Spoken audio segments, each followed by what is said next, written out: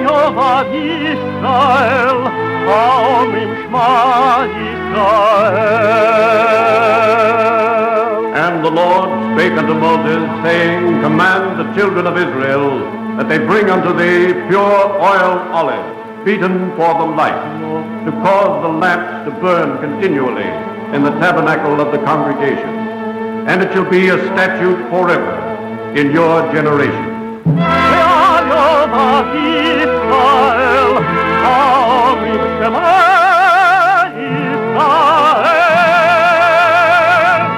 The eternal light.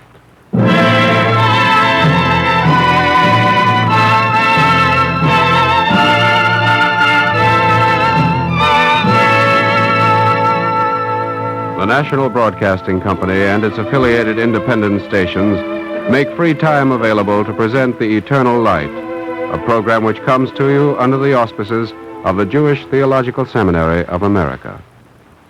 On Monday, March 20th, 1950, there died in New York City, at the age of 46, a man of scholarship and mercy. He was the rabbi of the Park Avenue Synagogue. His name was Milton Steinberg.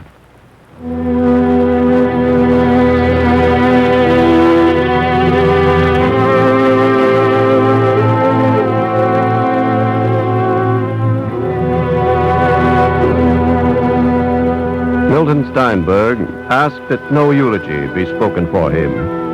Instead, after the hymns he loved had been chanted and the psalms had been spoken, his own son Jonathan read the concluding section of the last book of the Meditations of Marcus Aurelius. Man, thou hast been a citizen in this world.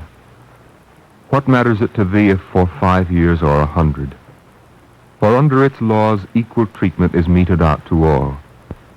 What hardship then is there in being banished, not by a tyrant or an unjust judge, but by nature who settled thee in it? So might a director who commissions an actor dismiss him from the stage. But I have not played my 5 acts, only 3. Thou sayest well, but in life 3 acts count as a full play. For he that is responsible for thy composition originally, and thy dissolution now, decides when it is complete. Depart then satisfied, for he that dismisses thee is satisfied.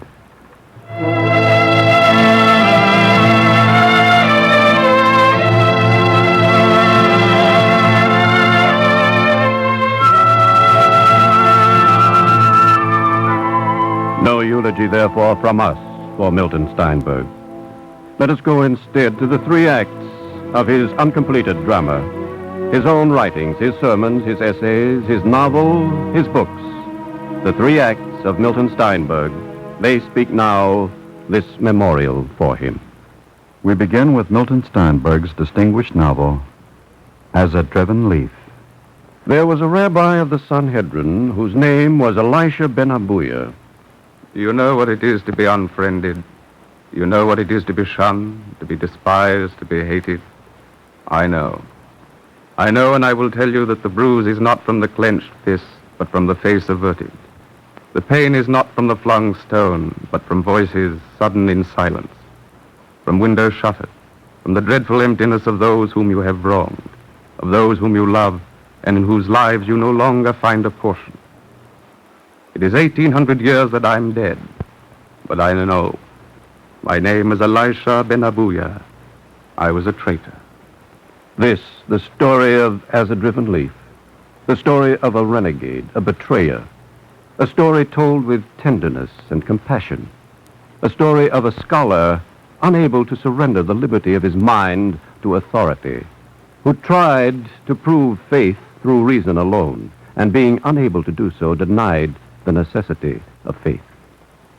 In the 25th chapter of the first part of the novel, Elisha ben Abuya and Rabbi Akiba hold a dialogue in a ruined garden. Rabbi Akiba, I wish to begin at the beginning. Yes, Elisha. I want to lay aside all prejudices, all preconceived notions. Akiba ben Joseph, you are a wise man, a learned man. Akiba, how can you, knowing as much as I, how can you still maintain a naive faith? The purpose of life is to live well.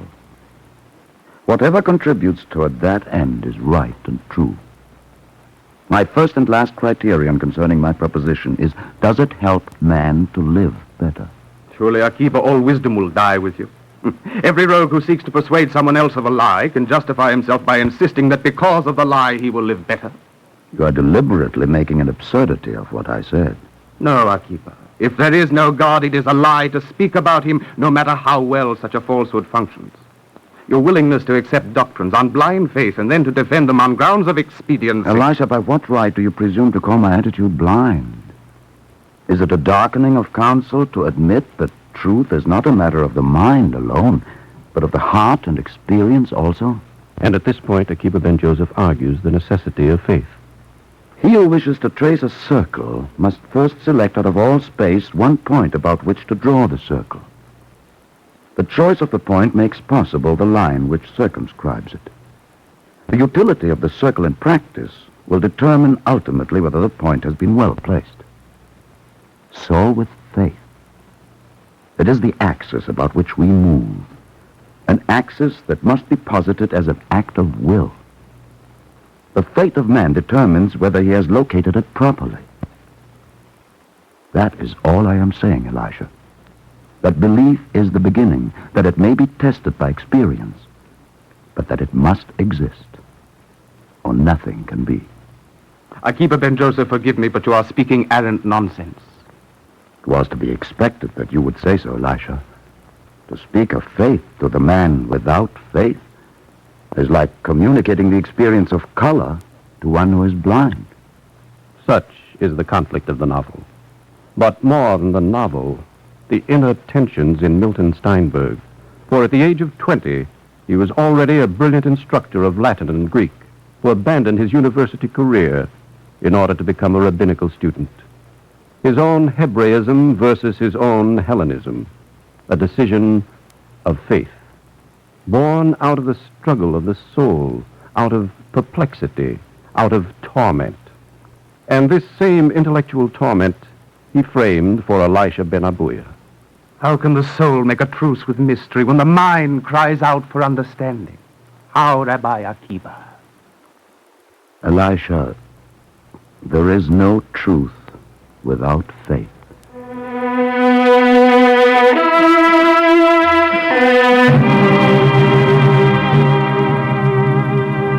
When the Sabbath candles shine, one like Akiba finds light and serenity, while one like Elisha ben Abuya raises his candle high like Job to challenge the presence behind all things. Wherefore hidest thou thyself from me?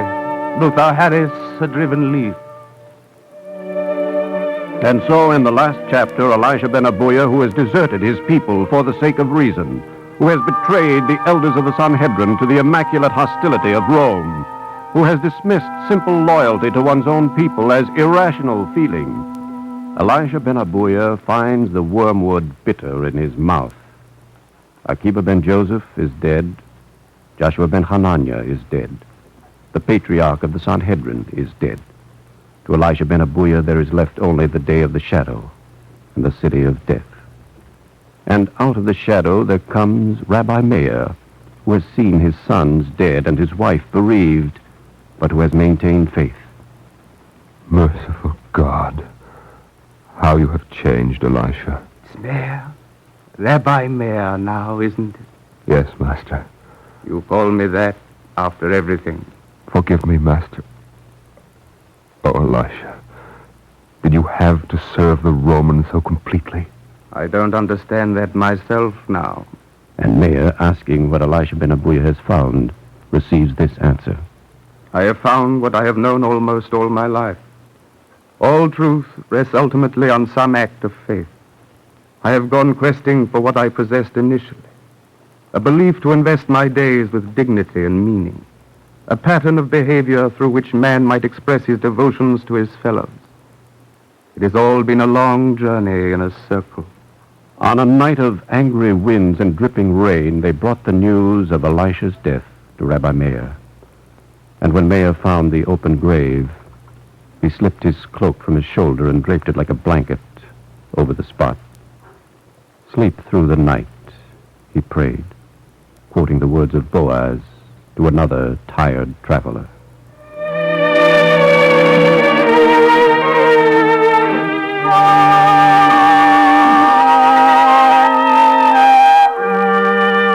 From the cemetery down the hill, from the grave at his feet, and from out dead yesterdays, ghosts came stealing, and he wept, not alone for his master, but for himself as well, for a woman who rarely smiled, for sweet children who slept nearby, for a people crushed and persecuted, for all the sons of men, their aches of the body and soul, and their dreams that die.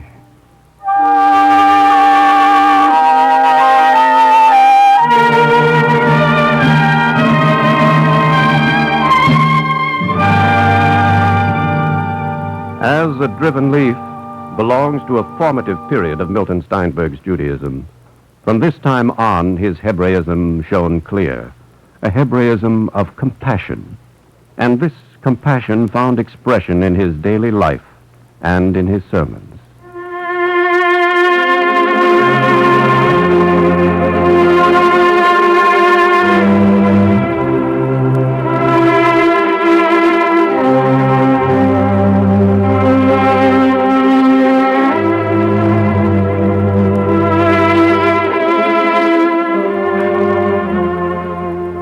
On Yom Kippur evening, many rabbis preach, and some choose a text from Scripture, and some a parable from the Midrash, and others a saying of the fathers. And yet it is not unseemly, even on Yom Kippur evening, to draw a text from the world, perhaps even the world of Sholem Aleichem. There is a little story by Sholem Aleichem called A Pity for the Living. The story of a boy who discovered the pain of all living things, the pain of a dog that was beaten, of a cat scalded, of two birds stoned from a tree, of a little girl struck down in a pogrom. And out of this slender story, Milton Steinberg built a sermon for our generation. Its text is now a part of Jewish tradition. Listen now to a few excerpts from that sermon. Of some verses, the ancient rabbis used to say, "This is the kind of verse that comes up to you and insists, 'Preach about me.'" And this is what Sholem Aleichem's A Pity for the Living has done. It has come up and said, "Preach about me." And this is what it tells me I should speak of. First, a hard, tragic fact of life. Second, a moral inference from that fact. And third, a wonderful miracle which follows the fact. The hard, tragic fact is the universality of suffering. All life is a great fellowship of anguish. Each heart without exception knoweth its own bitterness, inhabits its own private hell. And the moral inference is a simple natural deduction from the tragic fact, the thesis that since all things suffer, all things merit our pity. This is the great foundation stone of all Jewish ethics, that a man must have mercy on everyone and everything, whereas to be pitiless is a grave sin, perhaps the gravest sin of which man is capable.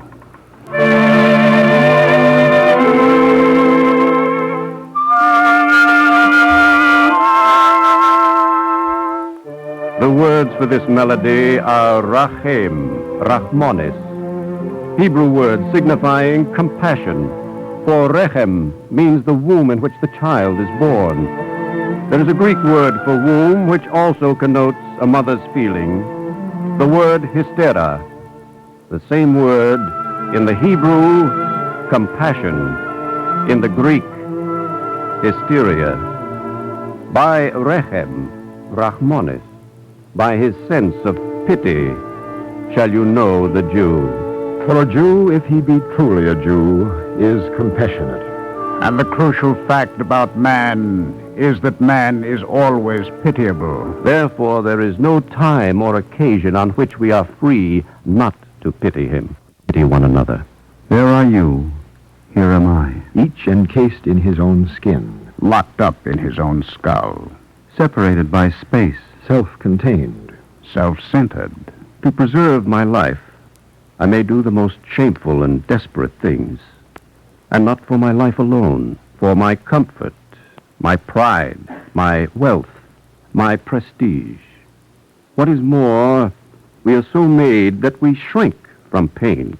Why borrow the pain of others? We have enough of our own to endure.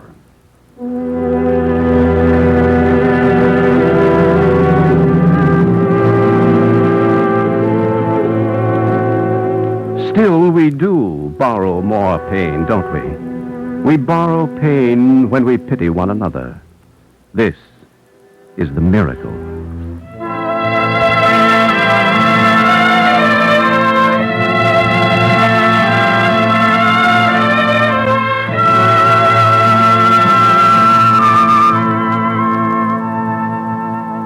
Do you think this borrowing comes easily, or that it is a small thing, or unworthy of notice? There is no miracle unworthy of notice, least of all this miracle. And yet before we pity a person, we must first like or approve of him. But before we can approve of the person we pity, we must first approve of ourselves. Because in pity, we and the other person become one. If we dislike ourselves, how can we like him? And being unable to like him, how can we pity him? The sadist cannot pity. He hates others. The masochist cannot pity, he hates himself. Pity begins with self-respect.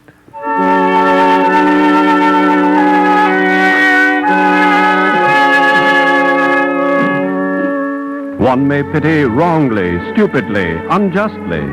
Pity is a feeling. But when pity is controlled by justice, then pity becomes the ethical ideal. The ethical ideal of mercy. Now we begin to see why mercy is a sign not of weakness, as Nietzsche argued, but of strength.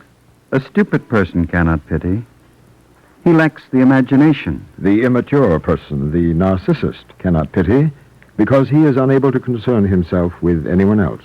The morbid one, the person who hates himself, cannot pity because the effect of his identification with others is that he comes to hate them also.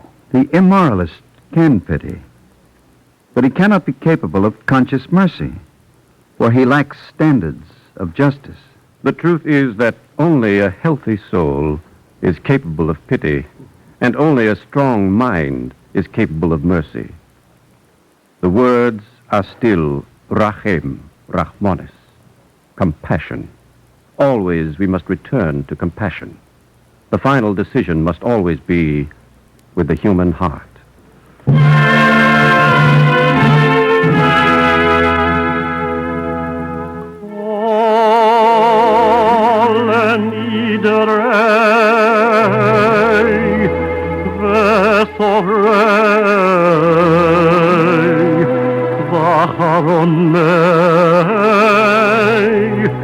They call on me.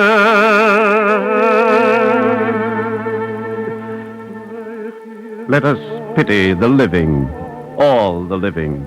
Let us approach each other with a special gentleness.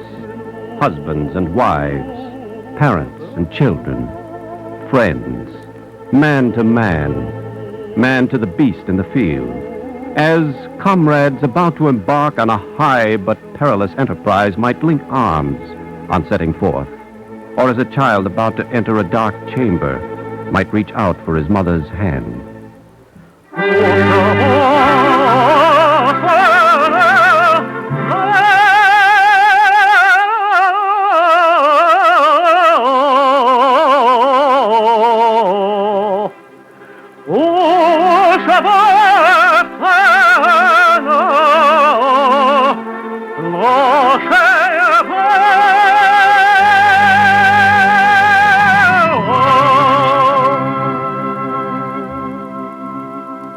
A rabbi's sermon for Yom Kippur evening. Let us turn now to the epilogue of Milton Steinberg's book, A Protestant Guide to the Jewish Problem, and to a question. Is Judaism worthwhile? Is the game worth the candle? 6 million European Jews butchered, millions more spewed forth, naked and homeless to the four corners of the earth, their achievements so ruthlessly expunged that in countries where they sojourned for generations, scarcely a trace of their passage remains. And not only now. Look backward into history, into weary centuries of economic suppression, social ignominy, personal humiliation, expropriation, expulsion, massacre. Is the game worth the candle? Shall Israel not cry out, "It is enough. Now, O Lord, take away my life"? A hard and a bitter question, and Milton Steinberg proposed his answers. Let us suppose that the Jewish people had not created anything in its entire history, not a single idea or concept, not even one. Would its life career have been worthwhile? Yes. Because for 2 millennia and more, Jews were the universal minority, the dissenters of every land and epoch. When the whole civilized world worshipped Caesar as God, this people alone denied him adoration. When Islam prevailed from the Pyrenees to India, Jews broke the even texture of its domination. In every country and every generation to the threshold of the present, they were different. By their very existence, therefore, they made absolute uniformity impossible. This, then, was the Jew in history, a voice singing in private, apart from the mass chorus, an irrepressible heckler to the official and respectable thesis of every age. Heresy sprang up wherever he walked. By his refusal to deify the Roman Caesar, he all unawares broke a path for the Christian church. He exerted a strong, if unpremeditated, influence on the rise of Protestantism. And against violence, against the seduction of bribes, against the barbarities of the Middle Ages, Jews were steadfast. Argue that their obduracy was stupid. But drawing on their own souls, they were stronger than the world. They could be killed, but they could not be made to surrender their truth. The truth established a 10,000 funeral pyre. That the human spirit can be stronger than any coercion exerted against it. And at their hands, humanity received its classic religious faith. By their prophets, mankind first was instructed in the infinite worth of the individual, the unity and brotherhood of men, the supremacy of justice and compassion. From Judaism and Jews stem the great religious systems of the Western world. Doctrines and moral writings, Sacred writings, Patterns for worship and piety. designs for ritual, schemes of ecclesiastical organization. And, as Heine put it, there is not a battlefield of thought on which Jews have not fought and bled. In all campaigns of the modern spirit, they have participated as soldiers in the rank and as generals. From their loins sprang some of the great heroes of the human mind. Spinoza and Bergson, Marx, Lassalle, Einstein and Heine. let alone fractional Jews like Montaigne, Felix Mendelssohn, and Proust. Consider, the total number of Jews in the age of Spinoza was less than 1 million. In the time of Heine, only 4.5 million. In the days just before Hitler, under 16 million. The amazing creativity of a people which never achieved the dimensions of even 1% of the human mass. Tell me, what price shall we put upon this record? What price, from the first words of Genesis to the latest scientific paper by Einstein? And at the same time, at what value shall we estimate the suffering and anguish of all Jewish generations? At what value? If the adventures of the intellect and the questings of the heart are taken for the chiefest glories of human existence, then you cannot measure the value. If it was worthwhile that Jeremiah sit in stocks at the temple gates, so that out of humiliation he might come to know the things for which a man may be proud. If it was good that Socrates play the gadfly, though in the end it meant on his tongue the bitterness of death.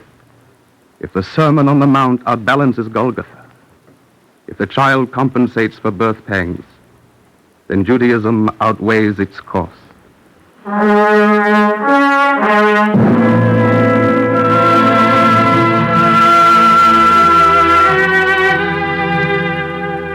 I see in Eretz Israel a Jewish commonwealth where the homeless of the world have found rest. I see the Jewries of the world each at ease and firmly rooted in the land of its residence. I see an American Jewry emancipated along with all other Americans from the restraints of prejudice, secure against violence, free to fulfill itself without hindrance.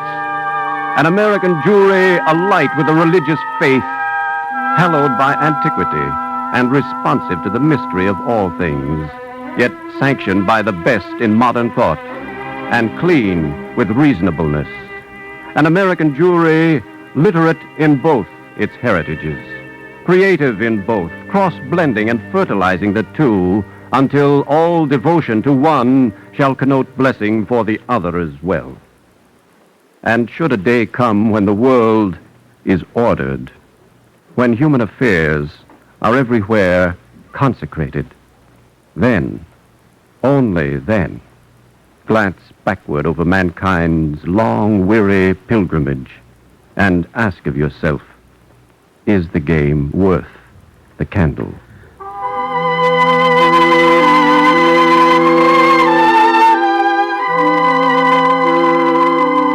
Milton Steinberg, rabbi, teacher, scholar, poet. He is dead. Behold my servant, whom I uphold, mine elect, in whom my soul delighteth. I have put my spirit upon him. He shall not cry, nor lift up, nor cause his voice to be heard in the street. A bruised reed shall he not break, and the dimly burning wick shall he not quench. I, the Lord, have called thee in righteousness, and have taken hold of thy hand.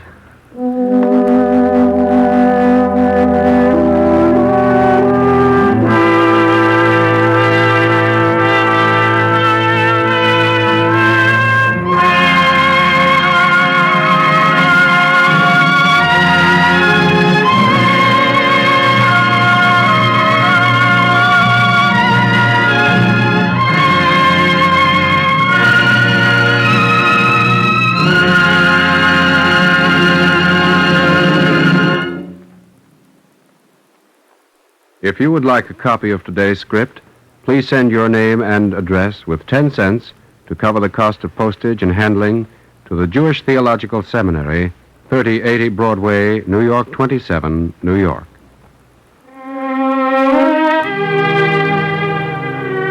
Our Eternal Light drama today, Milton Steinberg, A Memorial, was edited by Morton Wishengrad and was based on the writings of Rabbi Steinberg. Roger de Koven was the narrator. The music was composed by Morris Momorsky and conducted by Milton Katims. Cantor David Putterman sang the liturgical music. The production was under the direction of Frank Papp.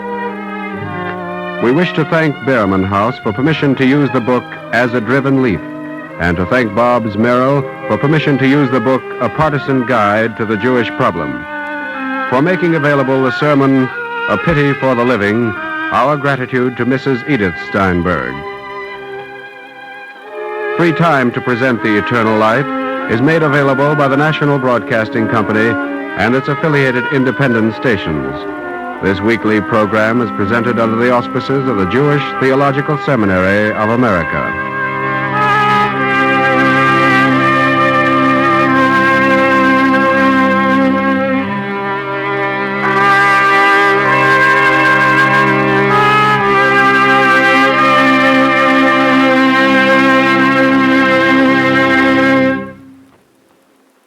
This is NBC, the National Broadcasting Company.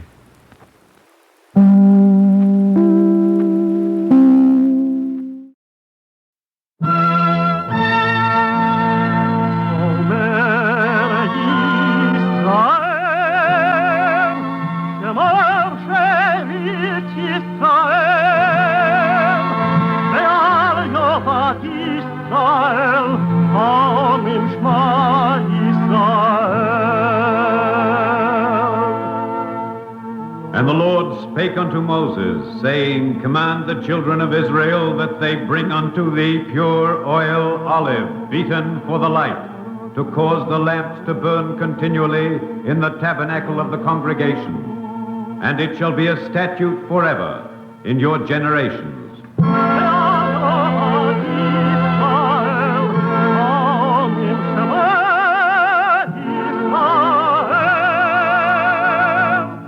The the eternal light.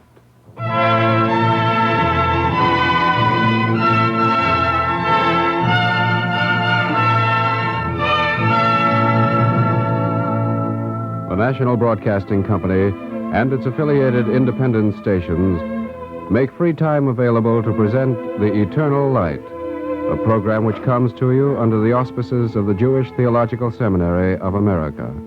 Today's program, in observance of Memorial Day, is The Man Who Changed His Mind by Peter Lyon. The other day I was talking to a young fella, and he says to me, Well, now, mind you, of course, some of them are my best friends, but you gotta admit there's a difference between them and us. I looked at the young fella who said that, and I could see he wasn't kidding. He meant it. Of course, it takes all kinds to make a world, but here it is, halfway through the 20th century, and there are still some with no more mother wit than a webfoot. Now, this young fella, he opens his mouth and keeps right on talking. Fact of the matter is, and I say this, and some of them are my best friends, but still in all, they're the ones who's responsible for all the headaches there are in the world. Well, now, I'm as peaceable and friendly as my wife's Newfoundland pup, but I can take just so much. So I says to this young fella, I says, now sit right down, I says. Clam your mouth up tight and just sit there and listen, because I'm going to tell you a story. He says, A story? And I says, yes, sir. This story is called The Parable of the Man Who Knew Enough to Be Able to Change His Mind.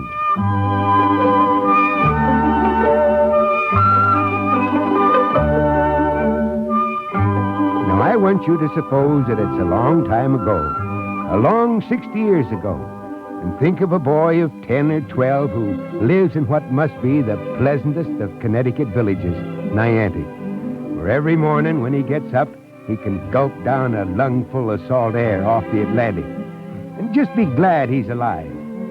And on this particular morning, Memorial Day morning it was, he heard the band, the town band playing a few blocks away, and he started to walk in tempo to the brass horns of the band.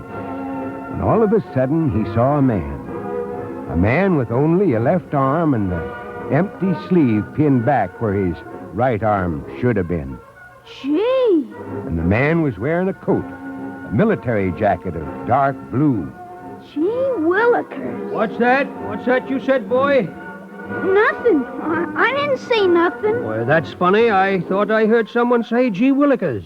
Well, maybe it was that iron deer up there on Miss Tubbs' lawn. Maybe it was. What's your name, boy? Charles Crawford Smith, Jr. Oh, you're Charles Crawford Smith's boy, are you? How'd you know that? Never mind. I've got my methods of finding things out, and I'm generally right. Oh, I know. It was because I said my name was Charles. Now, never mind that. Where are you going, Charlie? Down to watch the parade.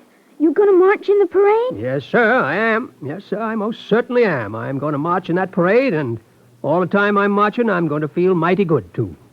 And you know why? Why? Because when I march in that parade, Charlie, I'm marching with the finest men in the whole town of Niantic. And it's like I'm marching with the finest men in every town, village, and city in the country. All at the same time. The veterans of the Union Army. Right, Charlie, right. That's one thing you can be sure of, boy. Just like the sun rising in the east. Some dodged the draft, some ducked it, and some bought their way out of it. But the best men, the only good men, were the ones that shouldered a gun and marched off to help save the Union. Yes, sir. Yes, sir. There's the band. Time for the parade. How do I look? Fit? Yes, sir. My hair's not all shag nasty now, is it? No, sir. And let's get down to that parade.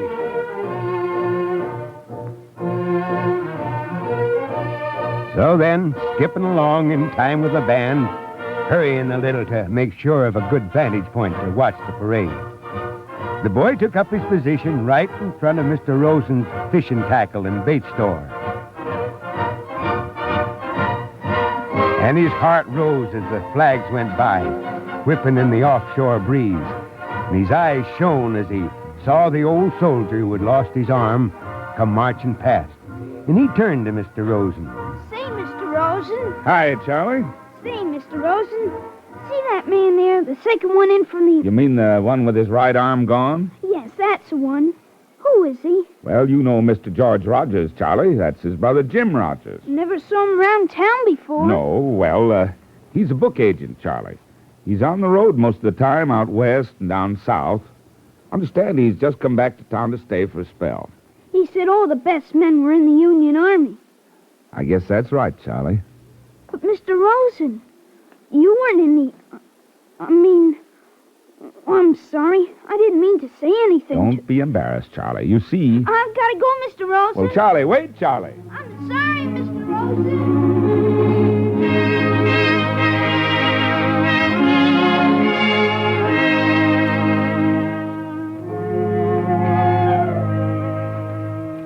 You know it's terrible to be a kid of 10 or 12 and know you've said something wrong and not know what to do about it.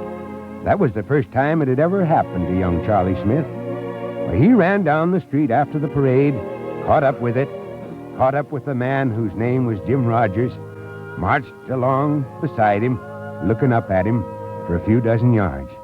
Then followed him over to where a big elm tree cast down some welcome shade. And the man unpinned his empty right sleeve and then pinned it back again, more securely, more comfortably. Mr. Rogers? Yeah? Mr. Rogers, did you lose your arm in the war? Yes, Charlie, I did. My right arm was buried in North Carolina, a good deal in advance of the bulk of my funeral.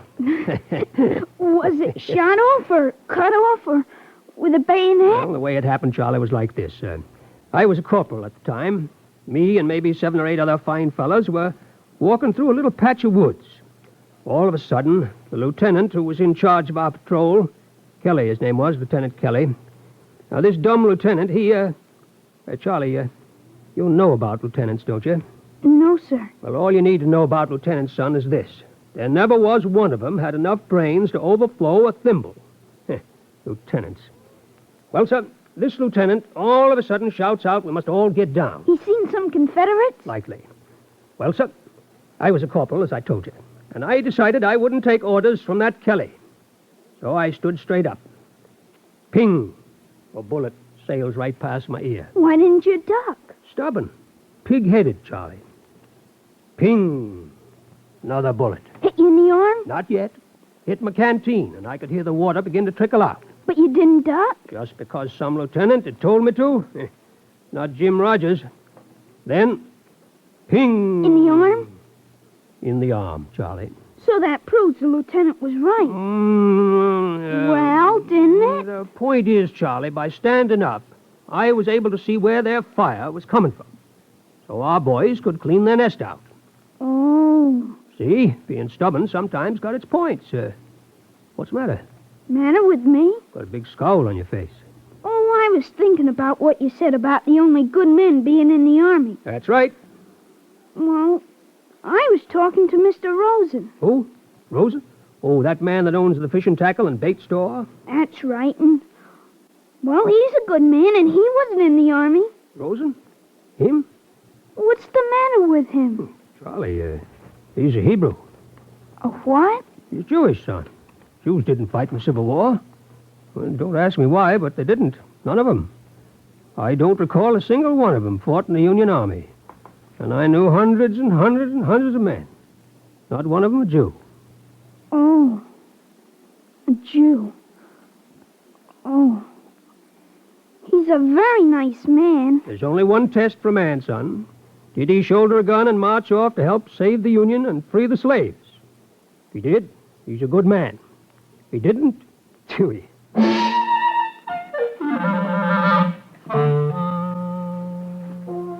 No, for some reason it seemed to the boy as he walked slowly home to dinner that the sun had lost some of its warmth and the day some of its gay sparkle.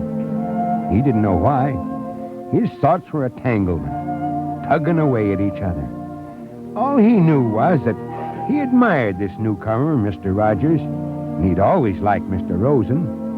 Yet, somehow, somewhy, these things did battle.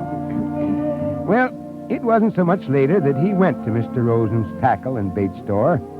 He had 40 cents in his fist he'd earned clipping hedges because he had to pretend his errand was entirely commercial. Hi, Charlie. Hi, Mr. Rosen. Afternoon, Mrs. Rosen. Well, Charlie, going fishing, are you? Mm-hmm. I need a new hook. A big one, and, Yes? much is that, Mother Pearl Spinner? Well, that's 25 cents, Charlie, a quarter. You get 2 of these hooks for a nickel, Charlie. Okay, and let's see. I've got 10 cents. Can I get some line for 10 cents? Not very much line for 10 cents, Charlie. This is a very complicated purchase, isn't it? Yes, sir. Well, then, never mind the line. Just the spinner and the hook. Very good, young man. Mr. Rosen, Yes? why weren't you in the Union Army? Well, Charlie, you see... Why do you ask such a question, Charlie? Oh, I don't know. It's all right, Martha. Why not? Charlie's curious, and why not? You see, Charlie, some people have something wrong with them, which means they wouldn't be good soldiers. Here, you see these glasses? Yes. Oh, put them on. Go ahead, put them on. Now look through them. What do you see? I can't see anything. It hurts to look through them. Boy. Yes, and what you see when you look through these glasses is about what I see when I don't have them on. A man whose eyes are as weak as mine, Charlie, is no use to an army. Understand? Well, was your brother in the Army? I don't have any brothers, you know that. Well, wasn't anybody in your whole family in the Army? What are you getting at, Charlie? Why do you ask such questions? Well, somebody told me that you were Jews and that no Jews would join the Union Army. Who said that, Charlie? No matter who said it. No matter. No matter. News from Hungary and Russia. And now here. This. But no matter. Charlie, listen to me. We are Jews, yes. That's our religion. Just as yours is Congregationalist. And whoever told you that there were no Jews in the Union Army, I don't care who it was, Charlie. He was wrong. Maybe he thought he was right, but he was wrong. And you shouldn't believe what he told you. All right? Wow. Now, you ask your mother, Charlie, or your father. See if they don't say the same as me. Okay. And thanks, Mr. Rosen.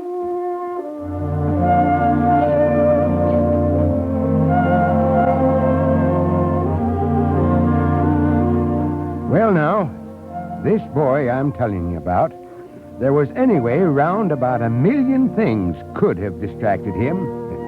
Climbing trees, or kicking a can along the road, or stopping to inspect what makes a grasshopper hop, or trying out his brand new Aggie in the shady dust alongside the town hall. But he'd got this question stuck in his 12-year-old head, and it just had to be answered before he could do anything else. Charlie, that you? Yeah? What you been up to all morning? Mother, is it true that the Jews wouldn't join the Union Army during the Civil War? Now, where in the world did you get an idea like that? I was just wondering. Just wondering.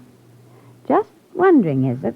So I was talking to Mr. Rosen, and he said I should ask you. Well, I must say, you've asked some fool questions in your time, Charles Crawford Smith, Jr., but this just about takes the cake. Well, did they join the Army? Well, sir, it just so happens that I was reading an article about that just a week ago. You find the latest copy of the North American Review, and you can read it for yourself. The North American Review?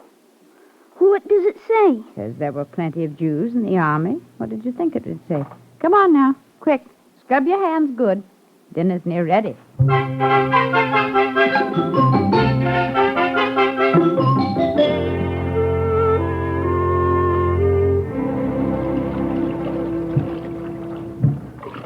Mr. Rogers! Oh, wondered where you got to, Charlie. You see this mess of old fish guts here?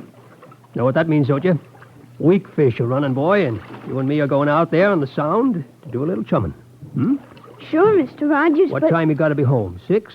I guess so. Well, then, we best get a move on. What's that reading matter you got there?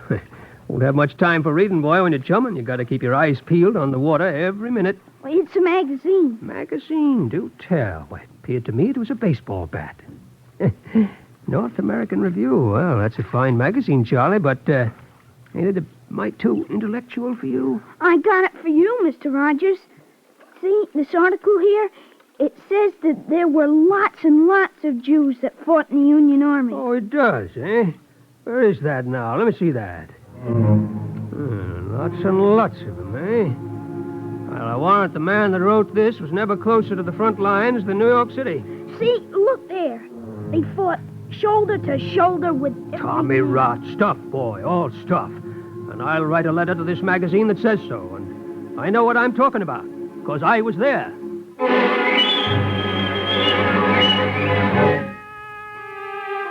Editor, North American Review. Dear Sir, I had served in the field about 8 months before being permanently disabled in action and was quite familiar with several regiments. I then transferred to 2 different recruiting stations, but I cannot recall seeing one Jew in uniform or hearing of any Jewish soldier. In 25 years of travel, always among old soldiers, I have never found any who remembered serving with Jews. Indeed, so marked was this as to become the subject of comment. If so many Jews fought so bravely for their adopted country, surely their champion ought to be able to give their names and the regiments they condescend.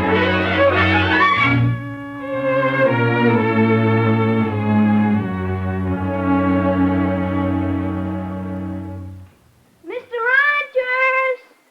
Mr. Rogers! Mr. Rogers! Oh, it's Saturday, Mr. Rogers. Aren't you going to take me fishing today? Hello, Charlie. I was down to the pier. I didn't see you. I figured you might be at home still. Yeah? Yeah? So I came by to see if maybe you'd forgotten or something. Something the matter, Mr. Rogers? Charlie, Aren't you feeling good today? I feel bad. That's a certainty. I'm sorry. Yeah? You mind that letter I wrote to the magazine a month or so ago, Charlie? Sure. You showed me where they printed it. A North American Review. Yeah. Well, I've been getting some answers. Editor sent me a batch of answers, and I got them just this morning. Well, I can't read all of them, Charlie. Why not, Mr. Rogers? Don't dare. Here's one. Mrs. Abrams had 2 sons in the Massachusetts 5th Volunteers, both killed at Antietam. Says if I don't believe her, enclosed, please find a copy of a letter of condolence from the General of the 5th Volunteers commanding. I can't answer that one. Can't even look at it again. Mr. Rogers, is she Jewish? Appears so, Charlie. Oh. This letter here from one fella gives me the names and regiments of more than 60 soldiers. All Jews, Mr. Rogers? Yeah. You going to write a letter apologizing to the editor of that magazine, Mr. Rogers? I don't know, Charlie. I've got to do something. The way it seems to me, an apology, what good is that? An apology. Might make Mrs. Abrams feel better. She lost 2 sons, Charlie. Doubt if she's looking for apologies. Well, now, here's another letter. From New York. An old soldier called Gerstmann. By Jiminy, I'm going to answer this one at least. Who is he, Mr. Rogers? Served in the Army 5 years, he did. Fought under General Hancock at Fredericksburg, at Antietam, and at Cemetery Ridge at Gettysburg. Rose to the rank of lieutenant, he tells me. It tells me General Hancock, after the Battle of Gettysburg, presented him with his very own sword to show what he thought of this fellow's bravery. Gee. You say he's a lieutenant, Mr. Rogers? Oh, now, see here, son. If you get to be a lieutenant up from the ranks, that's not the same thing as just being a lieutenant. If you're up from the ranks, it's a different question altogether. Now, you run along, son. We're not going fishing today. I got to sit down here and write a letter. I'm going to apologize to one of these fellas anyhow.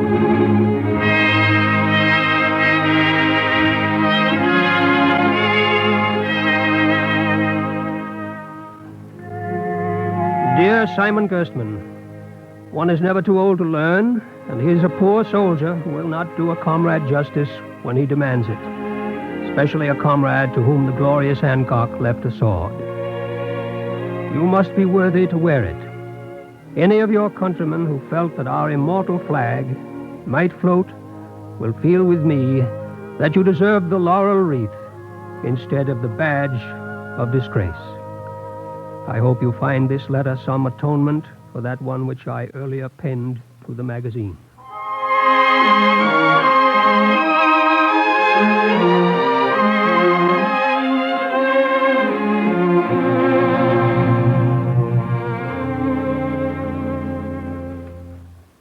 Hi, Charlie. Mr. Rogers, you're all dressed up. And with a suitcase. Look pretty good, don't I? You going away, Mr. Rogers? Oh, I'm coming back tomorrow night, Charlie. Don't you worry. You're not going to get rid of me for a while yet. Where you going? New York? New York? You taking the train? Yeah. Going down there and meet this Simon Gerstmann, Charlie. And I'm going to fetch him back up here. Do you mind that name? Sure, the one with General Hancock's sword. That's the one, boy. He wrote me a letter, said he was sick. So I'm going to fetch him back up here and make sure he gets well again. Up here in Niantic, you mean? Well, what's wrong with that? Well, you listen here, son. Guess you don't know about this section of the country. Why, do you know that not so long ago a rich man, a millionaire he was, reached retirement age. He took and he wrote a letter down to the government in Washington. And he asked them where, he says, where is the most healthful part of the whole country for me to retire to? Do you know what the government wrote him back? Niantic? Well, it wasn't right here in Niantic exactly, but it was only 10 miles from here, so I guess that goes to show, don't it? Yeah. Yeah, it sure does. And it's a lot better than any apology, too.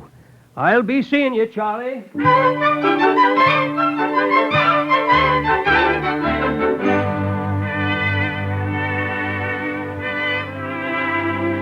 Jim Rogers was back in Niantic 2 days later with Simon Gerstmann from New York. In one respect, the two men were truly alike, for Gerstmann had lost an arm, too. Don't make no difference, though. You know what, Mr. Gerstmann? What's that, Charlie? Mr. Rogers and me, all summer we've been going fishing out in the Sound. But he makes me do all the rowing, 'cause he's only got just the one arm. Yes?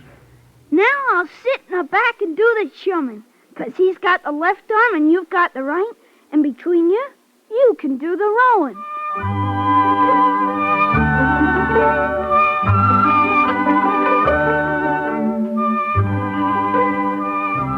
The facts are all there. You could look it up. Look up the North American Review for 1891.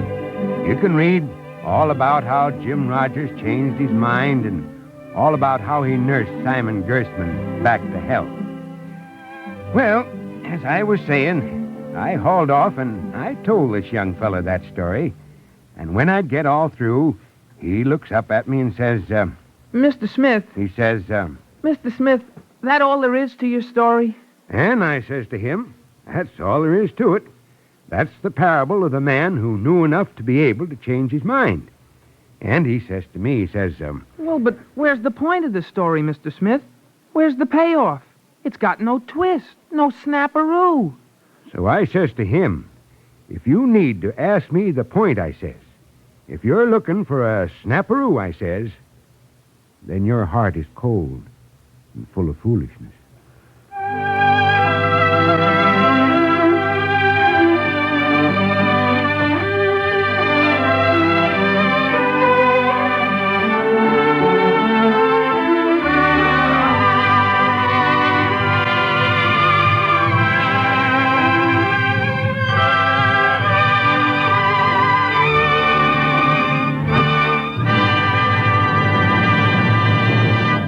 If you would like a copy of today's script, please send your name and address with 10 cents to cover the cost of postage and handling to the Jewish Theological Seminary, 3080 Broadway, New York 27, New York.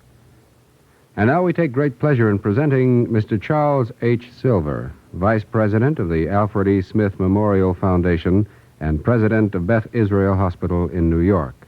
Mr. Silver.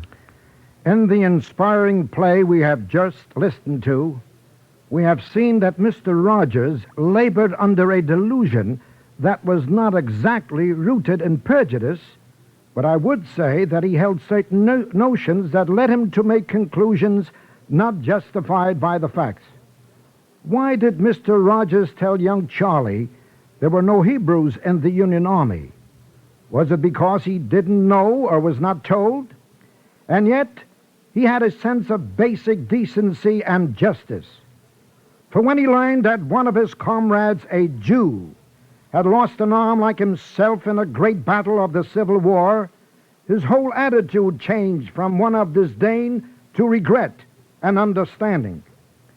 It seems to me that the reason he didn't know that Jews had served with valor in the Union ranks was because they had enlisted not as Jews, but as Americans. They answered the call to arms with a willingness that indicated a deep devotion to the country of their birth and adoption. It was not a matter of religious belief. It was a love of country that led them to the battlefield. And if one cares to look at the record, he would find that nearly 5,000 Jews, men and boys, fought on the Union side during the Civil War, and one of them received the Congressional Medal of Honor. The Jews of this country have never faltered when the interests of the United States were at stake. Thousands of them enlisted in every branch of the army services. They asked no reward or acclaim. They were motivated by a deep love of the country, which has made it possible for people of all faiths to worship as they desired and to lead their lives with dignity. In fighting for the United States, the Jewish boys did so in a spirit of deep gratitude for the privileges which they and all others enjoy under the Bill of Rights. If Mr. Rogers were here, I know he would be pleased to learn that in the last war, 500,000 Jewish men and boys, over 500,000, fought in the Second World War.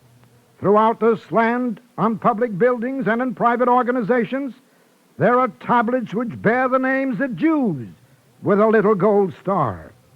And if there are still some erroneous impressions about the contribution of Jewish boys to the fighting forces of the United States, time, I am sure, will erase these impressions, and men of all faiths will live together in genuine brotherhood in this, our glorious country. Thank you, Mr. Silver.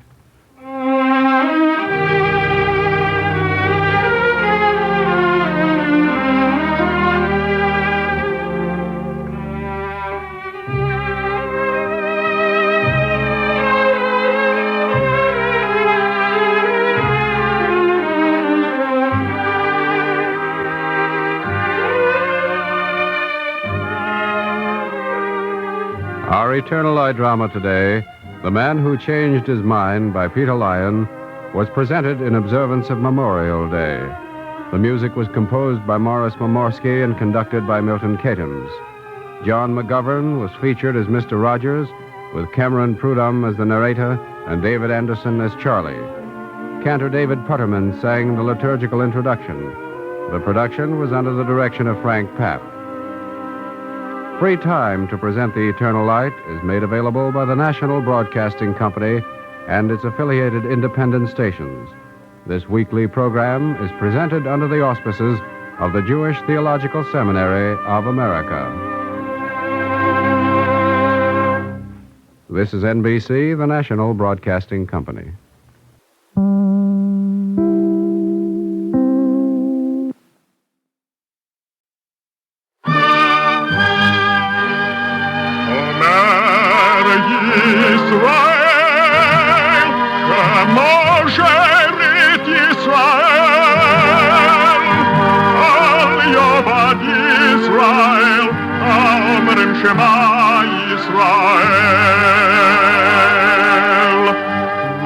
And the Lord spake unto Moses, saying, Command the children of Israel that they bring unto thee pure oil olive, beaten for the light, to cause the lamps to burn continually in the tabernacle of the congregation.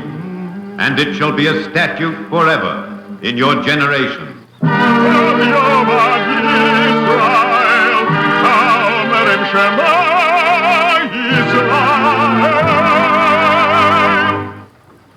The Eternal Light.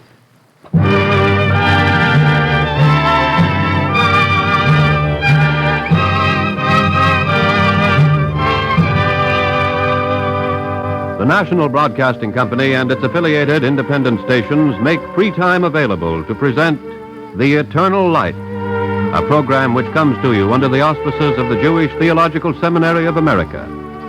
Our story today, The Lance of Justice, was written by Irv Tunick.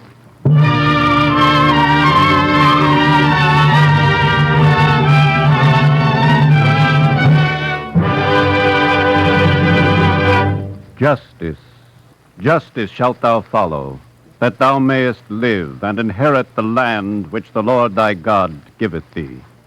This is the story of Louis Fabricant and his heritage.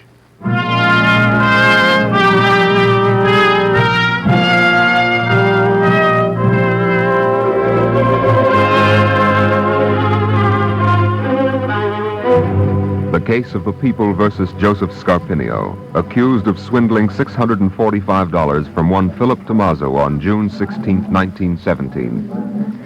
I didn't do it. I swear. I wasn't even here. How could I do it? Mr. Scarpinio, will you tell the court where you were on the 16th of June, 1917? Detroit. I was in Detroit. My daughter, she lives in Detroit, and I went to visit her and to see her new baby. In Detroit. Your Honor, I should like to enter as evidence these affidavits from local witnesses in Detroit, which establish the truth of the defendant's statement. Miss Denbury, you know, of course, that any such documents are inadmissible as evidence. I am aware of that, Your Honor. Mr. Fabricant? Your Honor? What is the position of the district attorney's office? Do you wish to enter an objection? The people waive the technicality, Your Honor. No objection. That being so, counsel may submit the affidavits. Mark them Exhibit B. 20 minutes later, the trial was over, and within another quarter hour, the jury had reached a verdict. Guilty as charged.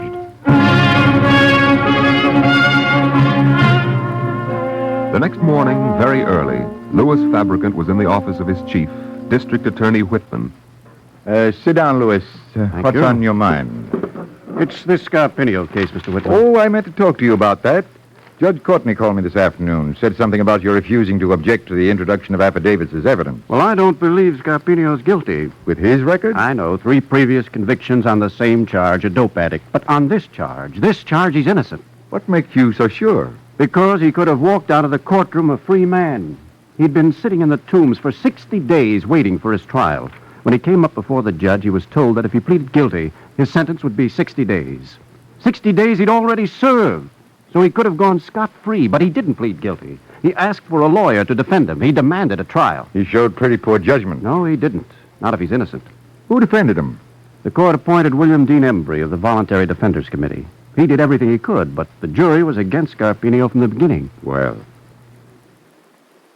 The case isn't over, Mr. Whitman. Not for me. Now, wait a minute, Louis. The district attorney's office didn't convict Scarpinio. The jury did. There's nothing we can do now. Yes, there is. Scarpinio claims he was staying at the Strand Hotel in Detroit. Now, there must be a register, something that can establish his alibi one way or the other. Louis, the case is closed. Until the truth is established, no case is closed. Will you send someone to Detroit? Yes, today.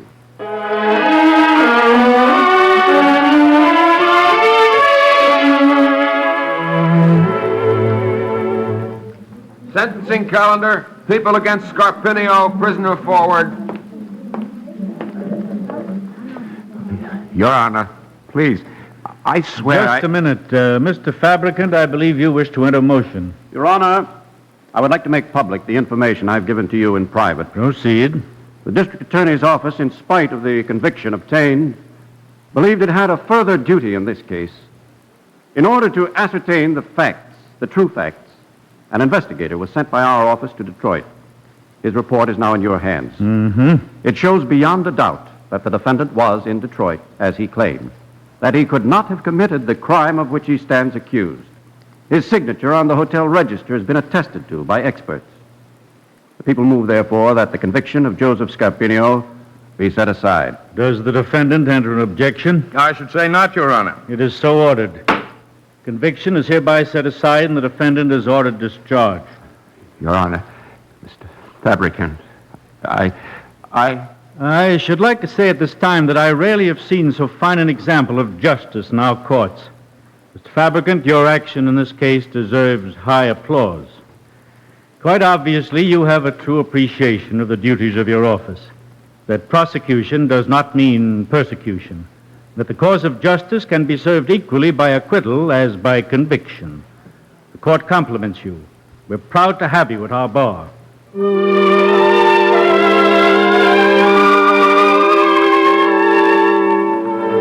From his father on the day of his bar mitzvah, he had a Bible, Its pages were creased from handling, and one passage was marked for emphasis. It was Deuteronomy 16:20. Justice, justice shalt thou follow, that thou mayest live and inherit the land which the Lord thy God giveth thee. This was the heritage of Louis Fabricant, and this was his goal. All his life, Louis Fabricant sought the meaning of justice and its expression.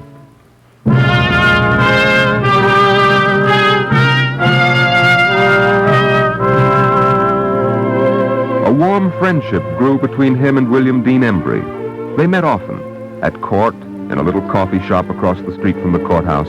They met often and talked together, and they found they were traveling a common road.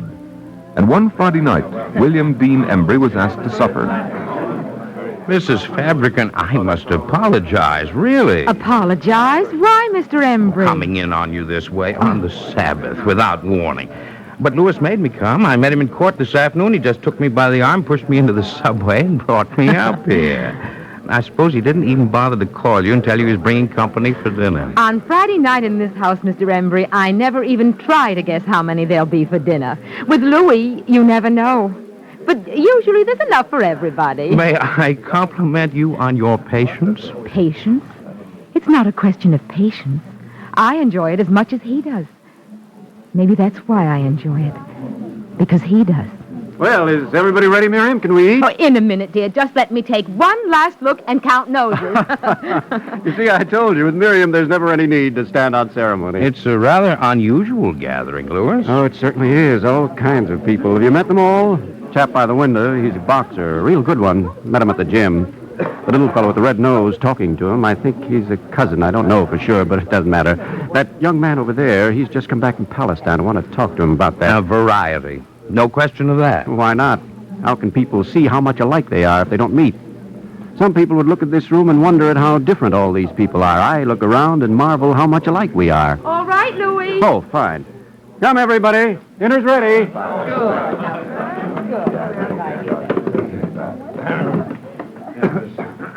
It is traditional in a Jewish home, before the first meal of the Sabbath, for the head of the house to say the Kiddush.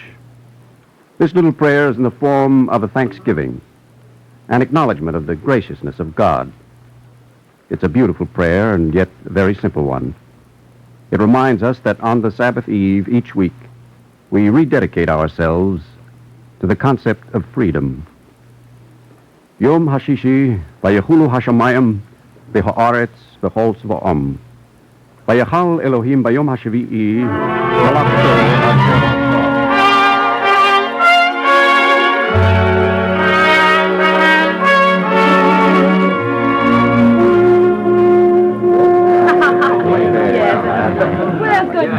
Well, Mr. Embry, it was a good evening. Yes, Louis, it was a wonderful experience. I know it's late, but there's something I want to talk to you I'm about. just Won't you going. stay too, Mrs. Fabricant? I want you to hear what I have to say. Oh, thank you. Louis, I don't have to tell you about the Legal Aid Society. You know it. You know the work it does. It's a wonderful organization. For over 40 years, Mrs. Fabricant, the Legal Aid Society has been giving legal service to all who needed it, without regard to race, color, or creed. I know. Now, just recently, we formed the Volunteer Defenders Committee to do in the criminal courts what the Legal Aid Society's been doing in the civil courts. I know. Louis told me so much about you and your work. Well, this new project of ours is a difficult one, yet somehow heartwarming, good. I can understand that. Well, that brings me to the nut of the matter. Louis, Tim Pfeiffer, my deputy, is going into the Army. I'll need someone to take his place. That someone must be you. It's not been so long ago that I left the DA's office. William left to go into private practice. I've just really begun to get rolling. Some of my clients not even close relatives. This work take all my time. All of it? And it would pay... Very little. But it would mean helping many people. That's right. Thank you for asking me, William. Thank you very much.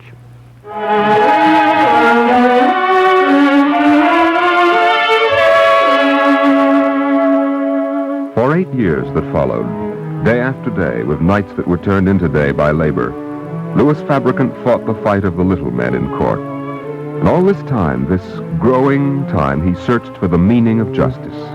He read widely, Shakespeare, Milton, the rabbinic sages. and most often that which was closest, dearest to him, his Bible. Then, with his son, walking together, he would talk out all that he read, explaining it to his son, and in that fashion finding explanation himself. He would tell the stories, acting out each part, every part, wherever they were, no matter where, on an open stretch of beach, alone, or on a crowded ferry. And this story I found in the Midrash, Herbert. I want you to listen to it. I want you to try to understand it. You know what the Midrash is? It's a kind of a book on the Talmud. Well, the Midrash is the collected wisdom of many, many scholars. It contains the reflections, the philosophy, the interpretation of biblical passages by the rabbis and scholars of the past. The Midrash is, in a way, it's a little like this ferry. It's the way in which we can travel back and forth between past and present, taking our present knowledge to the past and the knowledge of the past to the present. You see? Yes, I think so. Well, this story is from the Midrash. In the beginning, even before the beginning, God created the Torah, the holy law. Then he wished to create the world. So he called Justice to his side, and he said to Justice, "Go thou and rule the world which I'm about to create."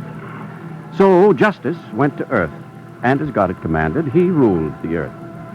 But when God came down to see how the job was coming along, he was not satisfied. "It is not good," said the Lord. "I will not have it." And then? Well, then God destroyed the first world and created the second. And again Justice went to rule, and again God found it bad. "It is not good," said God. "I will not have it." And so it was with the third, the fourth, the fifth, the sixth world God created. Each time Justice went to rule, and each time God was dissatisfied. "It is not good," said God. "I will not have it." And then Justice begged God to give it up, to stop trying to create a world peopled by men who refused to follow the law. And then another voice appeared. It said, "Let there be law, and let there be wisdom in the execution of the law. Let there be law, and let there be compassion in the hearts of the judges who measure the law. Let there be law, and let the law be gentle and rich with understanding." Then God appeared, and he asked of the voice, "What is your name?" The voice answered, "My name is Mercy."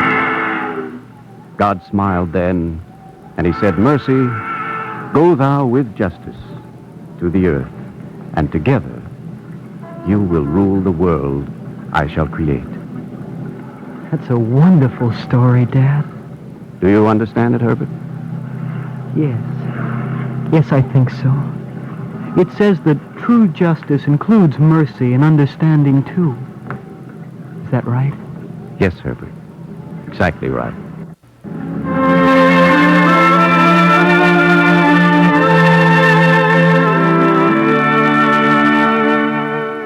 After 8 years with the Voluntary Defenders Committee, Louis Fabricant resigned. In private practice, he was an immediate success.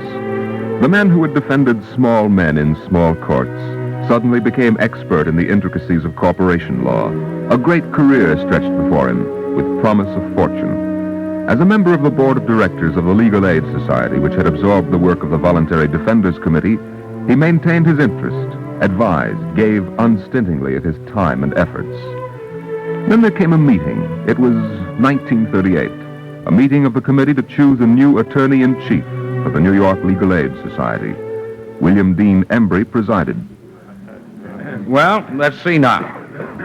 Seems to me an extraordinary number of lawyers have applied for the job. As a matter of fact, I don't think there's a young lawyer in town we haven't interviewed. What do you think, gentlemen? Any of our applicants strike you as being just the man for the position? It's not easy. We need a mature man with a wide knowledge of both civil and criminal law, man willing to give up private practice, take a job for a modest salary. Of course, the odd part about it all is that the one man really qualified to take the job happens to be in this room right this minute. But, of course, we can't ask him. By some weird chance, Bill, are you looking at me? Well, I did have someone of your general appearance in mind, Louis, yes, but, as I said, we can't ask you. Why not? Why not what? Why can't you ask me? Because, well, it's obvious your practice. Now of all times, now that you've made such a terrific reputation for yourself in corporation law, we can't ask you to give it all up for the little we have to offer. Suppose you give it a try. Give it a try? Ask me. All right, I'll ask you. Fine. I accept.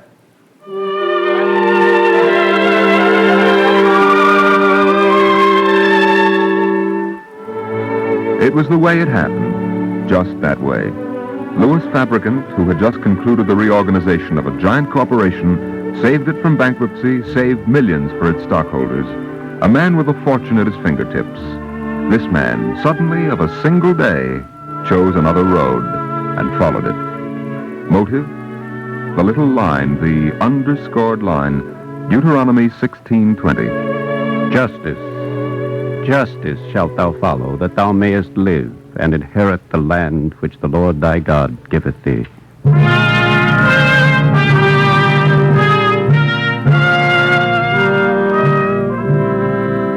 And now he was sure. Now, as across his desk at 11 Park Place in New York City, the floodgate of the worried, the troubled, and the bewildered poured. Now at last, Lewis Fabricant was sure. He'd found his road at last. 40,000 came in a single year. 40,000 problems. Few of them significant in the scale of things, but to the suddenly enmeshed, each an overpowering problem. Here's a case, a typical case, typical in its kind, typical in the wisdom in which it was handled. The girl's name was Rosalind O'Rourke. Can I do it, Mr. Fabricant? Will they let me do it? I swear I mean it, Mr. Fabricant. If they don't let me, I don't know what I'll do, but I'll do this. I mean it.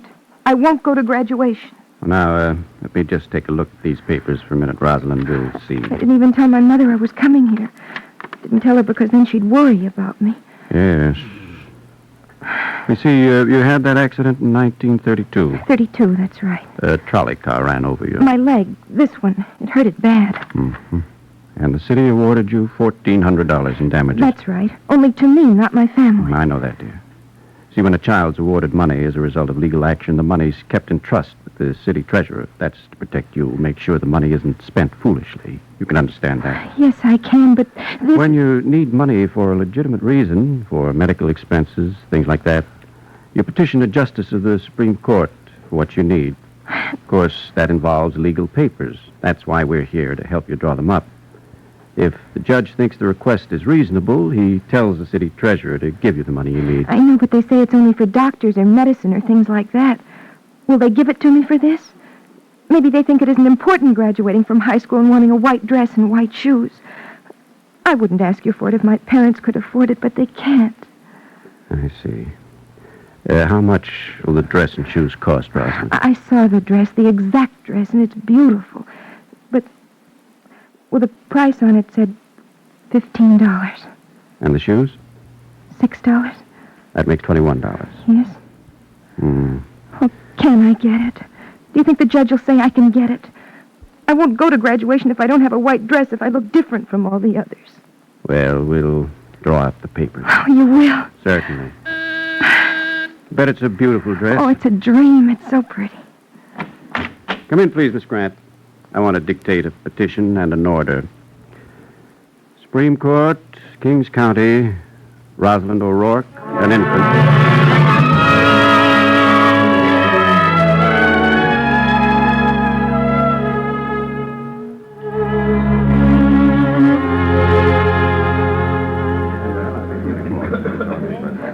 Why does the judge want to see me, Mr. Fabricant? Does it mean he won't let me have the money? Oh, I don't know, Rosalind. The judge's secretary called me this morning, told me to come down and talk with the judge about our request. That's all I know. I'll just die if I can't have my dress. None of that.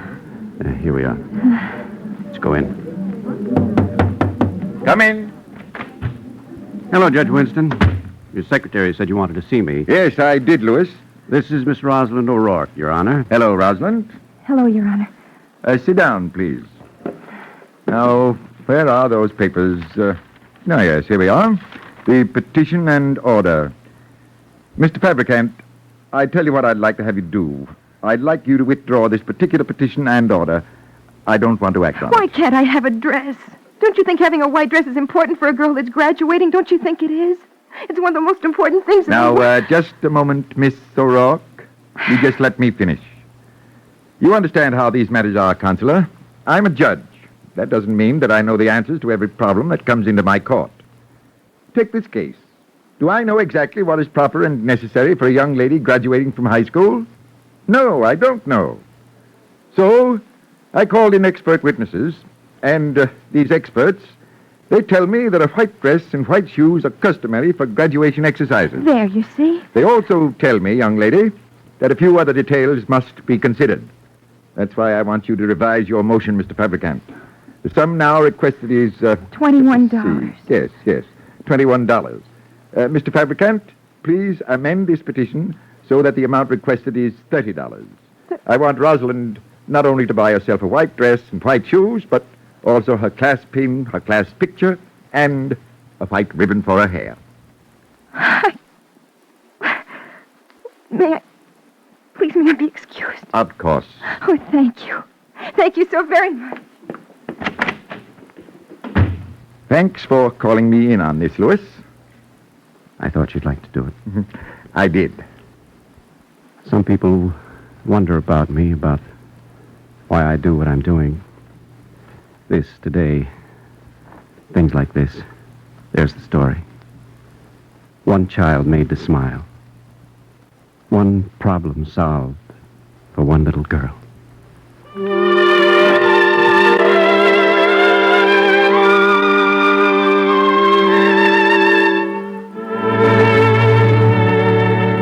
He worked at his desk until May of 1947, and then he died. His work, of course, continues. Each hour of each working day, human beings, labored with problems, open the door of the Legal Aid Society in New York City and patiently wait their turn. Men and women are there at 11 Park Place, ready to help them. Men and women who, like Louis Fabricant, believe that the lance of justice, tempered with mercy and wielded with understanding, is not a weapon, but the shield of freedom. Justice, justice shalt thou follow, that thou mayest live and inherit the land which the Lord thy God giveth thee.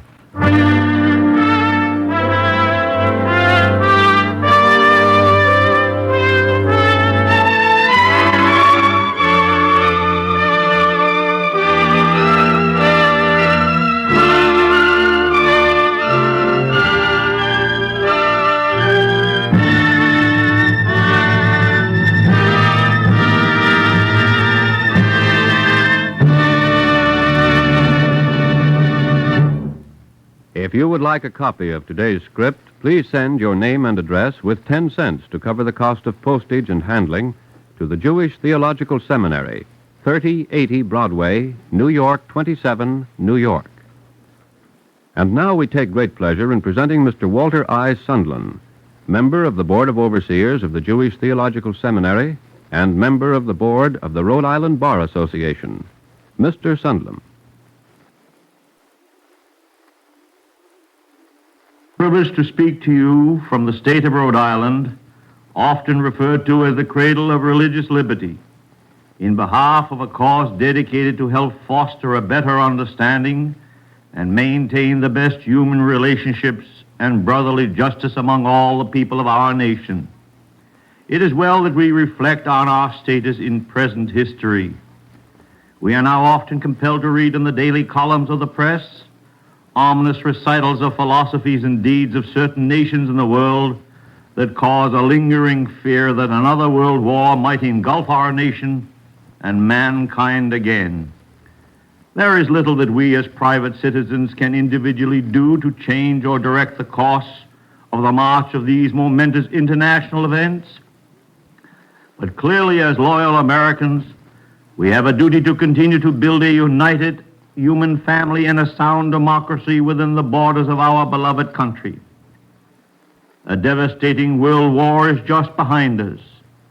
Many of our sons and daughters made the supreme sacrifice, and others returned maimed and are still suffering from their harrowing experiences.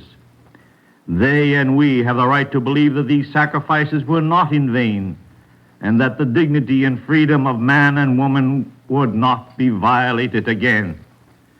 if a better and safer world is to rise out of the ruins of the past, mankind must with a determination live and keep the principles of true justice, religious respect, and tolerance alive and in progressive action.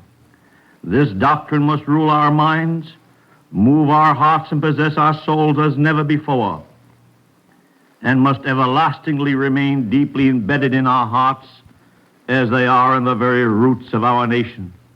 Only with such a determination can the great price paid in the past because of blindness, folly, and intolerance be avoided in the future. With such a united people, our country can withstand and overcome the vicious onslaughts of the subversive forces that seek to undermine our American way of life and to stir up class against class and group against group. Let us, my fellow Americans, resolve to join hands, marshal our strength and forces, and strive together to attain this worthy objective for all the people of our nation. Thank you for listening to me.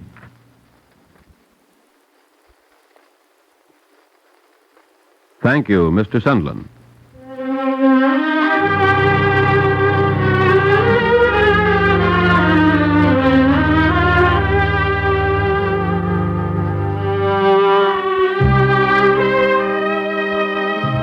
Our Eternal Light drama today was written by Irv Kunik.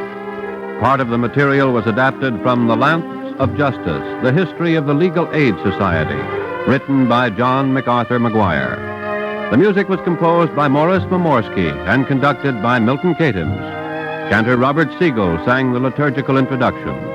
Louis Fabricant was portrayed by Roger DeKoven. The production was under the direction of Jack Funey.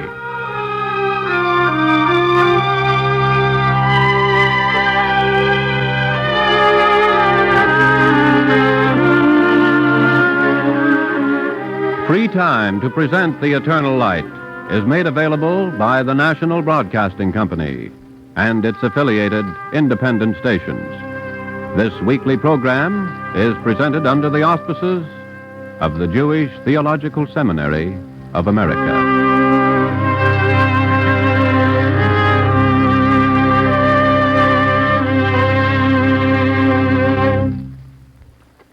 This is NBC, the National Broadcasting Company.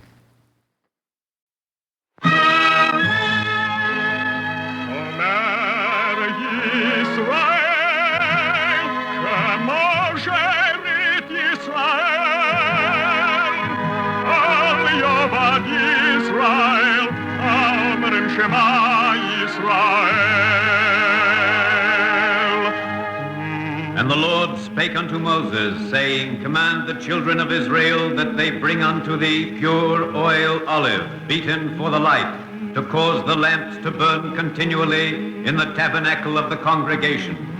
And it shall be a statute forever in your generations.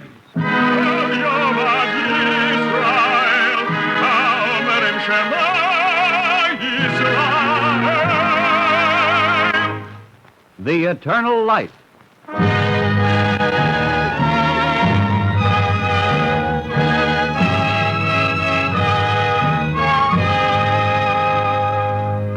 The National Broadcasting Company and its affiliated independent stations make free time available to present The Eternal Light, a program which comes to you under the auspices of the Jewish Theological Seminary of America.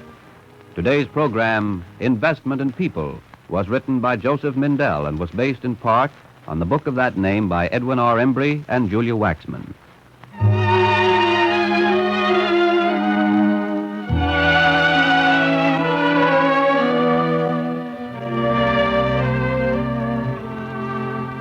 Julius Rosenwald was a rich man. This in itself is not unusual, for in his times there were richer men. If his talent lay solely in accumulating a fortune, there would be little to say. But his attitude toward his fortune was unusual, and therefore there is a story to tell. This is the story of Mr. Rosenwald's money.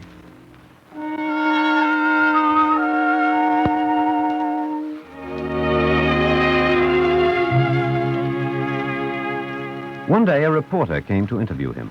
Mr. Rosenwald, Our readers are interested in knowing your views on many things. Yes, I know. Your readers want to know my opinion on matters I know nothing about. Well, not exactly, sir. I don't see a single reason why they should be interested in my opinions on anything except, well, maybe business and finance. Mr. Rosenwald, you're a prominent man. You mean a rich man? You can say it either way, sir. I don't understand the connection in the public mind between brains and money. It takes brains to make a fortune, as you did. Young man, there are men walking the street outside, penniless, who have more brains than I'll ever have. What's that, sir? Let me tell you something else. Some of the richest men in the country are among the least intelligent I have ever known. May I quote you, Mr. Rosenwald? You see, it isn't hard to make a lot of money, honestly and legally. No? The difficult thing is to dispose of it wisely. I haven't had experience with these things myself, Mr. Rosenwald, but it seems to me the easiest thing in the world is spend a couple of $1 million. Young man, any fool can spend money.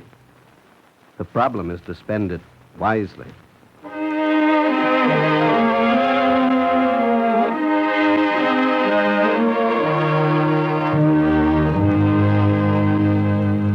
Mr. Rosenwald, you're putting several $1 million into your new corporation. Yes, Tobias. Well, I consider it my duty as your lawyer to inform you. You don't approve. I know. Well, it's your money, Mr. Rosenwald. Exactly. But I don't see why you have to organize a corporation to spend it. Well, maybe I want to help in spending it usefully. Now I've told you what I want. Put it in lawyer's language. As you wish. Now, wait a minute. All except the first sentence. Well, how would you like it worded? I've thought about it for a long time, and this is how I want it. The object for which this corporation is organized shall be the well-being of mankind.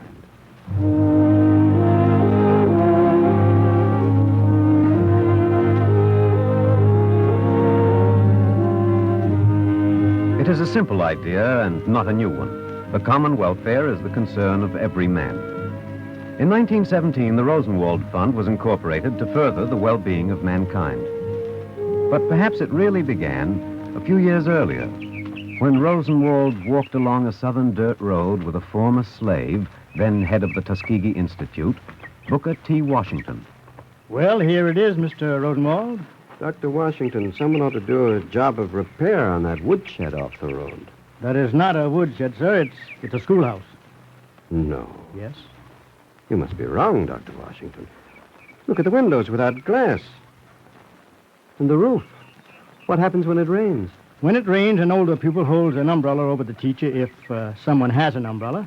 And when it's cold, they build a fire outside, and everyone, pupils and teacher, runs out occasionally to warm up. Is this typical of rural education? It's called education, yes. Dr. Washington, there are no pupils in the schoolhouse. School is out for the year. In March? Mr. Rosenwald, the school year lasts 4 months. For all children? For white children, it's 8 months. It doesn't make sense. The Negro boy is smart, but white folks expect too much of him if they think he can learn as much in 4 months as their boys can in 8. How much would it cost to build a decent schoolhouse with heat, with toilets, with a place to hang clothing and store books? Well, we have made plans at Tuskegee, Mr. Rosenwald, and I can tell you exactly. $900. Mr. Washington, I'll pay for as many schools as you can build in the South. No, it's too much. Believe me, I can afford it. Well, if you will pay 1/3 the cost of every schoolhouse. But why not the whole cost? Because it isn't enough for you to want to build schools, Mr. Rosenwald, but the people who live here, Negro and white, must also want it. I've been thoughtless. Please excuse me. Oh, there's nothing to excuse, Mr. Rosenwald. You see, it would be wrong if your money became our crutch.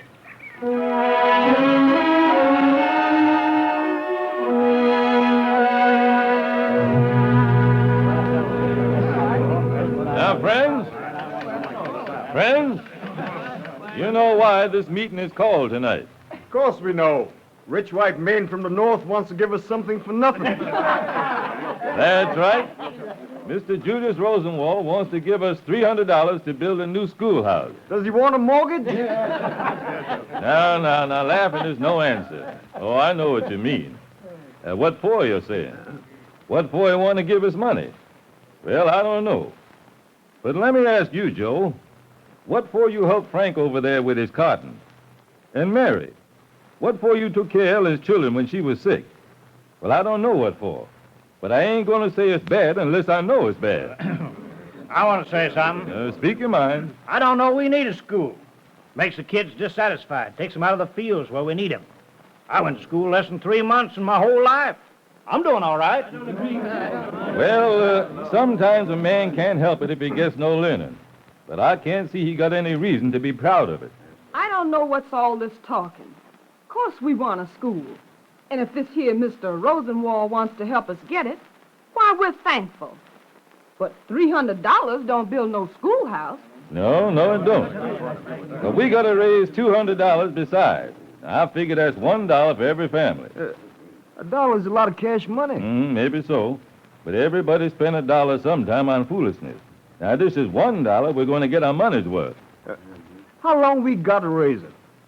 Well, if everybody is agreeable, we meet in 4 weeks with the money.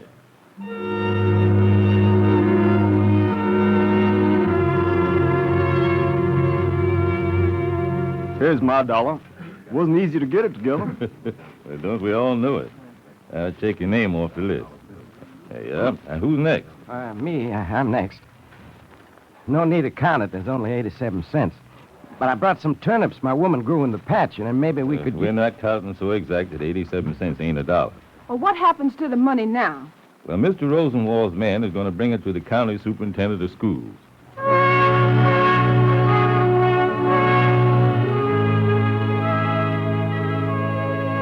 About this money, Mr. My name is Prentice, Mr. Superintendent. I work for the Rosenwald Fund. I'm not saying this is my opinion, Mr. Prentice, but some people down here might not like the idea of building schools for Negroes. Some people don't like almost any idea. But what do you think? What I think isn't always what I can do. I think that ignorance and poverty go together. But neither one does anybody any good. Mr. Superintendent, here are 3 checks. $300 from the Rosenwald Fund, $236 collected by colored people. What do their white neighbors think? This is $185 contributed by the white folks in town. They want a new school. Well, Mr. Prentice, I don't mind saying I'm impressed. What is the county supposed to do? Supply the rest of the money for building, and then maintain the school. Well, sounds like a reasonable proposition. There's one other condition. Yes? The school must be operated for 8 months of the year. Tell me, how many schools does Mr. Rosenwald want to build? As many as you do. And tell him to get his checkbook ready. We're going to build a lot of schools.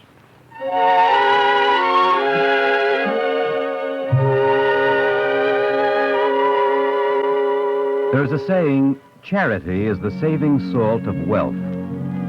You may not like the sound of the word charity. It is nevertheless a good word if you say it the way Julius Rosenwald meant it. To him, it did not mean that you had a kind heart or only that you wanted to help. You gave because that was part of your responsibility as a human being. And if you had a lot of money, then the responsibility was greater.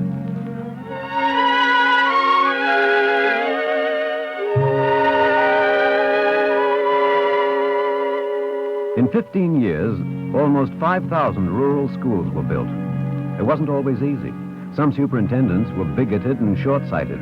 Some counties preferred ignorance to the help of a northerner. But in 15 years, warm, dry, well-equipped buildings were provided for more than 600,000 children. A schoolhouse is only a building. One day in autumn, Prentice brought Julius Rosenwald to see what went on in a Louisiana school he helped build. Prentice, I don't want to interrupt the lesson. We won't, Mr. Rosenwald. We'll stand in the doorway. Now, children, close your books and we'll see if you've learned the lesson. Laura, you tell us, when do the robins come? The robins come in the fall. Laura, you didn't read it very carefully. Now, open your book, please, and read it aloud. Louder, please, Laura. The robin is a migratory bird. We do not see him all year round. We are very glad when he returns to us in the spring. Well, can you tell us now, Laura, when the robins come? The robins come in the fall. Laura, you've read the lesson twice. When do the robins come? The robins come in the spring. That's better. Now, children, when you read a lesson and you know... Prentice, what's the matter with that teacher? Didn't you see the robins as she came to school this morning? The textbook was written in Boston, Mr. Rosenwald. In Boston, the robins come in spring. You had a reason for bringing me here, didn't you? Did I? I'm thankful to you. Look at it, Prentice. It's a handsome school building. Prentice, maybe we built enough schoolhouses. Maybe it's time to pay some attention to what goes on inside them.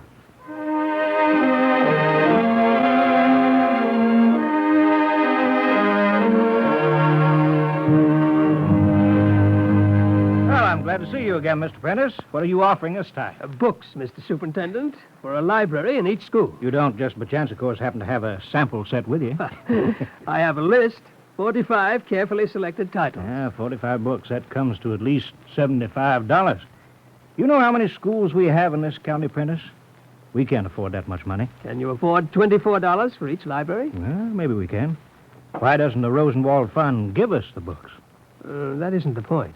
No? When the fund's money becomes a crutch, we figure it's time to close up shop. All right. We'll buy the books. Tell me, do you happen to have a supply of capable, well-trained teachers? Well, not yet, but we're working on it.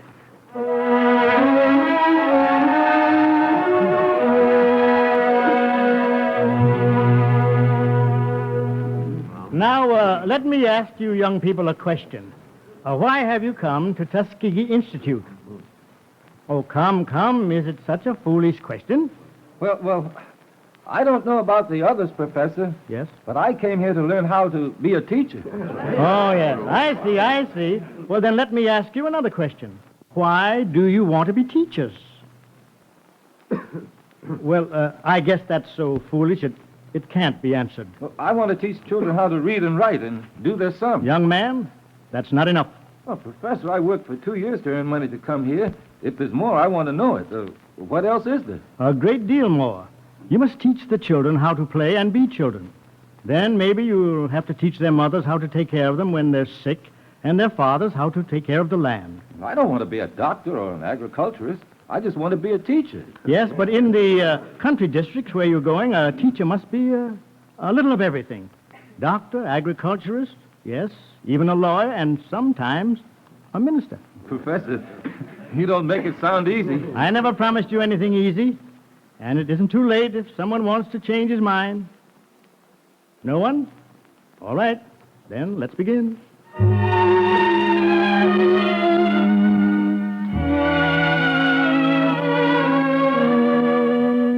In a way, the work of the Rosenwald Fund was always beginning, for its money was not to be a substitute for the efforts of the people themselves. It was used in the spirit of Maimonides' admonition, to help people meet their own needs and make themselves independent.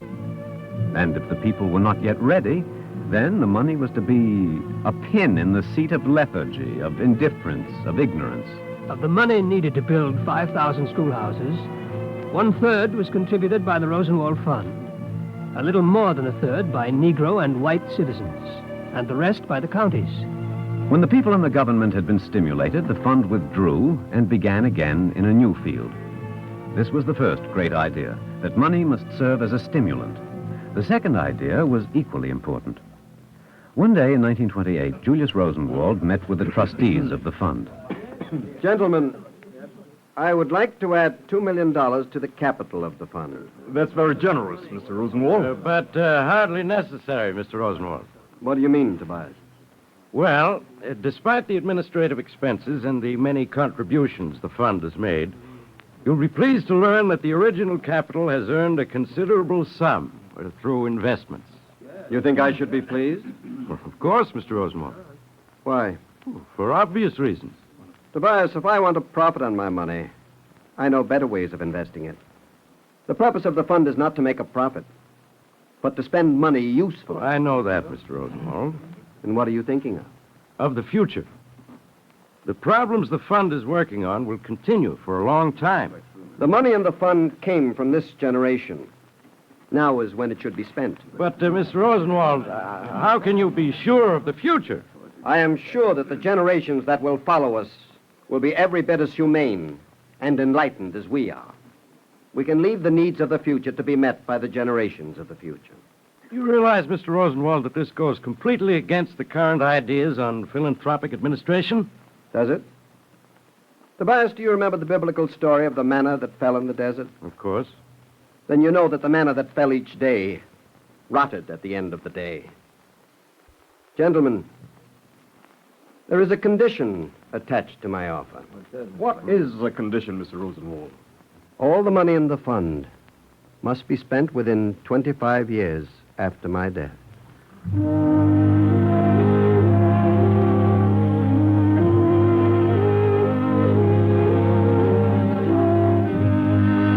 This is the today of our generation. Today has its own needs which should be served. Other philanthropists changed the terms of their endowments so that the capital was spent in the present instead of accumulating for the future. By the logic of necessity, the Rosenwald Fund was driven step by step into further fields. It began with schoolhouses for neglected people. But a schoolhouse is an empty virtue if no learning takes place in it. And so books had to be provided and good teachers trained. Then the fund turned from people to single persons. And this was the next step. The Committee on Fellowships is ready to see you now, Miss Anderson. Thank you. Now, we assume that you want to go to Europe to continue your studies. Well, that's part of the reason. Part? Well, I also want experience in actual concert performance. But surely here in America... Well, there aren't many professional engagements for Negro artists. I'm sorry. I didn't have to make you say that. It's a fact whether I say it or not. Miss Anderson, you know that applicants in music are asked to perform. I'm ready. We have an accompanist for you. Oh, thank you.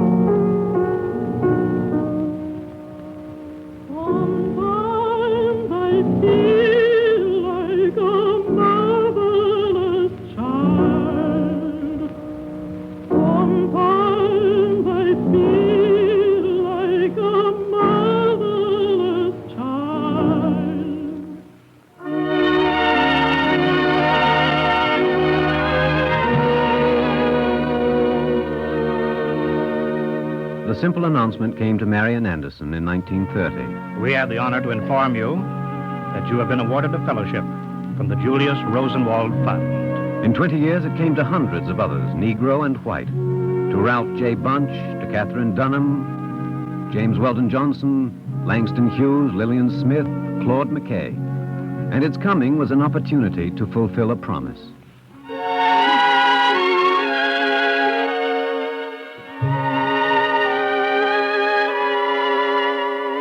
From building schoolhouses to supplying books and teachers, then to fellowships. These were indirect approaches to the improvement of the relations between Negro and white. And as a last logical step, the Rosenwald Fund turned directly to the problem of race relations, stimulating ideas, giving financial support, bringing people together. From the Rosenwald Fund, Mr. Prentice. Aren't you in the wrong place? No, not a mistake. This is a factory. I'm a factory owner. What can I do for the fund? People usually ask the question the other way around. All right. What can the fund do for me? I understand you have a labor shortage. Mr. Prentice, 1/4 of my machines are not operating because I can't get workers. There's a labor supply you haven't even touched. Well, I've hired every of it. Oh. I see what you mean. Well? It can't be done, Mr. Prentice. Why not? This is the South. White workers would refuse to work next to Negroes. You haven't tried it? I'm sorry, Mr. Prentice. As an individual, I think it'd be a good thing, but I know my men. I spoke to some of the men this morning. And they refused? Well, they didn't say one way or another. But they told me something interesting. What was that? They said that regardless of what they thought, you would never permit it. Oh. So that's what they think. Mr. Prentice, those extra machines can start turning tomorrow. If what? I have a union contract. Will the union take in the new men?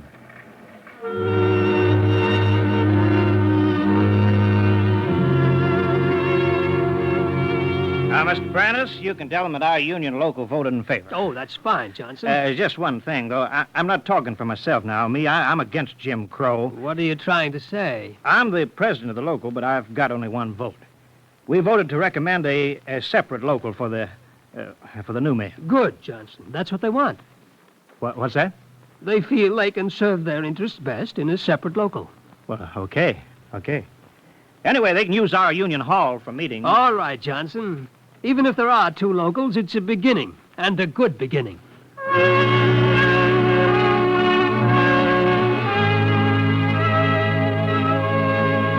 The reason I asked you to come down, Mr. Prentice, is we want some advice. Oh, is there trouble in the factory, Johnson? Oh, no, it's nothing like that. I've been talking to Bailey, the president of Local 2. You see, it's inefficient. What is?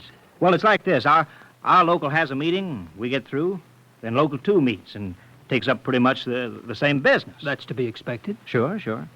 Then when I go up to the supervisor's office about a grievance, Bailey is there for the same reason. So you and Bailey got to talk. Yeah, it's a waste of time. It's inefficient. Mr. Prentice, what would you say to the idea of joining both locals into one?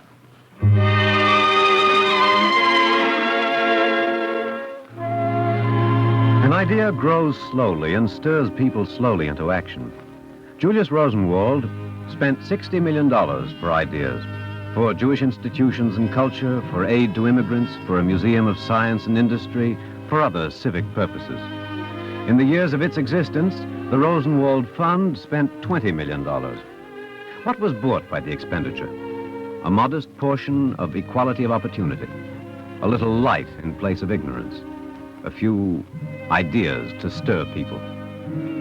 On June 30th, 1948, the fund closed its books and was ended. But where did it begin? Perhaps in something Julius Rosenwald said. I am the inferior of any man whose rights I trample under my feet. Or the beginning may be in a passage from Deuteronomy.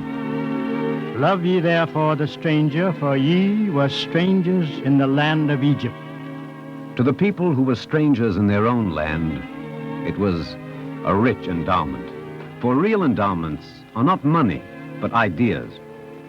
And this is the measure by which to compute the worth of Mr. Rosenwald's money.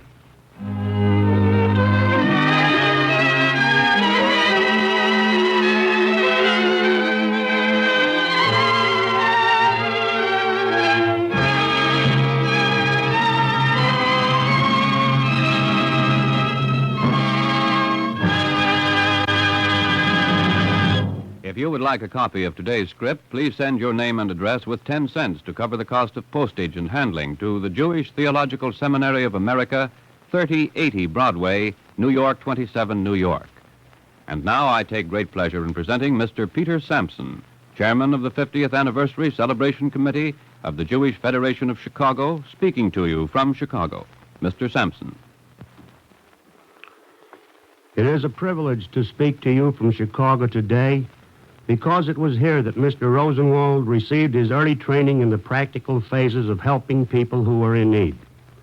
It was here in Chicago that Julius Rosenwald joined hands with the other leading men of the Jewish community in carrying on the age-old tradition of tzedakah. Here was the hub of their work.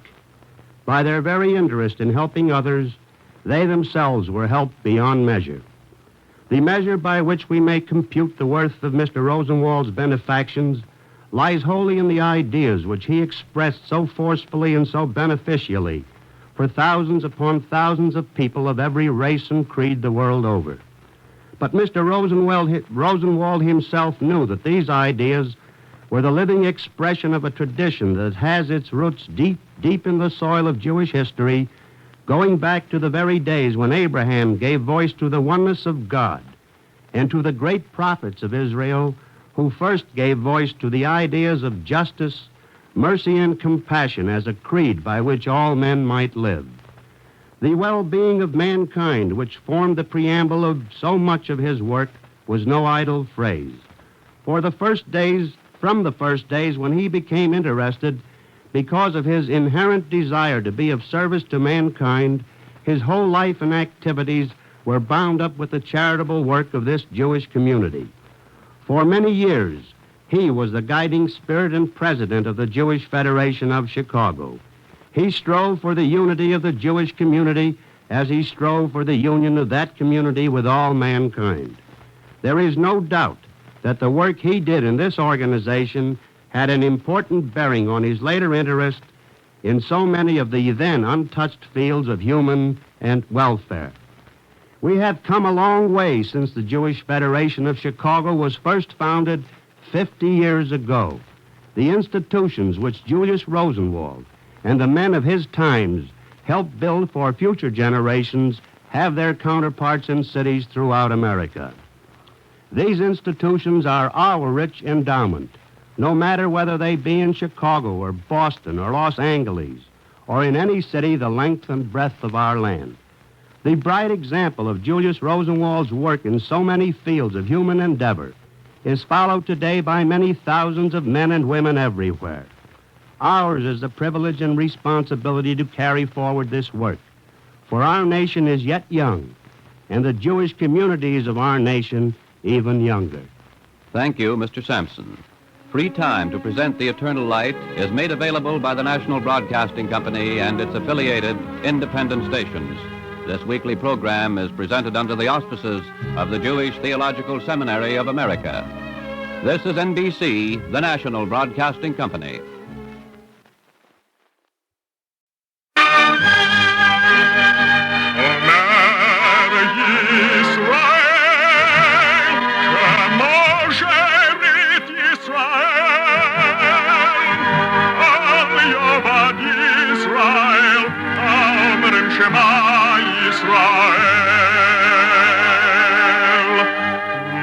And the Lord spake unto Moses, saying, Command the children of Israel that they bring unto thee pure oil olive, beaten for the light, to cause the lamps to burn continually in the tabernacle of the congregation. And it shall be a statute forever in your generations.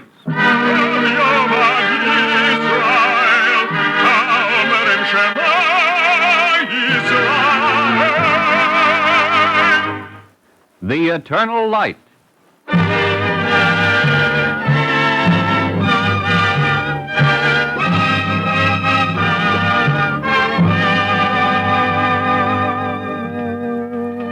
The National Broadcasting Company and its affiliated independent stations make free time available to present The Eternal Light, a program which comes to you under the auspices of the Jewish Theological Seminary of America.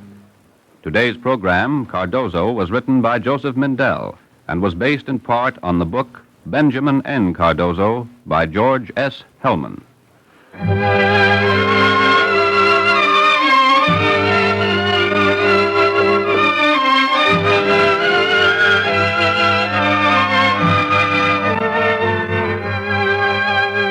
His name was Benjamin Nathan Cardozo. I never saw him, but I know that his hair was white, and his eyes were deep and wide and gentle, and that gentleness was in his voice and manner. I never saw him, nor did I hear him speak, but these things I know. And I think he might have said the words written long ago by Spinoza. I have labored carefully not to mock, lament, or execrate the actions of men. I have endeavored to understand them. The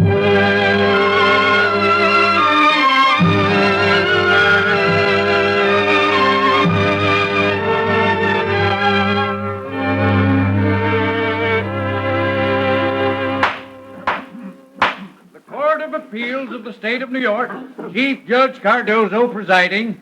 Counselor, the court already knows there is a dispute between your client, the employer, and 4 of his employees. We would like to know the facts of the case. The case involves a clear breach of contract resulting in hardship and financial loss on the part of my client. Counselor. Your Honor? The facts.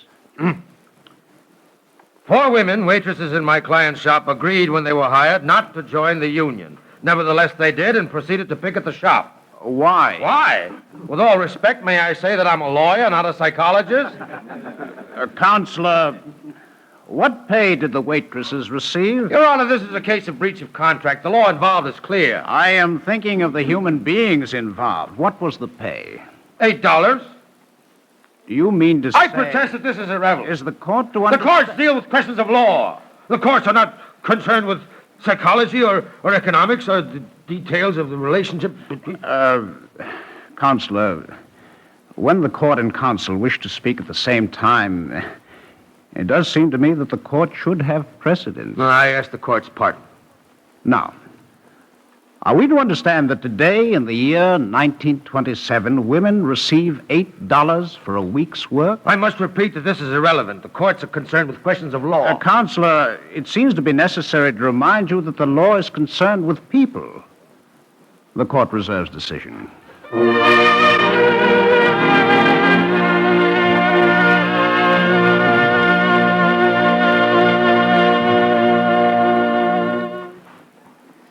Cardozo, as far as I can see, there is only one decision we can make. I think so too, Lane, but I'm not sure that we have the same decision in mind. The women agreed not to join the union and then broke the agreement. They have no right to picket. You sound so certain. Of course. I know the law, and so do you. Lane, the older I grow, the less certain I become that I'm right about anything. You will excuse me for saying it, Cardozo, but this sounds like philosophical quibbling. The law is clear. Isn't it also the law that workers have the right to join a union and the right to picket peacefully? Yes, Consider the facts, Lane. One single fact. $8 a week. Lane, can you swallow that fact?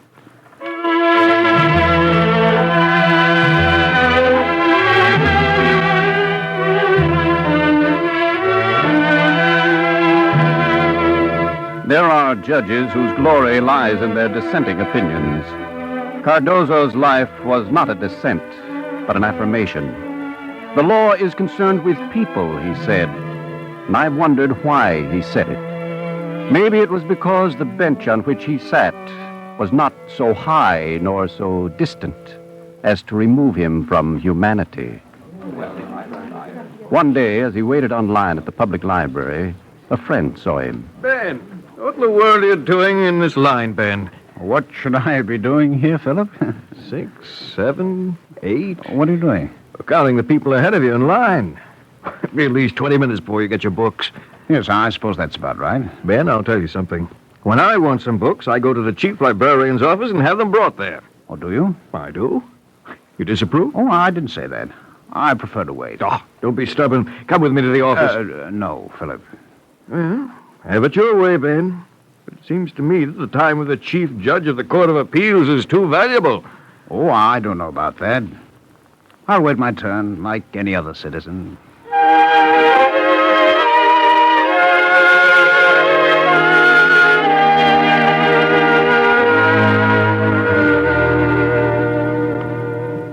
You're late, Ben. I'm sorry, Nell. I was delayed at the library. Well, there's a young man waiting to interview you for his college law journal. Oh, Nell, I wish you could send him away. Tell him anything. I'm your sister, Ben, not your secretary. Tell him yourself. But remember, you're not just Ben Cardozo, you know. That's all I ever want to be, especially in my own home. I talk like an adolescent. Well, Ben? All right. Ask the boy to come in. Only now... Yes? I'm a little frightened of these young men. They know such a terrifying amount of law. You'll manage. Come in, young man. Thank you, ma'am. Good luck. Thanks. Thank you. I think that was intended for me. For you? Never mind. Now, what would you like me to tell you?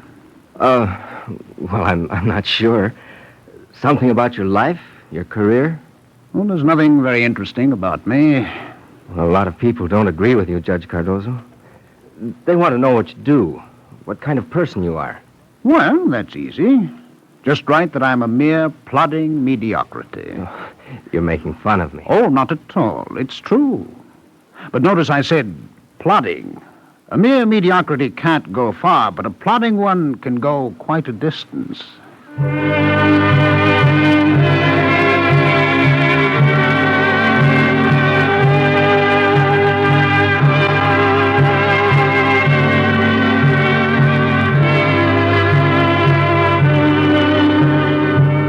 He never went so far that he cut himself off from the roots of his existence.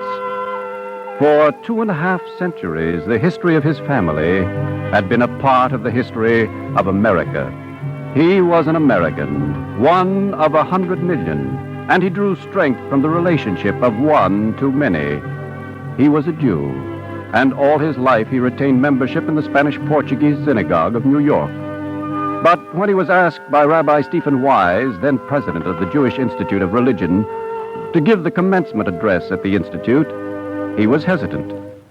Rabbi Wise, I would like to do it, but I'm afraid.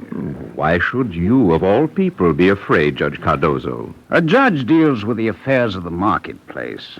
What can I say to young men who have dedicated themselves to the rabbinate? I think you will know what to say. I've thought a great deal about religion, Rabbi. I suppose I can hardly be called a religious man. Let me quote the Talmud to you. He who would be pious must respect the rights of his fellows. Judge Cardozo, I have been in your courtroom. I have read what you have written. By my definition of religion, I would feel honored to join your congregation.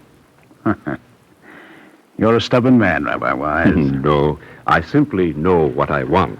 Tell me, what do you want? I want you to talk about the things to which you are dedicated.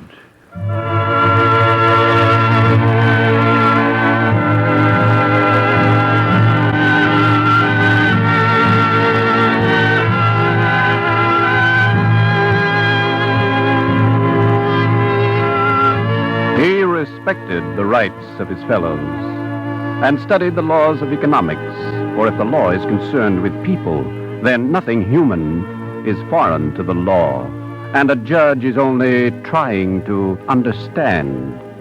He could not see how unusual this was. He was continually surprised that people knew of him and that strangers wrote him letters. Listen, Nell, here's a letter from a man who has heard that I am a liberal judge. Well, you are, aren't you, Ben? If that's the case, he goes on, will I please send him $10? And here's one from a woman who wants to marry me. Is that so funny? Well, after all, Nell, at my age... Ben, there's something I've wanted to ask you for a long time. What is it? Ben, why have you never married? Well, maybe nobody would have me. Is that the reason? Nell, what's the good of reasons afterwards? Maybe you would have been happier. I've been happy. At least I think I have. I've tried very hard. I know. I have had satisfaction from my work, love from my friends. And yet, Nell, we're so alone, you and I. Sometimes I have a vivid sense of being a single atom in this whole universe, without any other atom traveling the same orbit. It's such a vast loneliness. Yes, Ben. I know. There are 100 generations from Abraham to us. Now it comes to a stop. Oh, you're crying, Nell. Don't cry. It isn't your fault. It isn't anybody's fault.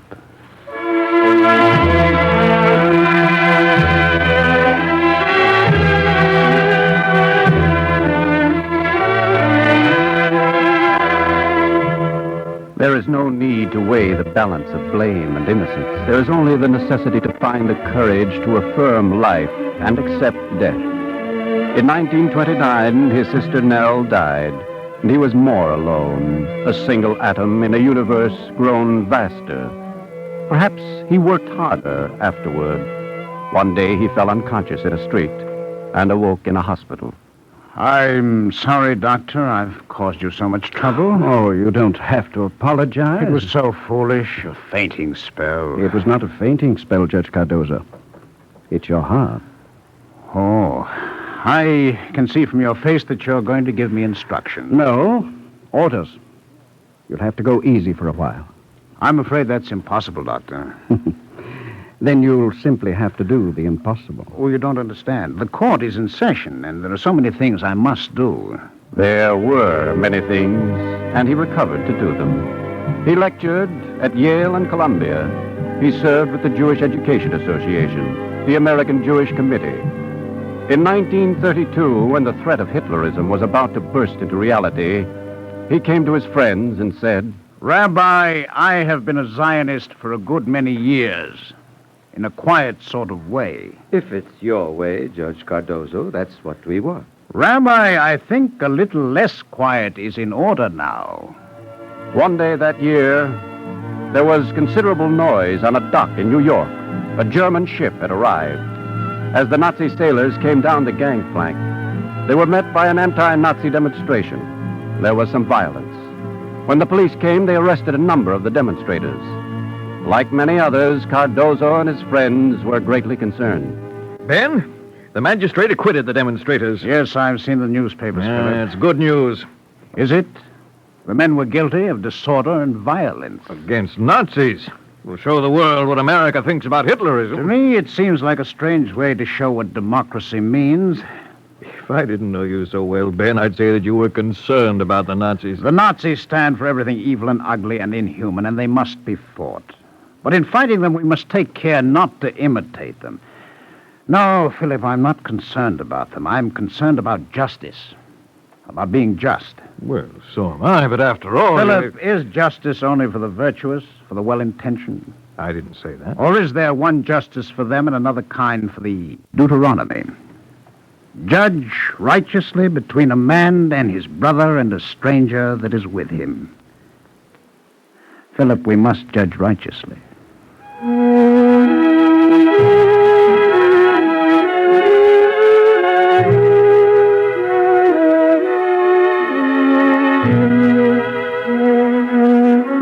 It was said that he had a truly judicial mind. I think it is also true that he hated ugliness and inhumanity, and that he had the piety that springs from respect for his fellows. Therefore, he gained for himself universal respect.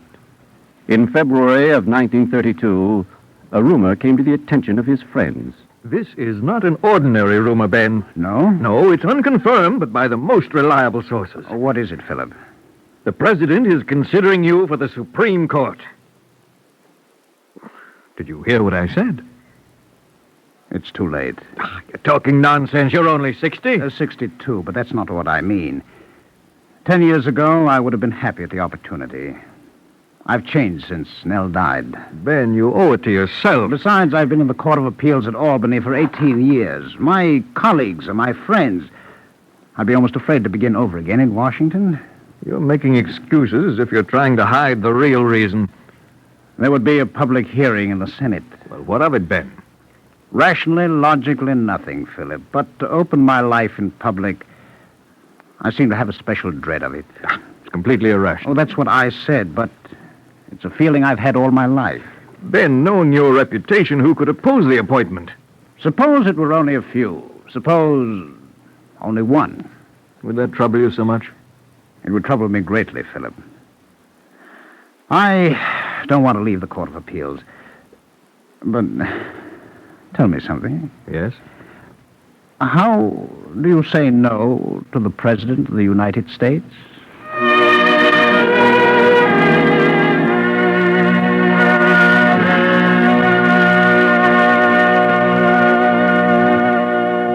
Mr. President, I've come to urge you to nominate Cardozo. You are not the first, Senator. May I ask if you've made a decision? If it were not for one factor, I would have no hesitation. Mr. President, I assure you it is an irrelevant factor. I could resent your misunderstanding, Senator. You should know that I will not be deterred by what the prejudiced and the intolerant may think. There is another problem. Cardozo is from New York. There are 2 other New Yorkers in the Supreme Court. Judge Cardozo doesn't belong to any one state. His contributions to the law make him a national jurist. Mr. President, John Adams' administration is remembered largely for his appointment of Justice Marshall. It may be that yours will be additionally distinguished by the nomination of Cardozo. Senator, will you do something for me? Of course. Will you ask my secretary to get Judge Cardozo on the telephone?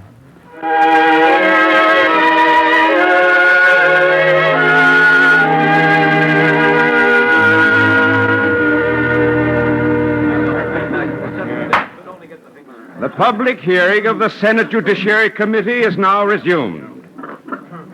The witnesses already heard have been unanimously in favor of the nomination. In view of the large number still desiring to be heard, the committee requests that testimony be submitted in written form to be read into the record. From the New York State Bar Association, Judge Cardozo is recognized by the legal profession and by the people alike as the most distinguished jurist of our age. Senator LaFollette of Wisconsin, his appointment will meet with the overwhelming approval of the country. Remaining testimony will be included in the official minutes of this hearing. The inquiry into the fitness of Benjamin N. Cardozo for appointment to the Supreme Court is hereby I declared... demand to be heard. Mr. My name is Nelson. Well, Mr. Nelson, you have had the opportunity to submit your statement in writing. If you wish, you may still do so. I insist on testifying in person. Is it necessary, sir? The opinions we have heard are unanimous as regards Judge Cardozo's qualifications. Can you add anything? I can say what no one has dared to say. I say that Cardozo should not be permitted to sit on the bench of any court in the country. That is a serious charge, Mr. Nelson. It's the truth, Senator. Are you prepared to give supporting evidence? I'm no lawyer. I'll tell you what I know. The committee will hear you. Many years ago, a case was brought to the Court of Appeals of New York. A man convicted of embezzlement. Don't be mysterious. What man? I'll tell it my way, Senator. Cardozo, as chief judge, accepted perjured testimony and refused to listen to the facts. The man's name, Mr. Nelson. The man was sent to prison. I was the man. I was framed by Benjamin Cardozo. And that's the man you want to put in the Supreme Court. Mr. Nelson. Mr. Nelson, you have done this committee a service. Thank you, Senator. Perhaps not in the way you think. What you have told us is not new. It is a matter of public record. But nobody dared to say it. If nobody had said it, there might always have been doubts about the character of Benjamin Cardozo and about the validity of his nomination. I don't understand. Your testimony has contradicted none of the previous witnesses as regards his fitness for the Supreme Court. This hearing is closed.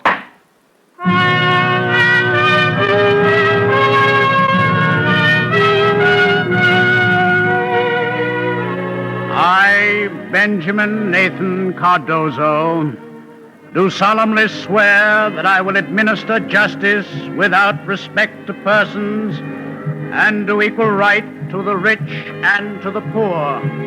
On March 14th, 1932, he took the oath of office as Associate Justice of the Supreme Court. And it seemed to me that though he said the traditional words, they might have been his own. Agreeably to the Constitution and laws of the United States, so help me God.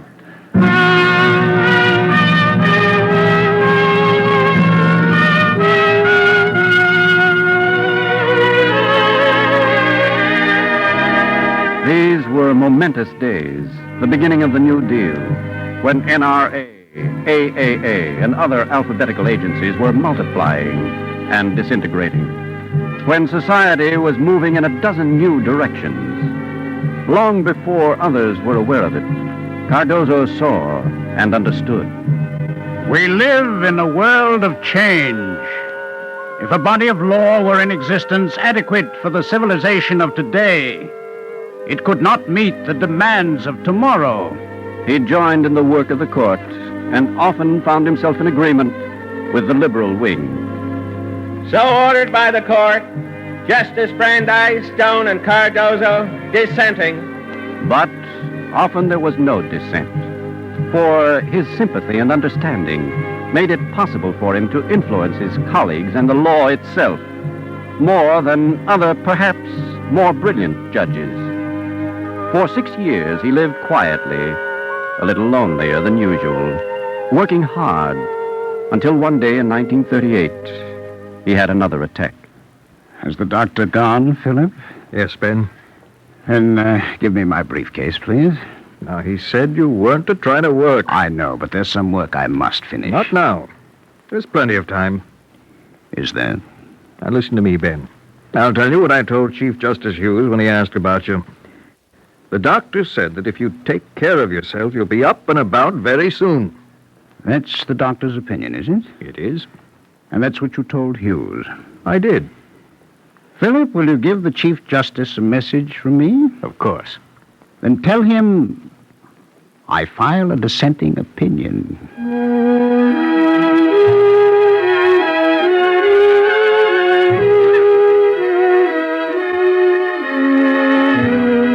His life was not dissent, but affirmation.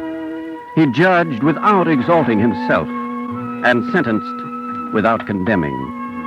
As understanding is greater than the letter of the law, so the law became in his hands something closer to justice.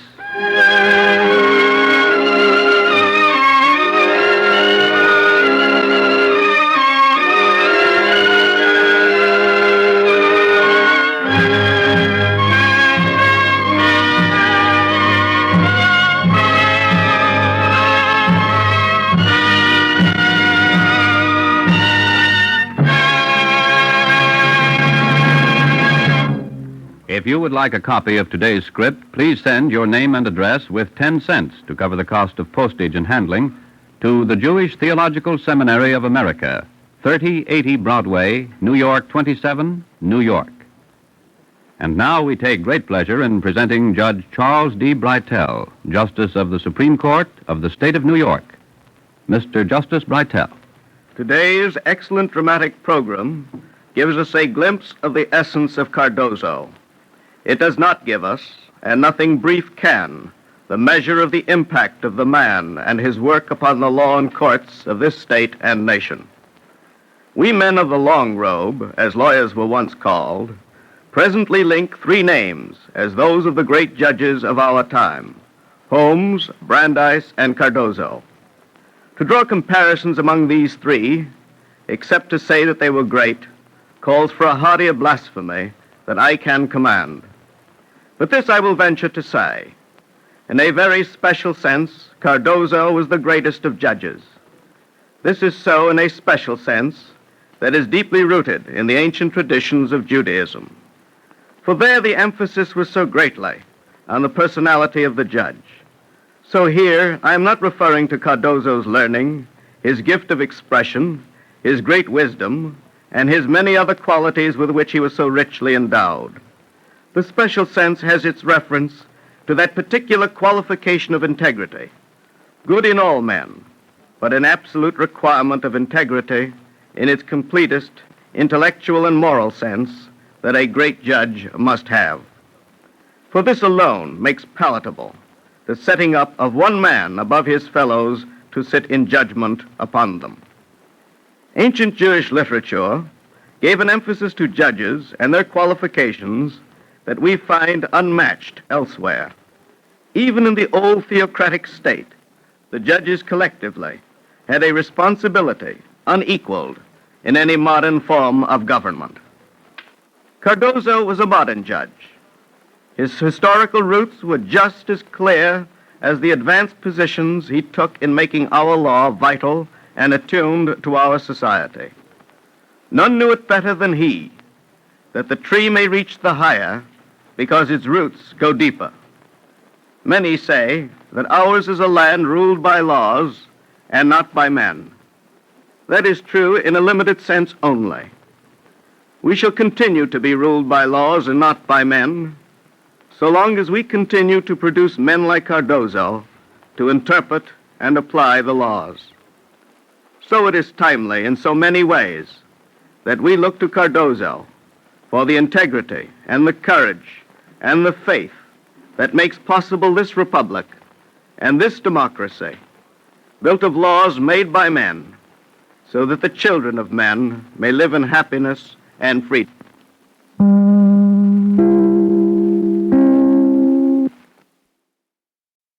The words we live by.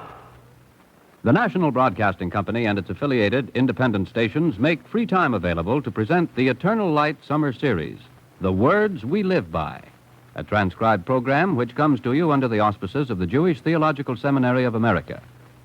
Today we present another in this series of informal and unrehearsed discussions of selected passages from the Bible. And now we take pleasure in introducing our moderator, Professor Judah Golden of the University of Iowa. Professor Golden.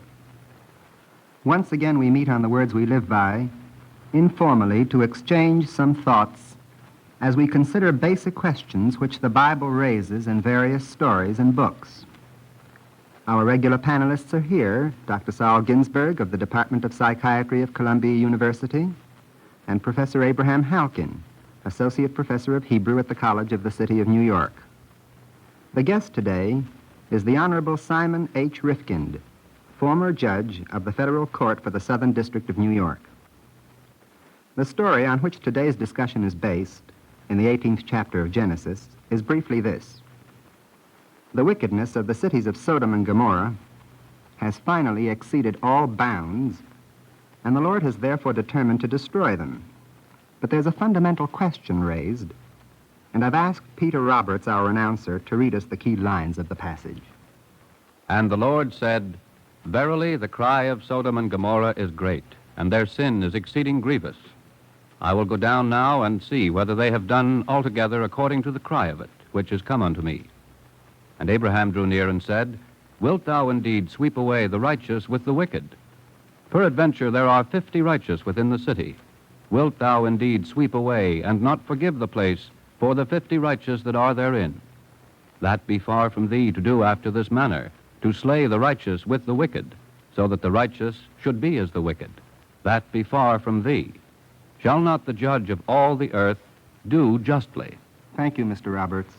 It occurs to me that it is especially fortunate that Judge Rifkin should be on this program, since he has dispensed justice for so many years and should have many interesting things to tell us of justice. Well, there's no doubt that the Bible is the source of much of the law which we administer, and undoubtedly this passage should provide some thought for the consideration of the legal problems we deal with. Well, one of the thoughts that occurred to me, especially because there's a judge in our panel, is this, that from the question Abraham asks, it's quite apparent that according to him, even the ruler of the world was subject to law and had to live according to it. Would you say, Judge Rifkin, that this is a principle that is pretty universal even at the present time?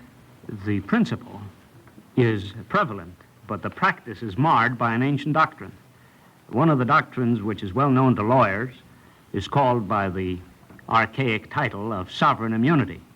Actually, it means, as applied in our courts, that the federal government or a state government cannot be sued unless it first consents to be sued. Consequently, in a controversy between a citizen and the government, no action can be brought by the citizen unless the legislature of the state or the Congress of the United States has first passed a law authorizing the citizen to bring such an action. Well, in this case, Abraham apparently does not have to wait. In this case, apparently, Abraham feels that he can call upon the ruler of the world, who is the author of the justice, even without having brought him to some kind of process of suit. Dr. Ginsberg. I would say psychologically that the reason Abraham can do this is that a truly pious man is a man who has such conviction in the righteousness of his own feelings and thoughts that he does not tremble even in the sight of the Lord because of the security he feels within himself. But Dr. Ginsberg, I don't know that the trembling doesn't really appear here. Abraham is trembling. We have in this argument which he carries on with the Lord a confession which is wrung out of him. He's terrified, and he says, peradventure there'll be so many or so many, and I'm only dust and ashes, you may recall his saying. I don't know that the element of trembling wouldn't be present there. Mr. Halkin. I think that rather than the sense of security on the part of the individual, the view which dominates is that God is so just that anyone who feels that he may be guilty of some injustice has the right to appeal to him. This seems a regular Old Testament view, which is expressed by a man like Jeremiah when he turns to God and pleads with him, why should the wicked prosper? It's the view of Job, who has a long, long argument with God because he feels that God has committed an injustice. And apparently this is also what prompts Abraham to come and ask God this question. How can God judge the righteous as he does the wicked? Judge Rifkin. Mr. Halkin, I don't want to quarrel with your theological or philosophical analysis of this passage, but you will forgive me if I see in it no more than the customary ritual of a suitor coming into court and speaking with excessive politeness. The customary introduction being, may it please the court, or in the English courts, may it please your lordships. Phraseology of that kind which has become traditional with the judicial process. I think the author of this text is attributing to this scene no more than the formalities customary to the judicial scene. Dr. Ginsburg. But even that psychologically would be quite the same thing. The reason we can come into court feeling secure is that we have such belief and faith in the process of law as dispensed in the court of law. I wasn't really stressing the politeness of Abraham. I was stressing much more his daring and courage when he turns to God and asks him how he can do what he's planning to do. And it's this, I said, was characteristic of the view of the Old Testament and in a way of Jewish tradition as a whole, because in post-biblical literature, we have several examples where on the one hand, God seems to be very much upset over the punishment he is meting out to Israel, and yet seems to be altogether incapable of not punishing Israel because the law and the justice by which he judges them is also incumbent upon him, and he too is subservient to it. That brings us back, of course, Mr. Golden, to the proposition asserted at the beginning of this discussion, that this passage illustrates the proposition that the ruler is subject to the law which he himself has created. Once having created it, he then is governed by its terms. That, of course, is the basic development of modern legal thinking in all governments, in all countries. The subjection of the government to the regulations which it has itself established is the first sign of modern state as compared to the primitive despot or independent ruler of ancient times. Would you say, Judge Rifkin, that this modern conception, which we try more and more to translate into reality, is in large part derived from Scripture? I have no doubt that many of the ethical conceptions which permeate the law were historically derived from sources which in turn have their origin in Scripture. In other words, it wouldn't necessarily be a direct borrowing, but it would be the kind of development where an original stimulus can be found in the Scriptures. Mr. Halkin. But I think it is worthy of note that even if in modern times we do try to live up to the ethical standards set by the Bible, in ancient times the Bible stands out unique in the stress it lays on this demand that the maker of the law himself be law-abiding in comparison with the behavior of emperors and rulers of ancient times for whom no law existed because they were the law. I think it's especially interesting in this connection, for example, to think of some of the stories that we get in the historical books. Take a king like David. He's certainly portrayed as a king to whom everybody in Israel is going to be subject. He has an individual who is a court prophet. This individual would therefore be, you might say, in his employ. Yet this court prophet doesn't hesitate, when David has transgressed, to walk into the king's chamber and to say to the king, look here, you have really taken away something which did not belong to you. And David will listen. As a matter of fact, David is crushed by the chastisements of the prophet. And we have the same thing, of course, later with a king like Ahab. Mr. Yes, Halkin. that's the story that occurred to me, where in the famous story of Naboth's vineyard, where Ahab desires the vineyard, Naboth refuses to yield it to him, and Jezebel, the one we spoke about last week, trumps up a charge, has Naboth executed, and just as Ahab is about to go down to the vineyard and call it his own, Elijah, the prophet of his day, turns to him with the question, hast thou killed and also taken possession? And then warns him of very dire consequences which will follow this illegal act on his part. I think the centrality of justice in the biblical stories is one which we can recognize as soon as one has read more than 2 or 3 of the biblical stories. But I wonder, can we move on from the recognition of the centrality of justice to another question? I'd like to find out, for instance, whether we could put our fingers on the character and the pattern of the biblical concept of justice. What is it, for instance, to be just? Is being just simply retaliating? Is it an eye for an eye, a tooth for a tooth? Would we consider that something like justice? Judge Well, this passage does not afford a platform for the full elaboration of the concept of justice. But there is one aspect of this passage which reminds me of a well-established maxim of the law, and with respect to which much can be said. For instance, in this case, Abraham is pleading with his Creator, asking him to forgive the entire city of Sodom for the sake of 50 or 40 or 10 righteous men who reside therein. The maxim of the law to which I have reference has been expressed in a variety of forms. Most frequently, the maxim is, better that 100 guilty men shall escape rather than one innocent man should be convicted.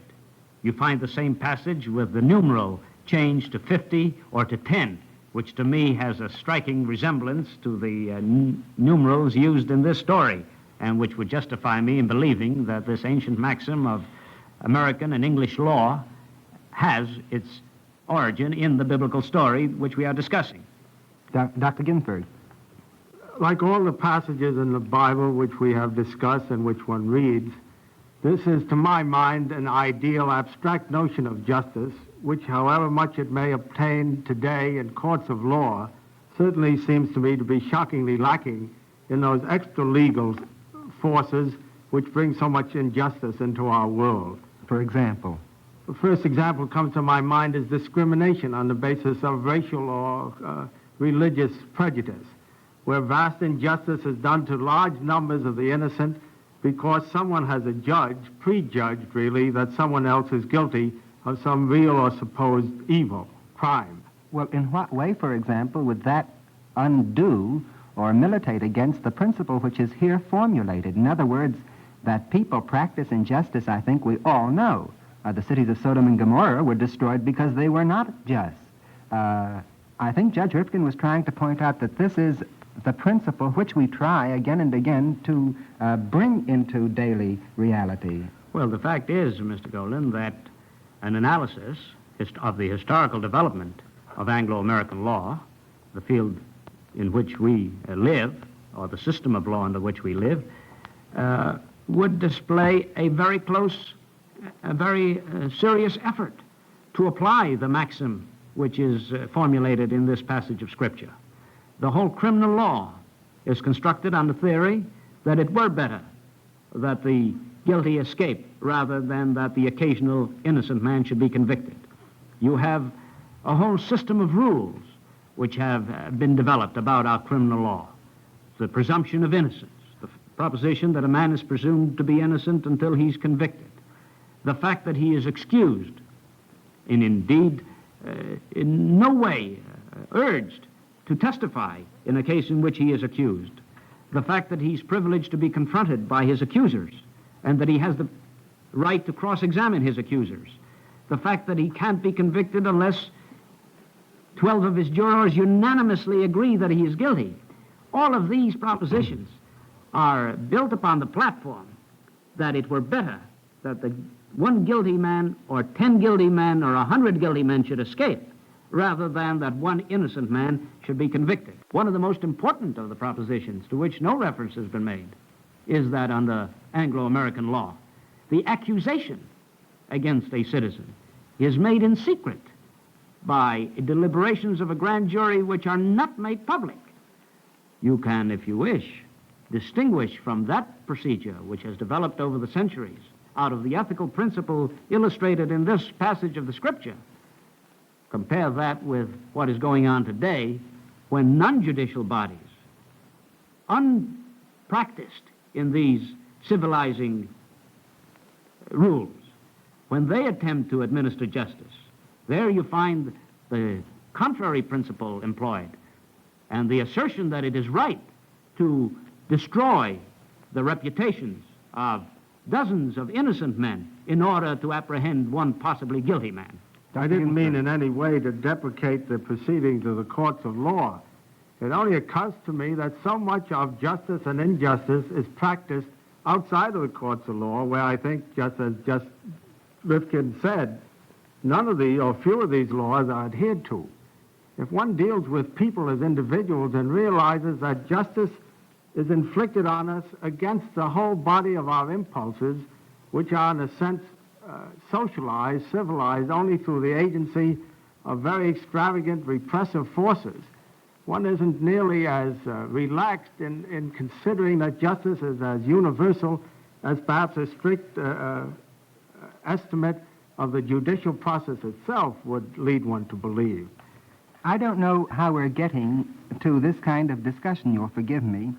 I'm trying to think again of the story here that we're considering, the story of Abraham debating here with God. We don't have any declaration to the effect that there is going to be justice practiced everywhere amongst men. And again, I must refer to the two cities of Sodom and Gomorrah. They were supposed to be the classic examples of wickedness. No hospitality, for example, was shown in the cities of Sodom and Gomorrah. No justice was ever practiced there. If a man were found to have been wounded by another man, then the wounded man, the victim, had to pay the one who had been his victimizer, because the victimizer was said to have done him a favor in bloodletting and things of that sort. All this is very true, but the fact is that in the biblical account, we find out that Sodom and Gomorrah have no righteous men in it, and for this reason, they are both condemned to destruction. The point Judge Rifkin made towards the end of his remarks, and I think the point Dr. Ginsburg wishes to make, is that in our modern world, there is a tendency to prejudge the case. If I understood Dr. Ginsburg correctly before, he seemed to refer to minorities which are judged to be guilty of one deficiency or another simply because two or three individuals from among the minority may perhaps be characterized by those deficiencies. And in reference to what Judge Rifkin said, when you think of the present-day hysteria where everybody seems to be guilty, it's again a wonderful illustration of the contrast between the attitude now and between what the Bible teaches. Dr. Ginsburg. I don't mean in any way to question the existence of sin. A psychoanalyst, to the contrary, is always accused of overemphasizing the forces of evil in people. Some people have even said that psychoanalysts are our new theologians. Well, that may be.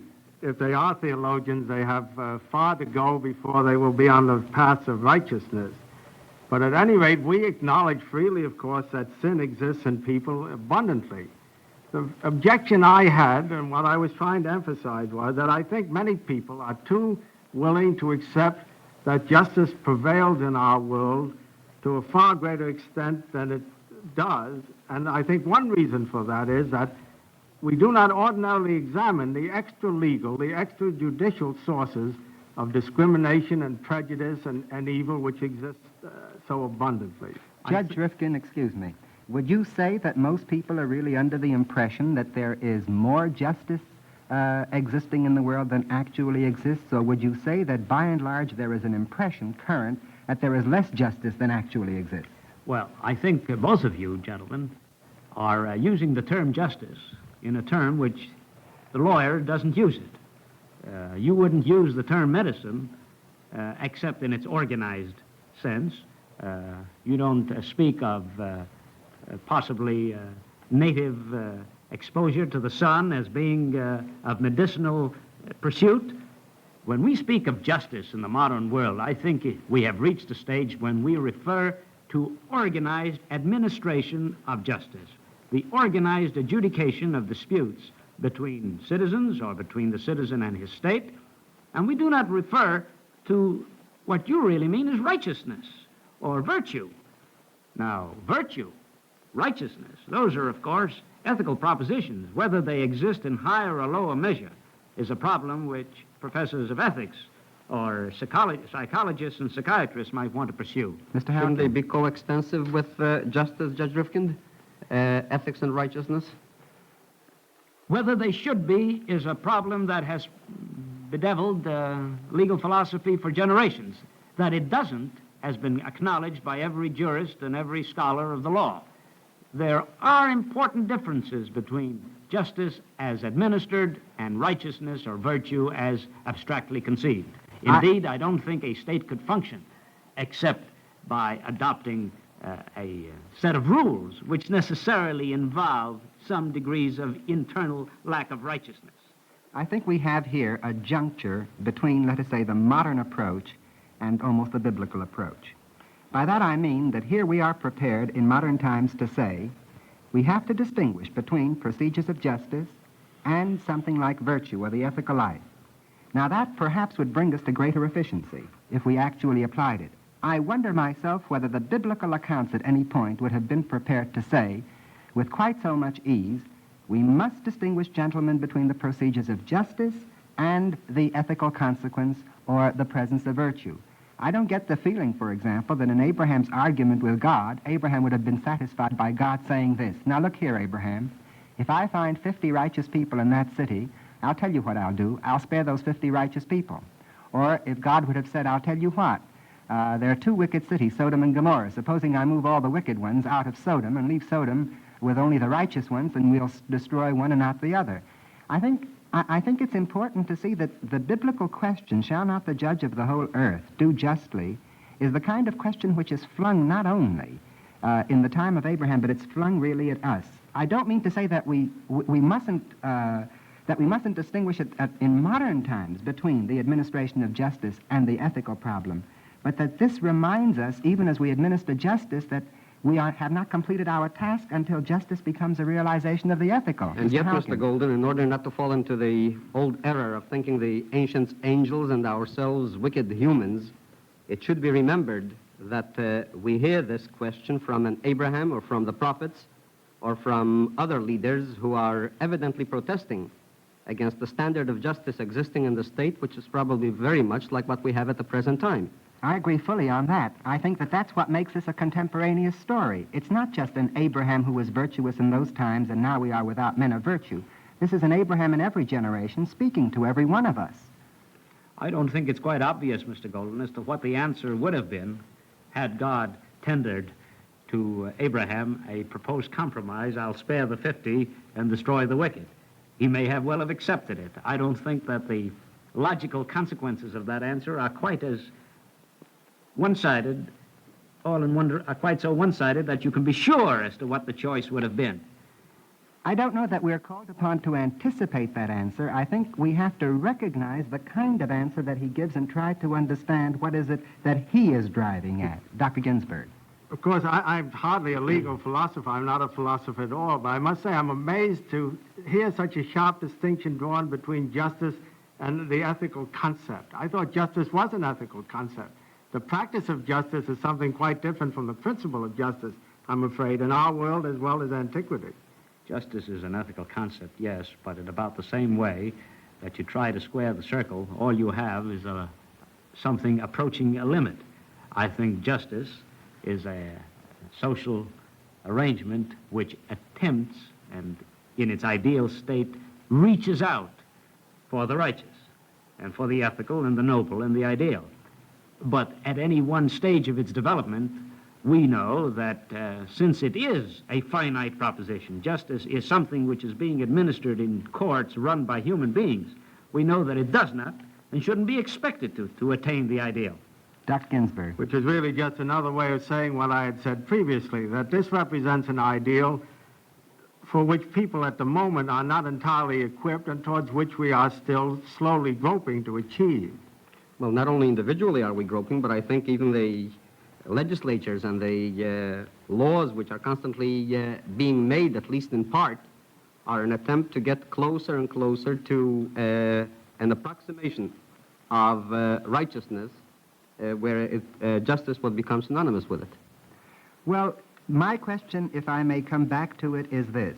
Granted that at every particular juncture, what we're trying to do is to get more and more justice, get justice more and more operative within society. Does that invalidate the ideal, which it seems to me the Scripture would endorse, namely, that justice must lead to virtue?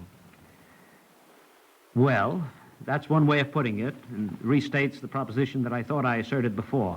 What I meant when I said that justice has a human limitation is this. Justice is administered through law.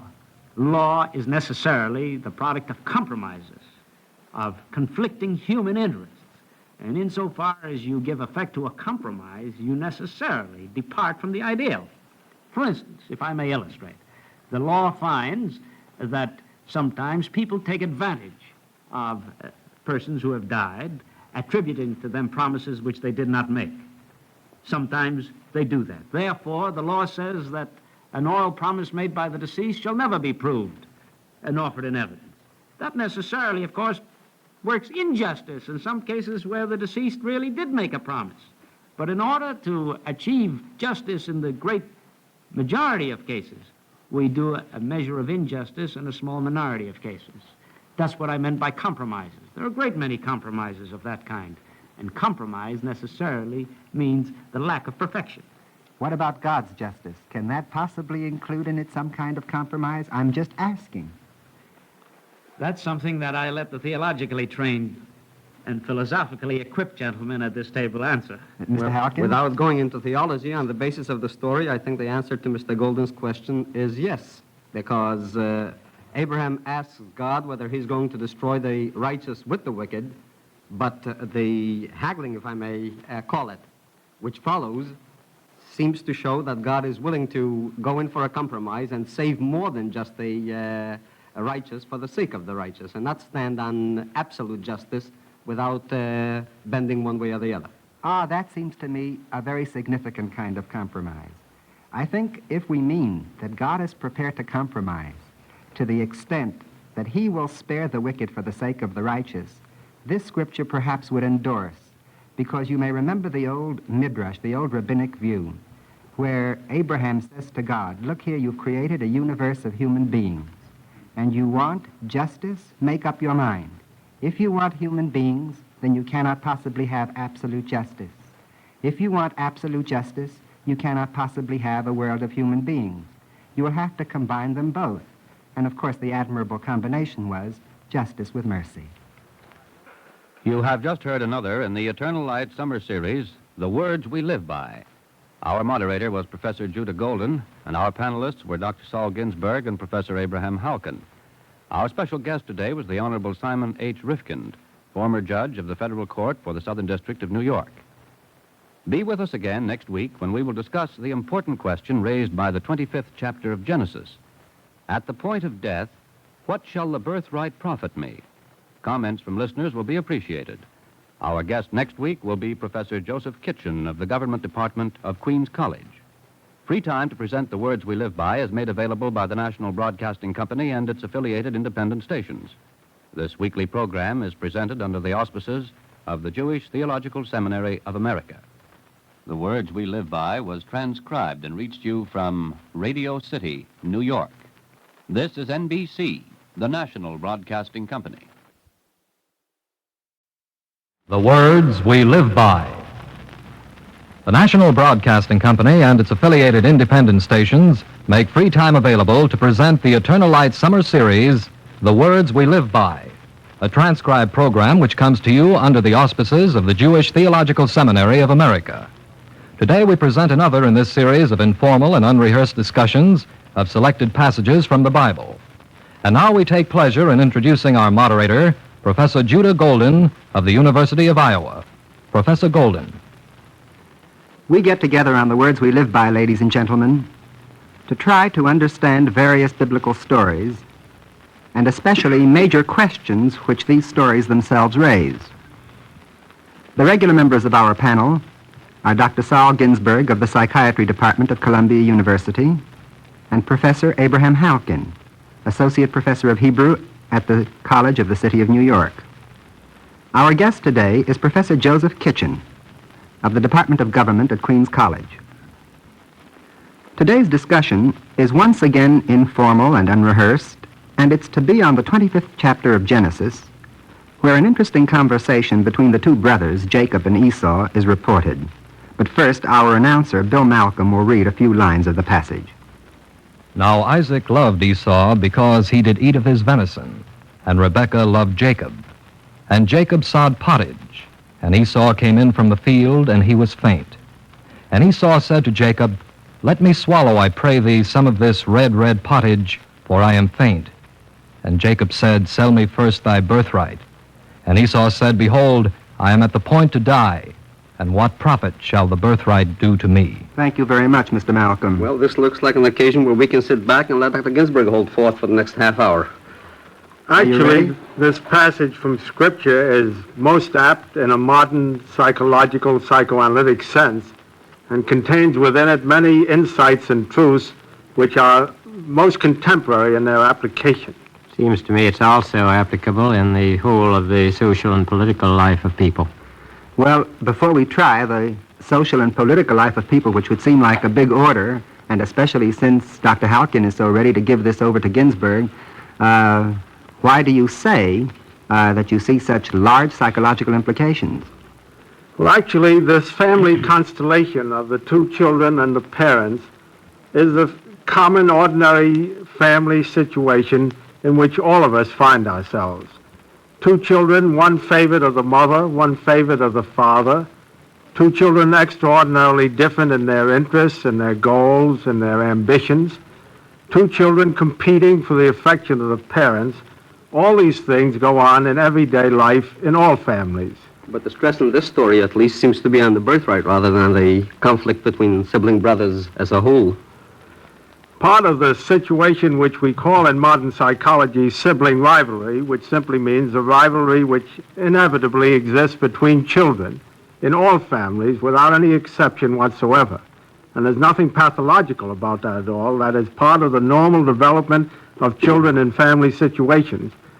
Part of that is reflected in the prior rights that eldest children have, the birthright. It used to be conceived of as a unique privilege always to be the eldest. More modern psychological insights have discovered that there are certain penalties which also attach to being the eldest. Now, wait a moment. I think that what you're saying, Dr. Ginsburg, is very, very true, but I'm afraid that we're going to lose sight of Jacob and Esau as we try to discover how this can be applied in modern society. I wonder whether we couldn't first see what is involved in this immediate story. We've got Jacob, we've got Esau, not just two brothers in general, but two specific people, and they're within a specific framework. What is this birthright in the Bible? Well, one thing that occurs to me in this connection, Mr. Golden, is that according to the law of the Bible in the book of Deuteronomy, the oldest son is to get twice as large a share as the other brothers. It says in the book of Deuteronomy, chapter 25, in discussing the attitude of a father to two sons, one of whom he likes and one he doesn't, but he shall acknowledge the firstborn, the son of the hated, by giving him a double portion of all that he hath, for he is the first fruits of his strength. The right of the firstborn is his. That's really grand. I think we don't even have to wait for Deuteronomy, Mr. Halkin. Even in the story itself, it would seem to me that the birthright involves getting a blessing. We see later how the two brothers are so eager for a particular blessing. And I think we can also say, on the basis of the biblical stories, that the birthright gave over to the one who had it, who possessed the birthright, gave over the leadership of the clan. And it's understandable, it would seem to me, that Jacob would be the brother who would be eager for it, especially since he was conscious of the fact that he had been born a minute later. I think it's sometimes easier to be 10 years younger than it is to be a minute younger than your older brother. And I think this in itself is one of the elements in the story here that we must not overlook. Do you mean the conflict? The conflict, yes. I think the conflict as it's related to the element of birthright. Dr. Ginsburg. Well, I think just to take one illustration of the most modern kind of application which we can bring to bear, I think quite easily on this story. It's well known that mothers are very commonly enamored of the weaker, the poorer child in a family situation, the less adequate child, exactly as Rebekah was enamored of Jacob, who is the weaker. He's the dweller in the tents, the student type. Esau is the hunter, the robust one, and the favorite of the father. And in the biblical story as well, we see how the rivalry between the children and the parents' respective love for one child as against another is also played out in their relationships as against each other, mother and father, man and woman. So that in a very literal sense, this is a very apt modern psychological yarn.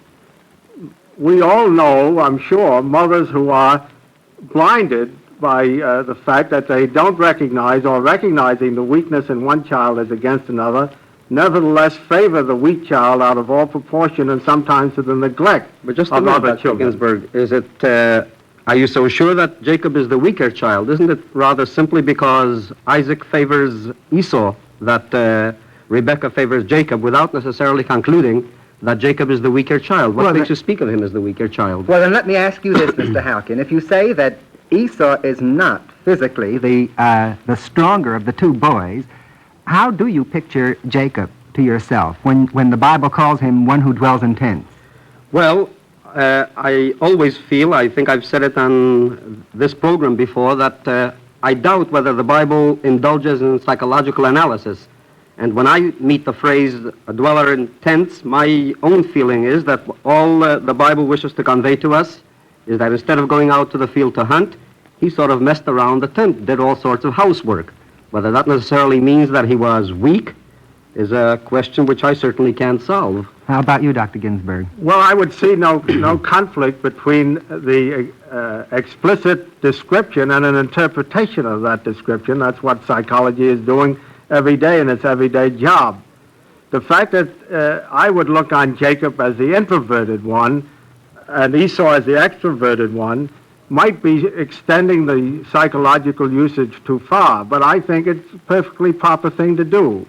Jacob was the student, the dweller in tents. Esau was the rugged outdoor fellow, the hunter.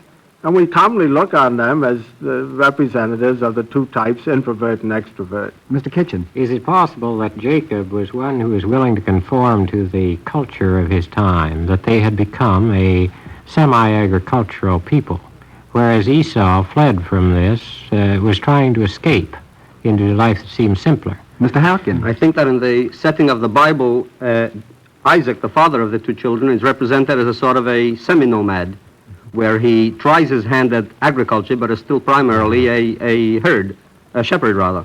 And for this reason, I don't believe that the pursuit which Esau chose for himself was disapproved of by the mother, and certainly not by the father. You would not get the feeling that the mother objected to the pursuit of Esau? No, I'm inclined to think, as Dr. Ginsburg suggested, that Rebekah objected simply to the fact that Esau was favored by Isaac, by her husband. And for this reason, she decided to favor her younger, and as you people have been calling him, her weaker son. Well, you know, I get the feeling from that dweller of tents, as Jacob is called, that brought him closer into closer contact with her all the time, and that there would have been a natural tendency, therefore, on her part to love the child whom she took care of more often. We wouldn't know which was cause and which effect in that sense. We certainly know that the mama's boy, the favorite of the mother, is the fellow who hangs around the house and is a dweller in tents. Naturally, I realize that there are cultural colorations to this, and we mustn't get too far extended in trying to apply modern psychology. But since it is so apt for the kind of rivalry situation which we see all the time contemporarily, and have always seen for that matter, and especially the way it gets played out in the rivalry between the parents, each of them resenting the fact that the favored child of one is the unfavored, naturally, of the other. I think that is so perfect a psychological illustration that even though it does some injustice to Scripture, it is entirely proper to do that. Do you detect a tension here between the parents? Oh, yes.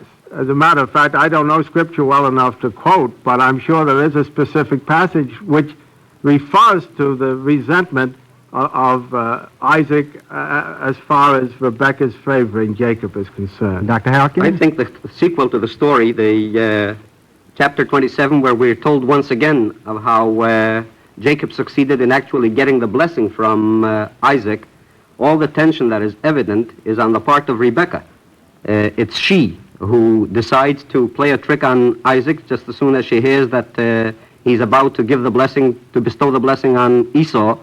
And Isaac, true, he is a little disturbed when he finds out that it's Jacob who got the blessing instead of his elder son Esau, but there's certainly none of the tension which Rebecca displays when she hears what her husband is planning to do. Dr. Ginsburg. I'm sure all our listeners can respond to that with illustrations from their own lives, especially if they have children or are children themselves. The kind of trickery employed and the kind of resentment when one finds oneself bested on behalf of the unfavored child is a great source of conflict in homes everywhere. We don't like to recognize always that we have a favored child. We feel somewhat guilty about that. And when it is brought into sharp contrast where we no longer can avoid it because of the favoritism of the other parent for another child, we have no escape. And we are disquieted by it, but we must face it.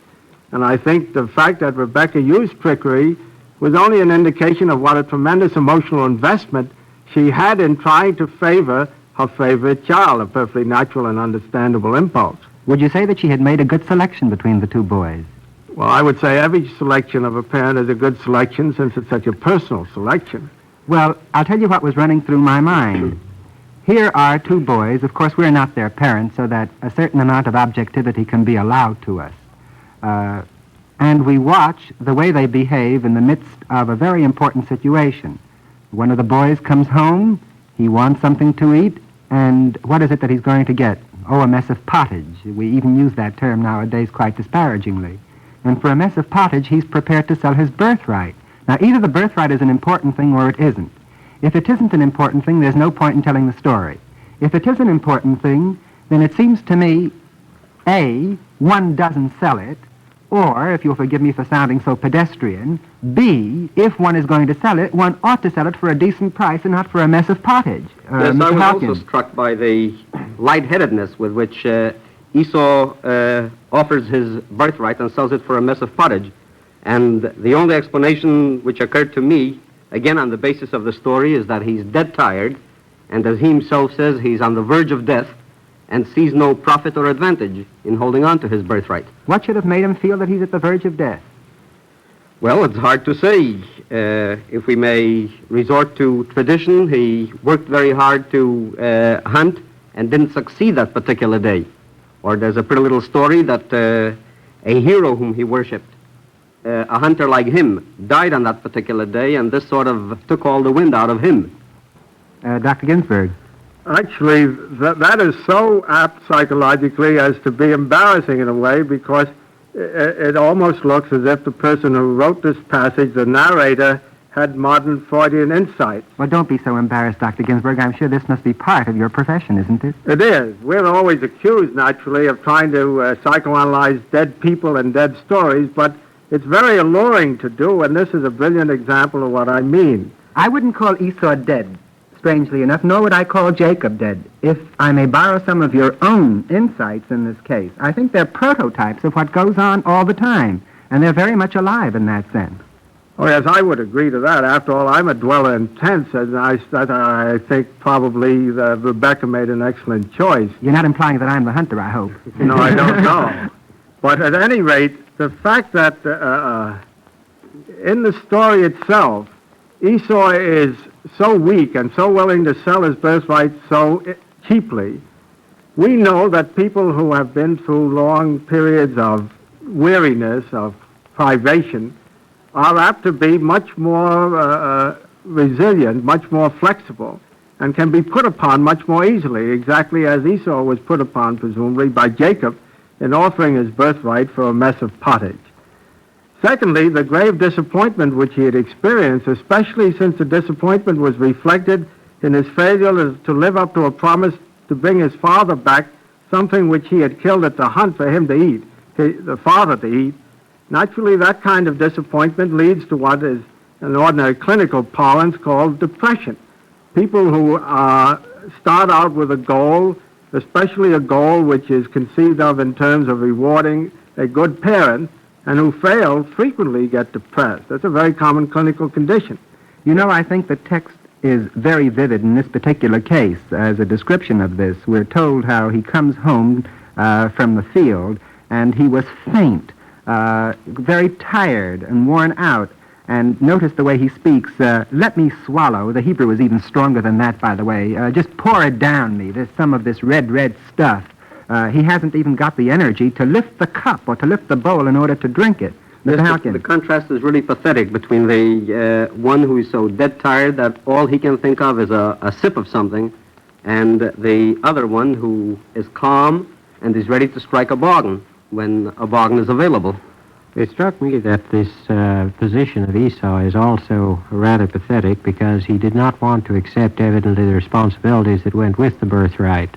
I'm not versed on the background of this as well as either of you, but I believe that Esau was willing to sell it cheaply because he didn't recognize it as a privilege, as an opportunity, as something that he could do something with. Jacob had that vision.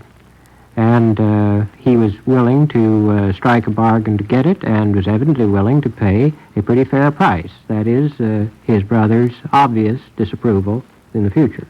Yes, apparently he was also prepared to jeopardize his own existence because he must have known, having lived around Esau ever since his birth, he must have known that Esau would have been furious with him and might even try to kill him, as we read later. Rebecca rather overhears that Esau has intentions of killing Jacob because Jacob has gotten the blessing. Dr. Ginsburg. Mr. Gold, may I interject a question here which concerns me and I'm sure would concern our listeners? We talk about the birthright. I wonder if someone would explain to us really what Scripture means when it talks of birthright. Well, we tried, in a sense. A birthright, I think, will involve certain privileges.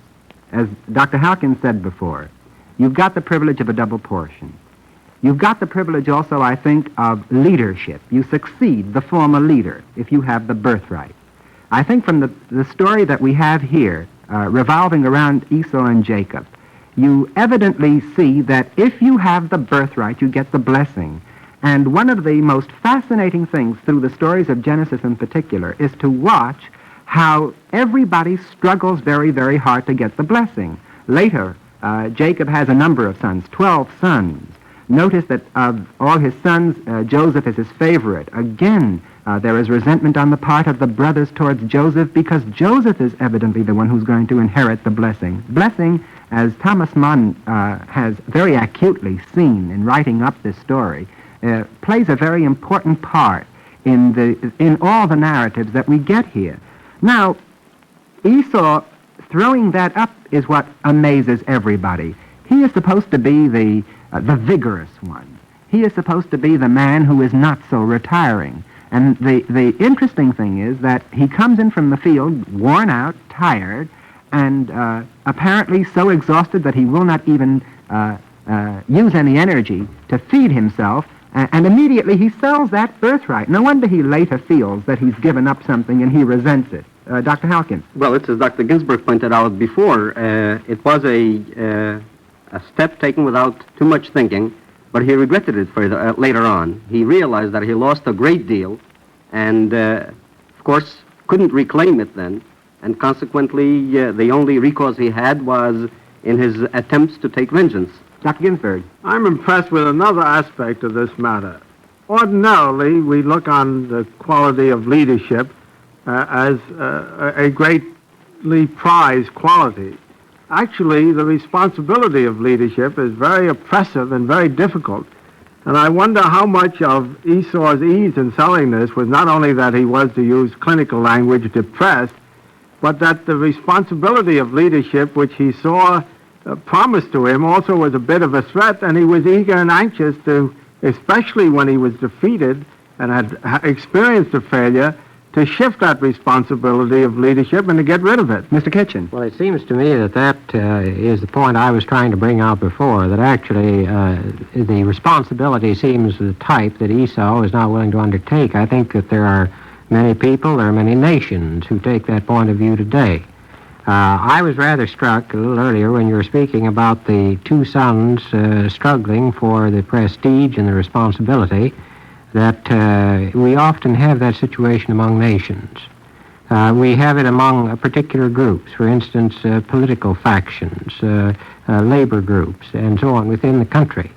and that the assumption of responsibility is sometimes rather hard won, and after it is won, it is not always well used for a time. I think particularly, for instance, the United States and the USSR have both emerged on the international scene somewhat contemporaneously as great powers. That is, both of them seized what they thought was a birthright. And I think that both of us can be accused of having used it less than wisely at times. That is, we didn't have the vision to see the full possibilities. I think that this is partly a thing that they had to learn. As I recall, Jacob had to learn it a little later. Would we be fair in saying this?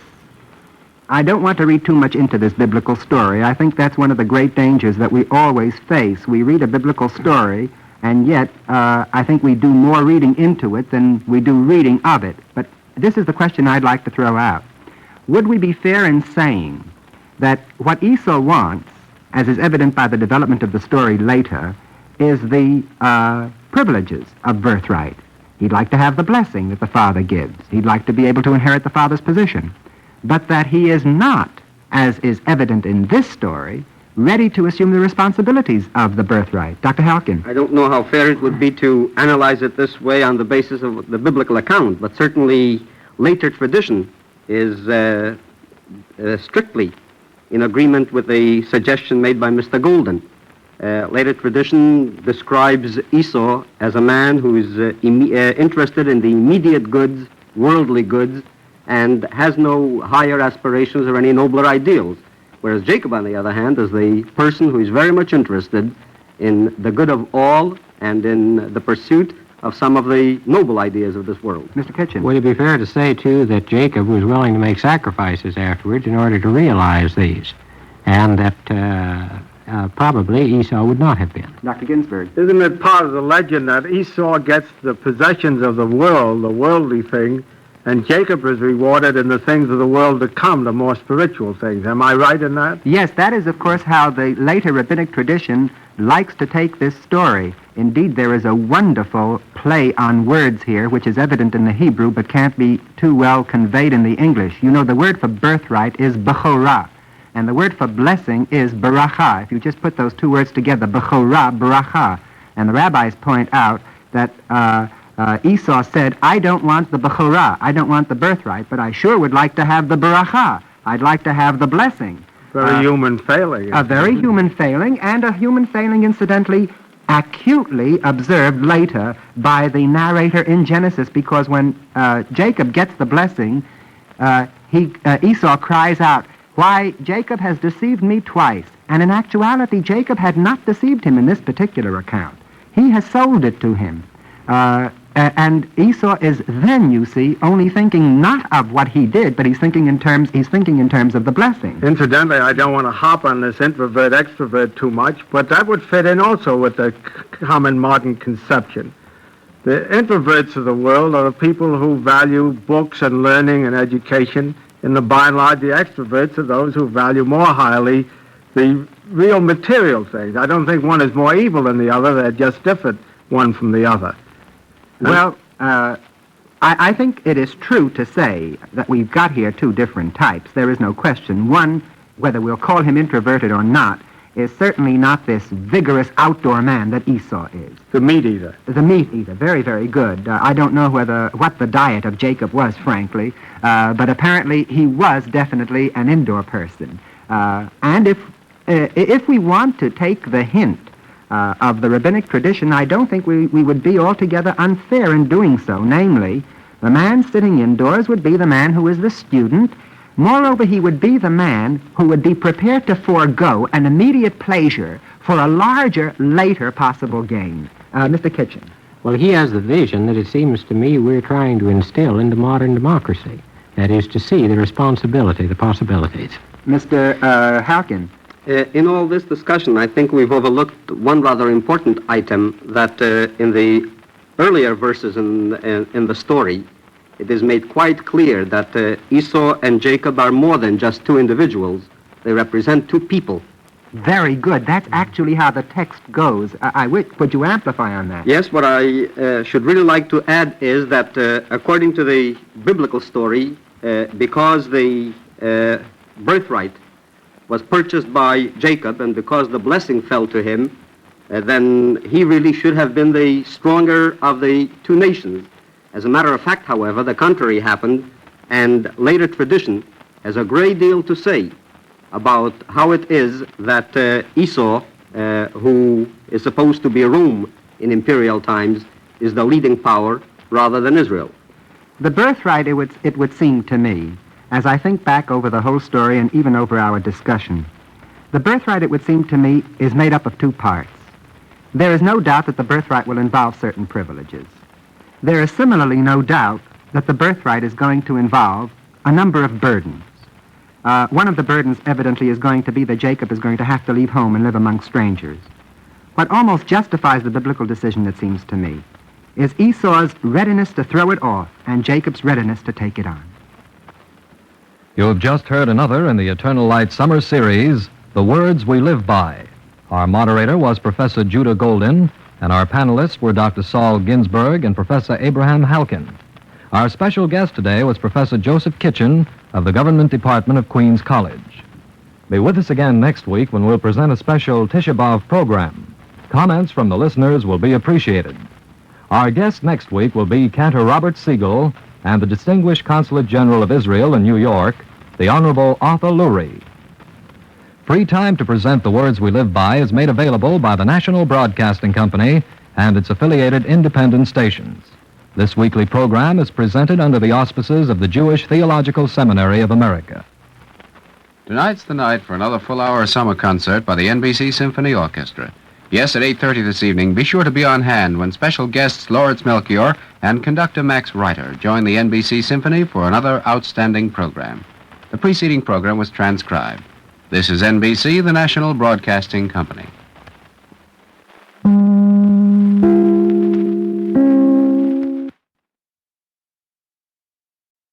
The Words We Live By. The National Broadcasting Company and its affiliated independent stations make free time available to present the Eternal Light Summer Series, The Words We Live By, a transcribed program which comes to you under the auspices of the Jewish Theological Seminary of America.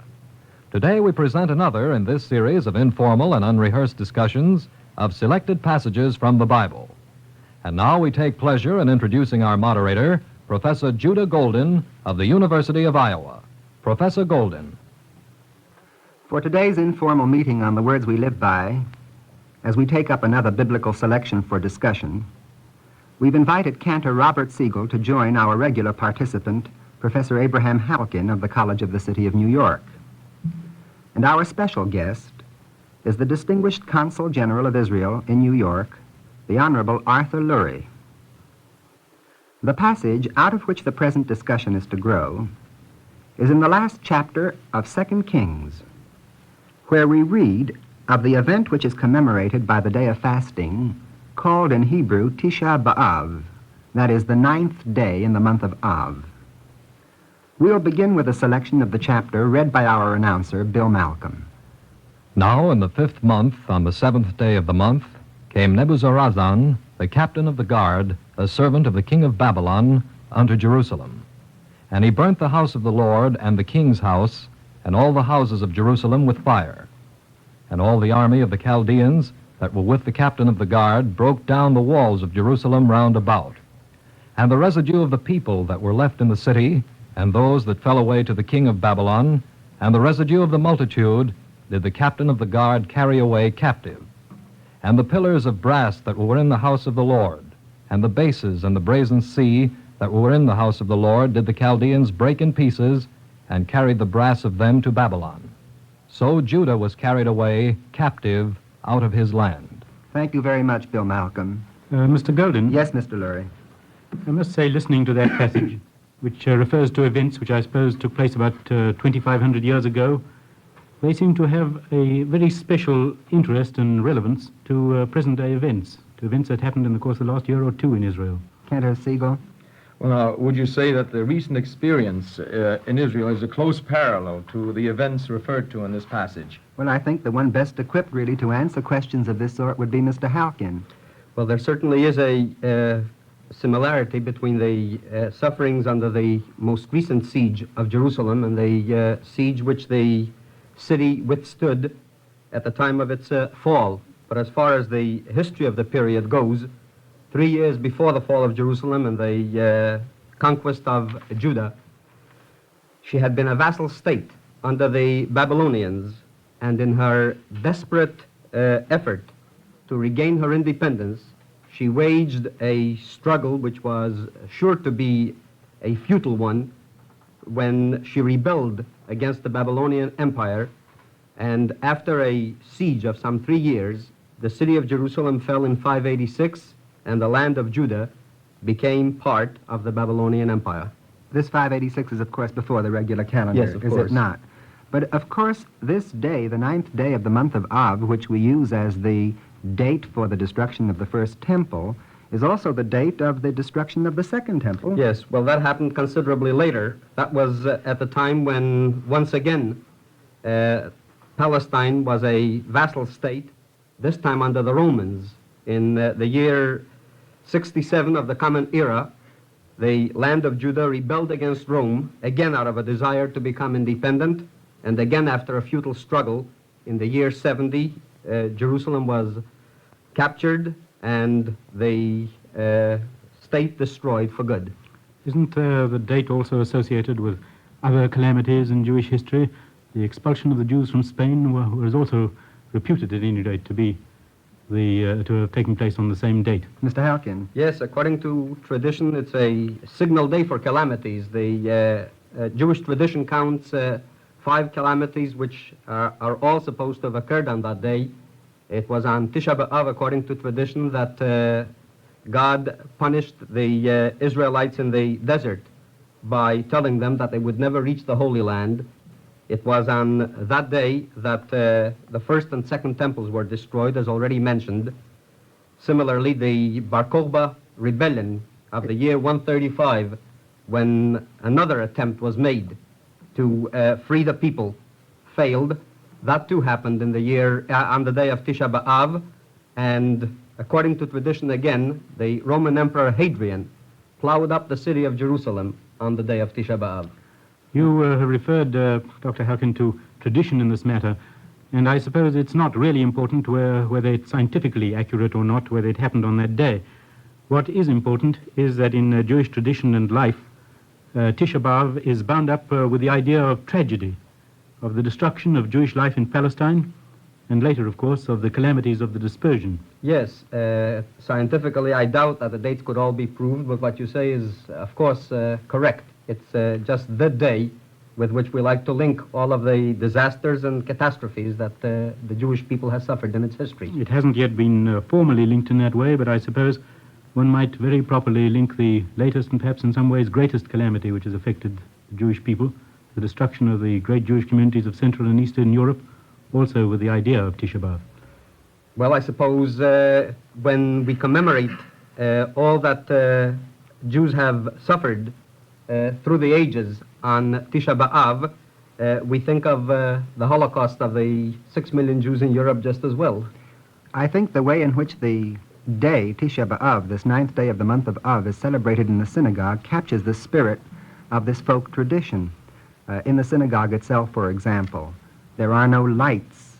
The ark either has its cover removed or it's covered with a black cloth.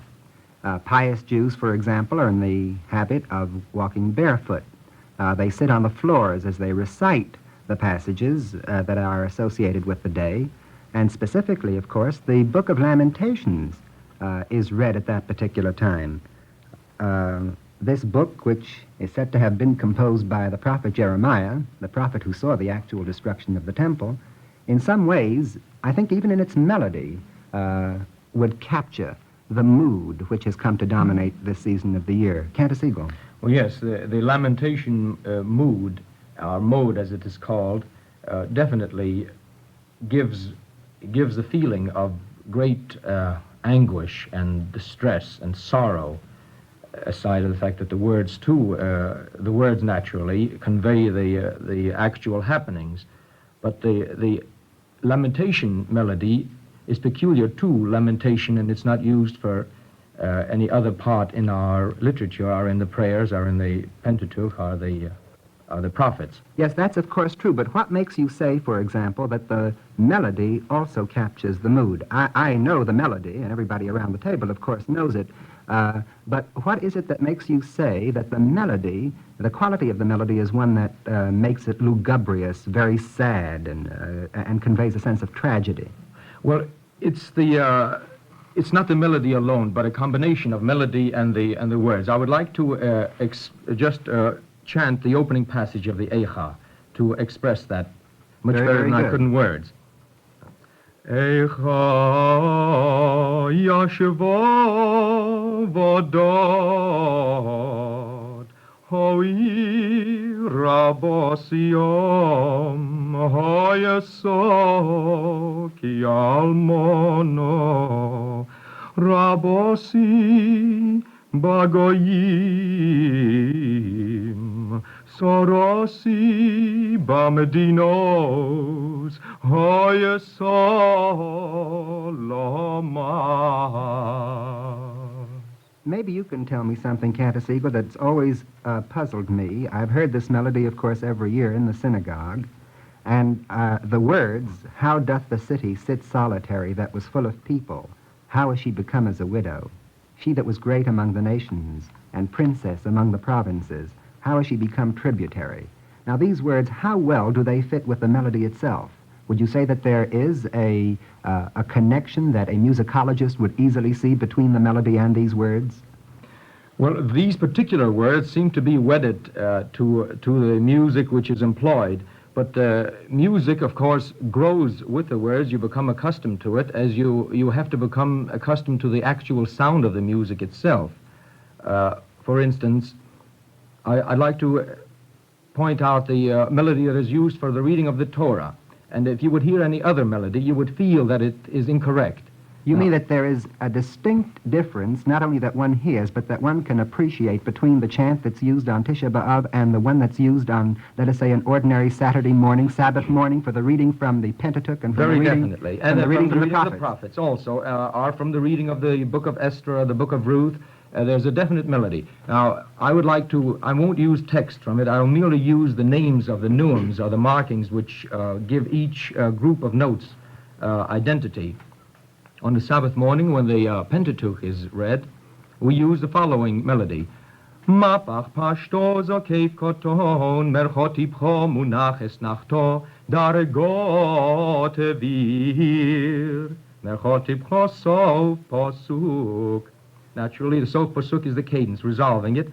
And to carry this a little further, the prophetic portion, which accompanies every Sabbath reading, uses similar names for the neumes, except that the melody is somewhat different. Well, the names of the notes are always the same, are they not? It's just the that names, the names, while they're not translatable as such, are indications. In the olden days, the Mapach Pashto are segol, which the director of the singers would indicate to either lengthen the note, or to waver the note, to quiver, or to speed up, or to conclude. So pasuk, which they all have, is the cadence, the actual resolution of the sentence. Well, what would you say makes, let us say, the cantillation of Lamentations more sad than the cantillation of a prophetic portion? Merely the combination of the text, number one, then the mode, which of course is the combination of notes. Modes are groups of notes which indicate certain mood, and you use that particular these particular intervals which make for sadness rather than for the more major quality of the Pentateuch. Since you introduced the text, Cantasigo, as a factor in feeling the sadness of the music, does it follow that a person who doesn't know the text and simply listen to the music wouldn't be impressed with it as one who does? That is a very, very controversial question, whether music is objective or subjective. However, I believe that music is objective, and the text which you give to it gives it the color either of sadness or of joy. But in this particular instance, perhaps I've heard it all my life, and I can't imagine the fact is that these notes are notes in themselves. They were called lamentation notes for the simple reason that they convey a lament. You mean if a person who did not know, for example, the text, simply heard these notes as you chanted them for lamentations, he would feel sad, and if he heard the Saturday morning reading of the Torah, of the 5 books of Moses, he would not get a feeling of sadness? He would feel that something is being declaimed, more of an imperative tone. I say, you would call that really exclamatory or didactic? Yes, that's right, as compared to the lamentation. Whereas when you hear the lamentation, even though you do not understand the text, you still feel a certain longing, a certain sadness, which are melancholy sadness of tragedy, which the music itself implies. At least to me it does, because I have been accustomed to hearing it only with Eicha. I don't feel that this way when I hear the prophetic portion, which is Ma pach pashto zokei koton mercho tipcho munaches nachto dargo. This is merely a narrative theme which tells a story. And if you notice also in even the prophetic portion, we do have for certain specific portions, we do have a different chant, which is more closely related to the Eicha or the lamentation chant. Mr. Halkin, is there any relation, Cantor Siegel, between the chant used for reciting lamentations and the chant used in the synagogue on Tisha B'Av for reciting the various elegies and prayers which have been composed over the generations? Yes, the Eicha is definitely accepted as the lamentation mode. However, as time went on, the more recent composers, of course, over a period of 2,500 years, there have been many, many additions and many thoughts added, both musically and in text. There has been some music added which has not been universally accepted. There are many chants which are in the minor mode, which have been accepted universally, and you will find in a Tisha B'Av service that pretty much throughout the service the same theme repeats over and over again with different text. Mr. Lurie, I've heard it said that in many of the synagogues, for example in Israel, one could hear a variety of chants. Are the customs, in addition to the chants, often different depending upon the origin of the Jews who've come to Israel, since this has been the gathering of the exiles? Well, in Israel, just as in any other country where Jews pray, you will find that there are religious and non-religious Jews. And among the religious, there are a great many varieties of religious custom which have developed in the course of the centuries, whether among the Sephardim or among the Western Jews, the Ashkenazim. And I should imagine that Professor Halkin can tell us more about that actually than I can, because while I can probably describe something about our attitude in Israel towards Tisha B'Av today, I'm afraid that my own knowledge of synagogue customs is not as intimate as it might be. Before you go on to this, Mr. Lurie, I wonder whether you could tell me whether it is possible to observe Tisha B'Av in the old city of Jerusalem, which is held by the Arabs. No, I think that is one of the additional occasions for lamentation and wailing today, because for what is perhaps the first time in 2,000 years, there are no Jews in the old city following the end of the fighting with the Arab armies. And of the 28 synagogues that existed in the old city, not one stands today. They're all in ruins. They've all been demolished, They were all demolished either in the fighting or even after it. Well, are there any Jews, for example, in the old city?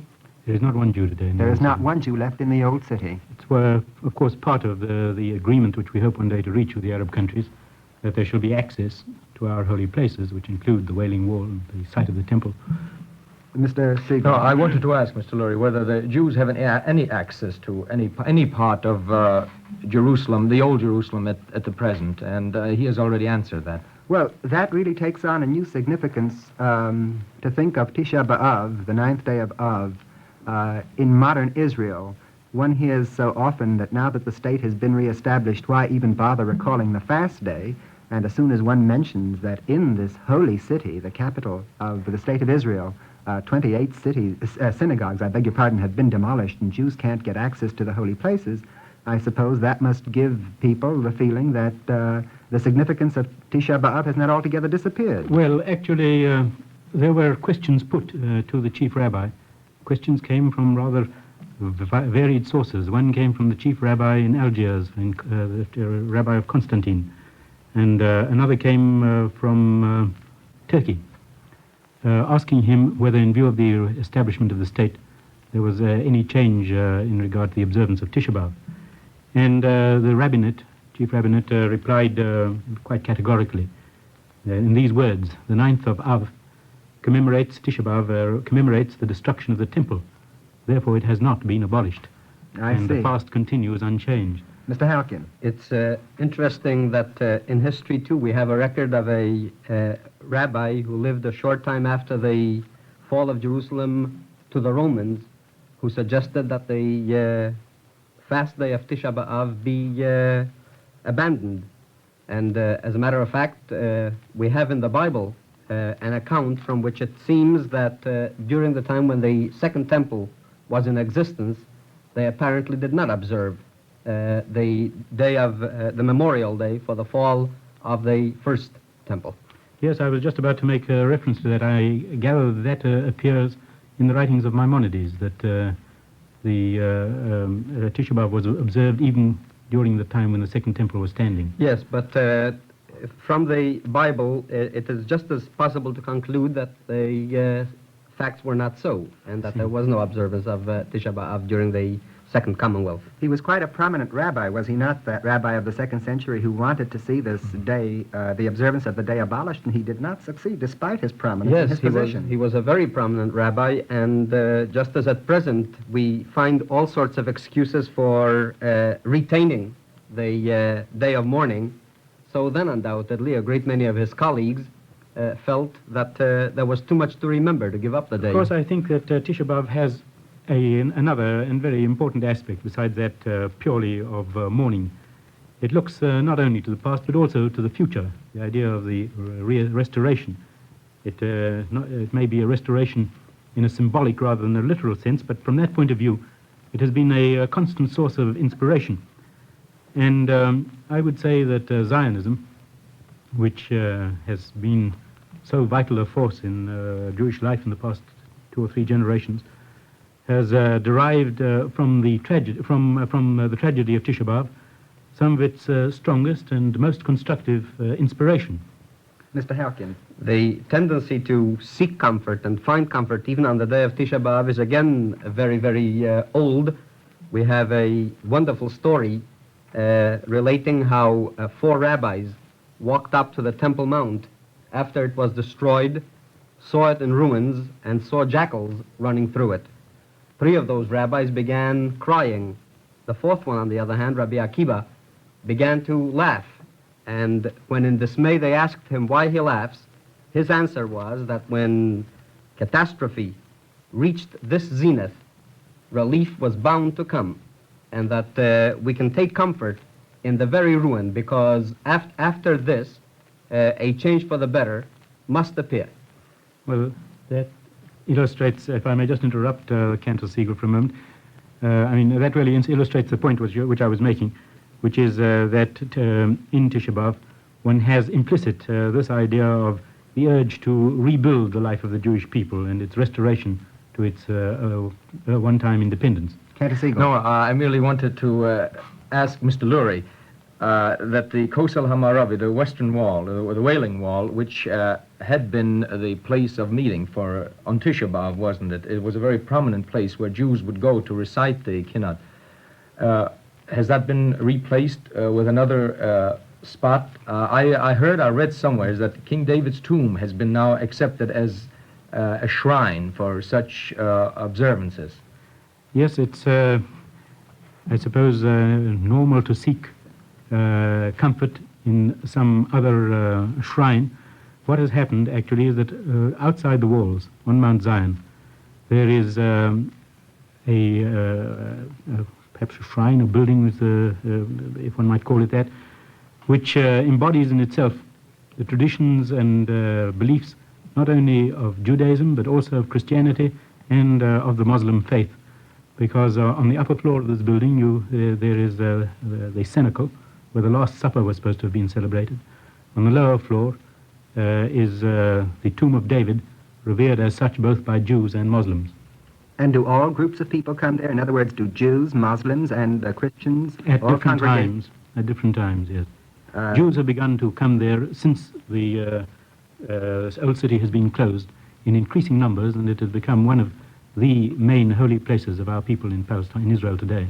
You're saying that it's natural for people to look for some place or for some means for comfort, and Mr. Halkins telling the story about Rabbi Akiba inevitably brought to my mind the story that is also told about the locale of the temple site. After the destruction of the temple, we're told that a famous rabbi by the name of Yochanan ben Zakkai was once walking in the streets of Jerusalem with his disciple Joshua ben Hananiah. They got to the place where the temple had formerly stood, and when Joshua ben Hananiah saw the ruins of the temple, he began to weep. And his master said to him, "Why do you weep, my child?" And he said, "How shall I not weep when I see the place which was formerly Israel's splendor and the place through which Israel's sins were atoned, now lying in waste?" And Yochanan ben Zakkai replied to him, "Do not weep, my child. We have a means of atonement today as effective as this. And what is it? It is deeds of loving kindness." And he quoted the verse from Hosea, "For I desire mercy and not sacrifice."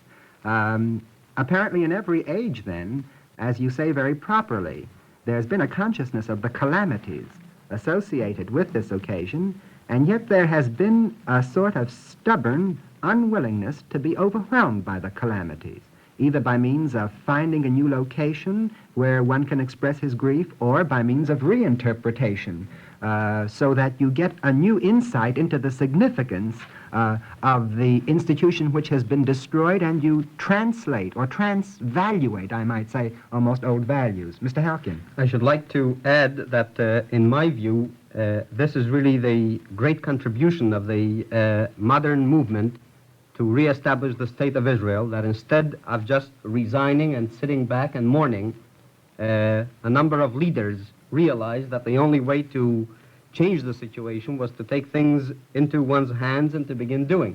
It's expressed in literature. We have a wonderful little essay by a modern Hebrew thinker, Ahad Ha'am, who visited the Wailing Wall, saw people mourning, and expressed the thought then, if a land is destroyed, it can be rebuilt. But when a people is destroyed, can it be rebuilt? And we have a wonderful poem by another modern Hebrew author, a certain man by the name of Mr. Frischman, who has a very poignant scene of the Messiah chained to the throne of God, pulling at the chains because he wants to break away, go down to the world, and help mankind. And God's answer is that the Messiah is ready, will be ready to redeem only when the people below are ready to be redeemed. Unfortunately, I've never visited Israel, and it's my hope to do so. But I'm wondering. You can get a passport by applying to the Consul I'll see General. Mr. Lurie after He's the delighted to program. see you any day. I'm wondering, now that Herzl is buried in Israel, will Herzl's burying place become a shrine for an optimistic outlook, say on a day of Tisha B'Av, to visit the Herzl tomb, as well as to visit other places? That would seem to me inspire. Mr. Lurie. Well, I don't know whether it is likely to develop in that way, but it did occur to me as we heard the reading of this passage from Kings, that quite apart from the religious aspect, there are very interesting historical and geographical angles. We read there that the famine, and I'm quoting now, the famine that prevailed in the city, and there was no bread for the people of the land. And now we find that just this same thing happened only 2 years ago. I remember I was up in Jerusalem on July 7th, just during the truce, 2 days before the fighting resumed. And this sense of famine and isolation was entirely reflected in the story of 2 Kings that we've been reading here. There's, of course, also, I think, a geographical aspect. And I think anyone who has been to Israel can visualize the King Tzidkiyahu escaping down the tortuous road to the Jordan Valley.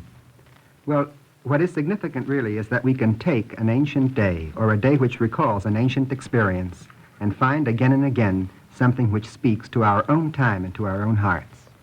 You have just heard a special Tisha B'Av program in the Eternal Light Summer Series, The Words We Live By. Our moderator was Professor Judah Golden, and our panelist was Professor Abraham Halkin.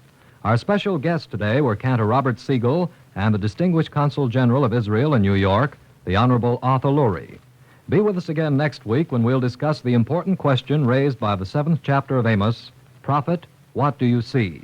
Comments from the listeners will be appreciated. Our guest next week will be Mr. Cord Meyer, Jr., Chairman of the Executive Committee of the United World Federalists, Incorporated. Free time to present the words we live by is made available by the National Broadcasting Company and its affiliated independent stations. This weekly transcribed program is presented under the auspices of the Jewish Theological Seminary of America. Motorists expect the unexpected from children. The National Safety Council asks you to consider every youngster walking or playing near the street a warning signal. And parents, you must share the responsibility for the tragic loss of child life. Every parent should consider early training in child rearing. This is NBC, the National Broadcasting Company. The words we live by. The National Broadcasting Company and its independent affiliated stations make free time available to present the Eternal Light Summer Series, The Words We Live By, a transcribed program which comes to you under the auspices of the Jewish Theological Seminary of America. Today we present another in this series of informal and unrehearsed discussions of selected passages from the Bible. And now we take pleasure in introducing our moderator, Professor Judah Golden of the University of Iowa. Professor Golden. These informal and unrehearsed discussions on the words we live by are an attempt to arrive at a meaningful appreciation of the problems which the Bible raises, incidentally not only for scholars, but for every sensitive human being. The regulars at these sessions are Dr. Saul Ginsberg of the Psychiatry Department of Columbia and Professor Abraham Halkin, Associate Professor of Hebrew Literature at City College. Our guest today is Mr. Cord Meyer, Jr., Chairman of the Executive Committee of the United World Federalists. Today's program will deal with the dramatic encounter between an ancient prophet and the high priest of his day. The story occurs in the 7th chapter of the book of Amos, part of which Fred Collins, our announcer, will read for us. Thus the Lord showed me, and behold, the Lord stood beside a wall made by a plumb line, with a plumb line in his hand. And he said unto me, Amos, what seest thou? And I said, a plumb line. Then said the Lord, Behold, I will set a plumb line in the midst of my people Israel, and the sanctuaries of Israel shall be laid waste, and I will rise against the house of Jeroboam with the sword. Then Amaziah the priest of Bethel said unto Amos, O thou seer, go flee thee away into the land of Judah, and there eat bread and prophesy there, but prophesy not again any more at Bethel. Then answered Amos and said unto Amaziah, I am no prophet, neither am I a prophet's son, but I am a herdman, and a dresser of sycamore trees. And the Lord took me from following the flock, and said unto me, Go prophesy unto my people Israel. Thank you very much, Fred Collins. Mr. Halkin. It's remarkable how eager Amos is to distinguish himself from the other prophets by insisting that he's not a prophet nor the son of a prophet. I wondered why he felt it necessary to make that distinction. I, too, would be very interested in hearing some answer to that question. Well, would you care to take up the term prophet in itself, since I suppose that's where the whole difficulty would arise? Amos says that he himself is not a prophet nor the son of a prophet, and yet he's come down in history as a prophet. Well, I think that really comes almost from a difficulty Amos experienced in finding a new name for himself. He felt he was different from the others. They were usually professionals, men who were trained in the profession of being prophets, and he saw himself as somebody altogether different. Mr. Ginsberg. What kind of training would a prophet have? What do you mean when you say a trained person? Well, we don't know exactly, except that the Bible, in the book of Kings particularly, refers several times to the sons of the prophets, and it is generally assumed that they were sort of disciples following the master, learning from him and trying to imitate his ways until eventually they matured and were ready to assume the robe of prophet. The reason I ask is that I, as a layman, had thought of a prophet as a result of inner conviction, inner strength, and hardly as a result of any training which he would have received external to himself. Well, I think that, Dr. Ginsburg, you're quite right. The only thing we have to keep in mind is a little bit of history at this point. The men who were prophets before the time of Amos were prophets also, I would say, of inner conviction. Nevertheless, the fact remains that there were such things as guilds. There were such things as training grounds. They went through under the leadership of some prophet, but apparently that often made it possible for individuals who did not have an inner conviction to become prophets, and as a result, I get the feeling that Amos wants above all to disassociate himself from that kind of circle.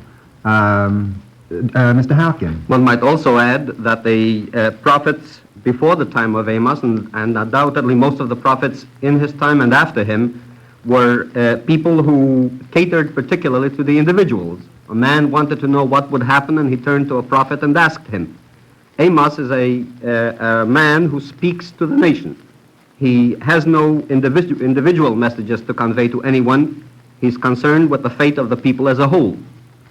Mr. Halkin, I particularly wondered how Amos achieved this status as a prophet sufficiently powerful to invoke the wrath of the king's counselor, or why, how he achieved that position as from a simple herdsman so quickly and apparently so powerfully. I don't quite know what you mean. Do you mean what preparation he had, or how it is that he became so popular?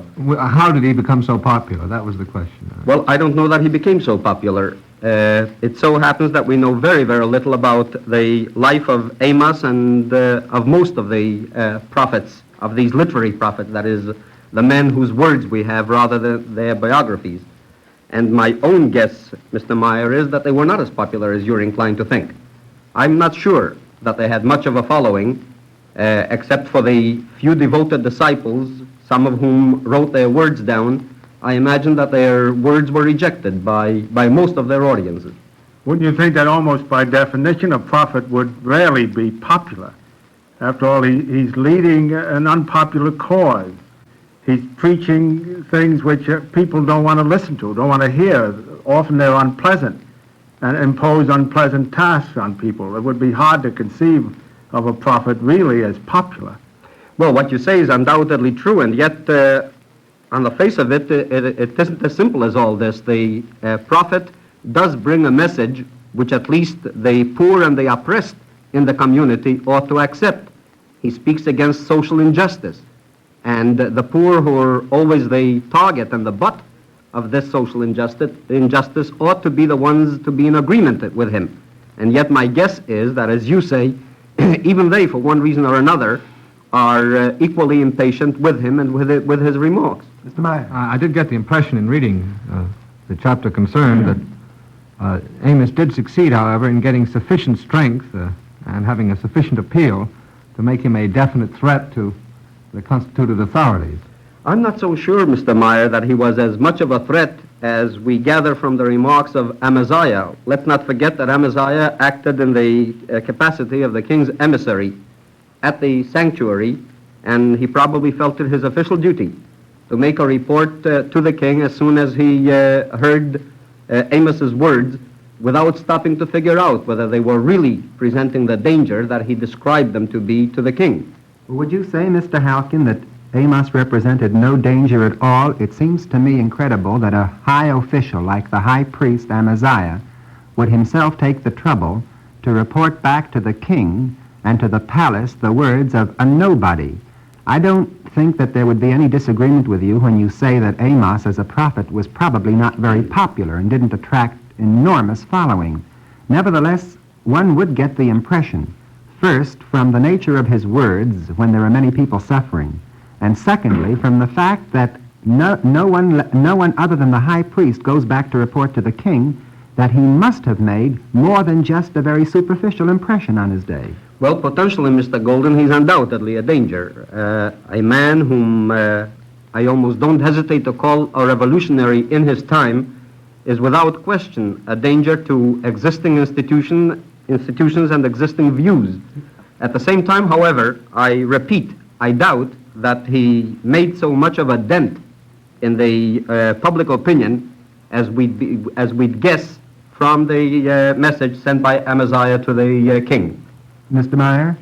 Well, I wondered if his eloquence isn't perhaps the explanation of his power. In other words, that a great many people, I think, at any time have definite feelings in opposition to the prevailing social structure, but only those who make their opposition known in an eloquent and an effective way get a hearing. And I think that's the problem, the fact that he did get a hearing, and that was what engaged the interest of the king's advisor. Dr. Ginsburg. I wonder if we could go back a step. If I understood Mr. Halkin correctly, he was making a distinction between prophets as teachers and prophets as social reformers or revolutionaries. In other words, aren't we led directly here to deal with the problem that had been raised earlier but not considered fully? What motivates a prophet? What is it that leads him to this calling of being a prophet? Because it seems to be something which transcends merely being a teacher. And if I gather correctly, you want to make a distinction between a prophet and a mere social reformer. Is that right? Yes, I have always felt that the prophet cannot be equated with any of the people that come to mind, such as social reformers or political analysts, because so far as I can see it, the latter, both the reformer and the political analyst, always arrive at their conclusions on the basis of analysis, of examination, of a probing into the problem, whereas the prophet, so far as I see him, is a man who is driven by some kind of emotional urge. He undoubtedly sees something which displeases him, but without stopping to analyze the whys, he immediately goes on to combat it because of this inner drive, without feeling that he's studied the problem thoroughly. You're not suggesting, Mr. Halkin, are you, that there was no reflection on the part of a prophet, are you? Well, I don't know. It's hard to say. Reflection, yes, but not the sort of reflection which we usually connect with the men nowadays who come out with programs and with plans. Mr. Meyer. I was just going to say that, Mr. Halkin, that perhaps the distinction you're making is that he didn't have an institutionalized program laid out which was to be a panacea if it was accepted. That rather it was a reaction against long-standing evils rather than a cure that he was proposing. It may be, but at the same time, I think it's more than this. I can't think of any man in our own day or in recent times who speaks with all the fire, with all the urge that an Amos or another prophet speaks, and it seems to me that these forces come from some source which is much more powerful than the result of intellectual thinking or mental conclusions. Dr. Ginsburg. Leaving political analysts aside, who are really crass people, whatever their skills and sincerity might be, it would be very hard for me to conceive of a social reformer who did not have great inner conviction unless he were a charlatan or a quack. I would think that a social reformer must come very close to a prophet except in terms of some ultimate motivation at the hand of the word of the Lord. Otherwise, I think you are left with a kind of an anomaly there, because the things that the prophet proposes are certainly very close to things that we consider in modern times social reform. I think that one of the things that may help us in understanding what would be a difference between the ordinary social reformer and the prophet would be this. A social reformer, let us say, will oppose a specific political structure or a specific economic structure, and then come along and say, I have a better structure to recommend for you. I think in terms of the prophet, it's not a specific structure which he is protesting against merely. Of course he protests against a specific structure. It's not that he has another political scheme which he wants to substitute. He has a calling of a certain absolute ideal. He wants absolute justice. He wants God's justice. He's not saying change political parties.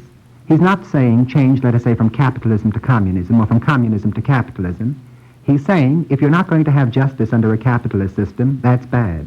And if you're not going to have justice under a communist system, that's bad. Justice is the principal thing. Would he have no conception of how justice might be affected?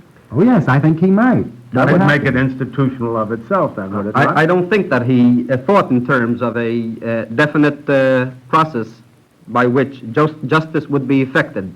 As a matter of fact, that's one of the distinctions that students and scholars often draw between the prophet and the priest.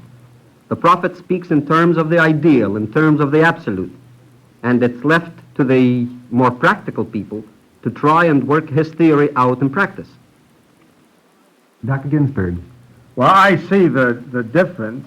The person who came to my mind, Mr. Golden, as you were talking, was Gandhi, who had great inner conviction, great sincerity, great devotion to justice, both as an abstraction, and yet who had a concept of how justice could be effected for his people. The point, then, that you're trying to make is that the prophet had no institutional interest of that kind.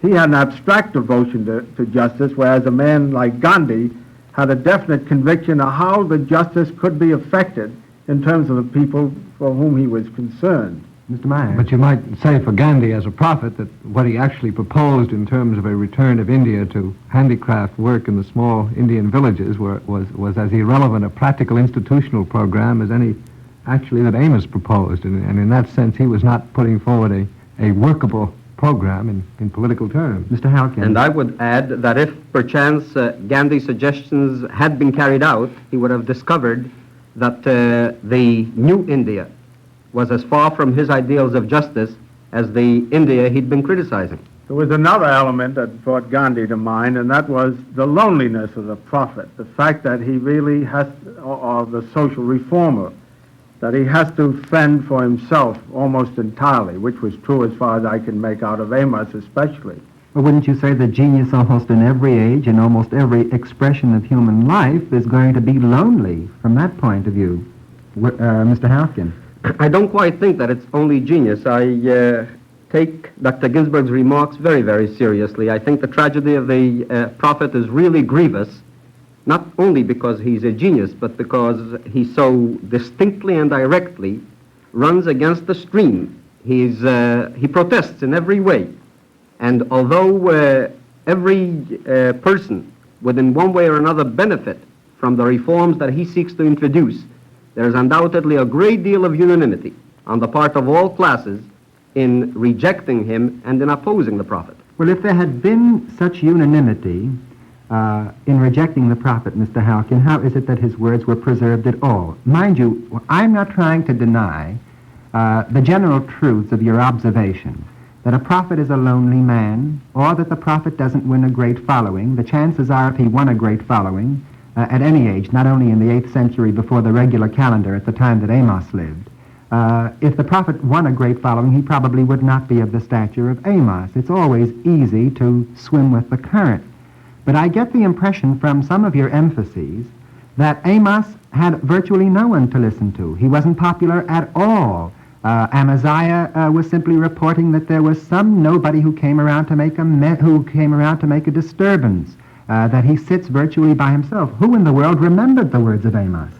Oh, I don't think that's such a hard question to answer, Mr. Golden. We never expect 100% reaction one way or another, and even if it was only a minority, and perhaps even a small minority that listened to Amos, there were in this minority disciples of his who took care to write his words down and pass them on to posterity. Dr. Ginsburg. I think there's another aspect of this which is of great interest to me and I think of great importance, and that is, I think we assume that it is possible to persuade people to change when the change is nominally for their own good much more easily than is actually the case. And I think that's true here.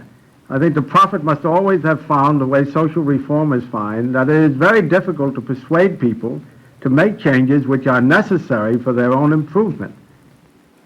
I think that is true. There's just one thing, Dr. Ginsburg, that is of concern to me, why you keep insisting, when you speak of the prophet, once again, prophets and social reformers, prophets and social reformers. And I think it is very important to recognize that we're not dealing just with a social reformer. Change, I'm sure, is always a difficult thing for the poor, for the rich, for the strong, for the weak. Amos, on the other hand, didn't come, I think, just to preach change. I think had anybody come and said to Amos, Would you support a program of change? I don't think he would have answered that question. I think change would have been irrelevant to him. He had a certain ideal which he believed was a permanent ideal for human life. That was what he was after. He was after seeing that ideal realized. He wanted justice in society. He wanted to smash this attitude of the people that so long as they were meticulous in their cultic practices, brought the right sacrifices, said the right prayers, bowed the right number of times, mumbled the right way, that everything was going to be all right. He didn't like that. He felt that true piety represented something else. That's why change is involved here. But everything you say implies to me change. It's impossible for me to think of reform without change, or change without change. Mr. Meyer. I think it's really, you might make the distinction on a temporal basis, that the prophet, in a sense, precedes the social reformer, and only when he is, as you say, Mr.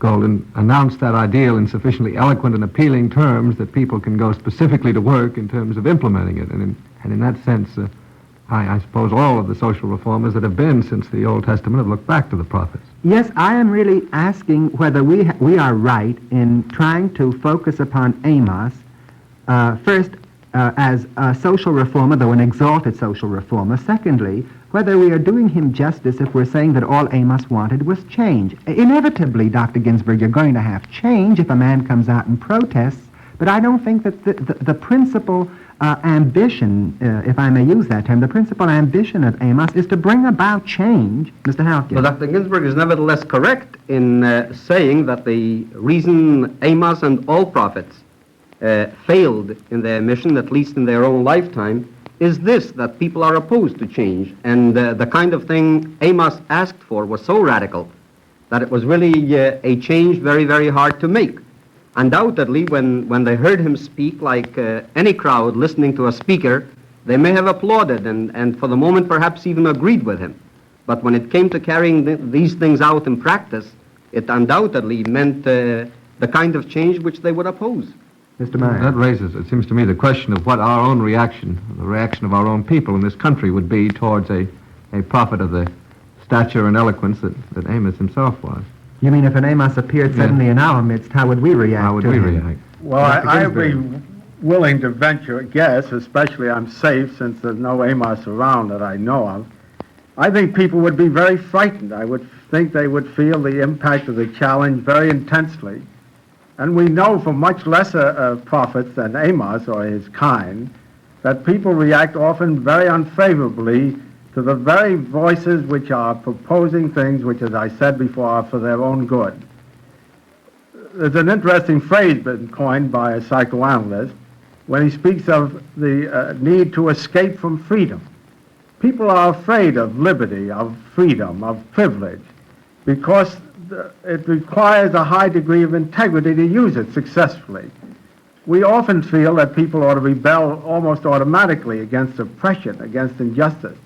The fact is that, as any social reformer, no matter how modest, knows, it's very difficult to get people to instrument their own awareness of the injustices that are being wreaked upon them.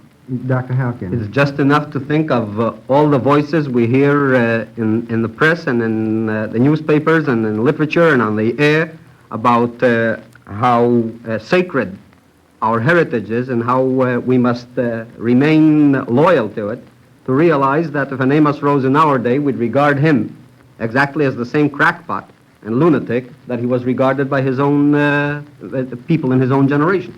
Which simply would point out, of course, the constant importance almost of listening to an Amos. He remains relevant in the 20th century of our calendar as he was back in the 8th century before the regular calendar. People don't like the things that we read in Scripture, but our likes or dislikes may be sometimes quite irrelevant. Mr. Halkett. But what saves Amos, it often seems to me, is that he lived some 3,000 years ago and presents no immediate danger, so that we can all read him with a certain kind of smugness, condemn the generation he lived in, and never once stop and think that actually what he condemns is still to be condemned.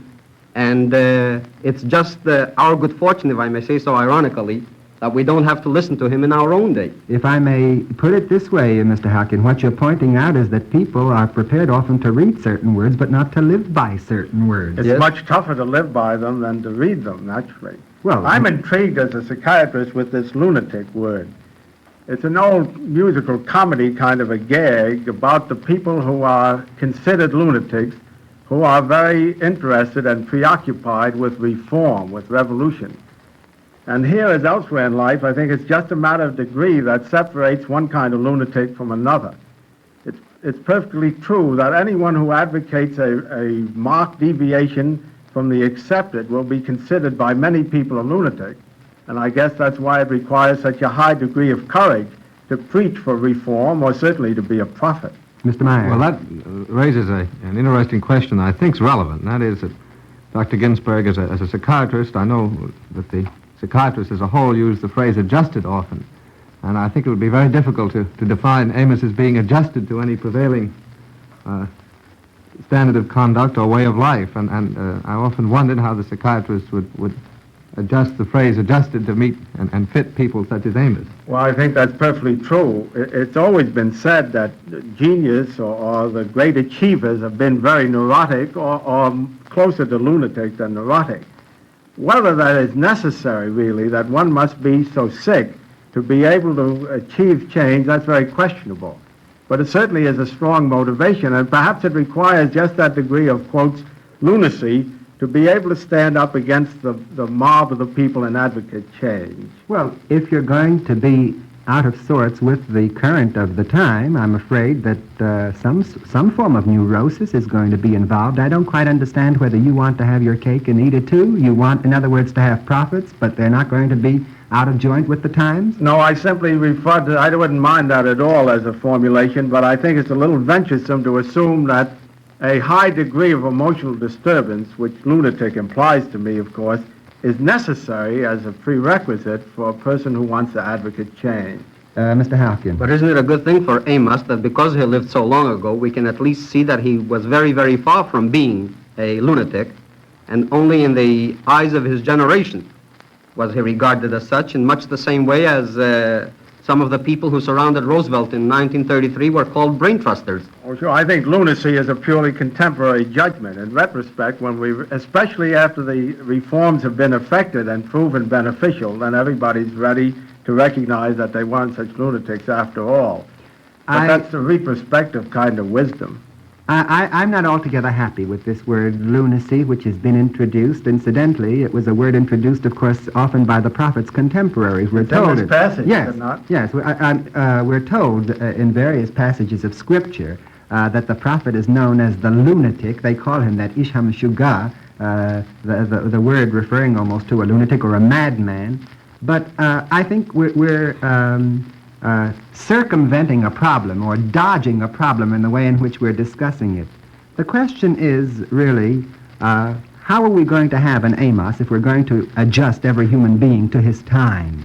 If we're going to see to it that people are not emotionally disturbed? Isn't it a good thing that Amos was? I wouldn't worry about that, Mr. Golden. The risk of that happening is so remote, I think we're perfectly safe to assume that if prophets will rise among us, whether they be lunatics or not, the fact that we want to make them healthy and well will not destroy their need to, or their willingness or ability to prophesy. Mr. Meyer. I do think there's something to be said for Mr. Golden's point. How are you going to expect to have prophets arise or expect a prophetic tradition if the ideal is a completely adjusted person? I didn't want to suggest, Dr. Ginsburg, that we oughtn't try to adjust people to their environment, or we oughtn't try to make people happy. As a matter of fact, the very reverse is what I would encourage. But I think we have to recognize, in the light of what we've been saying about the prophet, that the prophet is going to be a man who will be emotionally disturbed by the developments in his own time, that he will be working under a compulsion because of an ideal, and that he will cry out as Amos did. You have just heard another in the Eternal Light Summer Series, The Words We Live By. Our moderator was Professor Judah Golden, and our panelists were Dr. Sal Ginsburg and Professor Abraham Halkin. Our special guest today was Mr. Cord Meyer, Jr., chairman of the Executive Committee of the United World Federalists Incorporated. Be with us again next week when we will discuss the important issue raised by the 8th chapter of 1 Samuel. Let us have a king to judge us like all the nations. Comments from listeners will be appreciated. Our guest next week will be the distinguished editor of the Saturday Review of Literature, Mr. Norman Cousins. Free time to present The Words We Live By is made available by the National Broadcasting Company and its independent affiliated stations. This weekly transcribed program is presented under the auspices of the Jewish Theological Seminary of America. Teach your children the rules of highway safety, and above all, remember that accidents don't always happen to the other fellow. The next life you save may be your own. This is NBC, the National Broadcasting Company.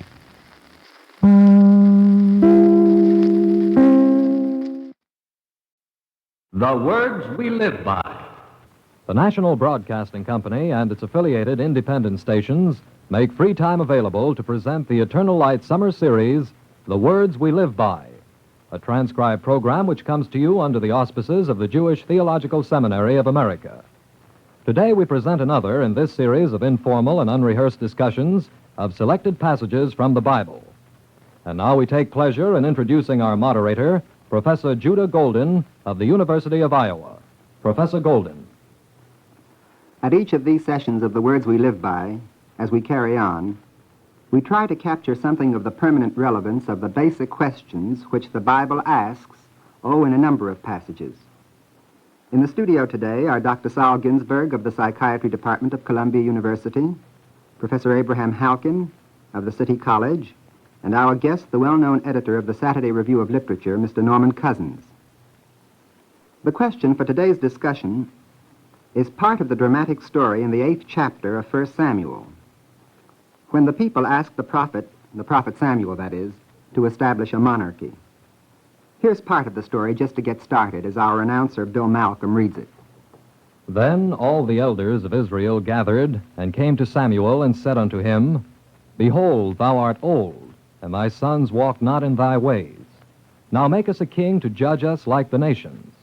But the thing displeased Samuel, and the Lord said unto Samuel, Hearken unto the voice of the people, for they have not rejected thee, but me, that I should not be king over them. Howbeit earnestly forewarn them, and declare unto them the manner of the king that shall reign over them. And Samuel told all the words of the Lord unto the people. But the people refused to hearken, and they said, Nay, but there shall be a king over us, that we also may be like all the nations. Thank you very much, Bill Malcolm. What is it, Dr. Ginsberg? I think it would be very helpful if at the beginning we could have some idea about the situation which led the people to demand a monarchy in the first place. Mr. Cousins? Well, as the lay participant on this program, I'd like to second the motion. I think we ought to have more about the historical framework of this particular chapter. All right, Dr. Halkin, you take it. Well, I suppose it's the political situation of the time that accounts for their request. It happened, I suppose, sometime between 1050 and 1000 before the Common Era. And it was a time when the Philistines, who had just recently arrived into Palestine, began to make their push eastward. And they certainly scored a good many successes at the beginning of their invasion, so that the existence of the state of Israel was really in danger at the time. And Why? I'm sorry, Dr. Halkin. this is probably what made them ask for a king. Why should the Philistines have been more of a threat to them than some of the previous peoples? Well, I suppose the reason is that the Philistines came in as a united group. They were driven out of their own land, were seeking a home for themselves, and landed on the seashore of Palestine and simply decided to get the land. Dr. Ginsberg. This discussion and explanation highlights for me something that each passage impresses on me so much, and that is the remarkable aptness of these passages and their fitness for discussion in a purely contemporary sense. Well, what do you find here, for example? Well, we find here a threatened people demanding a strong leader. Certainly we have abundant examples of that in contemporary and recent past history, that whenever the people are threatened, they must have a leader in whom they can have faith and in whose strength they really believe. Well, what was the matter with Samuel? Wasn't he serving as a leader? Mr. Cousins. Well, I'd like to go back just a moment because I think that Dr. Ginsberg brought up a very important point for our own times. It seems, in reading this particular section, that the people had what you might call crisis fatigue, something that's happening today, when the individual feels himself separated from his own times, when he has a feeling of helplessness, when he feels he's lost command of his destiny. At that particular point, there's always the demand for a leader, someone who can tell me what to do. And it seems that the people at this particular time had this crisis fatigue, and they wanted to be told what to do, which poses the next question. What should they do? What type of leadership should they have? Well, I can't quite follow, though I agree that what we have registered here is some kind of fatigue, or crisis fatigue, as you put it very well. What was the matter with Samuel? He was acting as a leader, certainly, all this time. They had been getting along for quite a long time with judges, and granted that the Philistines were more of a threat than some of the other nations, what is it that they found inadequate in the case of in the case of Samuel? Well, the Bible answers that. It isn't Samuel who was ruler at the time, it was his sons. And the Bible tells us that his sons did not walk in his path, and that they were not the pure leaders he had been, and this is what caused them to look for a change. Dr. Ginsburg. That's a commonplace, that when the people begin to lose faith, rightly or wrongly, they naturally must look for a new leader in whom they can regain that faith. And whether Samuel's sons' derelictions were so severe as to really justify the distrust of the people or not, the fact is that they felt that his sons were no longer leaders whom they could trust.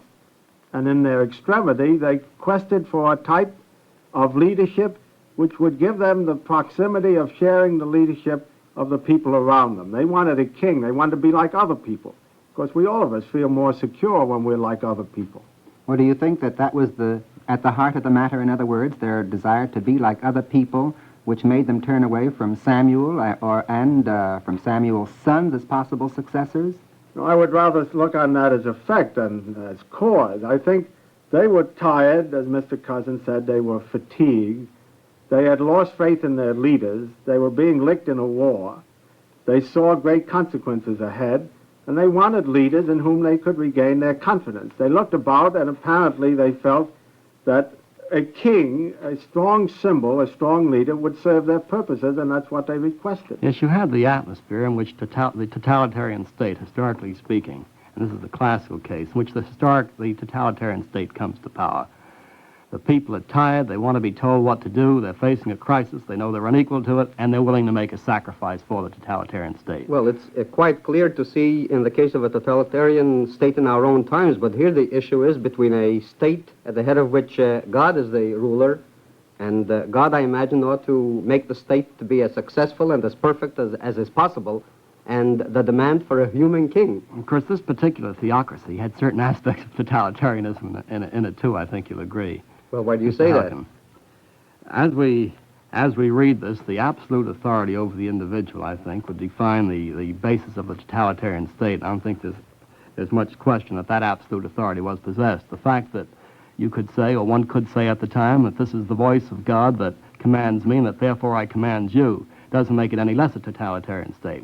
I think we have to bear in mind that God's voice was not presented directly to the people, but was presented to them through a filter. In this case, Samuel. Well, you know, some of the earliest commentators, by the way, on the Bible, the rabbis in the Talmud and in the Midrash, these compilations where we get the early commentaries on Scripture, I think were sensitive to what was involved here. For example, they have a long homily in connection with some of these passages where they point out that God said, under my sovereignty, you would have been much better off than under the sovereignty of a king. Before we try to oppose, let's say, the sovereignty of God to the sovereignty of the king, I think it's very wise to look at what Scripture itself had to say about the monarchy. Now, there's always a danger, needless to say, that we will apply to an ancient time terms from our own experience when the ancient times, of course, didn't anticipate those experiences. Although when you're dealing with God, Professor, I'm sure you realize you're dealing with someone who perhaps can go beyond his own time. That was the point I had in mind. I'm pretty sure that God will take care of time altogether on his own, and he doesn't need either professors or anybody else for his support. But here's what I'm driving at. I think if you look at the passage again, and you see the way in which the monarchy is described, you find that our application of the term totalitarian wouldn't altogether be bad. You remember when Samuel tells the people what the nature of the monarchy is going to be, he says, this will be the manner of the king that shall reign over you. He will take your sons and appoint them unto him for his chariots and to be his horsemen, and they shall run before his chariots. And he will appoint them unto him for captains of thousands and for captains of 50s, and to plow his ground and reap his harvest, and make him instruments of war and the instruments of chariots. And he will take your daughters to be perfumers and to be cooks and to be bakers. He will take your fields and your vineyards and your olive yards, even the best of them, and give them to his servants. And he will take the tenth of your seed and of your vineyards, and he will take your men servants and your maid servants, and so it goes. Yeah, that's pretty totalitarian, I Yes, should except say. that I personally think that this is really more of a threat, an attempt to discourage the people from asking for a king than a description of reality. So far as I know, in the history of the first monarchy, there's no king who went to such extremes in his rule over the people. Psychologically, this has two very interesting aspects as far as I can see. In the first instance, that despite all the threat of what terrible things are going to happen, the people's conviction that they need a king, that they need a strong ruler, simply transcends all the things that are threatening them. They simply put those aside, which modern people we know are doing all the time. We warn them, and they don't heed our warning because they have a conviction born of their own emotional needs, which simply go beyond the warnings. The second thing that I think is illustrated here is that what they needed was a leader whom they could see, who had corporeal, bodily existence, that they had lost faith in God since they were distracted and weary and were threatened. People who are threatened have to have something which they can cling, either by way of symbol or by way of a real body of a leader. Mr. Cousins. Well, do you think, Dr. Ginsburg, that they lost faith in God, and this comes back to an earlier point I made, do you think that they lost faith in God because they didn't believe in God, or because they lost faith in the interpretation of God, the conception of God, the projection of God by such men as leaders as Samuel, by such men as Samuel's sons? In other words, it's the inadequacy of the interpreters rather than of God himself. Well, I think that's right. It's always God as interpreted by his leaders. When the great prophets were in existence and the people had faith in the prophets, their faith in God was strengthened by that. I believe that the whole question of the existence of faith in God or the loss of faith in God is really irrelevant. I can't picture to myself that in those days it would be possible to think of a group that had lost its faith in God.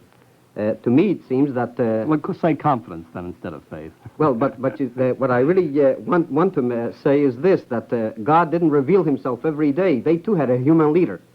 And it was a human leader who was weaker than the situation which he had to meet, and for this reason, they simply asked for a change. Well, not only did he not reveal himself, but the political leaders themselves maintain almost a monopoly on their pipeline to the deity. Well, I don't know that you find that necessarily in Scripture, that the political leaders are the ones who insist that they have, as you say, a pipeline to the deity. In political matters. I don't even know whether that's true in political matters. I think Samuel can't even be called a political leader. Samuel is described in the Bible as a prophet, and the successes he scores in the military field are the result of God's direct aid to him. He's not really what we would call a political leader. Well, I'm sure that Samuel himself would agree with that. Nevertheless, he was the head of state, and as such, I believe he was a political leader, or at least qualifies in a historical sense, if not the theological sense. Well, I think we can go on for some time arguing whether Samuel really was a political leader, but though didn't call himself that or not. I think it would be wise, however, to take up a challenge which Mr. Halkin brought up just a few minutes ago, and which I think it would be in place to meet here. He says that this description that we have here of the monarchy is mostly a threat, and that he cannot think of the historical situation throughout the period of the First Commonwealth, or the First Temple, when the monarchy ever did become as bad as that. I don't know that the monarchy ever did become literally as bad as the passage here would make it out to be, but isn't the passage intended essentially to point out what are the potentialities of a monarchy? Yes, but then you see a question rises which really troubled me as I reread this chapter. What essentially is the difference between the theocracy that God seems to hold so dear and the monarchy which the people are asking for? After all, God didn't appear as a daily judge or as a daily ruler. It was still a rule represented by priests or the prophet, human beings at all times, and who knows but that the picture of the monarchy they got is really one of experience of what they had in their own day. Why is he so upset about their demand? What's the change? And why is God so peeved? Yes.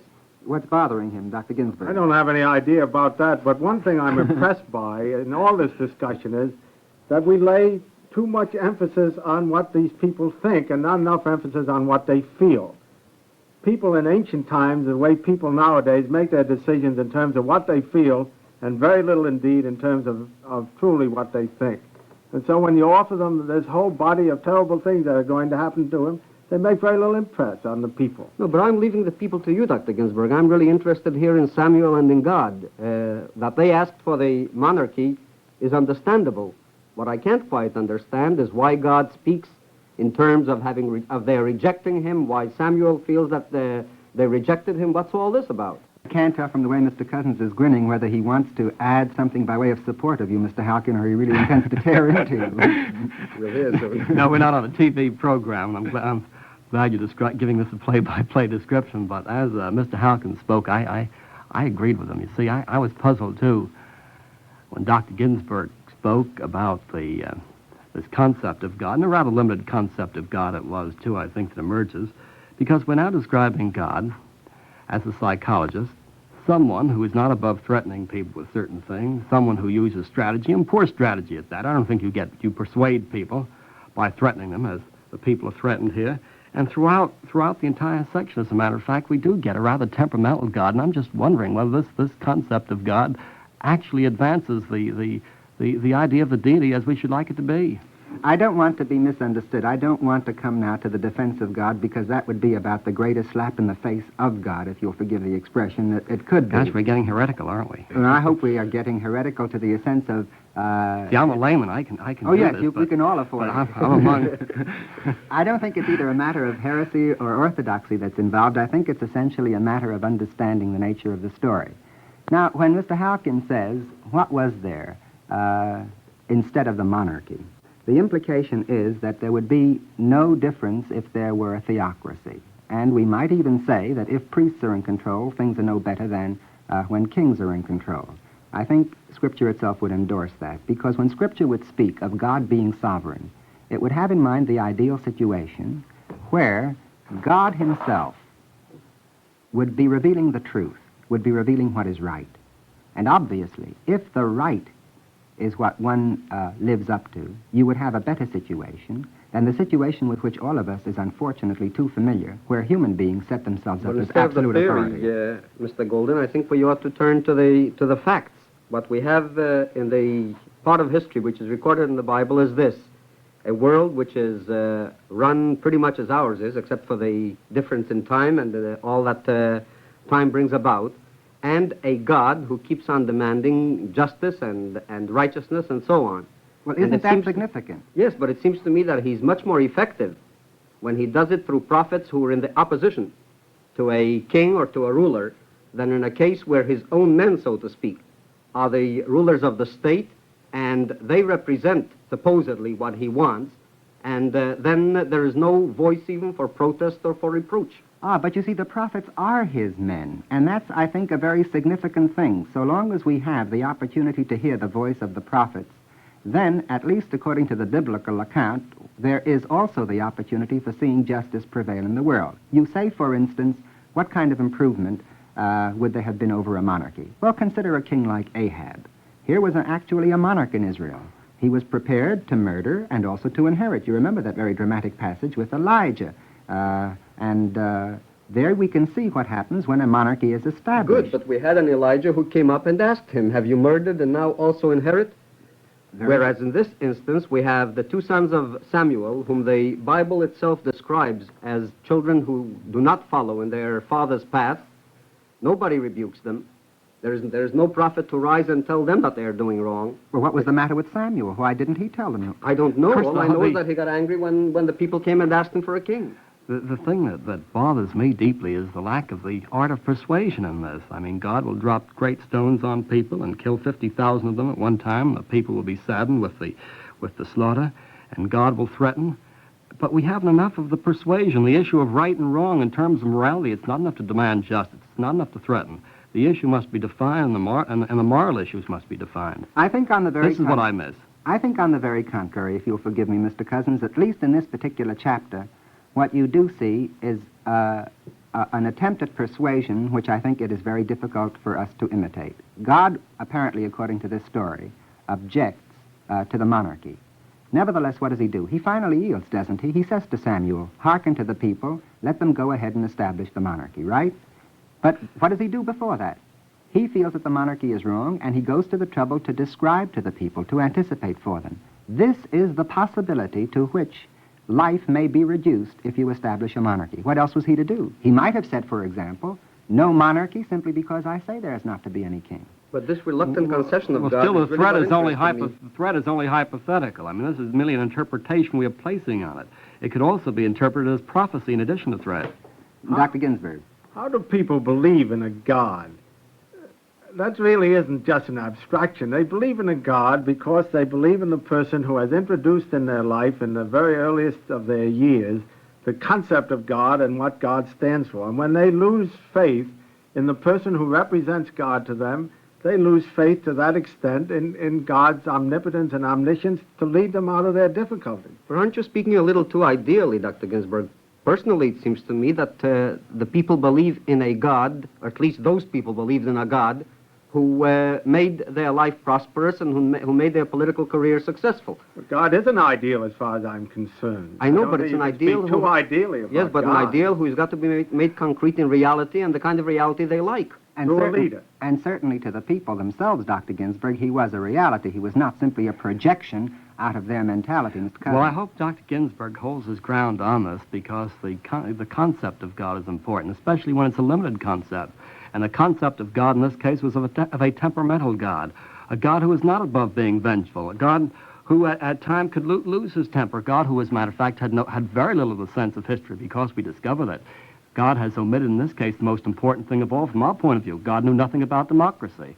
And the choice presented to the people here was the theocracy or the monarchy.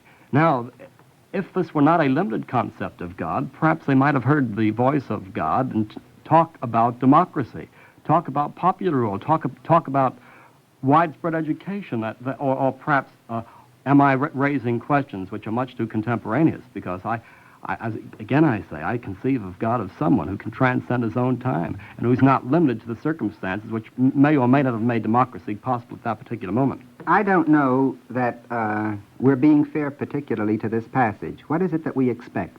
Do we expect to find in this passage the idiom, the exact idiom of our own time?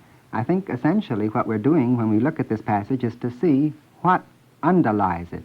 That the word democracy may not be used doesn't prove one thing one way or the other. I'm pretty sure that the narrator... If you have the substance of democracy, I would agree. But there's no way here the substance of democracy. There is no way of doing that. Now, I think there is a significant substance. If you look at the story again, you find two things. You have, in addition to others, but you have, first of all, an objection to an institution which is here called the monarchy, because that institution is one which can exercise total control over you. I think that passage is one which we ought not overlook, because after all, it is a description of what the monarchy is supposed to be. Any institution which can exercise total control over society, where your sons are taken away, where your food is taken away in order to feed the household of the king, where you will have no freedom in order to express yourself, anything like that, I think, is justifiably called totalitarian. I don't mean that Nazism or fascism or totalitarianism in our immediate application is what is in the mind of the narrator. Now, if there is objection to that, evidently there is an approval, there is an implicit approval of a system where the individual would have freedom. You have a second objection, it seems to me, in the story, which is brought out in a phrase that recurs. The phrase, for example, nay, but there shall be a king over us, that we also may be like unto the nations. The people are asking for what? They want to become like everybody else. They seem to be crying for an indiscriminate leveling. They want to be just like everybody else and not assume any unique kind of responsibility. Now, this is objected to in the story, and I don't know why that should be overlooked necessarily. Dr. Ginsburg. Well, I think there are two defects in that reasoning. First place, the indiscriminate leveling isn't quite a objective estimate of what they're looking for. When they say they want to be like other people, they're expressing the most human of desires. There's nobody who's more uncomfortable and more threatened and frightened than a member of an outgroup of any kind, a member of a group that's different. And what they're asking is they want to have a king like other people have a king. Dr. Ginsburg, nobody denies that the people are asking that because it's the most human thing in the world to want to be like everybody else. The question I think that the chapter poses for us is the desire of the people a desire which would be an ideal desire to have? Mr. Perhaps Cousins. put in other words, and this is the question that we faced in this country 170 years ago, that the Athenians had to face for themselves, described so vividly, if not perhaps so accurately, in Aristotle. What type of government is best? And I think that is the essence of what we have here. And that is why I come back to my earlier point. I'd like to say that I'm not trying to second-guess the deity. All I'm trying to say that it's notoriously poor strategy in attempting to persuade people to talk about punishments if they do the wrong thing, instead of talking about the importance of doing the right thing as an end in itself. Well, but it certainly carries more weight when you speak to people now this we're way talking than about you speak to strategy. them in terms of justice and of abstract ideals. But apparently not. The people were described as terrible monarchy which would come to pass and all the horrible things which would happen to them, and they insisted they wanted a monarchy because they wanted to be like other people. Well, but now I'll fall back to what you said earlier in the discussion today, that they were more guided by their emotional needs than by mental considerations of what they were getting in the... I suppose, too, that the perception of God is somewhat above strategy. Well, I think, Mr. Cousins, you're sort of hopping on God, if I may say, a little more than... No, just this limited conception of God. You see, I think God is being cut down to the size of people who have an inadequate But you can't conception open of up the their Bible role at in any history. one page without finding God there. And if we people think in a different frame of reference, it's because our age has changed. They always thought in terms of a world with God in it and spoke in terms of a world with God in it. And as far as God not promoting a republic or a democracy, I imagine God always speaks in the voice of the time rather than in the voice of 5,000 years hence. I would agree with that. It's because I agree with it that I made the point that it was this limited concept of God that limited the aspirations of the people themselves. If we call it limiting the aspirations of the people to protest against their desire to have a totalitarian form, let's for the moment grant what the argument itself says. Then I suppose it would be a limitation. But then, gentlemen, I'd like to remind you that there were voices, for example, in the 30s, which cried out to the German people saying that your desire in the midst of your crisis fatigue to have a great leader whom you will worship virtually, who will take of your sons and of your daughters and of your vineyards and of your fields, and he will control everything in your life, that desire is also a legitimate desire. That the cry of the people, we want to be like everybody else. And if there is any particular responsibility which we may have to share, is a cry which is somewhat painful, then we had better begin to accustom ourselves to a mediocrity which would be frightening. Well, I think that only illustrates a very basic truth, that it's much harder to persuade people than one ordinarily thinks, and that the mere listing of all the dangers and hardships that are ahead will not transcend necessarily by any means their deep emotional needs. I think that is true. I think we have to keep in mind, in every passage which we read in Scripture, I think we have to keep in mind one thing. Scripture recognizes what the human being wants. Scripture recognizes the naturalness of his wanting certain things, but all the time it keeps setting certain ideals.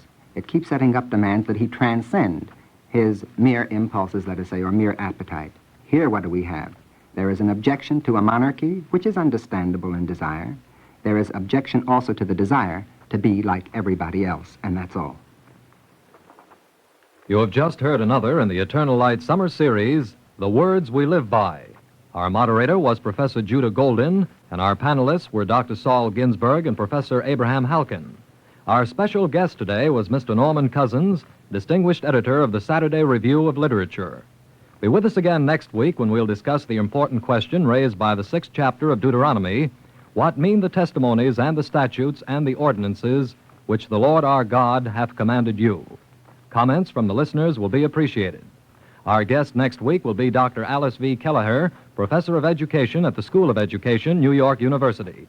Free time to present The Words We Live By is made available by the National Broadcasting Company and its affiliated independent stations. This weekly program is presented under the auspices of the Jewish Theological Seminary of America.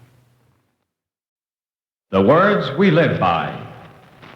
The National Broadcasting Company and its affiliated independent stations make free time available to present the Eternal Light Summer Series, The Words We Live By, a transcribed program which comes to you under the auspices of the Jewish Theological Seminary of America. Today, we present another in this series of informal and unrehearsed discussions of selected passages from the Bible. And now we take pleasure in introducing our moderator, Professor Judah Golden of the University of Iowa. Professor Golden.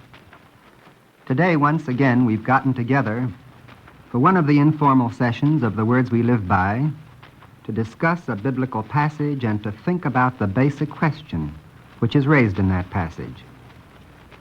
In addition to the regular members of the panel, Dr. Saul Ginsberg of the Psychiatry Department at Columbia and Professor Abraham Halkin of City College, we have as our guest Dr. Alice V. Kelleher of the School of Education of New York University. The passage and the question, which we're to consider in a few moments, is taken from the 6th chapter of Deuteronomy. And I've asked Roger Tuttle, our announcer, to read several lines for us. When thy son asketh thee in time to come, saying, What mean the testimonies and the statutes, and the ordinances which the Lord our God hath commanded you?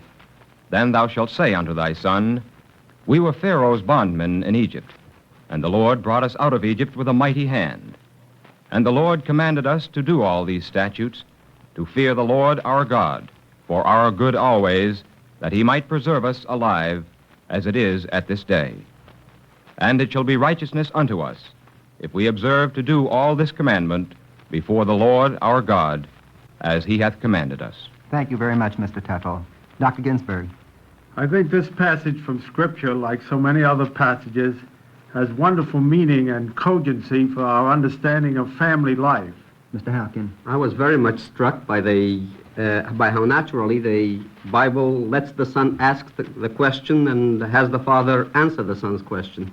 Miss Kelleher. Yes, I agreed with that. The statutes and the testimonies and the ordinances seem to me to be the beginning of the child's first meaning of law and order, which he gets in his earliest infancy in relation to the family.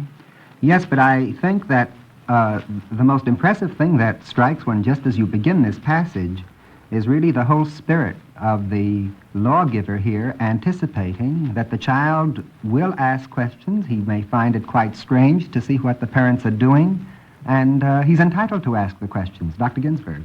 I think democracy used in this connection is perhaps a cliche word, but I am impressed by the democratic spirit in which the child is encouraged to ask, in which he gets not only a civil answer, but an answer which doesn't in any way condescend to him, and which the matters are explained to him in terms which it is expected he can understand.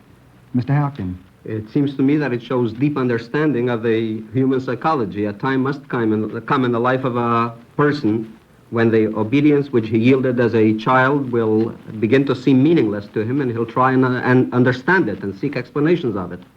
Yes, and in his feeling of his right to raise questions, he is going to be far more willing to accept law and order in relation to family living because he's treated as a reasonable person.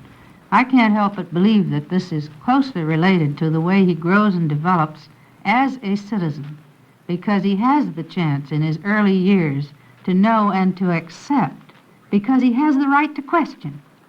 I think it goes even further than that, really. In general, we know, naturally, that children learn from their parents in the first instance. And that would go just as well for religious truths as it would for other truths. Now, here the child is having explained to him a profound truth about the history of his people, presumably by a parent to whom he is deeply attached and whom he loves, and hence the word of the Lord has the special meaning which comes to words which are given to us by our parents. The whole approach, I think, again, where you turn to the child in a spirit of instruction rather than arbitrary command, is what seems to impress everybody here right around the table, and I think every time one reads the passage, that's the first thing that comes upon us. And isn't that word love the basic thing? I keep going back to this early acceptance of regulations of the mother who has to say, no, at this time you cannot do this. But the mother can say that with love. Do you find the word in the passage, Miss Kelleher? Well, I find in the passage the statutes and the ordinances, and that in time you shall say this unto your son. And therefore, I would understand that a certain element of firmness, a certain element of saying to your son, this is what it shall be, must be there, but it can be said with love. That's the important thing. I'm sorry to interrupt. I think that there might be an assumption of a certain love existing between the child and the parent at this particular point, because it interests me that the lawgiver here, when he says a time will come when much of what you do will seem strange to your children, and your child will ask you, why do you do this? He doesn't say to the father, send him off to the priest and let the priest instruct him, but on the contrary, he says, you tell the child yourself. There must be some kind of understanding already in existence between the father and child so that they can count on it. It was really to that mode of instruction I alluded to before. The father is really, especially if he's a good, kind father, beloved father, the best instructor any child ever had. And if he can transmit the word of the Lord in an understandable way to the child, he puts down a very firm and good foundation for reasonable behavior in the child's future life. Mr. Halkin. I don't want to quarrel with either of you about the presumed love between father and child on which this question and answer are based. But I think we ought to stick a little bit closer to history. The reason he asks the father rather than going to the priest is that the father was the one who was expected to instruct him in ancient days. There were no priests instructing children then, and if the son had a question, he very naturally turned to his father. Well, I merely meant to point out that the very naturalist happens to be a very happy circumstance because the father is psychologically the ideal instructor in general. Whether that was by design or accident, I don't know, but it turns out to be a very useful device. Well, certainly Scripture says, thou shalt say unto thy son. Now, of course, that could be broadly interpreted, that the person, all people who deal with children, could consider them their sons. But certainly this implies a close relationship of parent and children. And I have heard, Dr. Ginsburg, some psychiatrists say that a child who is truly loved by a parent couldn't become a delinquent. Well, I think that's asking a little too much even of love myself. Or of delinquents.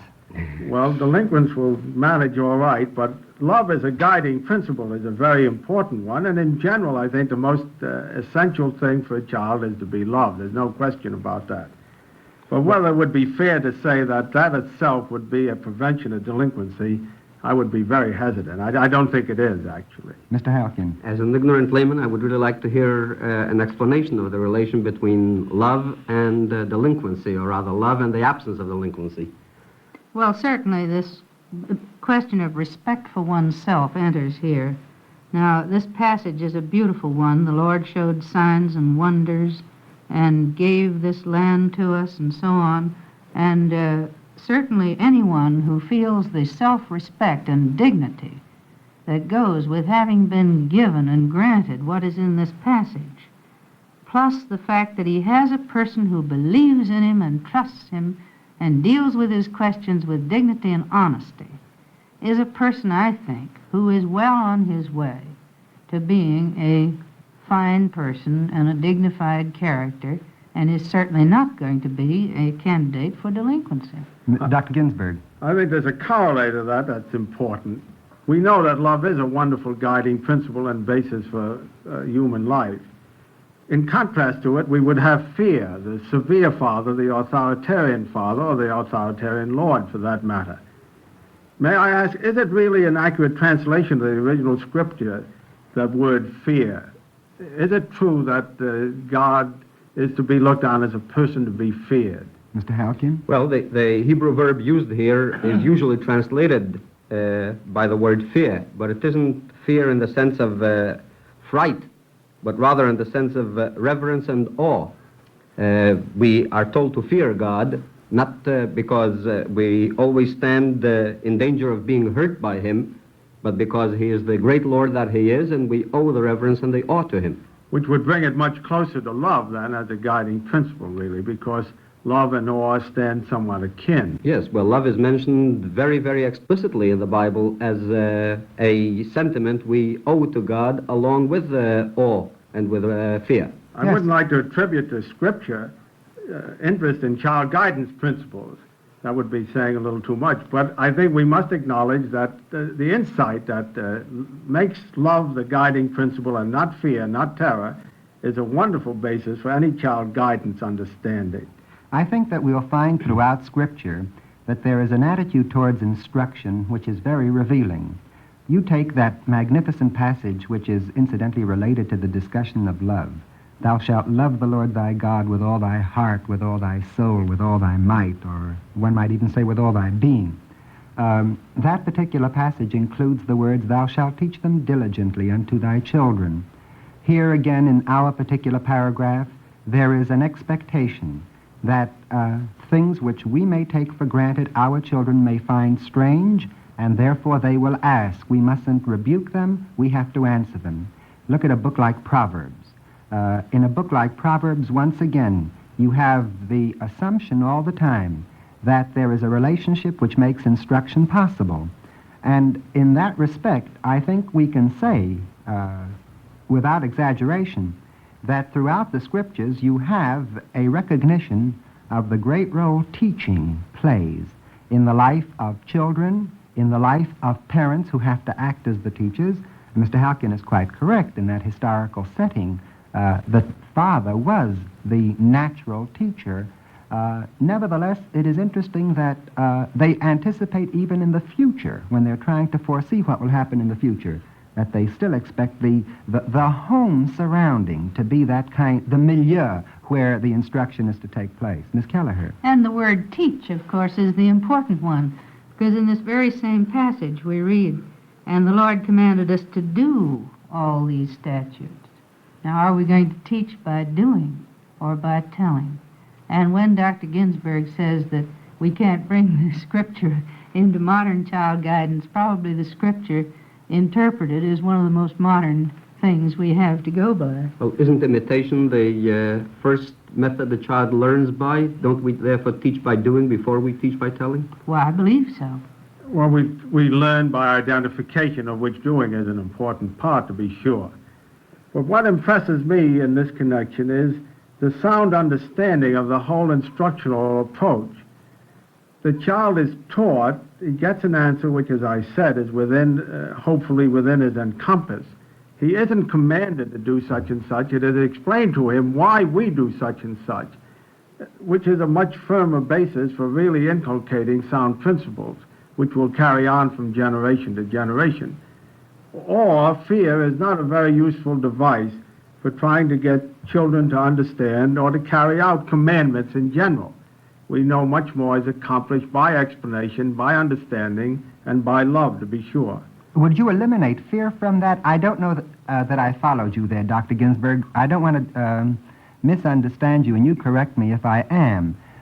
I think everybody here is in agreement that the whole attitude of Scripture, that the relationship towards the child must be one of respect, so that one answers his questions, one teaches him. Nevertheless, I would get the feeling that Scripture would not eliminate the element of authority in the parent's relationship to the child. Scripture wouldn't speak only in terms of love towards the child. Well, I'm not all sure that authority requires fear as an element. To be sure, it often has fear as an element, but as I say, I'm not certain that's necessary. I think authority can be based on respect, on mutual understanding, and on love, without very much, if any, of the element of fear. Perhaps Miss Kelleher, who's had large experience, would say something about that. Oh, I believe definitely that one can be firm without frightening children. Firmness is a very different quality from fright. And that's why I was so interested in your definition earlier of fear, that we're not talking about fear here. We're talking about the character of an adult upon whom a child can depend and on whose word he can depend. And I don't think dependability goes with fear at all. Mr. Halkin. And yet I must say that apparently love, like so many other terms in this world, can stand a good many definitions. I am thinking of a verse in the book of Proverbs which tells us that he who withholds his rod hates his child, so that apparently applying the rod is another sign of love. But I would define rod, you see, as something firm and not something with which to beat. The firmness is reassuring. Wonderful rod, that. Well, without trying to decide what kind of rod, we know that children need firmness. A child who was thrown into an entirely free environment, if that were possible, would be terrified. A child needs the guidance of a strong hand. But I don't think we can emphasize too strongly that that is not the same by any means as saying that the child needs to be inculcated through the instrument of fear. Dr. Ginsberg, am I perchance venturing into a field I have no right to by suggesting that you're really talking about a sense of security in the child which grows out of love and may not grow out of fear? Yes, it grows out of love, but it requires as a guiding principle firmness. We know, for instance, that old question, which is no longer taken so seriously, about when a child should be disciplined or spanked. The reason a child needs to be disciplined occasionally is not so that he will be frightened, but just because he needs firmness, he needs discipline to give him control over his own impulses. Otherwise, they'd simply run away with him. Mr. Halkin. But who'll decide what the child's reaction to the discipline will be, whether it'll be fear or whether he'll understand that it wasn't meant to frighten him, but rather to teach him? Well, that's not as bad as you think. Actually, if the discipline is given by a parent who is loved and who is reasonably fair, and where the reason for the discipline is explained to the child, no harm will come of the discipline at all. Miss Kelleher. Well, you see, another beautiful part of this passage is this expression, to give us this land. Now, you cannot give to a generation that is not capable of standing on its own feet a land or the problems or the future which is implied in give us this land if those children have been so crushed and beaten that they cannot take it. They have come into a great inheritance. They have taken over an earth which was already there when they came in. Now, the question is, what qualities must the parents preserve in those children so that genuinely they can take over that land? Well, I would say that the first quality would be maturity. Because part? On the part of growing maturity on the part of the children. Otherwise, they'll never handle their inheritance properly, because they'll never have a sense of responsibility that's equal to the job that's imposed on them by this wonderful inheritance into which they come. I'm wondering if Moses had half of these ideas running through his mind in the generation of the wilderness, or if a contemporary of Moses or a contemporary of the generation of the wilderness had some of these problems running through their minds. Well, they certainly had problems of discipline, of maintaining order. Oh, the problems I'm sure they've had. I'm sure that they had trouble with their children even as we have trouble with them, and I'm sure the intelligent parents in the wilderness knew how to bring up their children just as intelligent parents today do. Dr. Halkin. I don't think it ought to worry you, Mr. Golden, because 3,000 years of readers and interpreters have done exactly the same thing to the Bible that we're doing, and I see no reason why we should hesitate to read the Bible in the light of our day, just as they always did in the light of their own day. I think Mr. Golden is disturbed, as frankly I am on occasion, when we use modern scientific terminology and apply it to Scripture. I can see where that does some disarray to his orderly understanding of Scripture. But I think we're simply translating into more modern terms ancient truths. I wouldn't think that Moses would have recognized a lot of Freudian terms, but whoever was the author of these passages certainly had the necessary insight and understanding of what was truly involved. Well, I'd like to ask Mr. Halkin to give me some more help on interpreting to give us this land. What would you think the word give means there? Well, in the light of the few remarks you made before, I think I'd rather not help you interpret it, because if we stick to what the Bible means, it simply means that they get the land of Canaan towards which they were moving as this was being told them. But I frankly liked very much the thought you were reading into the passage, give us this land, extending it far beyond the literal meaning, and I'd rather hear you elaborate on it, because I enjoyed listening to you. Well, thank you. But to me, the word give is one that has to be interpreted too, because one cannot take if he is not ready. And therefore giving, as Gibran has said in the prophet, is something in which each of us is indeed a witness and not a giver.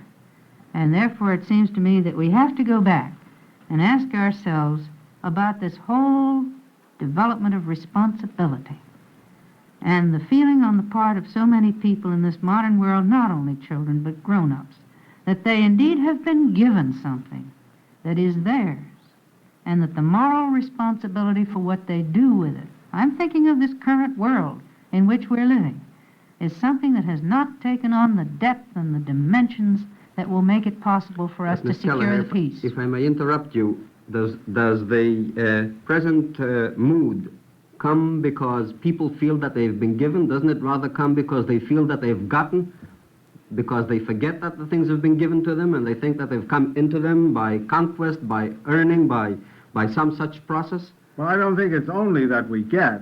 I think we must remember that when we are commanded to obey the Lord and to do righteous and the other things which are given us, we take on a terrific responsibility as well. I don't think it's only that we've come into evil ways because we are taking advantage of our inheritance. I think that the responsibility of the inheritance, of being responsible people for making the best use of the good that is given us, is a pretty difficult and onerous job. It's oppressive for most people. But even being difficult and onerous, we must face it, and somehow or other we must tackle it. Now, I think of this. I see many children who, through inheritance of another sort, have been given good brains. Now, are they being reared in such a way that they recognize that that gives them extra responsibility? There may be an answer, Miss Kelleher, in the very answer which we find in Scripture itself in this particular passage. If you don't mind, I'd like to get off the question when your child asks you what do all these statutes mean, and see the answer which is provided here in the text. The text says what? When the child has asked the question, then you reply as follows: "We were Pharaoh's bondmen in Egypt." Put very simply, once upon a time, my child, we were all slaves. And the Lord brought us out of Egypt with a mighty hand. The freedom which you're enjoying, my child, the Father says, is a freedom which you were not born with, or rather we all were not born with, we just received. I would like for you to remember that there was a time when we were slaves, and therefore, if you enjoy the freedom, that freedom was an achieved thing, an accomplished thing. He certainly, the father that is, certainly impresses the child with a sense of responsibility, and he does something even more than that sense of responsibility. I must confess that I'm prejudiced in favor of the answer. I'm rather touched by the humility. Imagine a father saying to a child who's asked him about the origins of certain things, saying to this child, "Do you know, my child, once upon a time we were not princes, we were not kings, we were not the wealthiest people in the world, we weren't aristocrats. Do you know what we were? We were just a bunch of slaves." Mr. Halkin. This is truly a sentiment that ought to be noticed and even emphasized.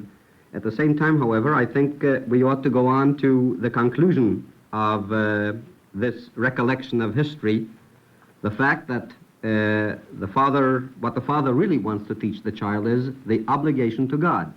It was a favor bestowed on us by God. He drew us out from the land of bondage. Consequently, we owe it to him to obey his laws and his commandments. The obligation to God would also include one's obligation to do right by one's fellow man and so forth. Well, definitely, that's what the statutes are, but these statutes were ordained by God, and by behaving properly with our fellow man, we obey God. So that both the humility to which Mr. Golden referred and this aspect of the beneficence of God are both excellent, also excellent child guidance principles.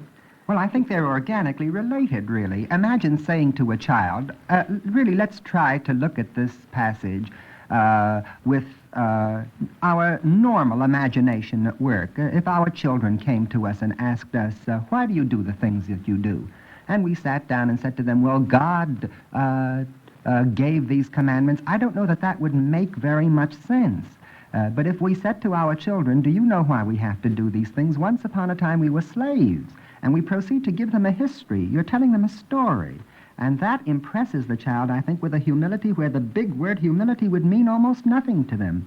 I don't know what your experiences are with children, but I know if I tried to say to my child, my darling, you have a sense of responsibility, I'm not so sure that I would be greeted with the kind of reaction that I would like to get. But if instead of using the word responsibility or saying we were commanded with the law, I gave him a story and told him what were the circumstances that led to that, I think we might get a response of responsibility or a recognition of the importance of the law. I don't think the word matters. I think it's the kind of parent who does the instruction that matters. Isn't there a slight difference between a father who comes and tells his son that the people he belonged to were once in bondage and one who would come and say that he himself was once in bondage? But I think that's wherein, for example, the Haggadah, the prayer book that we use on Passover evening, is so especially perceptive when it makes the remark, in every generation a man must look upon himself as though he were himself redeemed from bondage. Well, we all have been in bondage in some measure. Every person has to grow out of some kind of emotional, moral enslavement. And if you teach your children that and teach them humility as against arrogance, you will have done them an immense good service. There's no question about that. Many children are brought up with an arrogant attitude towards themselves and the world in which they live in, and when they come to the inevitable grief of life, they're absolutely unable to cope with it. And that's why I wanted more interpretation of this word give, because I believe you cannot give to someone who cannot receive, and that a person has to grow into his capacity to receive something as tremendous as in this, to give us the land. But we have to teach him how to receive as well as give him. Exactly. Well, that is, I suppose, the principal lesson when the child asks the question, why has God commanded us to do these things? Or rather, what are these practices in which you're engaging? You tell him, once upon a time, my child, we were all slaves in Egypt, which is another way of saying not only your grandfather or your great-grandfather, but in that bondage you yourself participated, because if your grandfather had not been emancipated, you yourself would have been born a slave.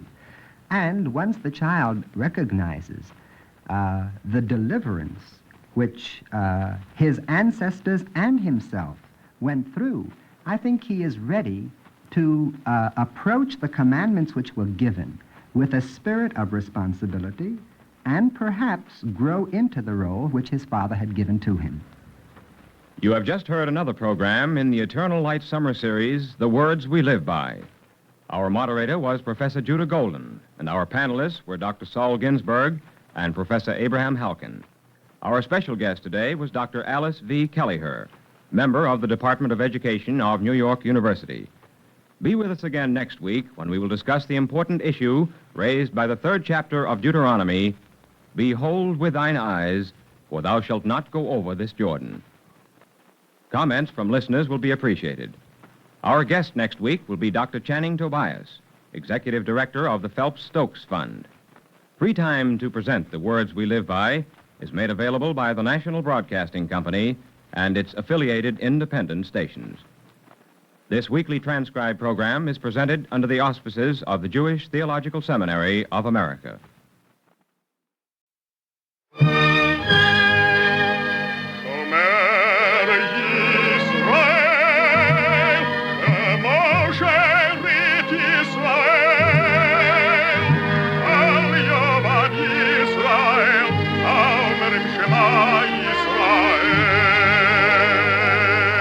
And the Lord spake unto Moses, saying, Command the children of Israel that they bring unto thee pure oil olive, beaten for the light, to cause the lamps to burn continually in the tabernacle of the congregation, and it shall be a statute forever in your generations.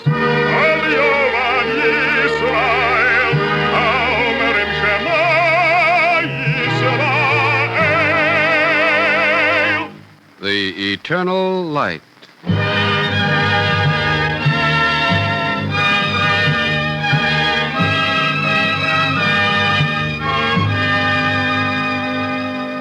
The National Broadcasting Company and its affiliated independent stations make free time available to present The Eternal Light, a program which comes to you under the auspices of the Jewish Theological Seminary of America.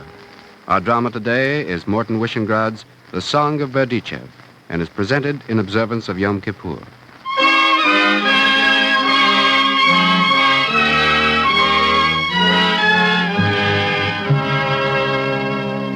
Guten Morgen, die Riboine Sheloilom.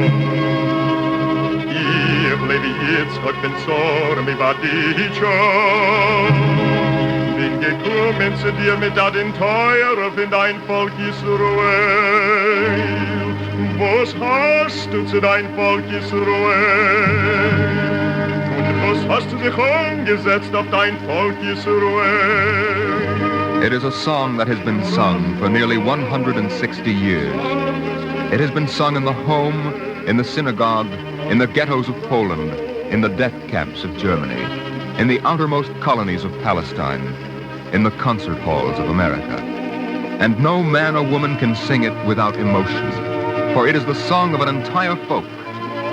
It wasn't written, it happened. It was emotion overflowing, and it is now part of the bloodstream of Israel.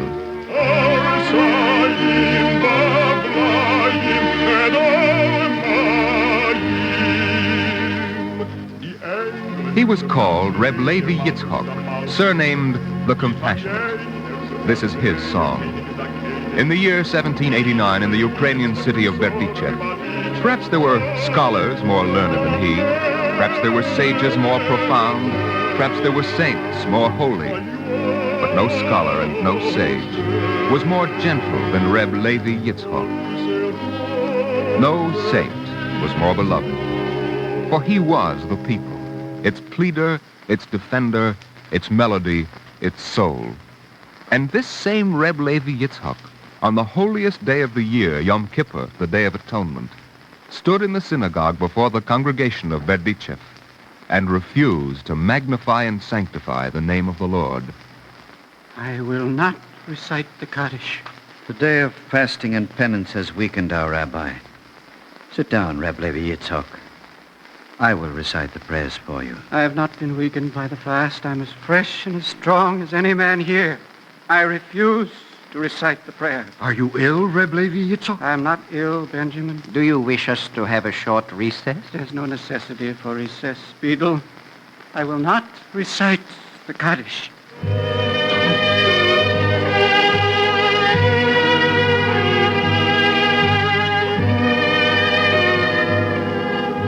Was this a sinner who refused to say, Yiskadal v'yiskadash shmei Rabbo? Was this a scoffer or a fool or an idolater who refused to sanctify and glorify God's name? No, this was Levi Yitzchok of Berditchev.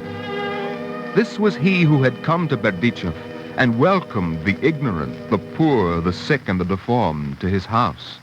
Reb Levi Yitzchok, you are new in Berditchev. Yes, aren't you? Perhaps you do not know our ways. You have a complaint? Not only I. Rabbi, it would be better if you were seen more often in the company of scholars. Angel, does the Lord welcome only scholars? No, but you must think of your reputation. Angel, when the Lord prepares a banquet for the righteous, do you think I will be invited? There is no question, Reb Levi Yitzchok. But I'm not a man of great culture. There will be some who ask, how did this uncultured person find an entrance among us? And my reply will be, I deserve to be here because I gave hospitality at my banquets to men who were more ignorant than myself.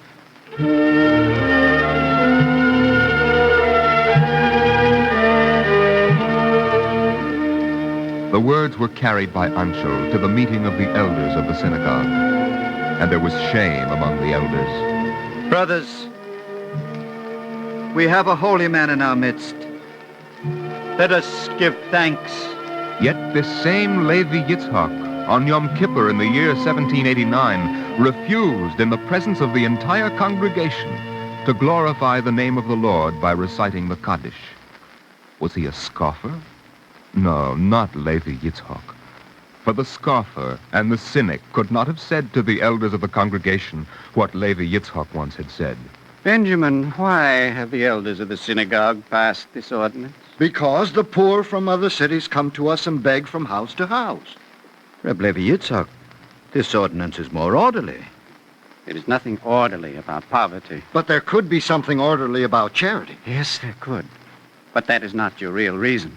You find the poor a nuisance, don't you, Benjamin? Frankly, I do.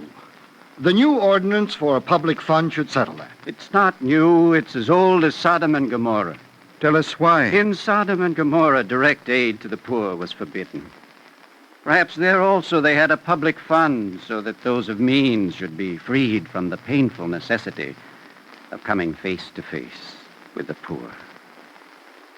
Don't pass this ordinance. Don't dehumanize your charity. It's not enough to give to the poor of Berditchev. The poor of all cities are your responsibility. It's not enough for you and for me to have courage to face those who are mightier than we. We must also have courage to face those who are weaker and poorer.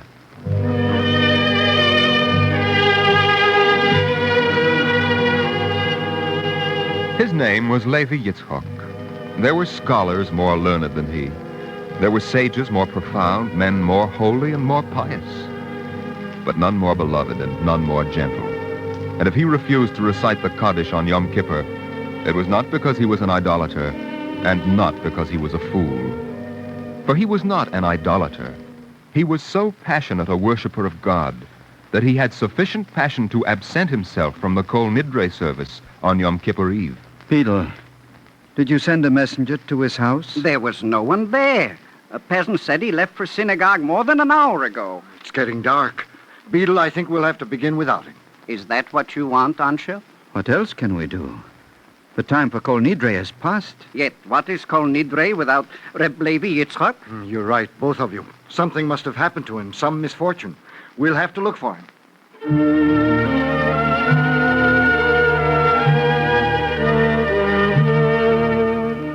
On Yom Kippur evening, the direction is always toward the altar of the synagogue, from outward inward. But on this evening, the direction was from inward outward. And no person thought of himself, but only of the missing rabbi, missing from the synagogue on the holiest evening of the year. They formed searching parties, and the peasants of Berditchev provided clues. He came this way. His lips were moving in prayer. They followed the path he showed them. I saw him. He passed me by. He was singing, just singing. There weren't any words. Near a peasant hovel, a voice said, There was a baby crying in there. The baby's mother went to synagogue to hear the Kol Nidre. They crept up to the windows. They looked within. There was the rabbi of Berditchev rocking the cradle of a baby, no longer crying. The cradle of a baby whose mother had gone to the synagogue from which Levi Yitzchak was absent. They regarded one another, the guileless man and the guileless child. And from somewhere within himself, a melody came to the man which he gave to the child.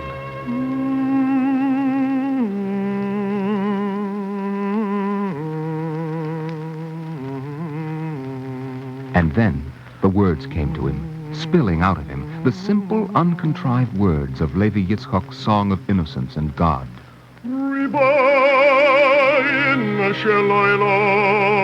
Master of the universe, I will sing you a song.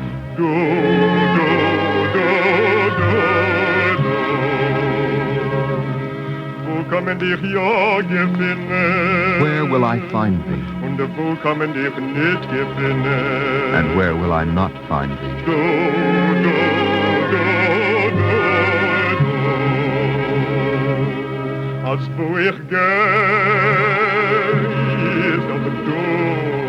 Wherever I go, there art thou.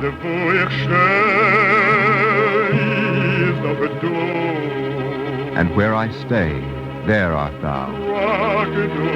Only thou. Thou alone. Thou again. And only thou.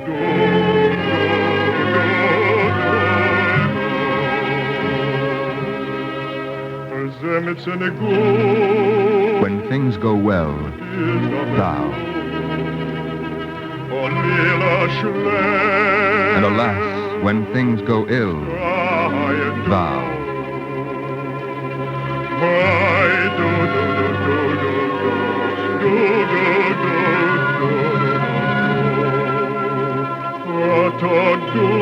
Thou art, thou wast, thou wilt be. Thou art ever. Thou art. Thou reignest. Thou didst reign. Thou wilt reign.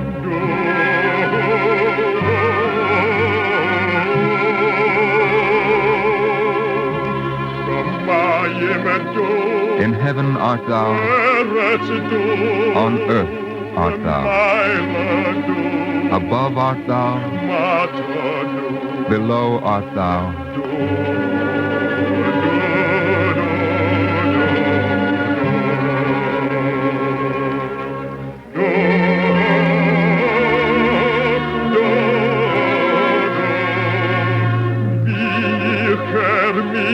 Where I turn, and where I stir, thou, thou.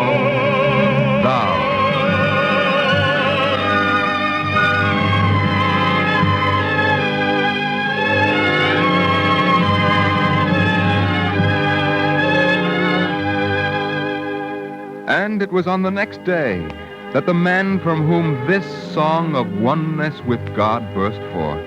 It was on the next day that Levi Yitzhak of Berditchev refused to recite the sanctification of God's name. I will not recite the Kaddish. The day of fasting and penance has weakened our rabbi. I will say it for you, Reb Levi Yitzhak. I am not weakened by the fast. I refuse to recite the Kaddish. Reb Levi, are you ill? I'm not ill, Benjamin. Do you wish us to call a short recess? There's no necessity, Beetle. Perhaps you would like some fresh air. Angel, I refuse to recite the sanctifications. Reb Levi Yitzchak. Yes, Kalman. You are challenging God. Yes. Let us have order in the synagogue on Yom Kippur. I request that you all be seated. I read to you from the 6th chapter of the prophet Micah, the 3rd verse. O my people, what have I done unto thee? And wherein have I wearied thee? Testify against me. I, Levi Yitzchak, son of Sorah of Berditchev, I testify against the Lord. Shall not the judge of the universe himself do justice? Yitzhak, even you may not blaspheme God. Testify against me, saith the Lord. I testify against the Lord. It is no blasphemy. Do you come with a legal complaint? I do, Anshel. I come with a din Torah. What is your complaint? The Lord hath dealt harshly with us. I stand before the Lord and plead in behalf of the people of Israel. Levi Yitzhak of Berditchev, what is your plea? Father in heaven, thou art unlimited, thou art infinite. There is no boundary to thy mercies. How then art thou able to limit thy mercies to us? Levi Yitzhak, we have only your word that there is cause for legal complaint. Do you have witnesses to testify with you against the Lord? Yes, Anshel. I call Nathan the son of Simcha. Nathan the son of Simcha, come to the altar.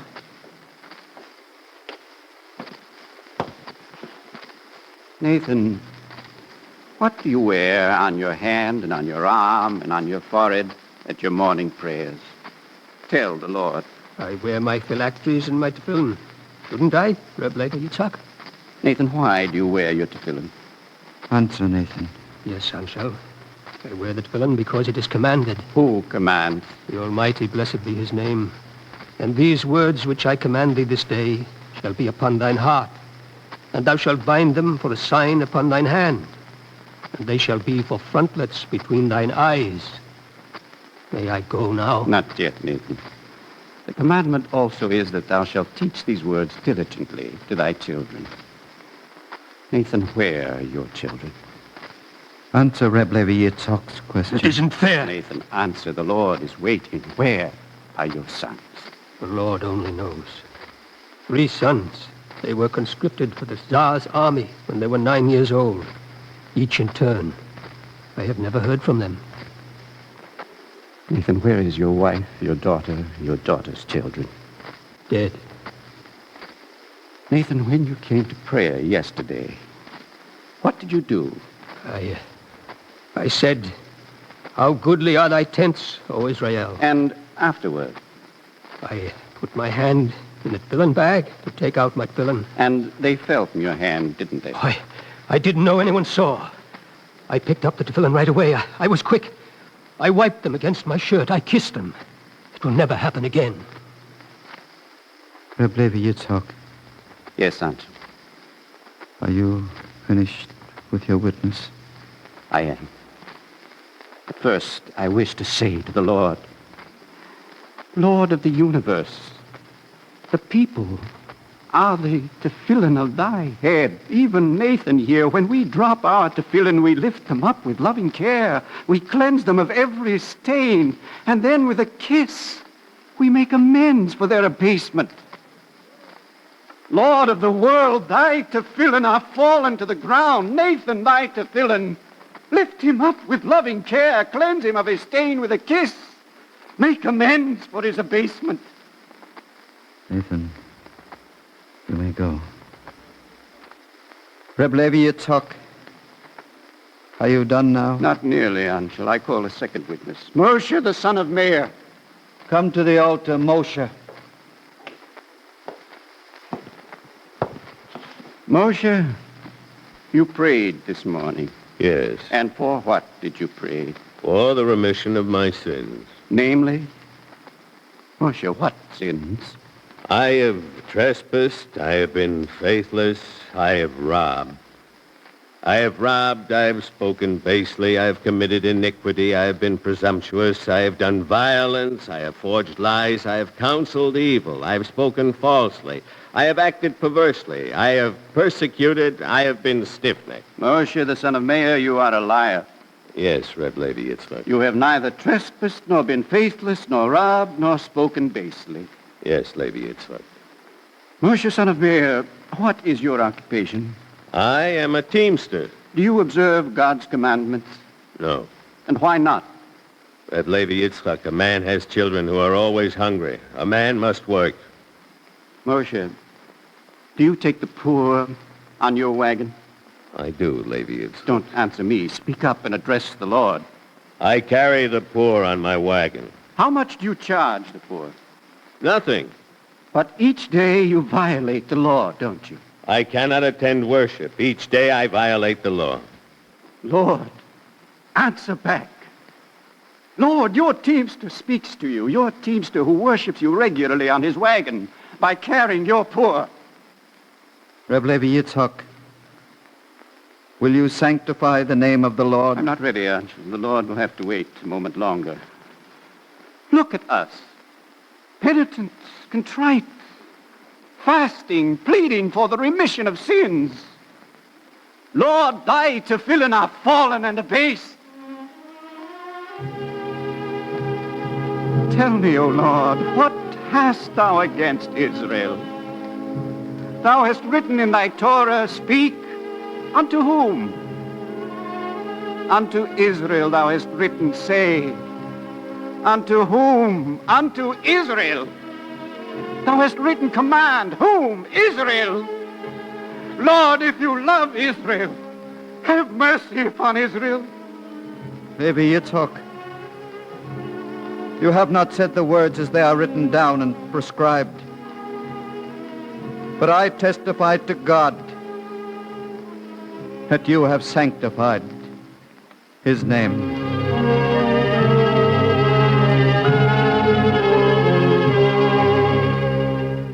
And standing there in the synagogue of Berditchev in the year 1789, a man called Levi Yitzchok, surnamed the Compassionate, raised his hands in the pure gesture toward heaven, and out of yearning and exaltation, he sang the song that men call now the Kaddish of Levi Yitzchok of Berditchev. This is not a song that was written. This happened, unpremeditated, uncontrived, artless. It was the overflowing of his soul 160 years ago, across time and space, and the pain of unutterable love.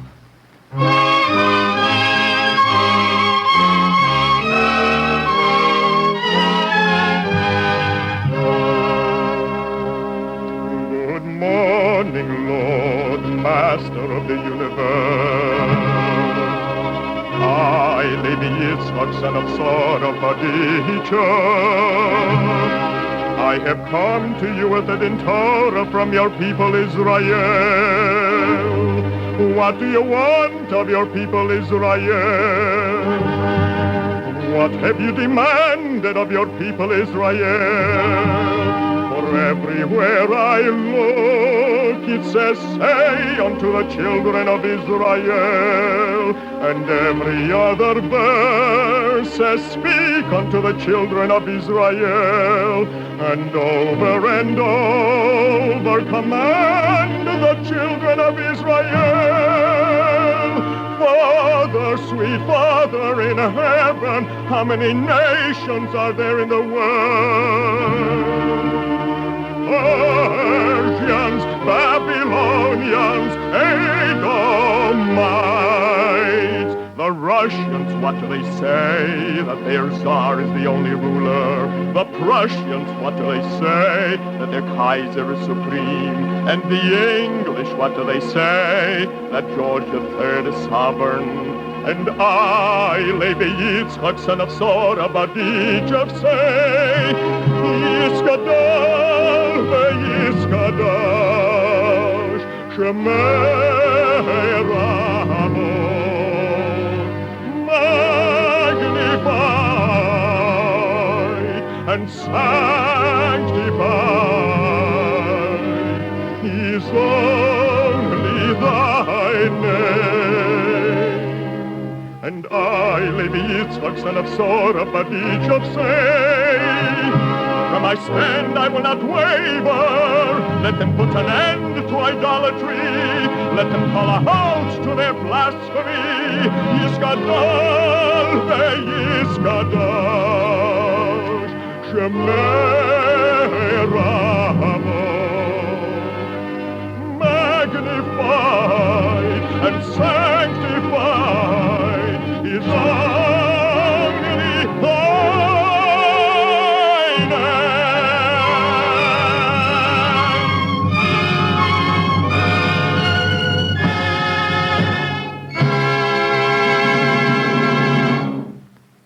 If you would like a copy of today's script, please send your name and address with 10 cents to cover the cost of postage and handling to the Jewish Theological Seminary of America, 3080 Broadway, New York 27, New York. And now we take great pleasure in presenting Rabbi Max Davidson, President of the Rabbinical Assembly of America. Rabbi Davidson. This week, we shall enter the Conedre twilight from all walks of life with our testimony of the year.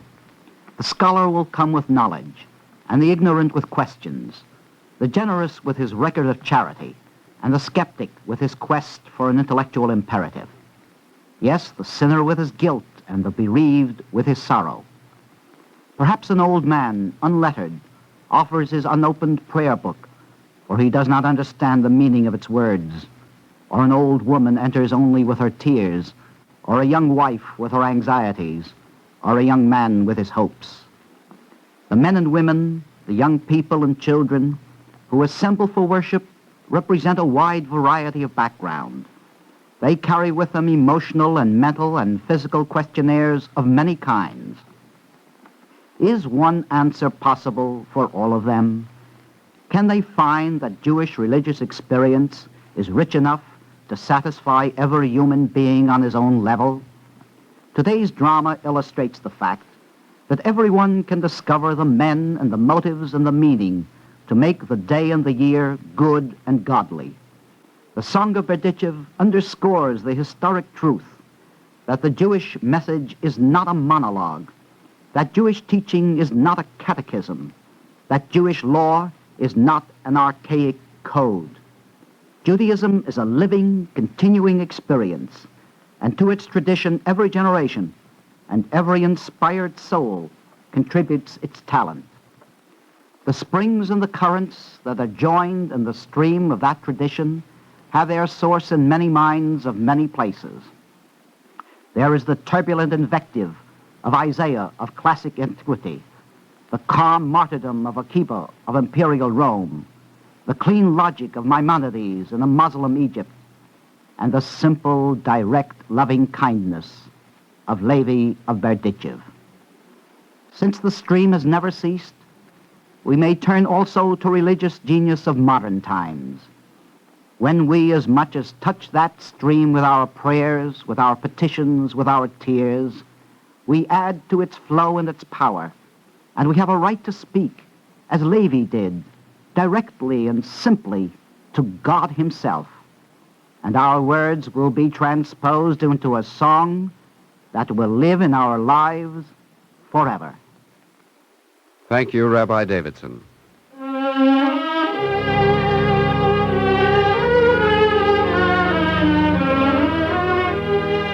Our Eternal Light drama today was The Song of Berditchev by Morton Wishengrad and was presented in observance of Yom Kippur.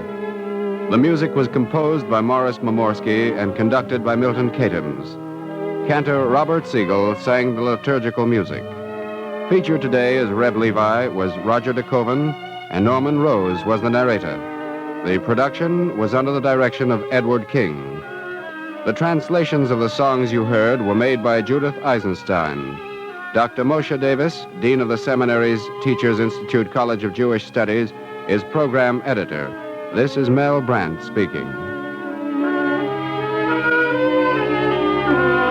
Free time to present the Eternal Light is made available by the National Broadcasting Company and its affiliated independent stations. This weekly program is presented under the auspices of the Jewish Theological Seminary of America.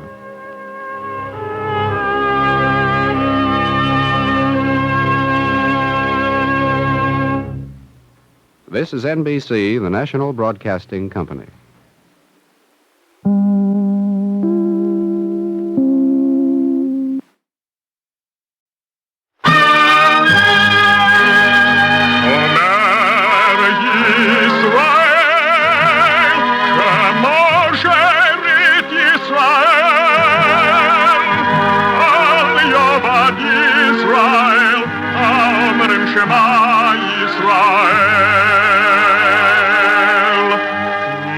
And the Lord spake unto Moses, saying, Command the children of Israel that they bring unto thee pure oil olive, beaten for the light, to cause the lamps to burn continually in the tabernacle of the congregation.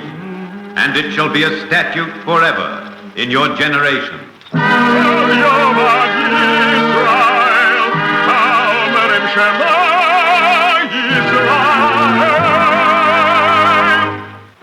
The Eternal Light.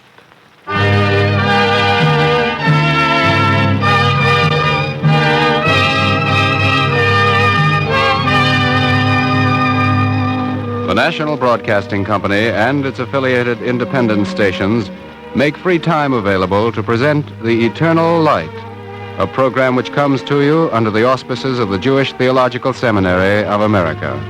Today's program, Ecclesiastes, was arranged by Peter Lyon and is based upon the biblical book of Ecclesiastes. This program is presented in observance of the Festival of Sukkot.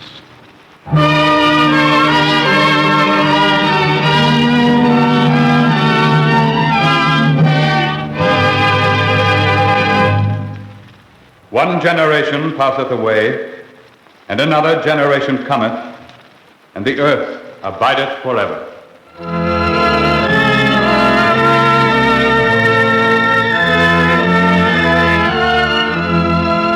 Now is the season of Sukkot, the time of the harvest.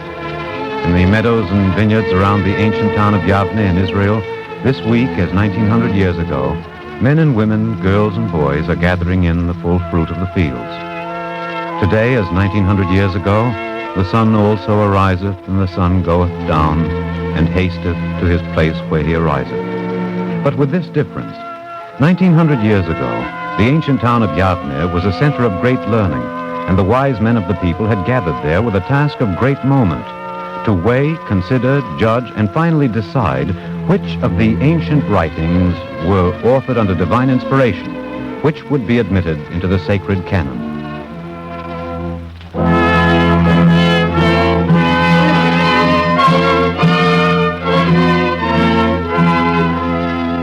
The 71 learned teachers gathered in a half circle, ranged in rows under the clear and open sky. And in time it came about that this Sanhedrin, this supreme council of the Jewish people, sat in judgment on a book of writings which is called the Book of Koheleth, Ecclesiastes. And they listened to the oldest and wisest of their number, their president, Rabbon Gamaliel, as he stood to speak.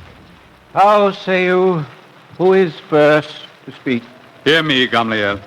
The speaker is Rabbi Joshua, tall and black-bearded and calm. These writings begin, the words of Koheleth, the son of David, king in Jerusalem. And again Koheleth writes, I, Koheleth, have been king over Israel and Jerusalem. I, Joshua, speak to urge the inclusion of this book in our canon, for just as the great and wise King Solomon wrote the Song of Songs in his youth, and the book of Proverbs in his age, so in his middle years, he being at the height of his powers, did King Solomon write this book of Koheleth. Koheleth is Solomon, and its words were touched with divine wisdom and imagery. Hear me, Gamaliel. Now rising to speak from the other side of the semicircle is the Rabbi Eliezer, gaunt and spare, bright-eyed and thin-lipped. These writings of Koheleth have no place in our sacred canon. I rise to oppose their inclusion. The wise King Solomon, in fact, may have written these lines, but all one needs to do is read them to satisfy himself that they are not of divine origin, cannot be of divine origin, and in truth are the writings of a man whose cynicism and worldliness are a hissing in the place of holiness. These are strong words, Reb Eliezer. I rise to side with Reb Eliezer. This is the voice of a younger man, Rabbi Jonathan, broad-shouldered and hard-handed. For what lesson does this preacher teach? That wisdom is vanity, toil is vanity, that all human striving is futile, that there is no justice, nor indeed any profit in hard work, and that in the end, all the virtues which we should extol are but vanities and futilities. If I may add a word, Gamaliel. Now standing is Rabbi Dosa, brother to the last speaker, Jonathan, a man who speaks carefully, whose memory is great. By referring to just one among many distortions of the inspired truth. Speak, Dosa. Koheleth wrote, Rejoice, O young man, in thy youth, and let thy heart cheer thee in the days of thy youth, and walk in the ways of thy heart, and in the sight of thine eyes. The man who wrote these lines had forgotten the commandment laid down in the book of Numbers, where it is written, Remember all the commandments of the Lord, and do them, and that you go not about after your own heart and your own eyes, after which ye used to go astray. Is Koheleth not a clear denial of this commandment of the Lord? And does this not prove that the book of Koheleth is no sacred writing? Rabban Gamaliel. Speak, Tarfon. The Rabbi Tarfon is a man who knows how to smile and whose eyes dance under his heavy black brows. Our fellow members of this congregation, Gamaliel, have an easy tendency to repeat a phrase from this sentence and a clause from that sentence. It is a hasty and unbecoming habit, rather as if they were to strip all the petals from a rose and show us just the green stalk and its thorns, but still insist that they were showing us the full flower. Speak to the point. So you, Rabbi Dosa, might have added to what you recited from the writings of Koheleth, that when he said, Walk in the ways of thy heart, and in the sight of thine eyes, that he then went on and wrote further, But know thou that for all these things God will bring thee into judgment. Therefore remove vexation from thy heart, and put away evil from thy flesh. Enough of splitting up hairs. Who is parading his ability to quote lines from the words of this Koheleth? I say and I repeat, his words are nigh to abomination. For his counsel is the counsel of despair, and he urges the children of God to seek after nothing here on earth but joy. Rabbi Eliezer, what is it, Tarfon? Eliezer and the brothers too, Jonathan and Dosa, have spoken at length. But I would hear them mention those passages of Koheleth which they abominate. Eliezer? Most certainly. Here is the counsel of futility. He has written, The wise man, his eyes are in his head, but the fool walketh in darkness. And I also perceived that one event happeneth to them all. And then he says, So I hated life, because the work that is wrought under the sun was grievous unto me. For all is vanity and a striving after wind. And he goes on, For what hath a man of all his labor and of the striving of his heart, wherein he laboreth under the sun? For all his days are pains, and his occupation vexation. Yea, even in the night his heart taketh no rest. This is also vanity. And Koheleth says more. There is nothing better for a man that he should eat and drink and make his soul enjoy pleasure.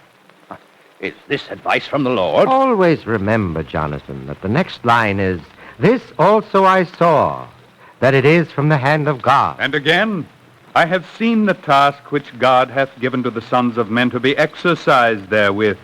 He hath made everything beautiful in its time. Also he hath set the world in their hearts, yet so that man cannot find out the work that God hath done from the beginning even to the end. But hear what he wrote next. I know that there is nothing better than to rejoice and to get pleasure so long as men live. Also, that every man should eat and drink and enjoy pleasure. It is the gift of God. But it is a contradiction, and you cannot show how this contradiction may be resolved. I appeal to you, Rabban Gamliel. Is that not true? The discussion is not closed. Good. Eat, drink, and be merry. Is this the passage which my brethren find difficulty in viewing sympathetically? Are these the words which they call abomination? Eat, drink, and be merry is a command to rejoice in the law of God and walk in his paths forever. And so the food is charity to the poor, and the wine is the magical elixir in the Garden of Eden, which man lost when he was disobedient to God's will. As for the words enjoy pleasure, what can this mean except that each man should show his soul to be good and pure before his fellows? And the pleasures, who insists that these are only worldly pleasures and not spiritual also? I would draw your attention to another passage, members of the Sanhedrin, a passage with dangers that we have not yet considered. Hearken. Koheleth wrote, I returned and considered all the oppressions that are done under the sun. And behold, the tears of such as were oppressed, and they had no comforter. And on the side of their oppressors there was power, but they had no comforter. Now here is dangerous talk. Do we seriously consider placing rebellious words like these in our sacred canon? And mind you, the author went on to write, Wherefore I praise the dead that are already dead more than the living that are yet alive. But better than both is he that hath not yet been, who hath not seen the evil work that is done under the sun. What kind of talk is this? Rebellious. And again he writes, that all is foreordained, nothing left to chance. Everything is fated to happen from the rising of the sun to its setting. I appeal to you. Is this the teaching for our people? Will they learn from a sermon which teaches that there is no use in trying, since everything has been predestined? Verse after verse of this book is downright shocking. If I would not let the child of my house read it, why then should it be trusted to the children of other houses? The book is popular, Eliezer. I have an idea that the book has been read in many other houses long since. Popular? Yes. And if so, then it shows the book fills a need. Among other needs, the need for beauty. For even you, Eliezer, and you, Jonathan, you will agree that this writer who signs himself Koheleth, this king and son of David, you will agree that he writes beautifully. Cha! We look for more than beauty in a sacred work. We look for more than an inference that the virtues of diligence and thrift are really only manifestations of greed. I've known cases. You agree with him? You agree that thrift is only a kind of greed? Let's say akin to it. Perhaps its second cousin. Then this passage. Perhaps you will also seek to justify these lines as sacred wisdom. Listen. If thou seest the oppression of the poor and the violent perverting of justice and righteousness in the state, marvel not at the matter. For one higher than the high watcheth, and there are higher than they. Surely you do not defend oppression of the poor by the mighty Dosa? That's not the point. Rather that such words, if read to the wrong people, might serve only to stir up trouble and bring mischief to our land. Or listen to this. I applied my heart to know madness and folly. I searched in my heart how to pamper my flesh and wine. I cannot even be sure that it was Solomon the Wise who wrote such lines. And yet... An example to the young, I suppose. Hard work is folly and human striving is futile. This is the lesson of Koheleth. Is it the lesson of God? Koheleth teaches us more, Jonathan.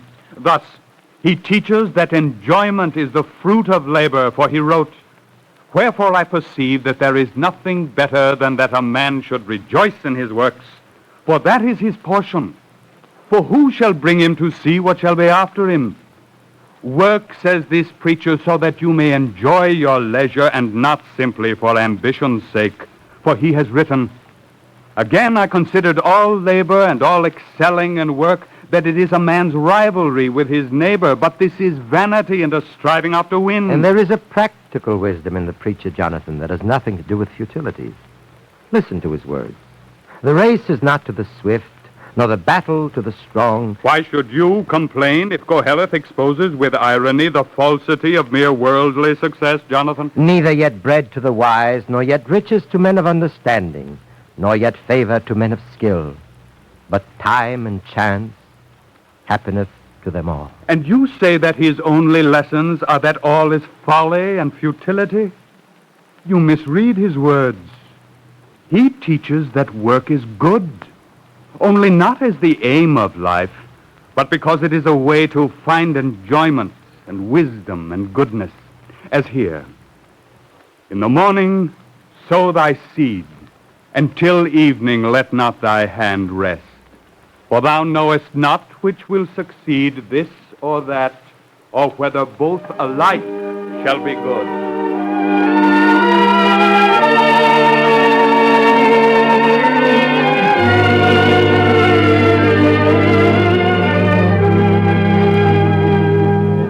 Earnestly, Rabbi Joshua and Rabbi Tarfon reason and argue with the others. The debate is not a new one. For 2 generations now, wise men have argued about this book of Koheleth, ever since the disciples of Rabbi Hillel opposed those of Rabbi Shammai. Around the half-circle in their seated rows, the 71 learned men thoughtfully run their fingers through their beards. Their president, the Rabbi Gamaliel, sits back, relaxed, his eyes turning from one speaker to the other, his mind already made up. Soon now, the president of the Sanhedrin must begin to guide the discussion, almost without seeming to do so. Rabbi Dosa spoke of contradictions inherent in this book. One after another, Gamaliel. Mark you, here is one, from among many. Koheleth in one breath says that justice is often perverted, and the wicked enthroned in the seat of the righteous. But in his next breath he writes, I said in my heart, the righteous and the wicked God will judge. For there is a time there for every purpose and for every work. Or be reminded, Gamaliel, of this mare's nest. He wrote, a good name is better than precious oil. Well, this is true and a sound sentiment in keeping with the best of the Proverbs. Now then, why, when he next sets down a thought, must it be, and the day of death is better than the day of one's birth? Is it in your mind, Jonathan, that these words were not written by the same man? Not written by the same man, but it is not well known that Koheleth is King Solomon, and there was only one King Solomon. Or perhaps the wise king wrote now a sentence, then years later wrote yet another sentence, and set the second down after the first, as though both had been written in the same moment. I couldn't say. It would be an explanation for what you and Dosa insist are contradictions. I couldn't say.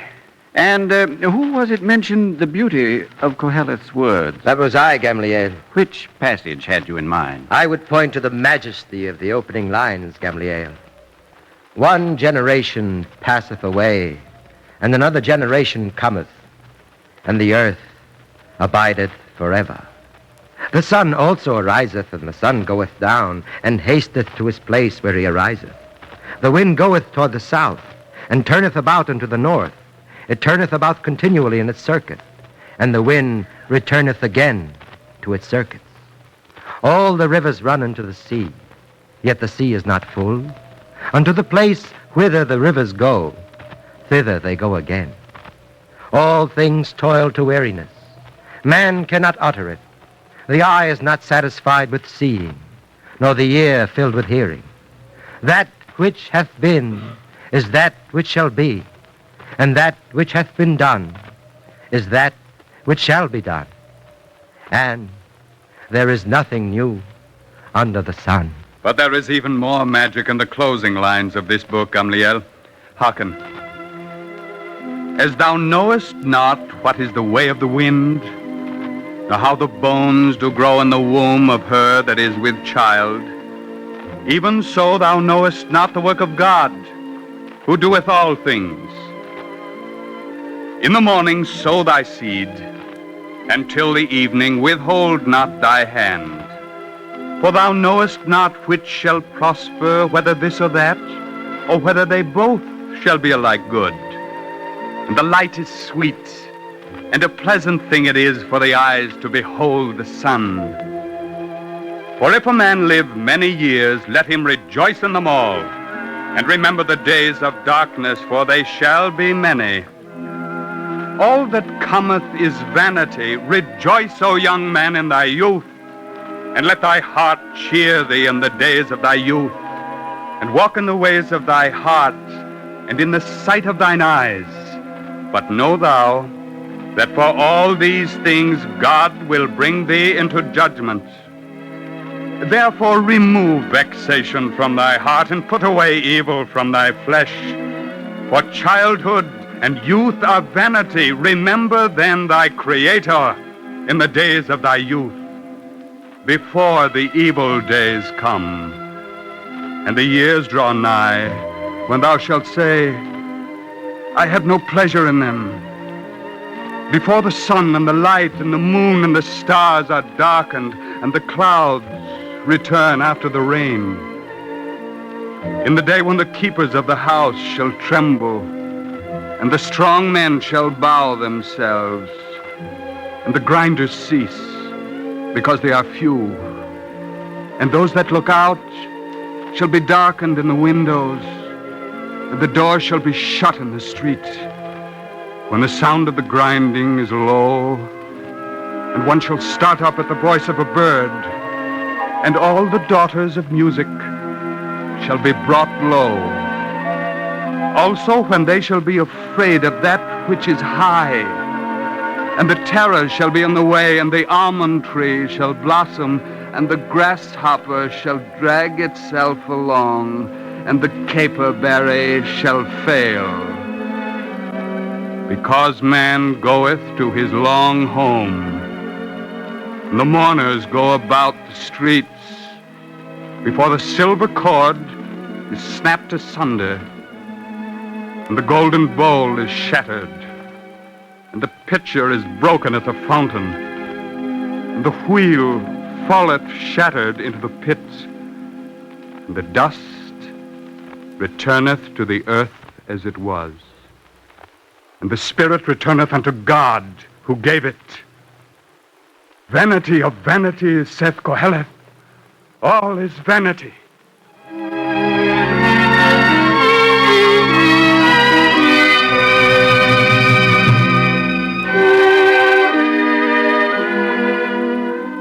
The 71 learned men, sitting ranged in rows in their traditional half-circle under the sky, sat listening quietly, counting each one the number of his years and thinking, reflecting each one on the turbulence of thought and on the trials of his life. And their eyes reached out over the fields to the vineyards, where the women and young men were at work, gathering in the full fruit of the harvest, working to gather the riches of the earth as the year drew to its close. And they were silent for a moment, thinking. Then the president of the Sanhedrin spoke. He was, in very truth, a wise man, this Koheleth, our wise King Solomon. Let us not speak of sentences nor of single thoughts, but of this whole book. And wherein does this whole book contend with Torah? Is all vanity, Gamliel? Wisdom, toil, all human striving vanity? Koheleth teaches us that the mundane is vanity. He teaches us that it is the rich and full spiritual life of goodness and good works that gives our existence meaning. And what of his insistence that we, the children of God, should seek after nothing here on earth save joy? And what greater joy can there be, Rabbi Eliezer, than to be part of the scheme of the one God? And this is the joy and the realization of joy which Koheleth preaches. Not the joy of gathering in the harvest as a reward for one's labors only, but the joy of sharing in a process of life which flows from God. But the book is a book of contradictions, Gamliel. So much so that I, sitting here, listening now to Dosa and Jonathan and Eliezer, and now to Joshua and Tarfon, might have thought you were discussing two different books. But it is yet one book with one revealed truth. And its truth is the same as that of the doctrine of Moses, that all being is a process having meaning and purpose. And the author of this time process is God, who has created a hero to struggle in the process. And his hero is man. This book was written unnumbered generations ago, and yet it still speaks to us today with many voices and with much to tell us. Why? Because it is a book written out of the turmoil of one moment in the time process and out of the tensions which contended with each other within one man, a citizen of that turbulent time. We are such men, torn by such tensions, and our time is turbulent. West against East, Rome against Israel. You would characterize the writings of this Koheleth as proper and orthodox? I say that Koheleth refutes, in the course of his writing, each of the heretical arguments he himself advances. He speaks with the most diverse wisdom, from the most diverse experience, the better to deal with the common problems of all men. He searches after truth, and he concludes, the end of the matter, all having been heard, fear God and keep his commandments, for this is the whole man. Koheleth partakes of every man's doubts and weakness. He is assailed by every man's tensions and trials. He has written, there is nothing new under the sun. And so he has been right. And so he will be right. There will always be times of turmoil in the world. Men will always be prey to the tensions of conflict, which means that the book of Koheleth will always have an audience, and that the preacher, Ecclesiastes, will always be full of fresh meaning for each succeeding generation. There is no more persuasive argument. I propose the inclusion of the book of Koheleth in the sacred canon. Are any opposed? Then it is so ordered.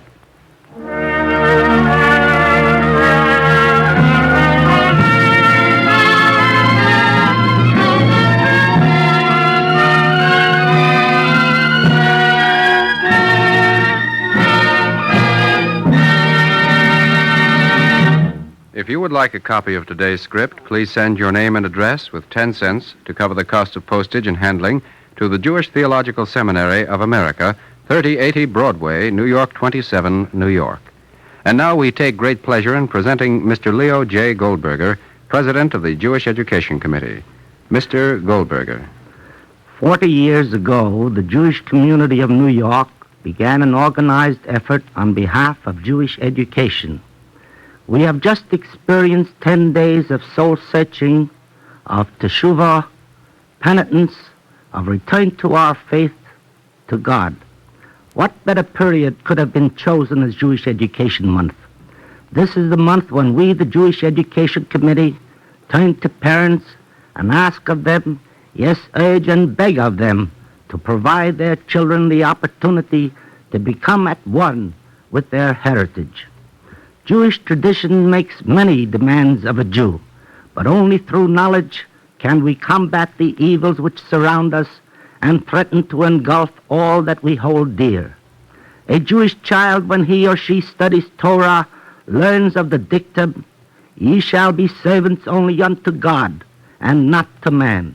A child reared in Israel's tradition of love of liberty will never permit himself to be enslaved by any dictatorship, be it the dictatorship of the individual or the dictatorship of the state.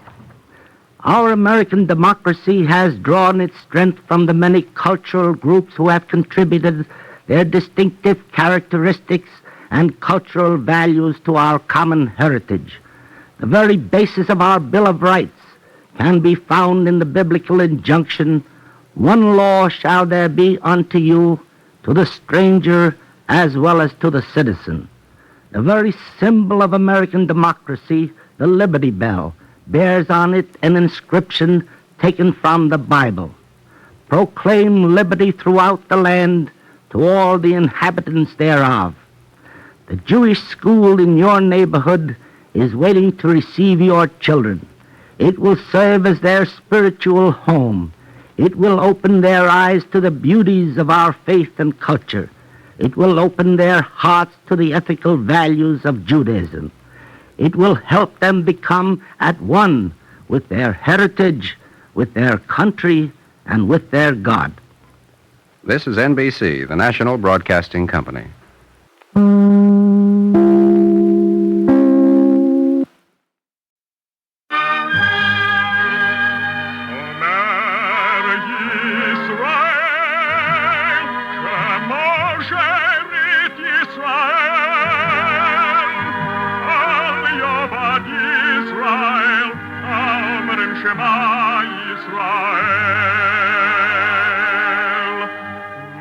And the Lord spake unto Moses, saying, Command the children of Israel that they bring unto thee pure oil olive, beaten for the light, to cause the lamps to burn continually in the tabernacle of the congregation. And it shall be a statute forever in your generations.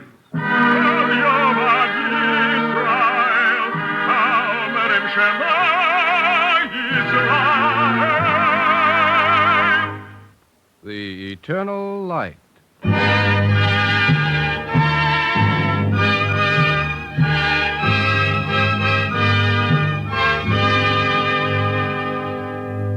National Broadcasting Company and its affiliated independent stations make free time available to present The Eternal Light, a program which comes to you under the auspices of the Jewish Theological Seminary of America. Our radio drama today is This Side of the Jordan by Sylvia Berger. This script is presented in observance of Simchat Torah.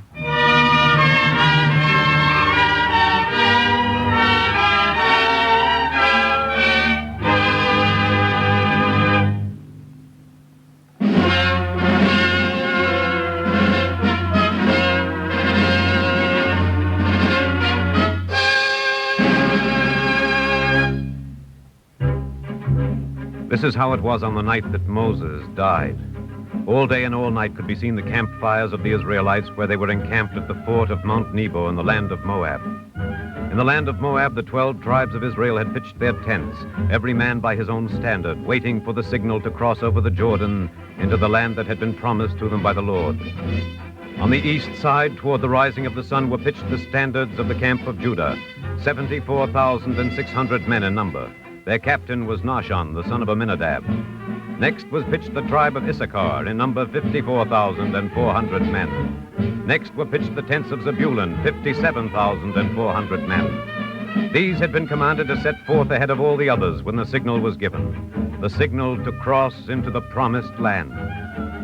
Now on the south side were pitched the tents of the standard of Reuben, then the standard of Simeon, then the tribe of Gad. These numbered 100,500 men in all. They were to set forth second in rank when the signal came for the crossing. On the west side were pitched the tents of the tribe of Ephraim, the tribe of Manasseh, and the tribe of Benjamin. They were prepared to set forth third in rank when the signal was given to cross the river, and they numbered 108,000 men. The standard of the tribe of Dan was on the north side. Beside Dan was pitched the tribe of Asher and the tribe of Naphtali, and these, coming to 157,600 men, were set to cross over last when the signal came.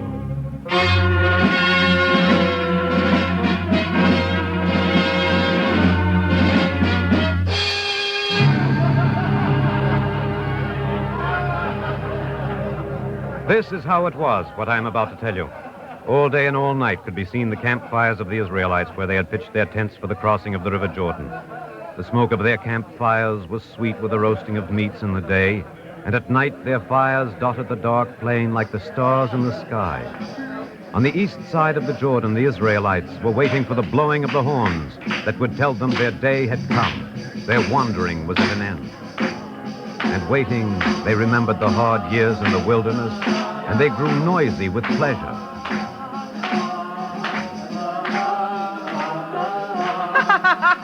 Enough now. You will be crying before the night is out. I said let it be enough.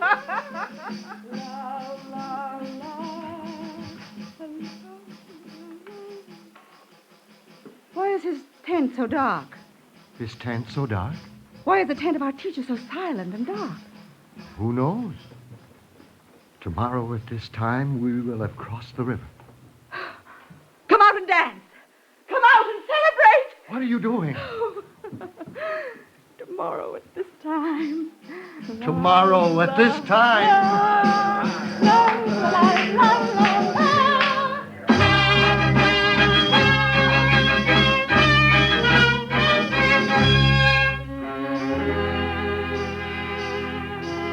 Sing, children of Israel, sound the timbrel and the flute, for the promised land is a handspan away across the river.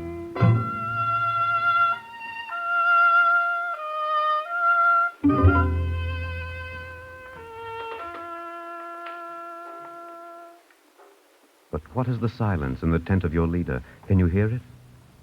Listen to the darkness. Stop your rejoicing. Moses, son of Amram, I hear. Hearken unto the commandment of our Lord. The day has come that you must die.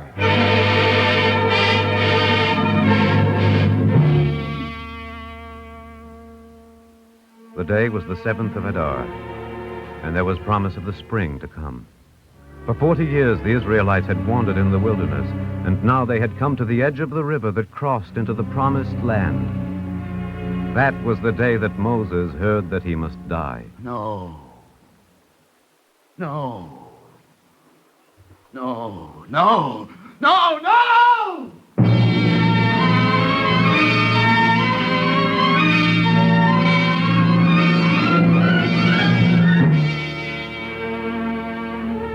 Moses is arguing with the messenger of God. He is arguing for his life. No. Not yet. Not here on this side of the Jordan. Let me cross over. Let me just see the land for which you sent me into the wilderness. Take heed to thyself, Moses. You have one day left of life.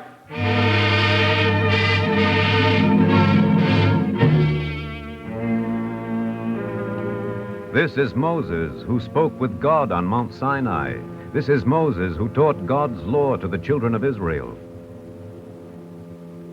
These are the words of the Lord your God, the Lord God everlasting. You shall make no idols, nor shall you turn to graven images. I am the Lord your God. And when you reap the harvest of your land, you shall not wholly reap the corners of your field, nor shall you gather the gleaning of the harvest, nor shall you gather the fallen fruit of your vineyard. But you shall leave them for the poor and for the stranger. I am the Lord, your God. You shall not steal, neither shall you deal falsely, nor lie one to another. Nor shall you bear false witness against your neighbor, nor shall you hate your brother in your heart, nor bear any grudge, but love your neighbor as yourself. I am the Lord, your God. Honor your father and your mother. You shall not kill. You shall not commit adultery. You shall not covet your neighbor's house, nor shall you covet your neighbor's wife, nor his manservant, nor his maidservant, nor his ox, nor anything that is your neighbor's. I am the Lord, your God.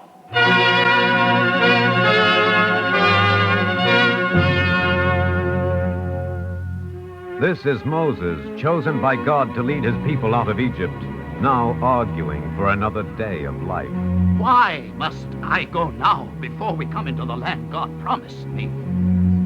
Why did he send me out of Egypt if he won't let me see the land promised me? Why did I suffer for these people? Why did I labor for them? Did I conceive them? Did I bring them forth that I should have carried them in my bosom as a father carries a suckling child? Why did I suffer for Israel if I'm not to take part in their rejoicing? Make no fruitless effort to live, Moses. You have now in this world only 13 more hours left of life.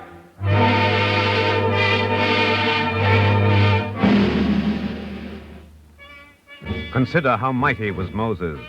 When he brought the Israelites out of Egypt, and they had been many years in the wilderness, they came to the desert of Zin, and the people came before him and wept that there was no water, and they were thirsty. And Moses struck a flint rock, and water gushed forth from the flint rock, and the Israelites drank. When they were hungry, he made the heavens send down manna to feed them. He split the waters of the Red Sea. He tamed the scorpions in the desert and the beasts in the field. Consider how mighty was Moses, and how he pleaded for his life. And the Lord had compassion on Moses, and he pitied him his anguish and his pleading, and he sent him a heavenly messenger to soothe and comfort him. Moses, I hear. Whose son are you? Amram's son. And whose son was Amram? Izhar's son. And whose son was he? Levi's son. And from whom did all of these descend? From Adam. Was the life of any one of these spared? They all died. And you want to live on? Adam stole the forbidden fruit. Did I ever steal anything from God? Was it God who advised you to slay the Egyptian when you were young? God slew all the firstborn of Egypt. Shall I die on account of one single Egyptian that I slew? The Lord slays, and the Lord restores to life. Can you revive the dead? Now, how will you argue, Moses? What bargain will you strike with the Lord?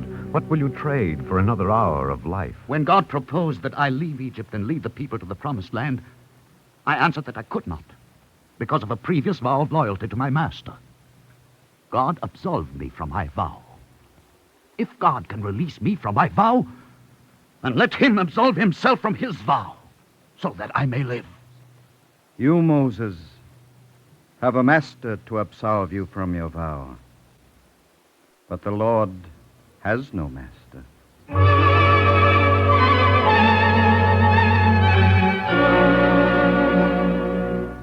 Consider how mighty was Moses. When he had brought the Israelites to Pisgah, and they had to pass through the kingdom of Sihon, he sent a messenger to the king with these words: Let Moses' people pass through your kingdom to the land God promised them. They will not go into your fields or into your vineyards. They will not drink the water of your wells. They will go by the king's highway and will not turn to the right or to the left until they have passed your borders. But Sihon would not let them go through, and he gathered his armies together, and he went out into the wilderness to fight against the armies of Moses. And the armies of Moses smote him with the edge of his sword. Consider how mighty was Moses, who now argues and uses his cunning with the Lord to add another day to his life. If the Lord lets me die now, future generations will say I have done evil. What evil have I done? They will say, if God had not found evil in Moses, he would not have taken him out of the world before he reached the promised land. It is already written, there hath arisen no prophet like unto Moses. Shall my mother, to whom life brought so much grief, suffer sorrow for my death also? So it was in the mind of God before he created the world. God has made everything beautiful in its time. But afterward, all go into one place. Plead no more, Moses.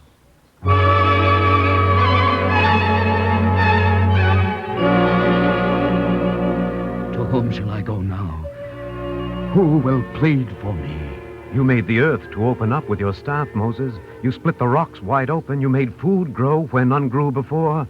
Ask the earth to intercede for you. Earth! Hear me! Earth! Moses? Speak for me, earth! Ask God not to let me die till I have entered the promised land. Speak for me, earth! How can I speak for you, Moses, when I cannot speak for myself? Your fate is like mine. Dust thou art, and unto dust shalt thou return. Call on the sea, Moses. You divided the waters. You made them to part for you and the children of Israel. Command the water to intercede for you. Speak for me, O sea! Plead for the life of Moses! Pray for me! Son of Amram, what ails you today? Are you not the same who once came to me and beat me with a staff, and separated my waters into 12 parts for the 12 tribes of Israel? How is it now that you come before me pleading? Pray for me that I may live. Before I pray for you, I must pray for myself. For the heavens shall vanish away like smoke, the mountains shall depart, and the hills be removed.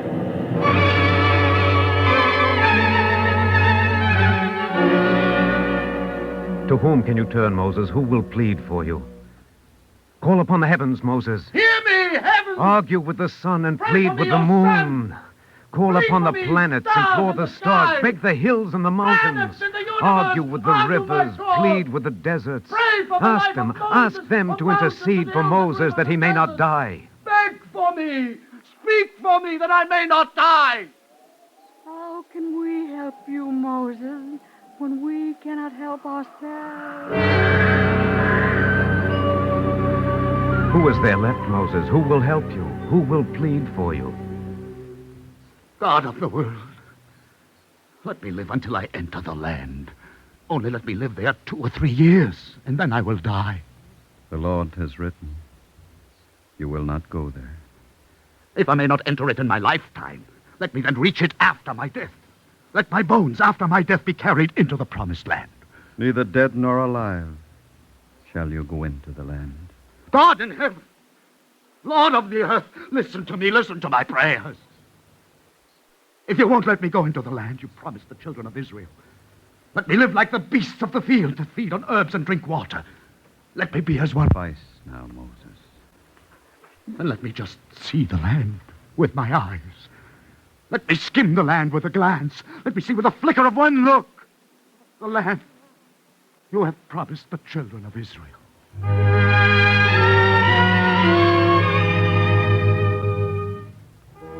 And this the Lord did for Moses. He showed him the land that had been promised to the children of Israel. What lay in the deep appeared to him above. The hidden was plainly in view. The far away was close at hand. And Moses saw the land. It is a good land, a land of brooks of water, of fountains and depths springing forth in the valleys and in the hills, a land of wheat and barley, of vines and fig trees and pomegranates, a land of oil, olives, and honey. Woe to the son of Amram, who ran before his people like a horse, but whose bones must remain in the desert. And the bitterness welled up in Moses once more, and he went to Joshua the son of Nun, and he begged him, and he pleaded. Speak for me, Joshua. Intercede for me. Remember the kindness with which I always treated you, Joshua? Remember how I taught you and guided you? Joshua, why are you weeping, Joshua? Oh, now, weep not for me. Weep not for Moses. Weep not for Moses!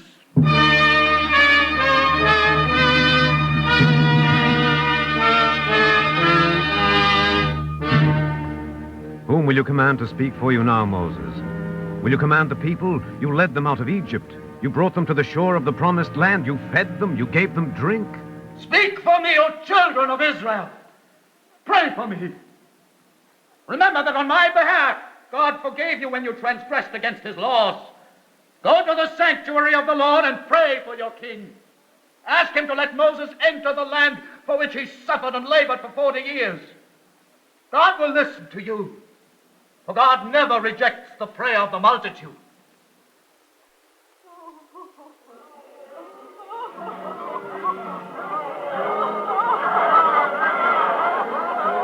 Weeping, I hear.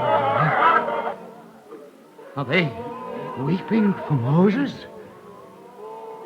Is Moses truly dying then?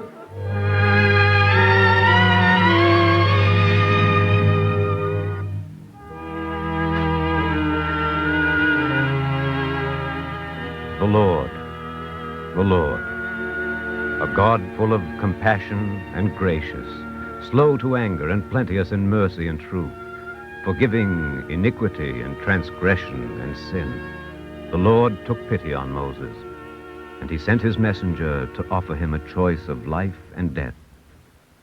Moses, I hear. The Lord has registered 2 vows.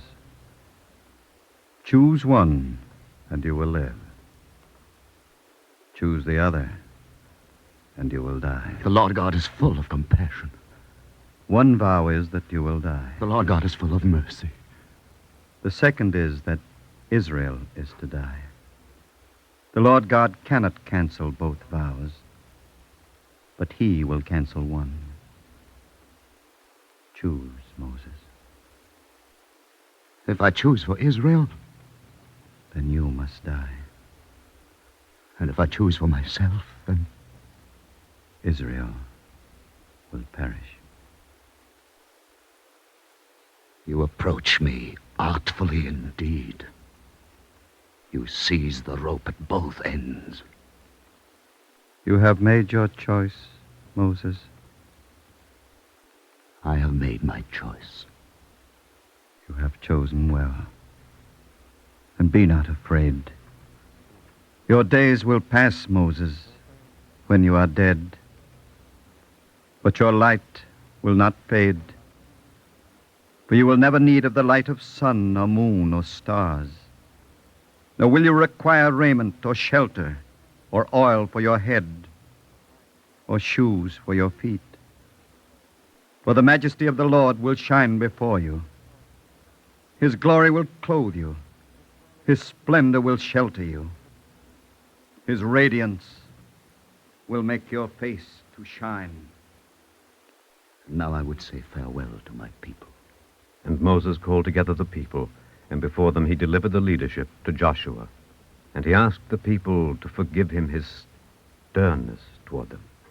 You have had much to contend with as I led you toward the fulfillment of the Torah and its commandments. Forgive me now. It is forgiven. We have often kindled your anger, Moses. We have laid many burdens upon you. Forgive us now. It is forgiven. I pray you, when you will have entered into the land of Israel, remember me still and my bones, and say, woe to the son of Amram, who ran before us like a horse, but whose bones remained in the desert. What will become of us when you are gone? Put not your trust in princes, nor in the Son of Man, in whom there is no help. For how can you expect help from a man, a creature of flesh and blood who cannot shield himself from death? Put therefore your trust in him, through whose word arose the world, for he lives and endures in all eternity. The Lord, he is our God. The Lord, he is God.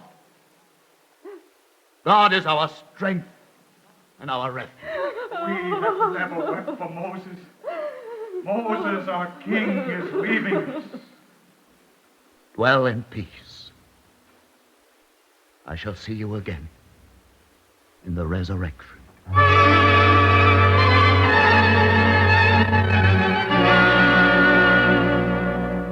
And in the last hour of his life, Moses sat in his tent writing, and the books that he wrote were the 5 books of Moses. Moses, thy last second is at hand. The days of our years are 80 years and 10. And if by reason of strength they be 80 years, yet is their strength labor and sorrow, for it is soon cut off, and we fly away. Moses is gone to the mountain. Alone on the mountain, he prays. Lord of the world, in love thou didst create the world, and in love thou guidest it. Treat me also with love, and deliver me. Moses, be not afraid. Thy righteousness shall go before thee.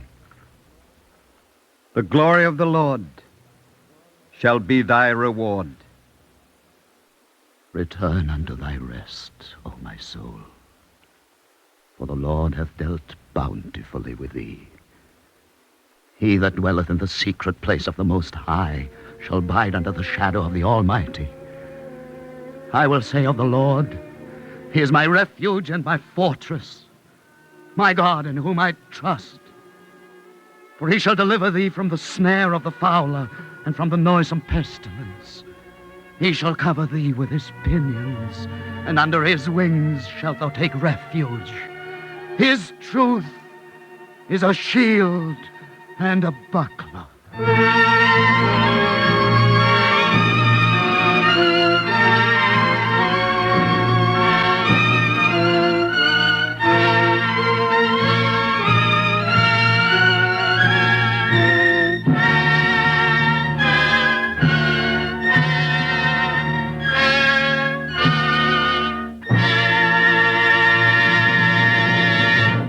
If you would like a copy of today's script, please send your name and address with 10 cents to cover the cost of postage and handling to the Jewish Theological Seminary of America, 3080 Broadway, New York 27, New York.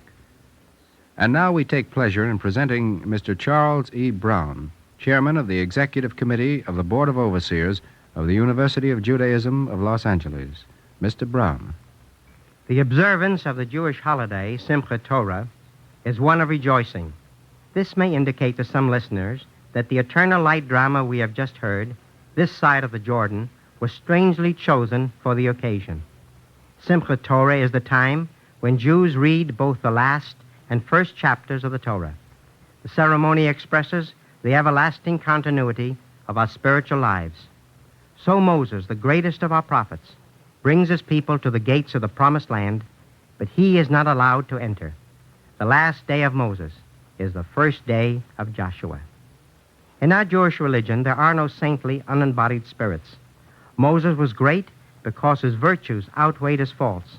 And so it is with all men of goodwill who strive to make a better world.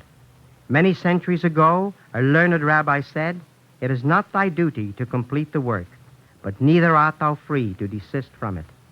In this spirit, each one must eventually be judged, not by his errors or his sins, but rather by the preponderance of his virtues and good deeds.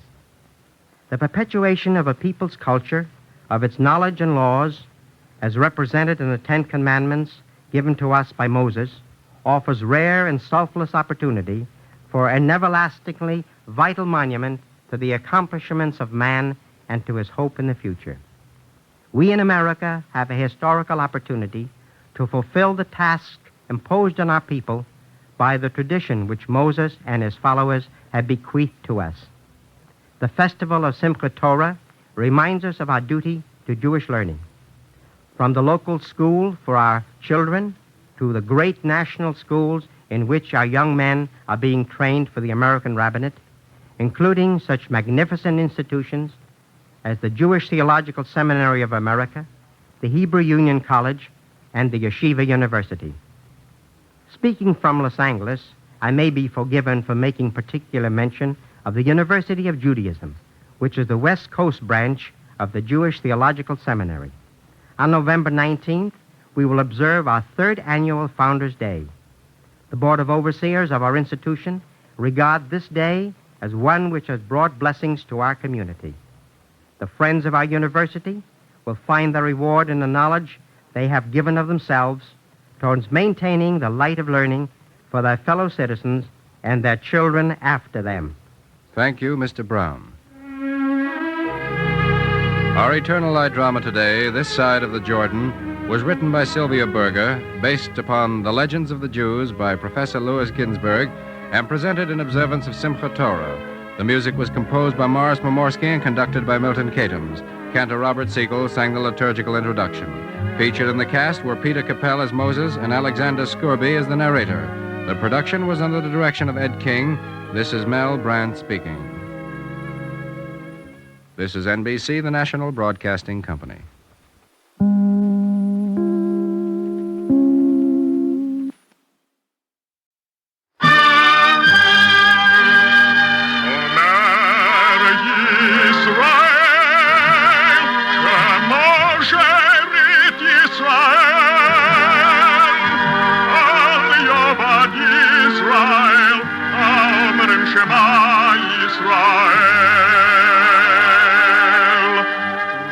And the Lord Lord spake unto Moses, saying, Command the children of Israel that they bring unto thee pure oil olive, beaten for the light, to cause the lamps to burn continually in the tabernacle of the congregation. And it shall be a statute forever in your generations.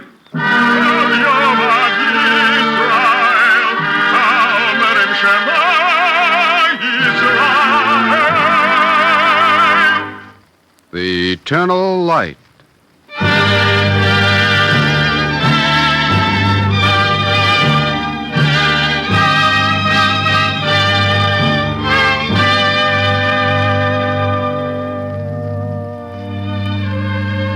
The National Broadcasting Company and its affiliated independent stations make free time available to present The Eternal Light, a program which comes to you under the auspices of the Jewish Theological Seminary of America.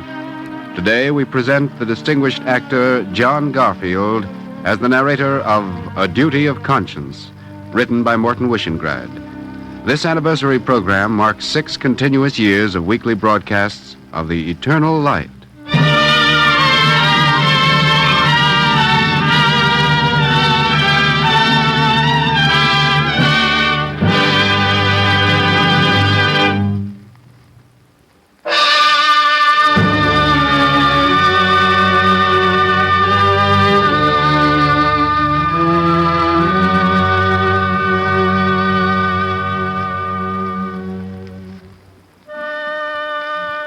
4 months ago, I went to a place in Israel where the coast rises up in broken hilltops and a pioneer village sits like a saddle across the plains. The villagers showed me where a swamp had been drained, where eucalyptus had been planted, where tents had been erected for a boatload of immigrants. There was no shade. The sun was hot. The ground was hard with stones. The air was clouded with dust. But Naomi, who was my guide, was quite unaware of it. Everywhere you set your foot down in Israel, you stand in another man's footprints. Scratch away the cover of earth, you find another man's bones, his psalms, his art. Those men are your ancestors. That's a pretty speech, Naomi. It's not a speech, it's true. I'll tell them about it when I get home. You've misunderstood. This is your home. Oh, Naomi, I'm an American.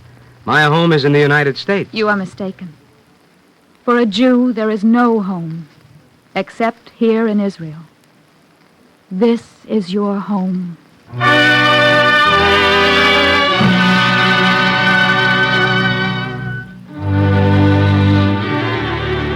Naomi is a fact of Israeli life. You know, her husband had a name for it. Israel Gobrach, Judea Irredenta. Look, why should you be surprised? There are still American newspaper publishers who want to march into Canada. Look, I'll make a bargain with you. You don't read their editorials, and I won't listen to my wife. Oh. Sorry, I thought I was being funny. Well, you're fine, Yehuda. It's Naomi who, disturbs me. Because she wants American Jews to come to Israel, eh? Well, she said it very emphatically. Mm-hmm. Where would she put them? Well, we didn't get up to that. Why didn't you? This is a small country. There are 5 million Jews in the United States alone. In Latin America, there are 600,000 Jews. There are close to 5 million in Europe and Asia. Why don't you ask Naomi where she would put them? Well, perhaps she's got her eye on the empty, uninhabited areas across the Jordan. Yeah, nothing would surprise me about my wife. Yes, every country has an inalienable right to its own quota of chauvinists. Well, still, you do want American Jews to come, don't you? Well, certainly. But not necessarily as immigrants. A few months, a year, 2 years, we're building them. We need what you call know-how. Engineers, architects, housing experts, people like that. I see. And if their names happen to be McGuire instead of Moskowitz, it makes no difference. We don't believe in a quota system.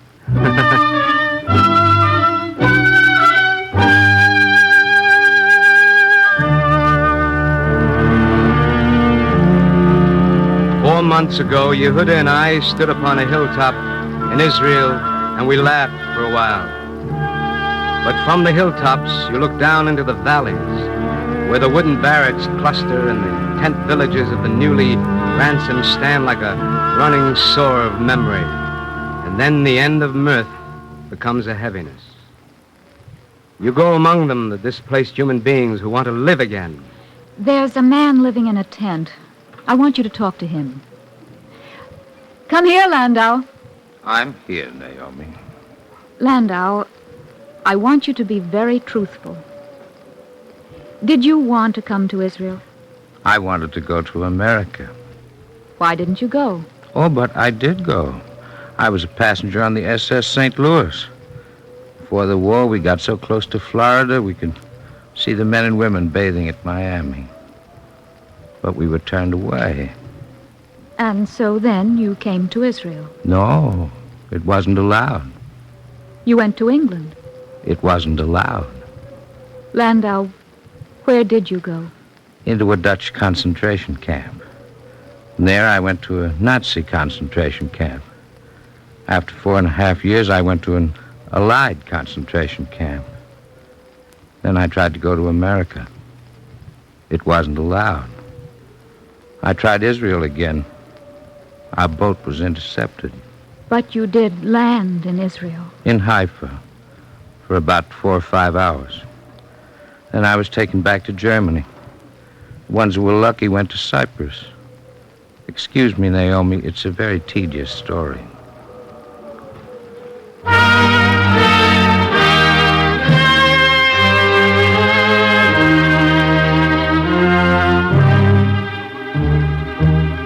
Between 1933 and 1944, the worst years, America admitted only 500,000 immigrants.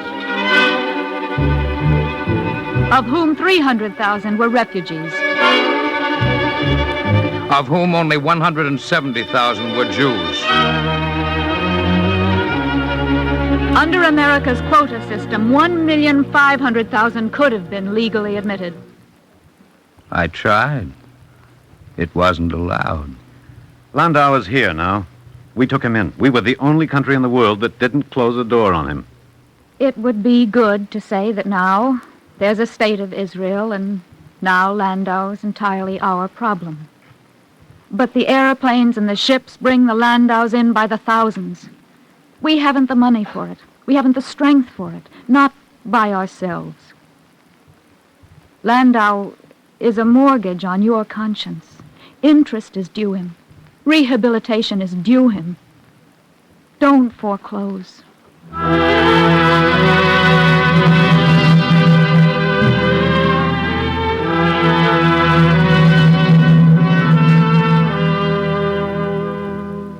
It is a country swollen with emotion, and each plane that lands its refugees from Yemen, each vessel that deposits the last remnants of the DP camps and the first survivors from behind the Iron Curtain represents an accretion of emotion. Haman, a gentle story for little children. The sporadic murders of the Crusades, an old wives' tale. The burnings of medieval synagogues, a regrettable excess of the feudal mind. Pogroms of Tsars and Cossacks. What else could you expect from Tsars and Cossacks? But the cold thrust of modern European annihilation. Ah, that was something else. By day, Israel builds up her land and her cities.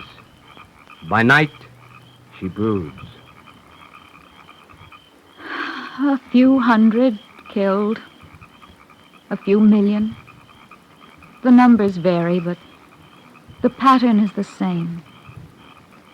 What makes you think the Jews of America can escape the pattern of history? Oh, Adolf Hitler is dead. But his legacy remains. Not only in Germany, not only in Austria, but in the Soviet-dominated countries behind the Iron Curtain, in the Soviet Union itself, where, theoretically, anti-Semitism is a crime. Listen. October 21st, 1948, the beginning of an official campaign against Jewish cultural life. Writing in Moscow Pravda, Ilya Ehrenburg gave the signal for attack. Quote, "At the head of the state of Israel do not stand representatives of the toilers," unquote. Innocuous words?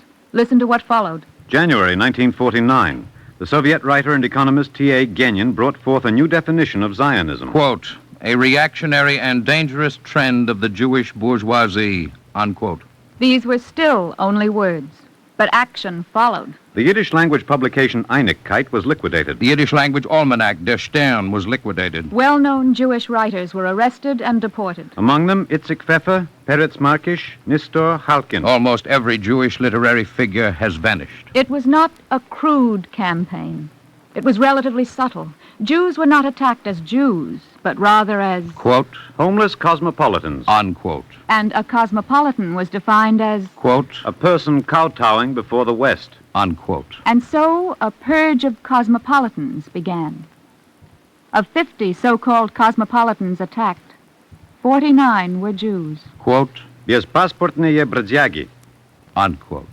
The literal translation, tramps without passports. But more shocking things were still to come. In 1949, there began the systematic citation of the original Jewish names of all cosmopolitans who were purged. For example, Melnikov was revealed as the homeless cosmopolitan Mailman. Yakovlev was revealed as the homeless cosmopolitan Holtzman. Holodov as the homeless cosmopolitan Mairovich. Etc., etc., etc. The Soviet theoretician A. Yelistratova summed up the case. Quote, in whatever clothes it is arrayed, whatever its pseudonym, whether the guise is Pan-Americanism, Catholicism, Zionism, or any other name, cosmopolitanism actively serves the interests of imperialist reaction. Unquote. In 1949, there were mass deportations to Siberia of Jews from the Ukraine, Eastern Galicia, Bukovina, Bessarabia, and the Baltic states. Letters were returned stamped with the words, Возвратит, adressat выbil, returned to sender. Addressee has left.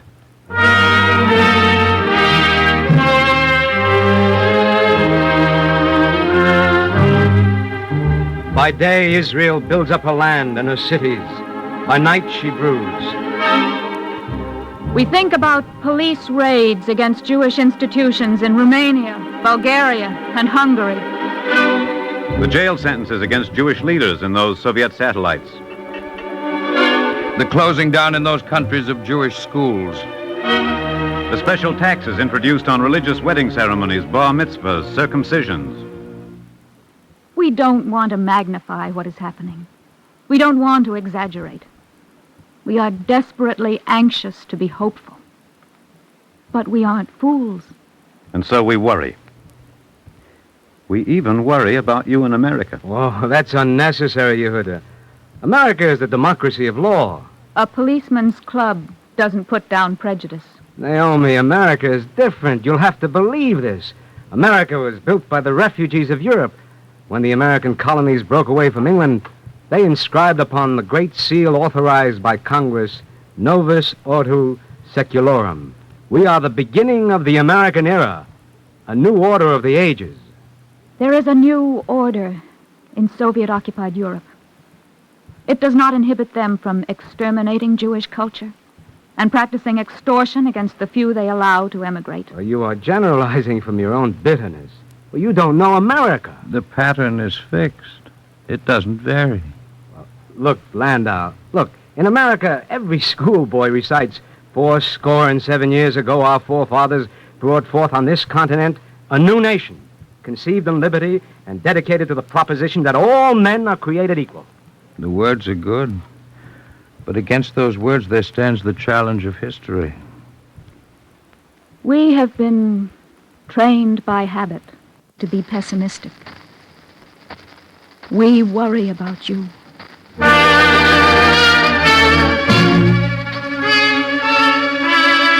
Yes, they worry about us. There are no simplicities in Israel. A new nation, but an ancient people.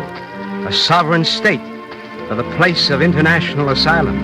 There, in a century, striving to repudiate nationalism, nationalism has meant the salvation of human life.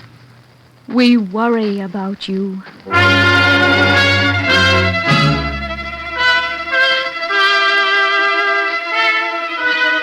Less than 4 months ago, I returned from Israel with a memory of those words and with a challenge to history. At the customs, I declared 2 silver candlesticks, a new Bible printed in Jerusalem, and the words of the challenge. Was America something new and different in history? Was America novus ordo secularum? Or was America corrupt with the murderous patterns of European history? Was there for the American Jew an immutable law of history from which there is no escape? The question has a large value. I declared it at the customs. The tax upon this article is not a duty of money. It is a duty of conscience. You may take it in. Now, if you will permit, I will clarify this issue immediately.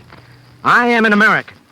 My allegiance is to America, the America of Thomas Jefferson, who derived his philosophy from the Englishman John Locke, who in turn was inspired by a dissenter named Socrates and two troublemakers called Amos and Isaiah. Yes, I belong to one country, but I'm proud of many loyalties, multiple loyalties. I'm loyal to men of all nations who have worked for social justice. To an alien schoolmaster named Hillel, to a foreign national called Confucius, to the purposes of the Protestant Reformation, to a famous Catholic pronouncement on the rights of labor, to all ideas and to all men that stand as symbols of the sanctities of human life, I am loyal.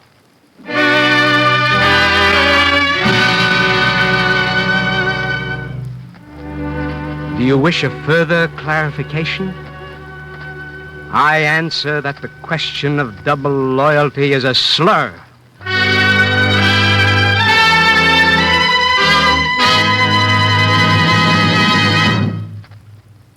It is the most subtle of slurs. It speaks with two mouths, the mouth of enemies, the mouth of friends. But this is not the end of the subtlety. If you ignore it, it may fester and begin to stink.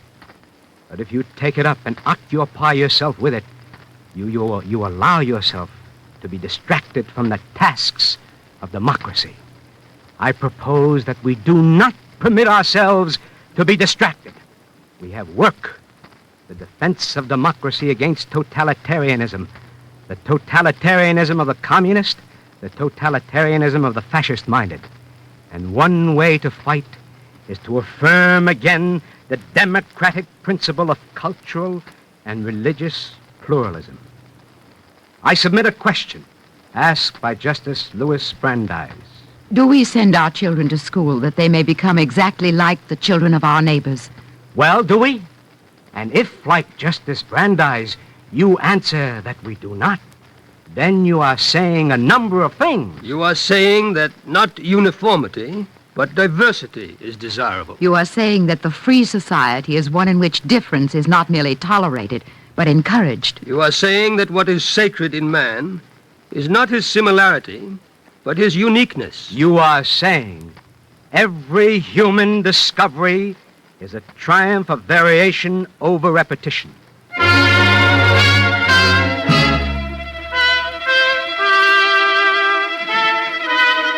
But is all this digression, you say?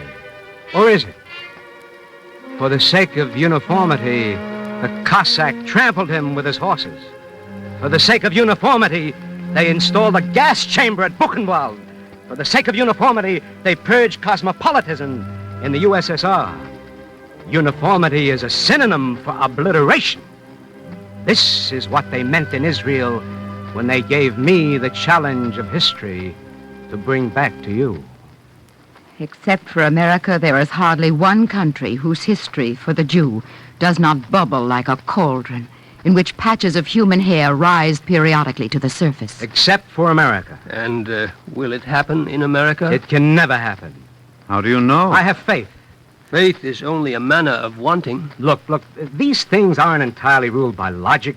Well, democracy is ruled... Well, a democracy is also entitled to its mysticism. Well, there are circumstances in our history here which have created an American mood, an American tradition. Turn to the documents. In September 1620, there sailed from Plymouth, England, a company of 102 immigrants. What kind of immigrants? They called themselves separatists. We know them as the Pilgrims. They were different. There was a man named Roger Williams. God requires not a uniformity of religion to be enacted and enforced in any civil state. Enforced uniformity is the great occasion of civil war. It is a ravishing of conscience. Mr. Thomas Jefferson. Our civil rights have no dependence on our religious opinions any more than our opinions in physics or geometry. And there was also Tom Paine. May we now suppose that the great Father of all is pleased with variety of devotion?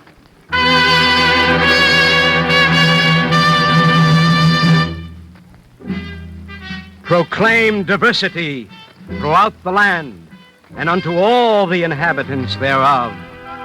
Proclaim the beginnings of the American Commonwealth, a nation founded in dissent, announcing we hold these truths to be self-evident, announcing the right to differ and to be different, and naming it the Bill of Rights, declaring to the immigrant, be thou unique in yourself.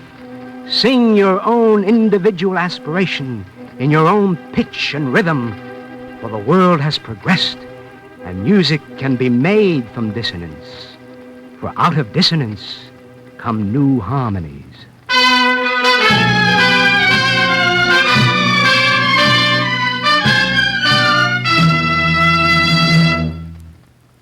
If America is entitled to its mysticism, then surely the Jew in America is entitled to a bit of his own. Seek good and not evil, that ye may live. Establish justice in the gates of the land. Ye shall be unto me a nation of priests and Levites. Let the theologians dispute the doctrine of chosenness. We affirm that all who are righteous are chosen. Not by any act of aggression, but by the very fact of existence. We are a constant danger to every government that exists against the will of its people. It wasn't Isaiah who said it. It was Justice Oliver Wendell Holmes. He was chosen.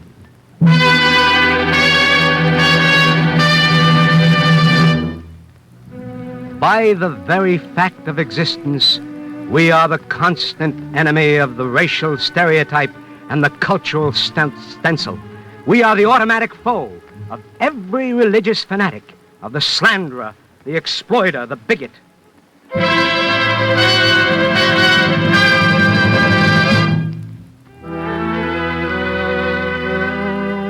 I said it was 4 months ago that a challenge was brought here and a duty of conscience paid.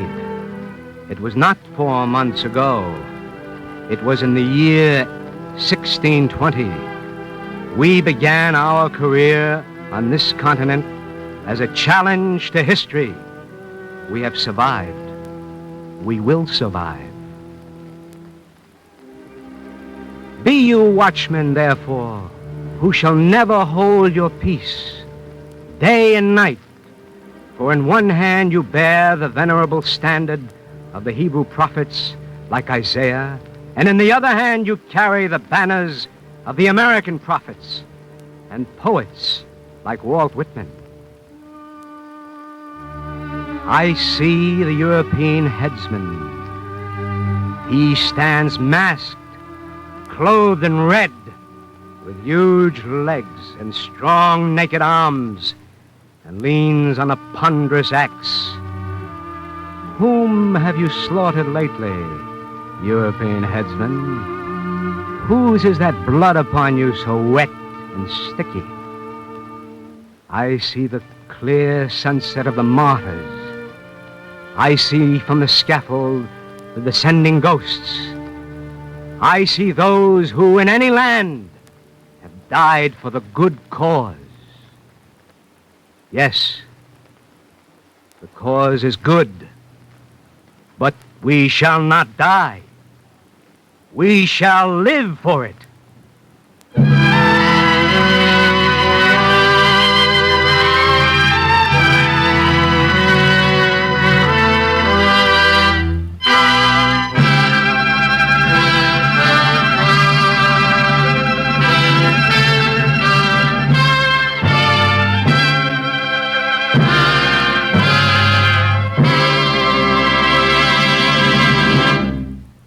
If you would like a copy of today's script, please send your name and address with 10 cents to cover the cost of postage and handling to the Jewish Theological Seminary of America, 3080 Broadway, New York 27, New York.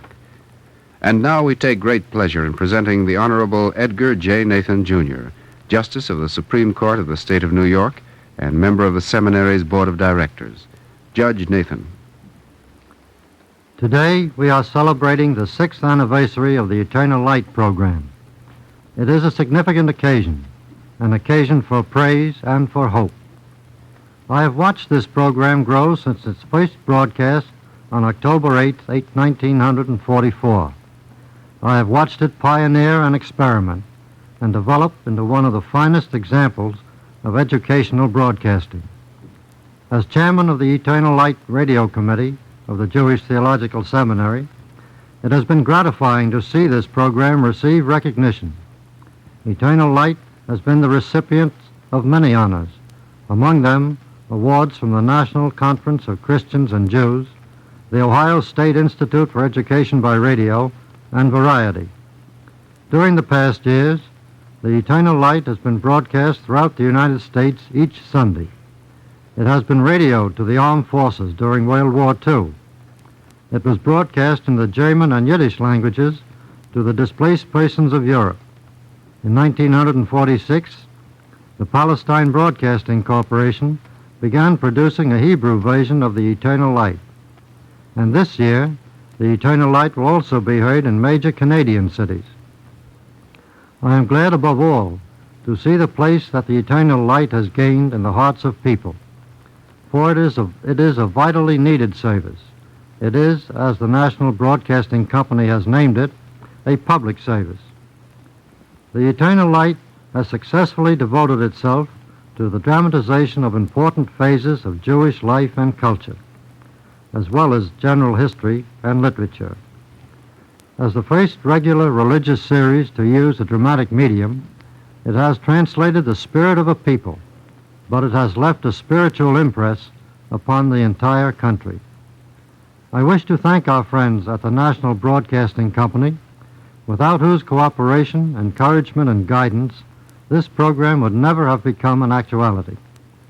The Jewish Theological Seminary of America, under whose scholarly and enthusiastic auspices this inspiration became a living force, is proud and grateful that it has shared in this service to the people of all faiths everywhere. To those who have the courage and vision to sustain and carry this program, there are millions who will give thanks with me today. Thank you, Judge Nathan.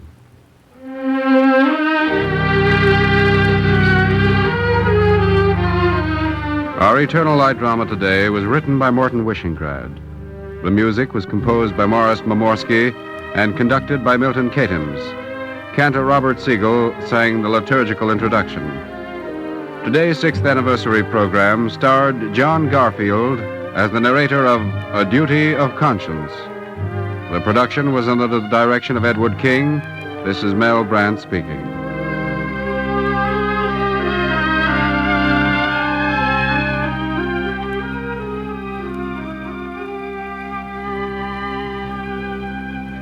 Free time to present the Eternal Light has been made available by the National Broadcasting Company and its affiliated independent stations.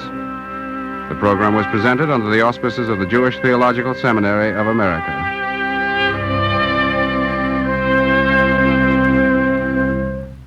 This is NBC, the National Broadcasting Company.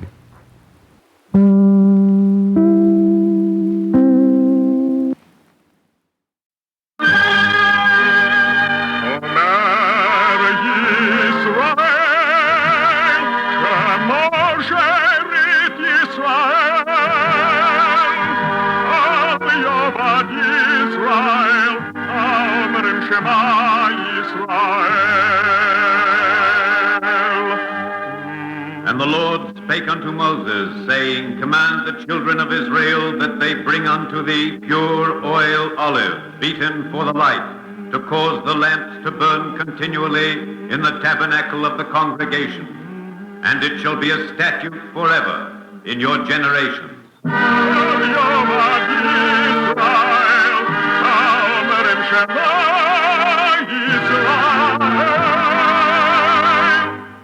The Eternal Light.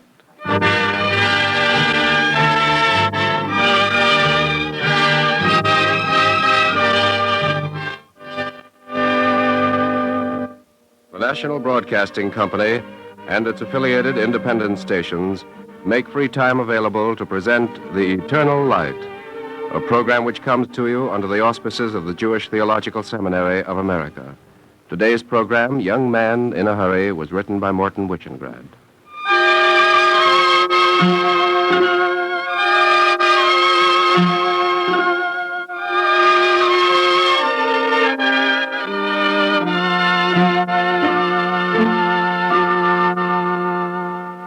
It was April, only a few short years ago.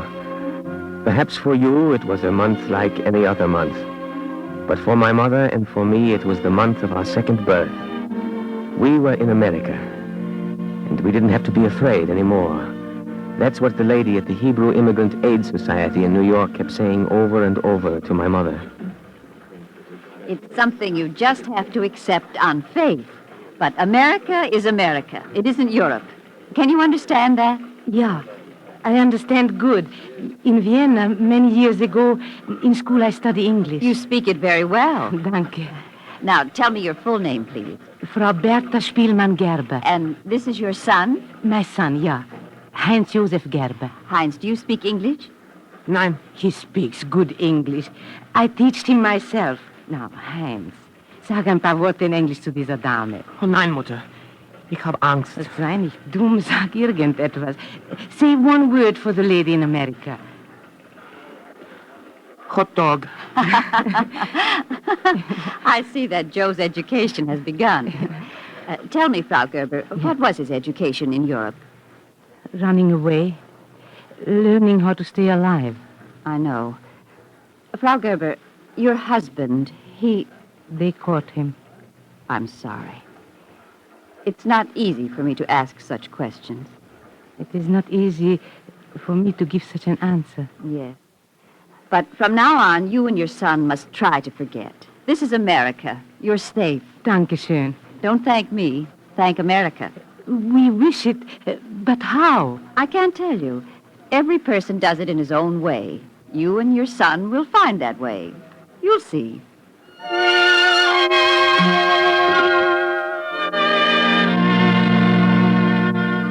How do you express gratitude for tranquility that may be taken for granted? How do you pronounce a benediction for policemen who do not expect you to bow before them? How do you sing a hallelujah for workers who are not required to remove their hats in the presence of their employers, and employers who need not tremble before the majesty of government officials?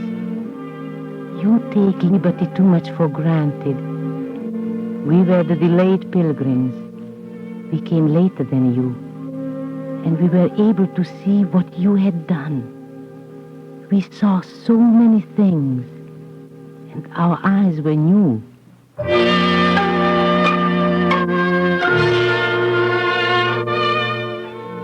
We stayed in New York only for a short time. A year later, my son presented himself to his principal at Weaver High School in Hartford, Connecticut State. My name is Heinz Josef Gerber. Okay. Where did you learn to talk like that? It is bad, sir? Well, let's say it's original. Well, what can I do for you, Heinz? Joe. Joe is better American. I wouldn't be surprised. Well, Joe? Please, you will enroll me, yes. I have a good desire to be a junior in this high school. How old are you? 17. What education have you had until now? 1 year Real Gymnasium in Vienna. And what else? 3 months busboy in New York City. That was hardly a formal education. I learned plenty. I wouldn't be surprised. How else have you educated yourself? I work. Tobacco picker, shipping clerk, bakery assistant, office boy, freight handler, salesman, meat cutter. I change jobs a little. You do, don't you? How are you employed at present? By day, office boy. By night, freight handler. 2 jobs? Sure. Aren't you tired? Sure. Oh, young man, you'll exhaust yourself. Why do you do it? It is for college. I will be engineer. American engineer. Please, I have a good desire to be a junior in this high school. Yes, I believe you. We'll first have to find out in what class you belong, and you'll have to take a series of examinations. I have 2 pencils. Please, now, yes? I am in a hurry.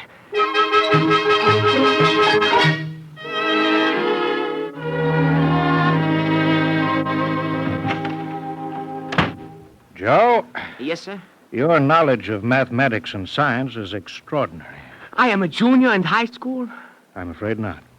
But you said... I haven't spoken about your English examination. It is not good? It is very bad. Joe, let's try again. How do you spell bough? The bough of a tree. B-O... Careful now. Bough. B-O-W.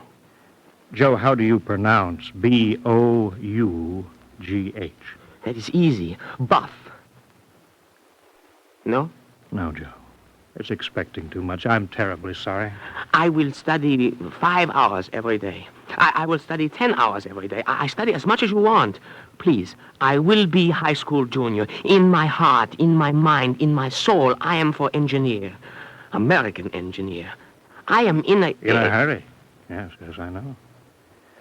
Very well, we'll allow you to enter the junior grade, provided... Yes? Provided you study first and second year courses on the site. I will. And pass special examinations in them. Yes, sir, I will. Joe, I think you will at that.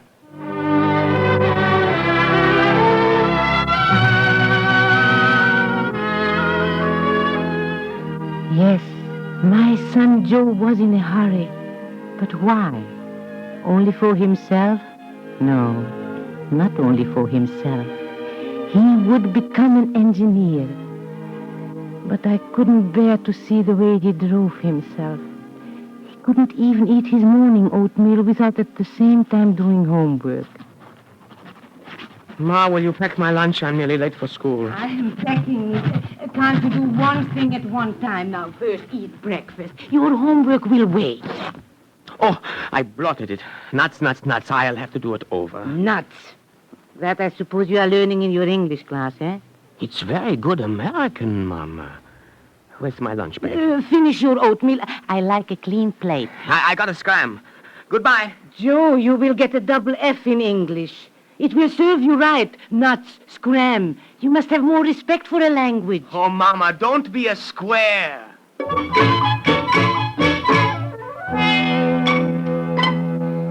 He went to school from 8:30 in the morning till 2:30 in the afternoon. After school, he worked in a bakery until midnight. At midnight, he began his homework. Saturday and Sunday, he studied his freshman and his sophomore subject. He allowed himself one movie a month. A metaphor is a figure of speech which... English. Mama, I'm going to fail. I know it.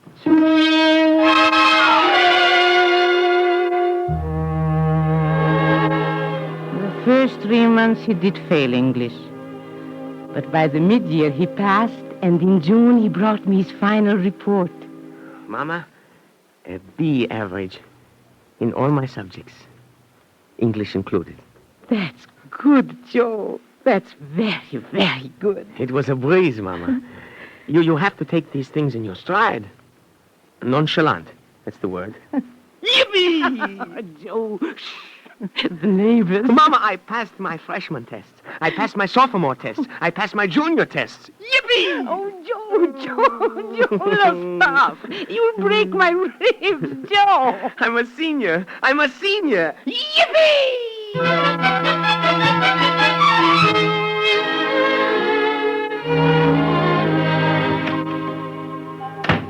You, sent for me, Mr. Burke? I did. Won't you have a chair?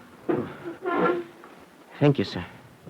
I can't recognize you as the young man who came to this school 2 years ago. Oh, I did not mean to kick the soccer ball through the window. I'll pay for the damage, Mr. Burke. Well, the Board of Education of the city of Hartford thanks you.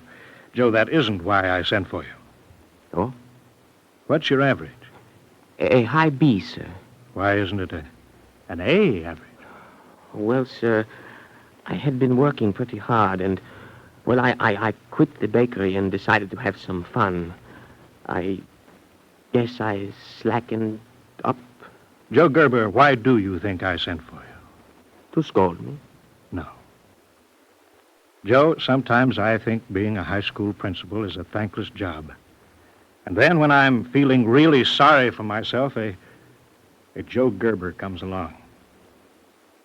You're embarrassed, aren't you? Yes, sir. Heinz Joseph Gerber, the faculty of Weaver High School is happy to nominate you for a Jacob L. Fox Foundation scholarship to be used toward the payment of college expenses in any college that you select. Mr. Burke, That's correct. Your average was only a high B, not an A.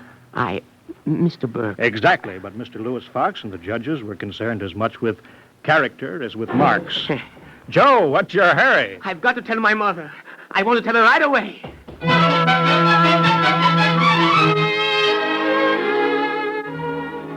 He chose Rensselaer Polytechnic Institute and he matriculated in the School of Aeronautical Engineering. I tell it to you not with pride, but like a prayer.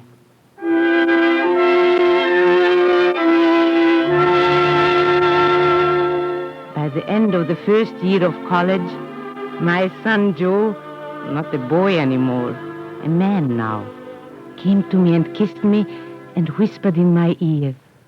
Mama, at Rensselaer there is something called the Gottschall Powell Scholarship. I won it, Mama. It means my tuition until I get my degree. Joe. You don't have to say it. I know. Now I would cry. It is good news. You should be happy. I'm happy. I am happy for myself, but I would cry for all the dead mothers of the dead children in Austria, Germany, and Poland who were never given to see America. All right, Ma. Forgive me. I spoil your happiness at such a time. Oh, it's all right. You have won the right to be happy now. Yes, ma'am. I bought a tennis racket, and I've lined up some dates. I'm an American. I'm going to college. I'm going to study, and I'm going to have fun. Yes, ma'am.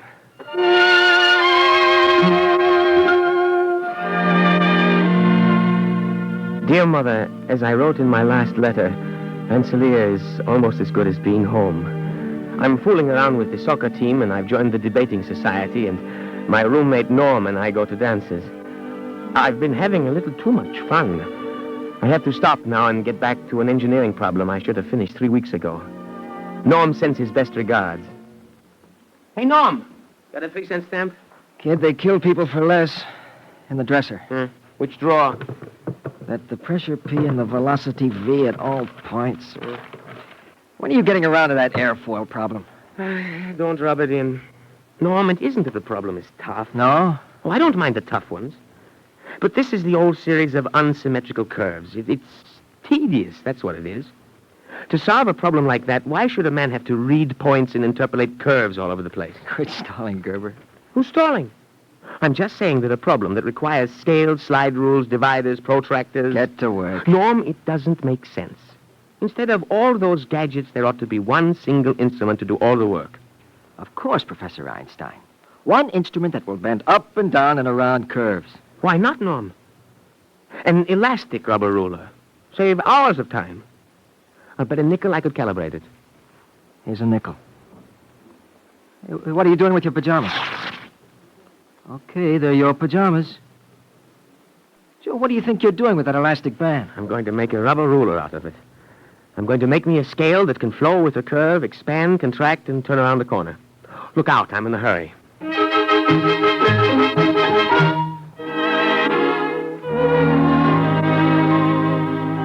Joe, what are you doing?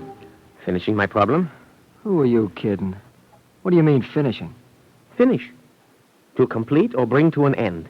To complete by doing all things requisite or desirable. Don't give me that business, Gerber. You haven't finished that problem. Haven't I, Norm? Huh? Take a look. I see it, but I refuse to believe it. You mean you worked it out? With this scale made out of the elastic in my pajamas.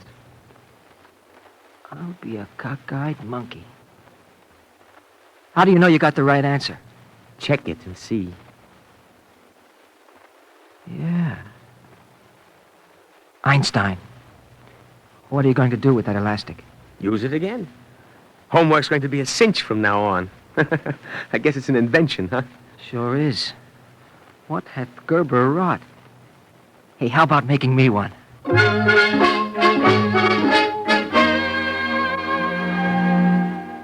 Dear Mother, do you remember how, when I was a kid in Vienna, I found a way of electrifying the doorknob? And do you remember how the maid dropped the tea tray and how you spanked me? Well, spank me again because I've just invented something else. Oh, don't worry. My professors are very happy with it. I'll tell you all about it when I come home. Joe, go away from my kitchen stove. Just a minute, Ma, and I'll be through. What do you think you are doing? Heating a coiled spring. Are you going to eat it? I said heating, not eating. My pajama elastic wasn't a scientific instrument. Besides, its stretch was limited. But if you pull a spring like this one, the distance between each coil and the next coil increases proportionately to the entire expansion of the spring. So? Even if I understood what you were talking about, I would refuse to believe it. It isn't complicated, Ma. It only sounds complicated. You want me to explain it? No. It'll only take a minute. No. Even a child would understand it. I refuse to be a child. Now, get away from my stove. Ma, you know what this spring can do once I've got the distances calibrated on it? Joe, don't use such a language in the kitchen. I could squeeze this scale together and measure Abraham Lincoln's nose on the calendar over the sink, and I would be able to tell you how tall he was. And that's important, Joe, huh? I don't know. With this instrument, you can take a drawing or a graph and translate it into inches or meters or centimeters or anything. Get out of my kitchen or I'll take a broom to you. Mama, I hate to say it, but you don't have an inquiring mind. Oh, hey, ouch! Oh, Mama!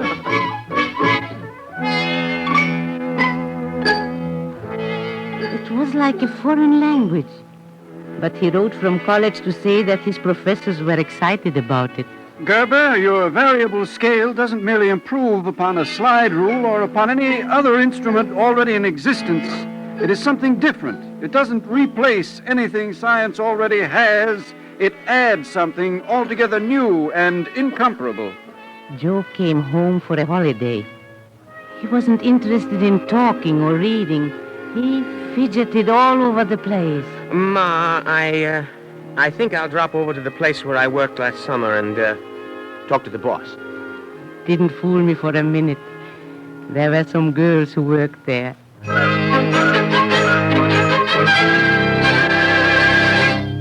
Hello, Joe. Oh. You sound disappointed. I guess it's because the girls are out to lunch. Oh, no, Mr. Koppelman. In fact, I came over just to chew the fat with you. How's college? A lot easier. I found a way of beating a combination of slide rule, dividers, and protractors. You don't say.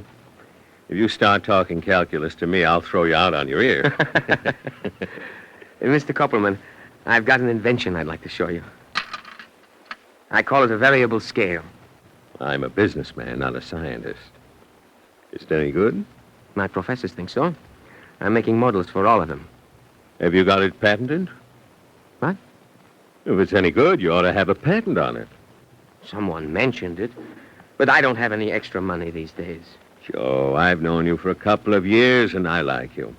Suppose I lend you the money. It's very decent of you, Mr. Koppelman, but a patent is unimportant. You're wrong, Joe. A patent means that the United States says, Joe Gerber, you're a bright young fellow. And for 17 years, no one can infringe on what you've done.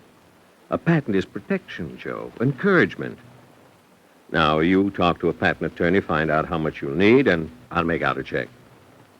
Why do you... Because I think you deserve every break. When you came here from Europe, we didn't lose. Europe lost. Now, find out how much you need. I'm grateful. More grateful than I can say. But I've already borrowed money for books and clothes. No, I'm not going to borrow another cent. Well, pay it back in 20 years. It's still a debt. I'd gladly give it to you as an outright gift. I wouldn't take it, sir. Look, suppose this thing is any good, and I think it might be. A lot of people can use it. Maybe the Army and the Navy and the Air Corps. Joe, how would you like a partner? You mean I'd go into business? Sure. Of course, you'll need money to finance you.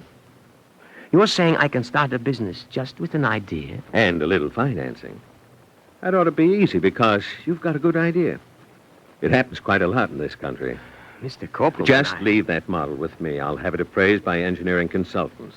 Now, if they agree that your invention has possibilities, you've got a partner and money for patents and development and marketing.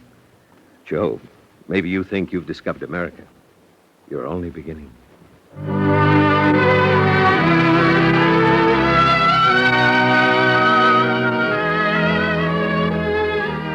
He was still a student at Rensselaer Polytechnic Institute when the new corporation was organized. Joe, let's call it the Gerber Scientific Instrument Company. Here are the papers of incorporation and the contracts. And hold on to that patent, because that's your protection for the next 17 years. I'm very happy. You ought to be. Kid, you're the president of a corporation. Now go back to school and do your homework.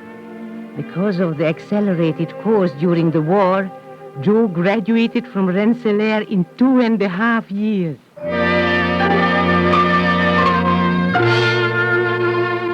He got his bachelor's degree in aeronautical engineering and his first job at Wright Field, working with U.S. Air Force engineers.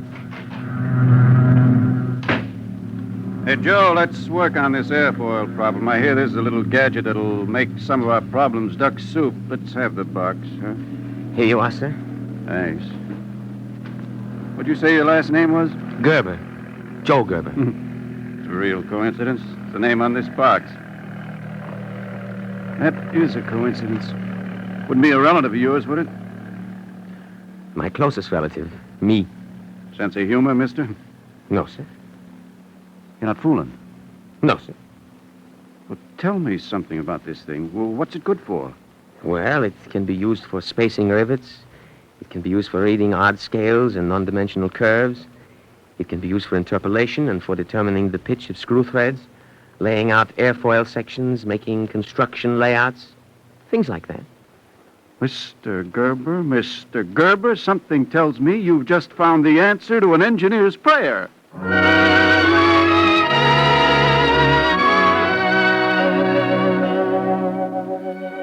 In America, there have been many inventors, and they have made great and wonderful things, and there will be many more.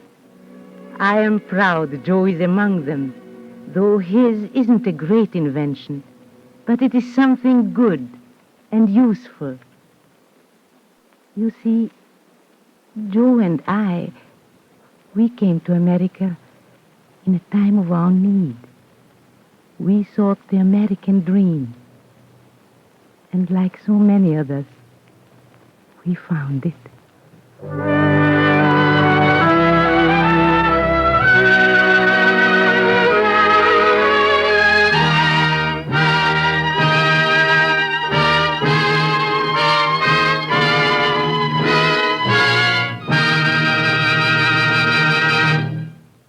If you would like a copy of today's script, please send your name and address with 10 cents to cover the cost of postage and handling to the Jewish Theological Seminary of America, 3080 Broadway, New York 27, New York.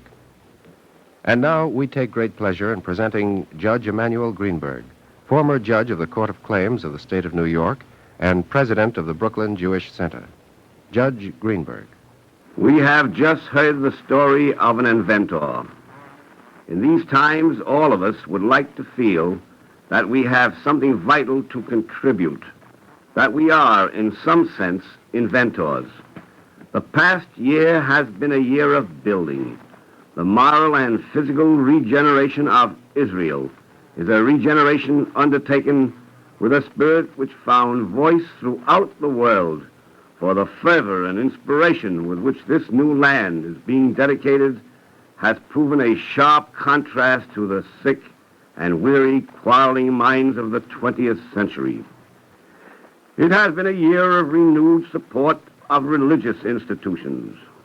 Men are turning to religion, not, as the scoffers claim, because it is an escape, for faith requires strength, not, as the cynics claim, because it is a dupe, for the Jewish religion has been always bound up with scholarship. From despair, from confusion, perhaps, for religion answers with a hope, and prayer contains a discipline. Though modern man has gained a tremendous control over nature, he can no longer control the complex society in which he lives. His destiny may be formed, his life altered by events thousands of miles away. He must preserve his identity, preserve himself, so he turns inward, for he is still the master of his soul. In a world of chaos, he turns to a tradition with a formulated and time-tested ethical and judicial system. He turns to a tradition of learning when the world is filled with prejudice and fear. In a world of imperfection, he may still strive to perfect himself. This strength is an affirmation. It is often said, we cannot change the world. It is even more frequently said, we cannot change human nature. But the individual effort, the emphasis upon a spiritual quality, represents a refutation of these easy phrases. We may sense that this newfound spirit will continue and will evidence the will to peace and the will to brotherhood which is found in church and synagogue, and which, in ever-increasing numbers, is being realized by the congregation. Thank you, Judge Greenberg.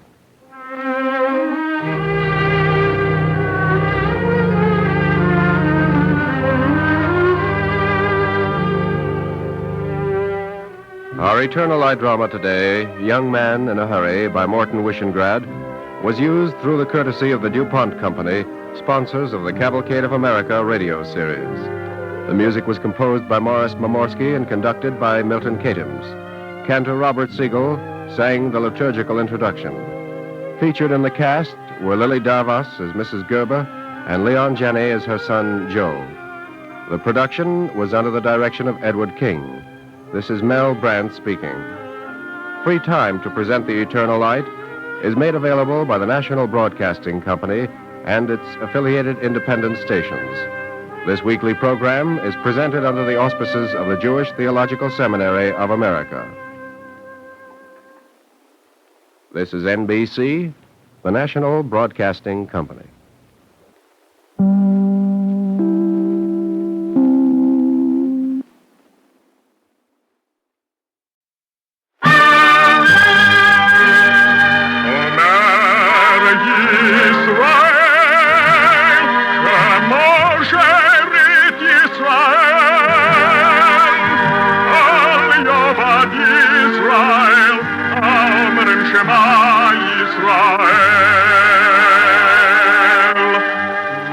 And the Lord spake unto Moses, saying, Command the children of Israel that they bring unto thee pure oil olive, beaten for the light, to cause the lamps to burn continually in the tabernacle of the congregation. And it shall be a statute forever in your generations.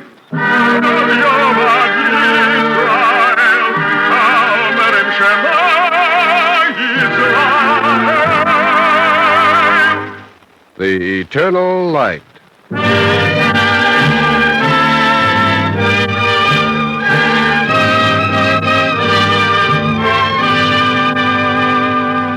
The National Broadcasting Company and its affiliated independent stations make free time available to present The Eternal Light, a program which comes to you under the auspices of the Jewish Theological Seminary of America. Today's program, a segment of My Times, was adapted by Morton Wishengrad from Judge Joseph M. Proskauer's autobiography and is offered in observance of United Nations Week. Roger DeKoven is featured as Judge Proskauer, and Ross Martin is heard as Alfred E. Smith.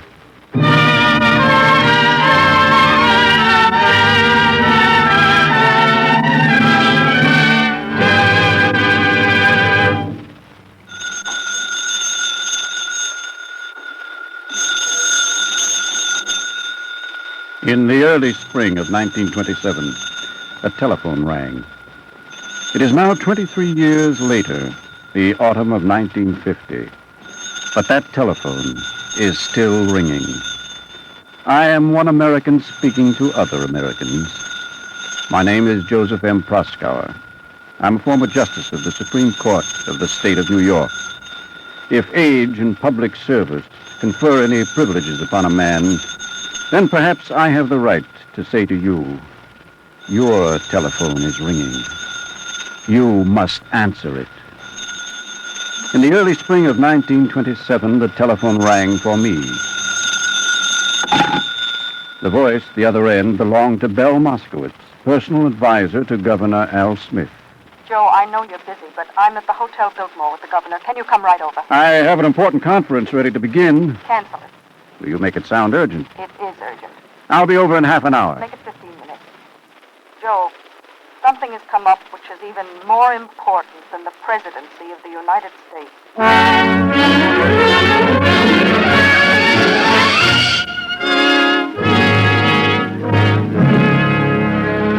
And so, in the early spring of 1927, I hurried to the side of Al Smith because he needed me. And as I hurried, I remembered how he had described himself to me at one of our earliest meetings. When I was a boy, I worked in a fish market to support my mother and my sister.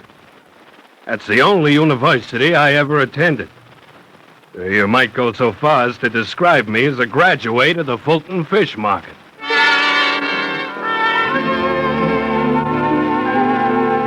He wore a brown derby, his voice was raucous. Perhaps he lacked the polish of the drawing room statesman, but I can attest that Al Smith was a real human being, whose moral fiber was rock. I had seen him tested in the years when he was a candidate for governor of New York, and I was his campaign manager. I remember how in 1924, when he finished a campaign speech, there was a stir at the edge of the crowd. Al Smith! Look out there toward Westfield! They're burning a cross! It's the Ku Klux Klan! There it was on the horizon, the symbol of bigotry and intolerance.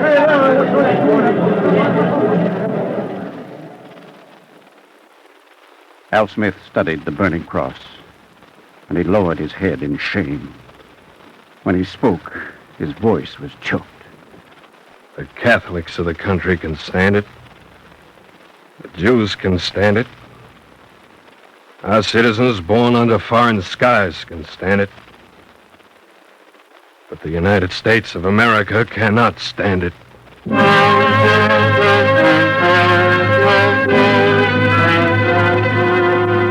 He knew the techniques of the politician and the statesman, but he spurned their hypocrisy. When 5 legally elected socialist assemblymen were expelled from the state legislature, Al Smith was not afraid to speak out. Nor was he afraid to cause the repeal of the un-American Lusk laws. The majority needs no protection. They can protect themselves. Law in a democracy means the protection of the rights and liberties of a minority. He was down to earth. He spoke a language that all men could understand.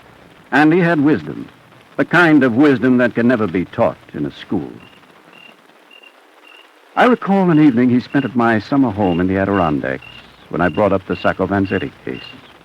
I don't know much about the case, Joe. I'm not qualified to discuss it. But I do know this much. Yes?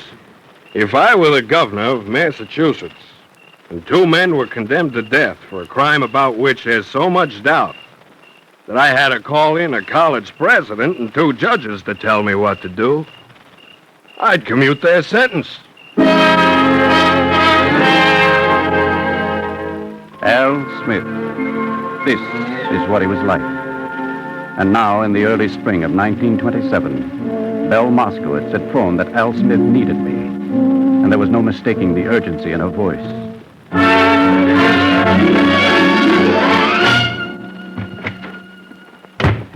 You're late. I know, Belle. I took a taxi. Well, that explains it.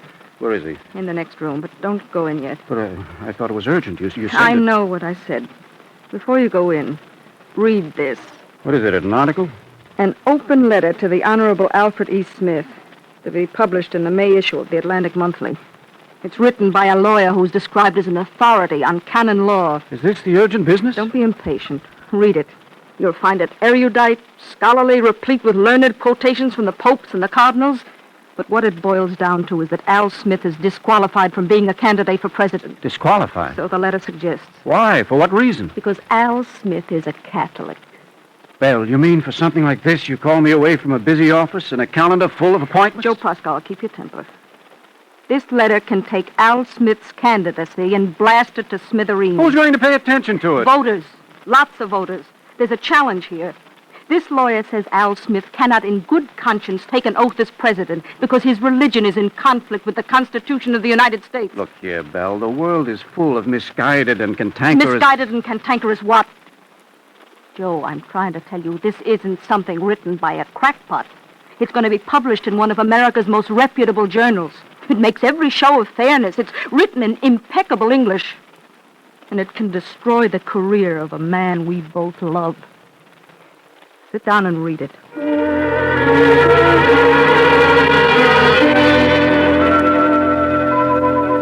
I had never seen her so agitated, and Belle Moskowitz was not a person easily agitated. She was the woman who had stood anonymously, quietly, modestly at the governor's side through 4 terms, asking nothing for herself, asking only that laws be passed against child labor, that laws be passed defending the wage earner and the school child and the widowed and the orphan. She was the social conscience of New York State. And now there were tears in her eyes. And so I sat down and I read the advance proofs of the open letter to Al Smith. Well, Joe, did I exaggerate? No. No, you didn't. Al read it through twice. He's sick about it. You ought to be drafting his reply. He refuses. What did you say? He refuses to reply to it. Why do you think I called you? Look, someone has to talk to Al Smith. He's gone stubborn. Joe, you've got to convince the governor that he can't ignore this letter. All right. Come in, the door's open.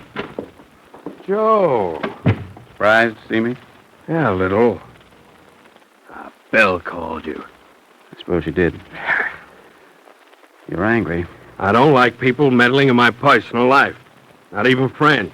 Not even my best friend. Al, I'm afraid this isn't your personal life. This is your public life. My religion is a private matter. A candidate for the president has no privacy. I don't have to tell that to you. My religion is nobody's business but my own. And a few million voters. Come on, Al, let's look at the record. Your phrase, isn't it? No Catholic's ever been president. No Catholic ever will. Until this thing is thrashed out. You've got to answer this letter. I've got to do nothing of the sort. The man who wrote it charges that your religion makes it impossible for you to take an honest oath as president of the United States. The man who says so utters a damnable lie. Say so. It's beneath my dignity to say so. You want to be president. A respectable president. Joe, don't argue with me. That letter is a slander against every Catholic in America. I'm not going to dignify it with a reply. Now, let's not talk about it.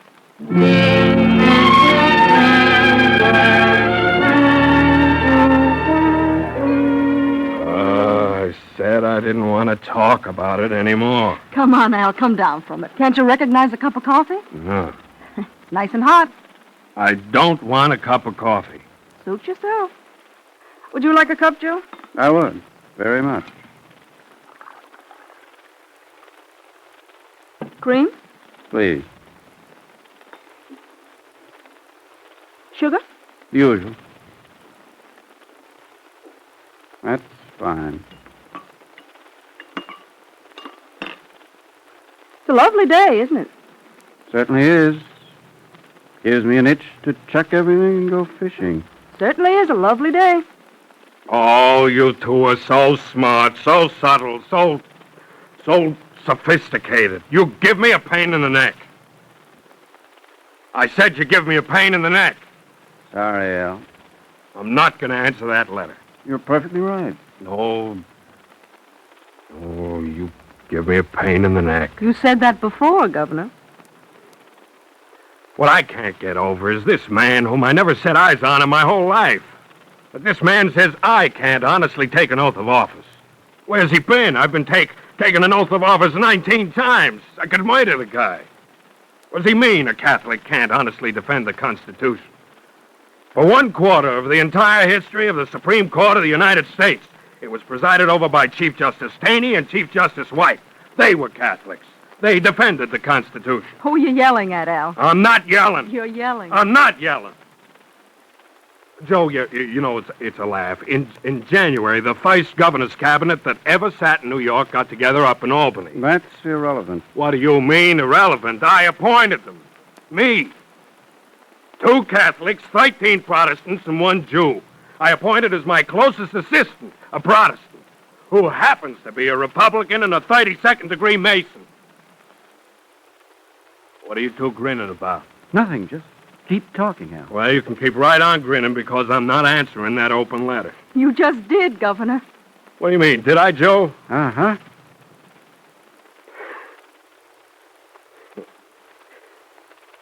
Joe, can I tell you the truth? By all means. I've read that open letter. I've read it several times. I don't know what it means. Very simple. The writer quotes a formidable list of papal bulls, syllabi, and cyclicals going back to the Middle Ages. And which I never heard of in all my life. I'll tell you both, I've been a devout Catholic all my life. That stuff he quotes hasn't got anything to do with being a Catholic. Say so in your answer. Oh, but I can't answer, Joe. God, give me strength. You just did answer. No, Belle. I'm out of my depth. I'm Al Smith, kid from the Fulton Fish Market. I'm not a theologian. I'm not a religious historian. Still, that letter has to be answered. You owe it to yourself, to your party, to your religion. It must be answered. You really believe that? I really believe it. Okay, you answer it. Me? Why not? A Protestant lawyer challenges a Catholic candidate on an issue like this, and the challenge is answered by a Jewish judge. No, Al. This is your baby. Looks like I'm surrounded. All right, I'll answer it, Joe, provided you agree to help me. Of course he'll help you. How could he refuse to help?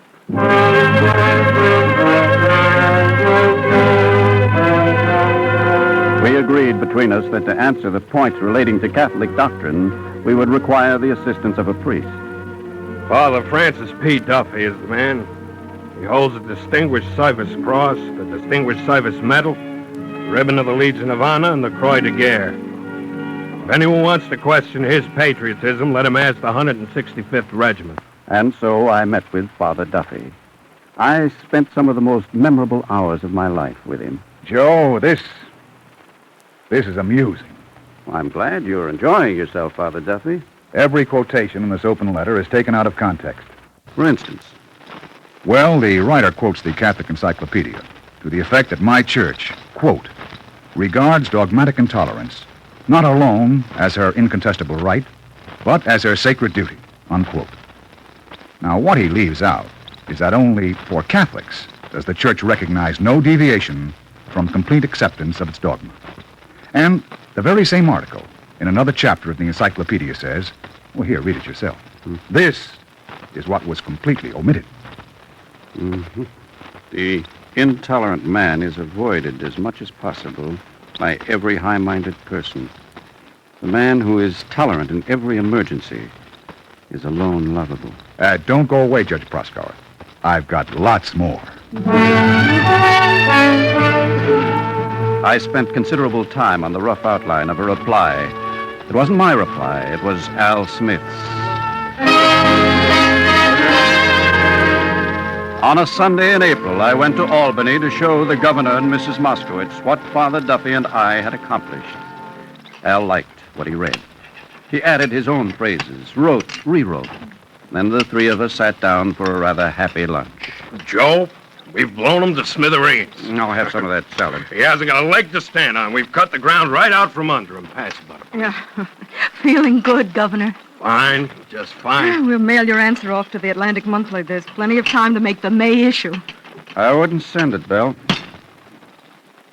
Why wouldn't you? If there's something wrong with it, I think it's good. Maybe a little too good. Every thesis advanced against you has been exploded. But suppose in the process of explosion, Al, something has been put in inadvertently, which is offensive to Catholic dogma.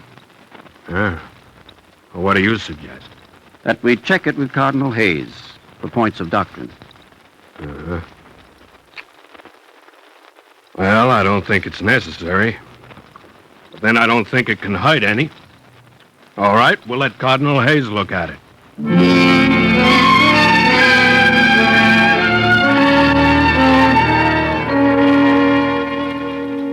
Judge Proskauer, I return to you the manuscript of the governor's reply. You will notice that the envelope has not been opened. I'm afraid I don't understand. Have I offended you in any way, sir? No, you have not. Well, why the unopened envelope, then? Judge, I'd give almost anything to see Al Smith president of the United States. Not because he's of my faith, but because I think he's qualified to be president.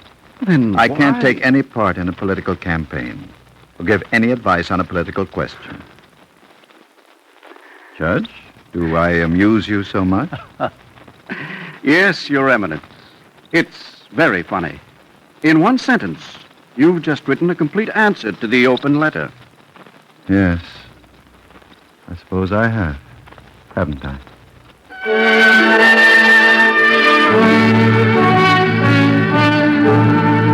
I persuaded Cardinal Hayes to read Al Smith's reply for its theology only, and so he finally read it. Judge, you can say to the governor that this is good Catholicism and good Americanism.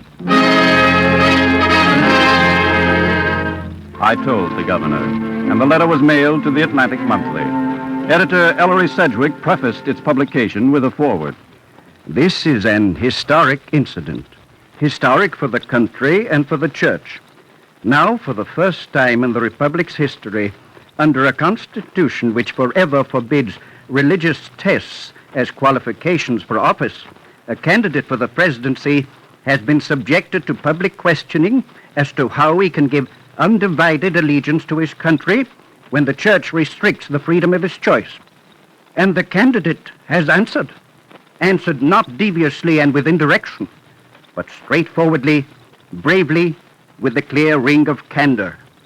Dear Mr. Marshall, you seem to think that Catholics must be all alike in mind and in heart, as though they'd been poured into and taken out of the same mold. I think you've taken your thesis from the limbo of defunct controversies. I quote to you what Cardinal Gibbons has said. American Catholics rejoice in our separation of church and state. I can conceive of no combination of circumstances likely to arise which would make a union desirable to either church or state. For ourselves, we thank God that we live in America, in this happy country of ours, to quote Theodore Roosevelt, where religion and liberty are natural allies.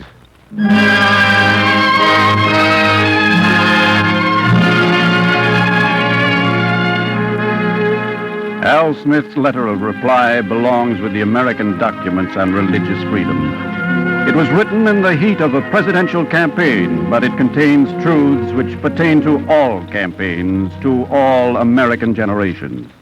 In the wildest dreams of your imagination, you cannot conjure up a possible conflict between religious principle and political duty in the United States. But if you can conjure up such a conflict, how would a Protestant resolve it? By the dictates of his conscience. That is exactly what a Catholic would do. As Cardinal Gibbons said of the unthinkable supposition that were the Pope to issue commands in purely civil matters, he would be offending not only against civil society, but against God, and violating an authority as truly from God as his own. Any Catholic who clearly recognized this would not be bound to obey the Pope, or rather his conscience would bind him absolutely to disobey. I believe in absolute freedom of conscience for all men, and in equality of all churches, all sects, and all beliefs before the law as a matter of right and not as a matter of favor. I believe in the absolute separation of church and state, and in the strict enforcement of the provisions of the Constitution that Congress shall make no law respecting an establishment of religion or prohibiting the free exercise thereof. I believe that no tribunal of any church has any power to make any degree of any force in the law of the land other than to establish the status of its own communicants within its own church. I believe in the support of the public school as one of the cornerstones of American liberty. I believe in the right of every parent to choose whether his child shall be educated in the public school or in a religious school supported by those in his own faith. In this spirit, I join with fellow Americans of all creeds in a fervent prayer that never again in this land will any public servant be challenged because of the faith in which he has tried to walk humbly with his God.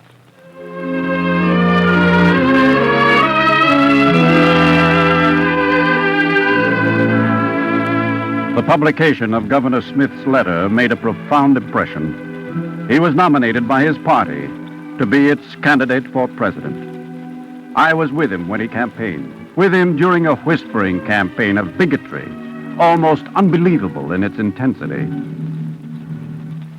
Al Smith was a good loser, but for the remainder of his life, he carried a hurt in his heart that his beloved America could be guilty of intolerance. The telephone is ringing. In 1927, the telephone rang for me. It is 1950. The same phone rings for you. Answer it, please. Say the word that has to be said. An American word.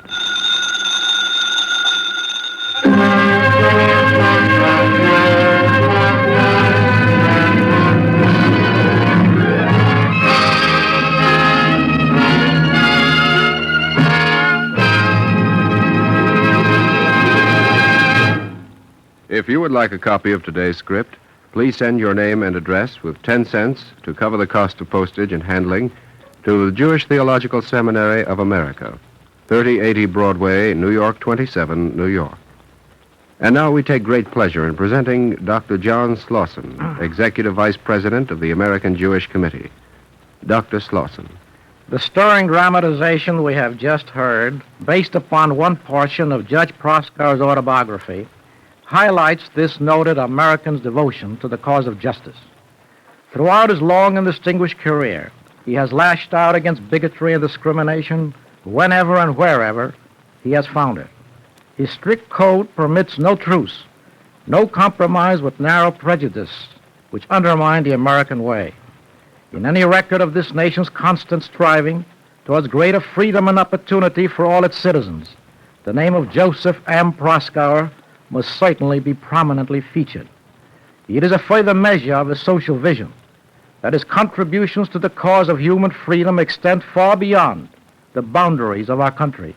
Indeed, as the United Nations succeeds in its efforts to secure for all those basic human rights which we Americans have long enjoyed, millions of people in other hemispheres may well recognize Judge Proskauer as a moving spirit in their liberation. His untiring efforts at the time when the United Nations Charter was being drafted at San Francisco were largely responsible for the recognition of international human rights as a bulwark of peace. Joseph Proskauer has always understood that liberty is indivisible, that the rights and freedoms of our own people in this, the freest nation in the world, are intimately tied to the rights and freedoms of people everywhere. As a consultant to the American delegation, he was one of the guiding spirits in the creation of the United Nations Commission on Human Rights. He was then president of the American Jewish Committee. And together with his colleague, now president of this organization, and representatives of other religious, educational, and civic groups, the judge urged that an international bill of human rights be recognized as a major goal of the UN. Professor James T. Shotwell, the noted historian and educator and former president of the Carnegie Endowment for International Peace, has written of Judge Proskauer's personal plea to to the Secretary of State during a crucial moment when the charter was being drafted. The judge, he declared, made the most eloquent and convincing argument that I have ever listened to in my life. His argument on that occasion is destined to become one of the chapters of American history. I, as a historian, with all the careful reserves that a historian is bound to think of, concluded Dr. Shotwell, pay this tribute to the leader of the American Jewish Committee. It was a magnificent victory for freedom and human rights. Those are the words of Professor Shotwell. At this time, the entire nation celebrates United Nations Week, honoring both the organization that represents the hope and future of the civilized world and the men and women of all nations, races, religions, and backgrounds who have helped build the UN. I know that it is Judge Proskauer's greatest pride to be counted among these outstanding architects of world peace. Thank you, Dr. Slauson.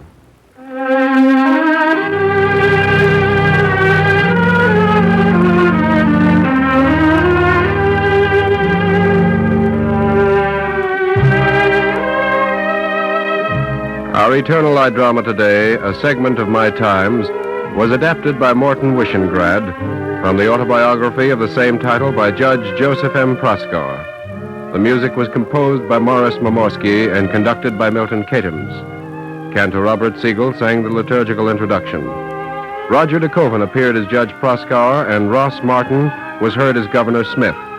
The production was under the direction of Edward King. This is Mel Brandt speaking. Free time to present the Eternal Light is made available by the National Broadcasting Company and its affiliated independent stations. This weekly program is presented under the auspices of the Jewish Theological Seminary of America.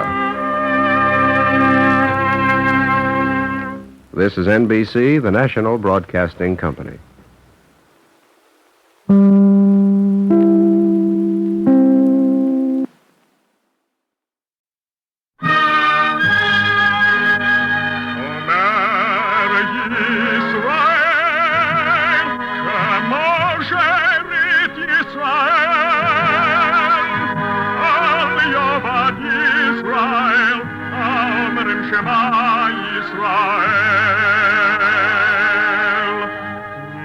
And the Lord spake unto Moses, saying, Command the children of Israel that they bring unto thee pure oil olive, beaten for the light, to cause the lamps to burn continually in the tabernacle of the congregation. And it shall be a statute forever in your generations.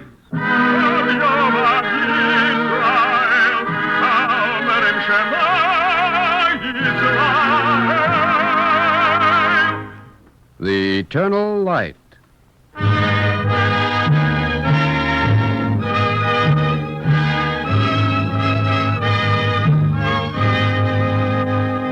The National Broadcasting Company and its affiliated independent stations make free time available to present The Eternal Light, a program which comes to you under the auspices of the Jewish Theological Seminary of America. Today's program, The Builders, was written by Harry Gersh and is dedicated to the forthcoming mid-century White House Conference on Children and Youth.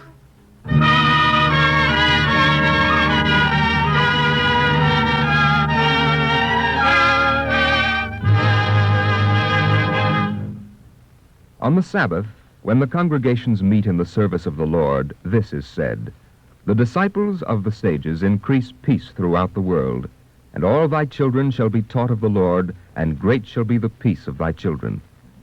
And in the service, the word is banaich, thy children. But the prayer book adds a homiletic admonition.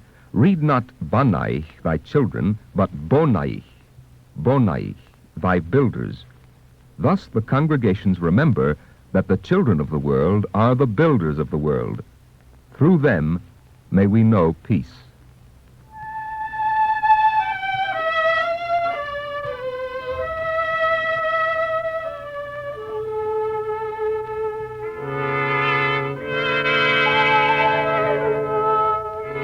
This, then, is a story about a child, a builder, and about two old people who taught him peace and kindness and love.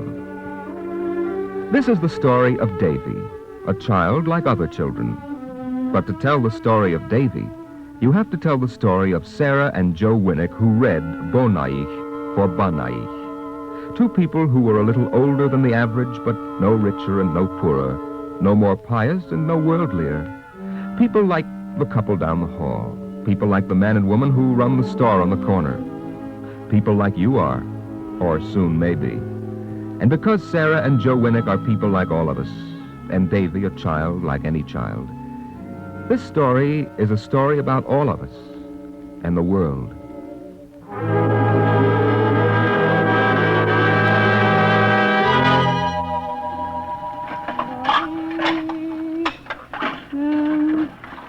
Joe, there's the towel.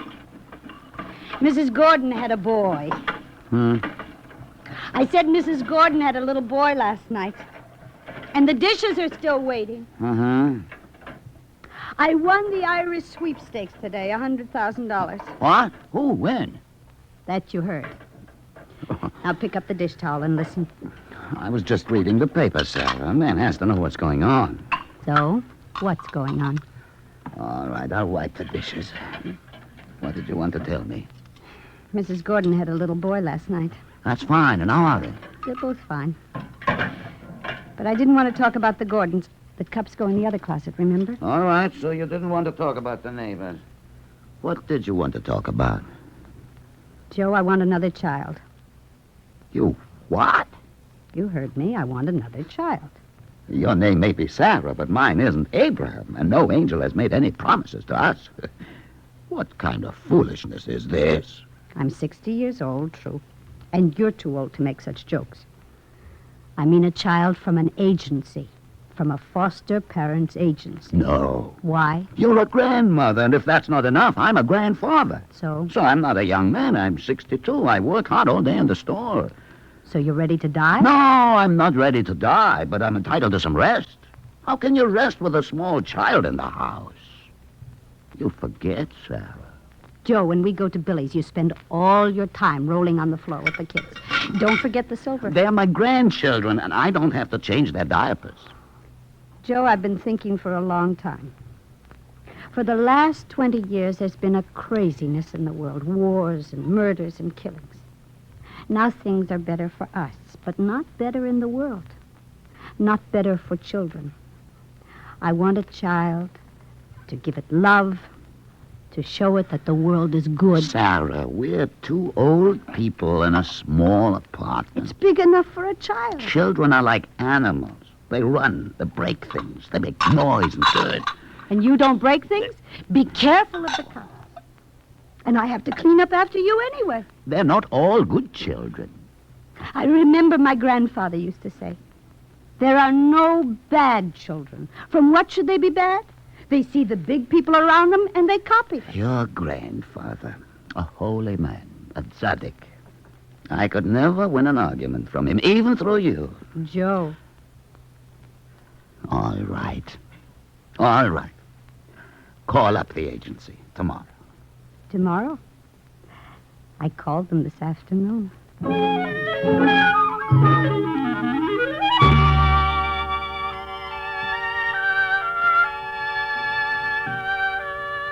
In all the cities and hamlets of the world, there are children whose eyes turn inward and downward, for they cannot face the harshness of the adult world. In the efficient cities, there are agencies to catalog these children. In some cities, the agencies gather up the broken children and give them to the menders. Sarah Winnick, age 60, family income $3,672 annually. Gallbladder not so good and getting worse. Blood sugar higher than it should be. Sarah Winnick was such a mender. So she went to an agency for a child. Mrs. Winnick, I forgot to ask you this over the telephone. How old are you? I'm 60. Is that bad? 60 is the borderline for foster mothers, but you don't look 60. I'm not too old to care for a child. I'm not too old to love a child. Give me a chance and you'll see. Well, Mrs. Winnick, I've forgotten whether the rules say that a foster mother can't be over 60 or whether she has to be under 60. And I guess I'm too busy to look it up. Thank you, Miss Miller. Look, Mrs. Winning, our investigators are satisfied with you and your home. Unless you have some questions, let's go to the playroom and see the children.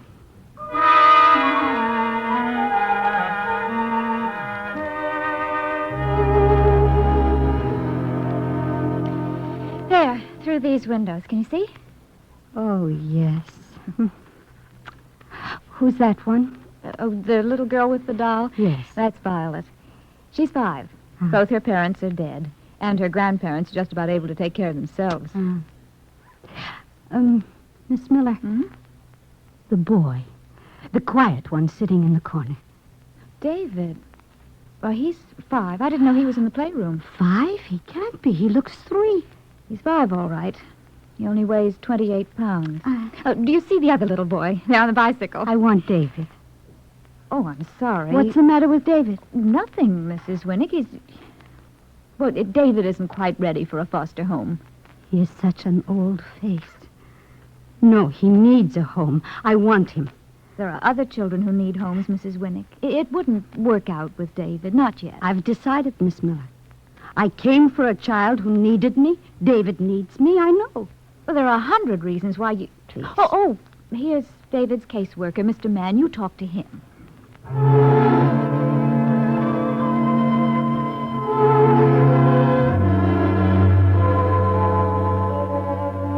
And Mrs. Winnick seems quite determined, Mr. Mann. What do you think? No, it would be out of the question. Why, Mr. Mann? He's never really lived in a normal home, Mrs. Winnick. So it's time he did. He comes from a broken home. Nominally, he lived with his mother. He spent all his time in the streets and hiding in neighbors' houses. But if he had a real home... This last time he was gone for 2 days, living on a lot, finding food. Was it his fault, Mr. Mann? There's no question of fault, Mrs. Winnick, but he's been conditioned, his personality twisted. He doesn't speak.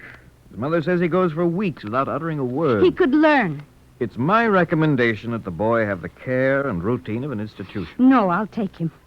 I'm sorry, Mrs. Winnick. It's out of the question. We can't give you David. Maybe you'll change your mind, Miss Miller. I'll wait. You have my telephone. Goodbye.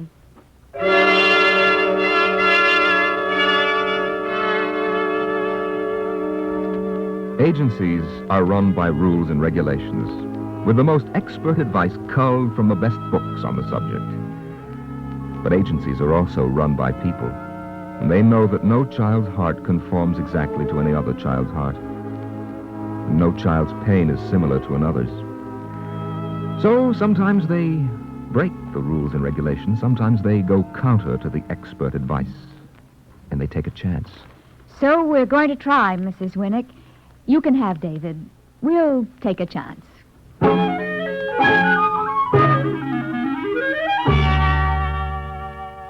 Hello, Sarah. Oh. Hello. This is Davy. We're eating our supper. Hello, Davy. It's your new papa, Davy. Say hello. Well, you'll say hello later. Joe, go wash yourself. I'll wash later. First, Joe, go wash. We'll finish our supper. the man works hard all day. Sarah, what's with the bathroom? What happened in here? Davy took a bath, didn't you, Davy? With kerosene? That's what we washed Davy's hair with. Davy was a motor, and we put in the fuel. Kerosene? Sarah, he doesn't... I just wanted to make sure. Ask questions later. Go wash. I'll ask questions now. What did you bring into the house? Joe, go wash. What are you doing, Sarah? I'm all lousy already. Joe, there's a child in the house now. Mind your language.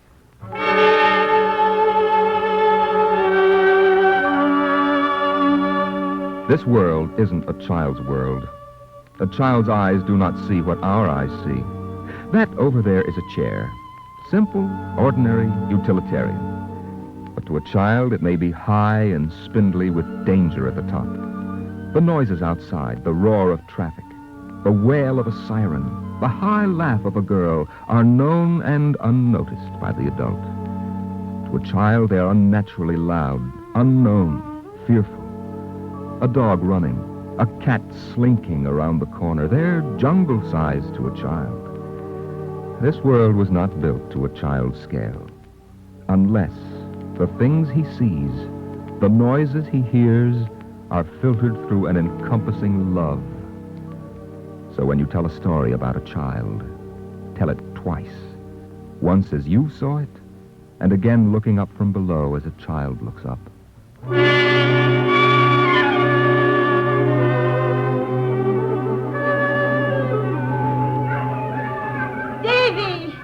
Davy, come here, Davy. Come, boy. He'll have to give back that toy, Mrs. Winnick. I can't have my little girl crying all the time because Davy takes things. Mrs. Smith, he'll give it back. Davy, it's not your truck. You'll give it back to the little girl, won't you? No.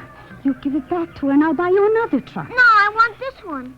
Davy, you have your own toys. A pail, a ball, the blocks in the house, they're yours. The truck belongs to the little girl, Davy. You ought to be whipped, that's what. No, he shouldn't be whipped. Davy, what are you... He smashed it. He did it deliberately. Davy, why?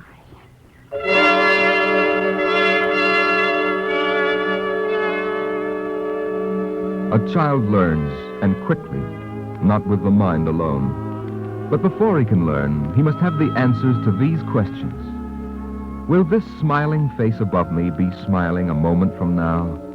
Or will it dissolve by some mysterious chemistry of adulthood into the wrinkled face of hate? Will this toy in my hand be here when I awake? Or will it be stolen by the things that come by night? Will this food be here when I'm hungry again? I'm always wiping dishes. You should have taken a girl from the agency. A big girl. At least she could do the dishes. They don't let you have children just to do the housework. Oh, why must you twist what I say? You know what. Hello? Yes, this is Mr. Winnick. Who? Oh, Pete, yeah. Davy? Where? I'll see to it. All right, I said I'll see to it. Goodbye. That was the superintendent, in case you didn't know. What did he want, Joe? What do they always want these days? What did he say? This time, Davy smashed the lamp in the lobby. How does he know it was Davy? He says he knows. Do you think he's lying? No. Can't go on like this, Sarah. Once we were liked here in this house, respected.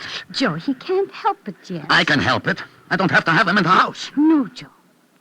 He's not a strange kid from an agency anymore, not even to you. He's a little animal. No, he's a little boy, lost in a strange world. We're both helping him find the way. You make him sound more important than I am. Maybe for a while Davy is more important than Joe Winnick or Sarah Winnick. Yes.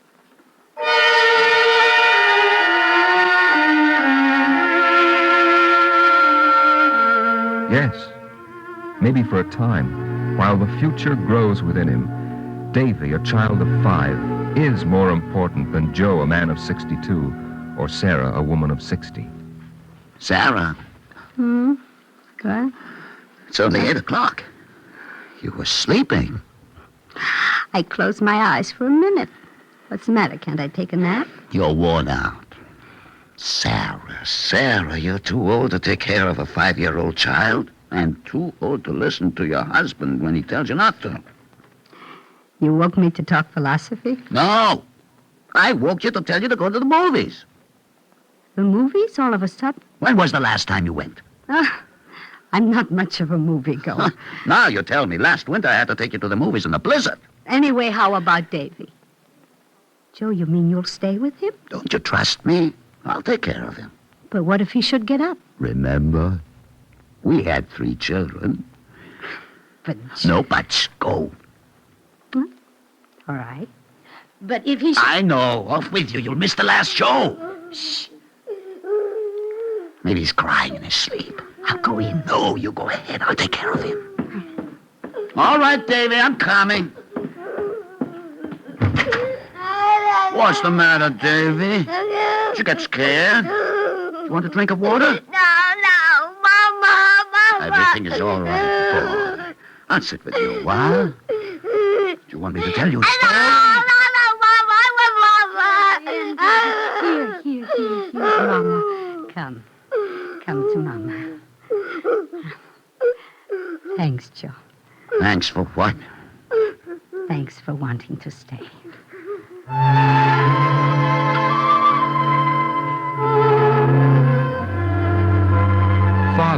is a word with many meanings.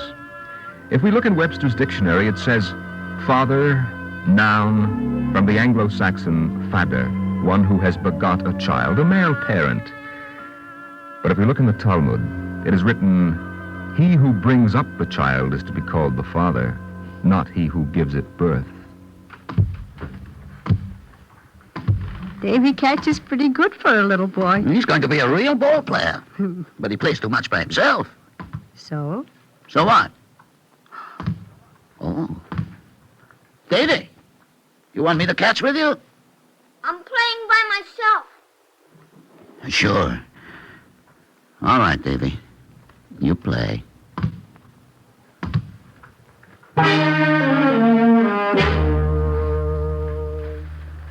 The pitch is low and outside. 2-2. Why should I listen to the game on the radio? Davy! What? Come, let's go to the park and see the baseball game. And me too, and Mama? No, you go with Papa, Davy. I'll sit home for a while. I'm tired. No, I want you to come. Baseball's for men. Let Mama stay home and we'll go. No, I don't want to go. All right, Davy, I'll come. We'll all go.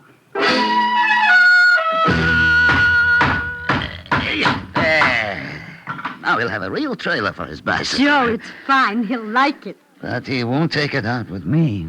Only with you. The merry-go-round is here. I want to go. Take me. Yes, Davy, sure. Wait, I'll put on my shoes. No, I want Papa to take me. Me, Davy? You want me to take you? Yes. Come quick. Take me on the merry-go-round.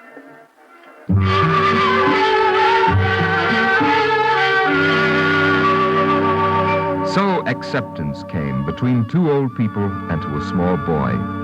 Davy learned, by precept a little, by reason maybe, but mostly by building a little world in imitation of the larger world built by his adults.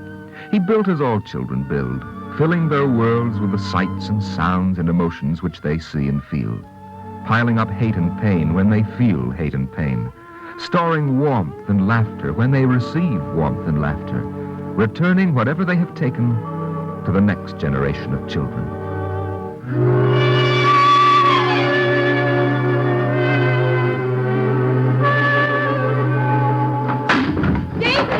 Davy, what is it? What happened? The phonograph fell over. It just fell, Davy? I was fixing it. It's fixed now. Look at it. Don't worry. We'll fix it. Huh? What do you mean, we'll fix it? Papa will fix it. Papa and me.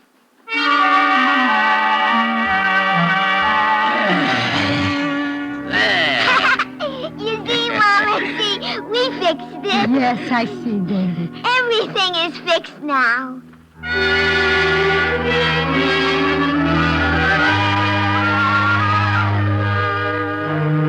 And so with acceptance came trust and love. But there is always a sadness in store for the menders of the world. For the things they mend belong to others and must be returned each in its own time to those who have legal title. Hello? Davy? Joe, hello? Where is everybody? In here, Sarah. Huh? What are you sitting in the dark for? Where's Davy? Davy's next door. Oh, I'll go get him. No, wait a minute. I want to talk to you. What's happened? Something with Davy? Davy's all right. For a while, anyway. Miss Miller called. So? She wants Davy.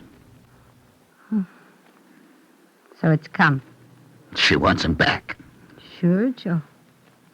We knew it would come. It means he'll have a real permanent home now with his own people. Better people than us? How can we let him go? No, not better, Joe, but for good. We did what we could for him. He's healthy now, he's a good boy, and he'll be a fine man. Yes, I guess you're right. He's not ours. No, Joe, he is ours. Part of him will always be ours.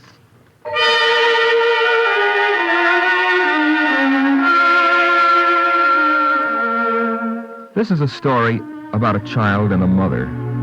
But even more, it is a story about a man who became a father again. An ordinary man, as we said in the beginning. He did an ordinary thing. He loved a child. Not easily, but with pain. and slow awareness. When the time came to leave the child, and in some manner all children eventually leave us, there was a great emptiness. But the world does not stop there.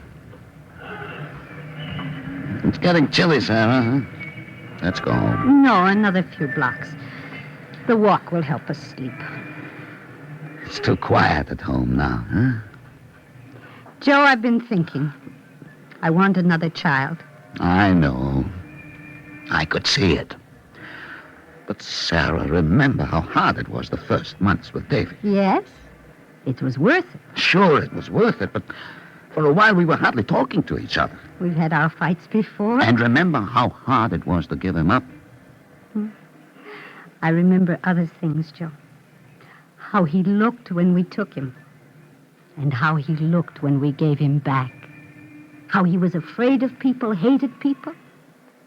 And how he laughed and played at the end. There are other children like that, Joe. All right, Sarah. I just wanted to make sure.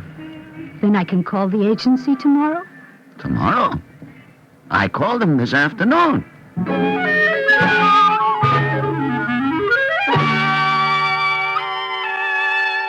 And each Sabbath at the service, the congregations read Bonaich by builders for Banaich by children, so that peace may increase throughout the world.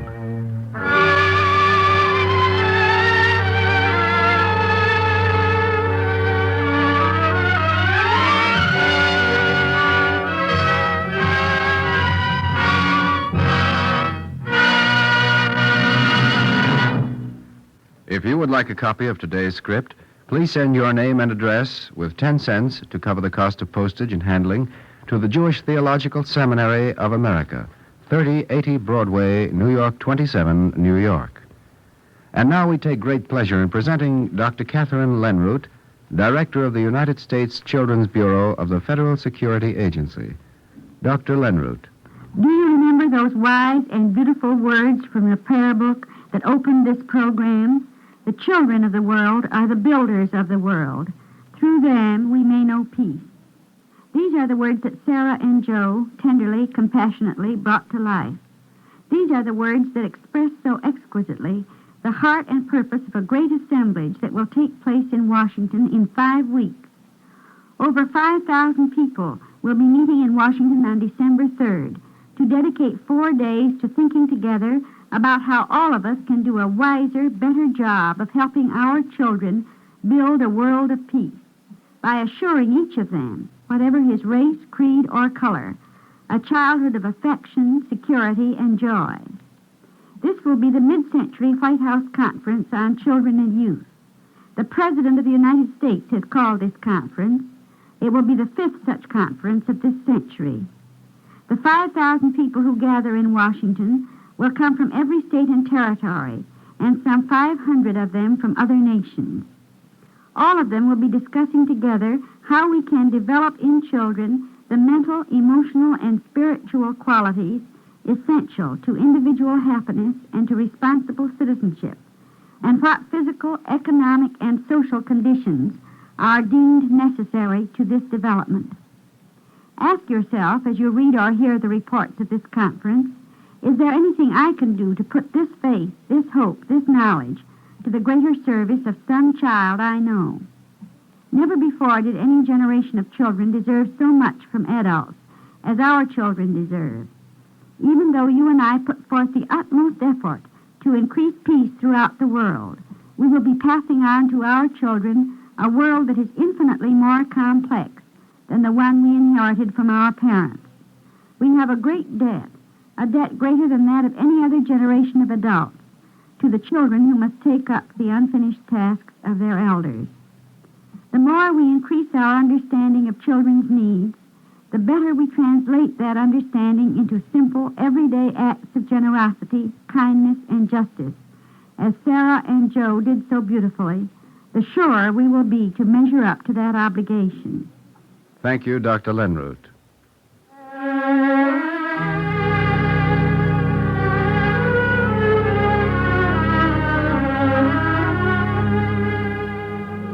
Our Our Eternal Light drama today, The Builders, was written by Harry Gersh. The music was composed and conducted by Morris Momorsky. Cantor Robert Siegel sang the liturgical introduction. Featured in the cast were Charlotte Holland as Sarah and Peter Capell as Joe. The production was under the direction of Edward King. Mel Brandt speaking.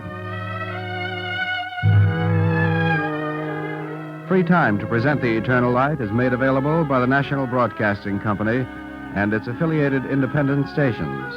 This weekly program is presented under the auspices of the Jewish Theological Seminary of America. This is NBC, the National Broadcasting Company.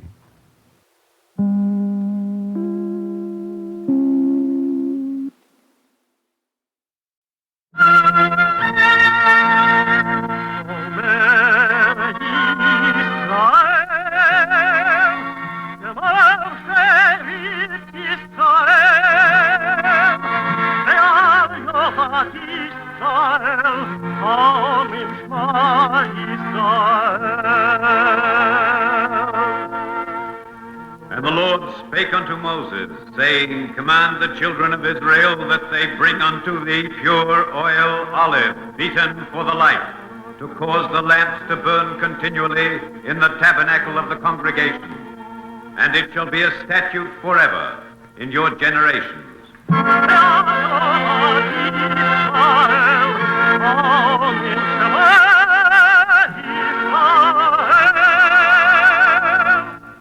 The Eternal Light. The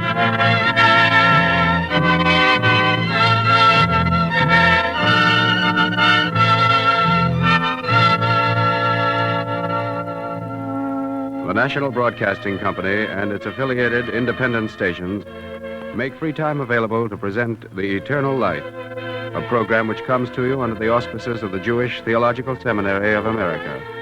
Today's program, The Way of Willingness, is written by Irv Kunik and is dedicated to the 125th anniversary of Congregation B'nai Jeshurun.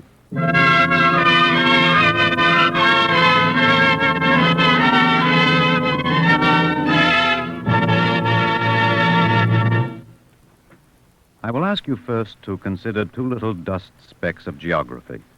The first goes by the name of Katamun.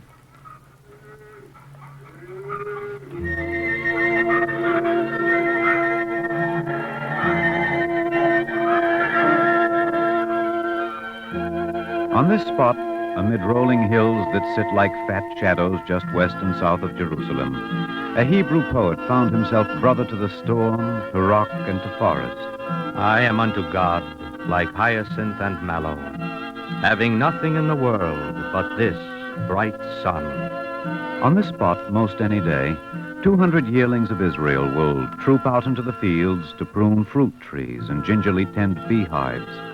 Some will lay bricks, others will study the strange anatomy of a farm tractor, still others will candle eggs.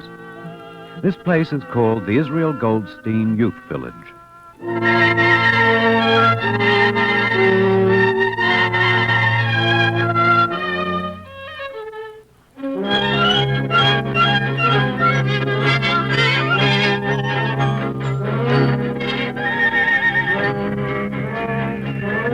This second grain of real estate is known as Mid-Manhattan. To be specific, West 88th Street between Broadway and West End Avenue. It bubbles along in a constant stew of nimbleness. Apartment buildings pinned each to its neighbor like corn kernels on a cob.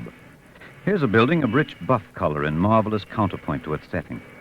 A high-arched portal is set with a rose window that sucks in the sunlight, slits it into deep blues and golden yellows. This is the synagogue of the congregation B'nai Jeshurun.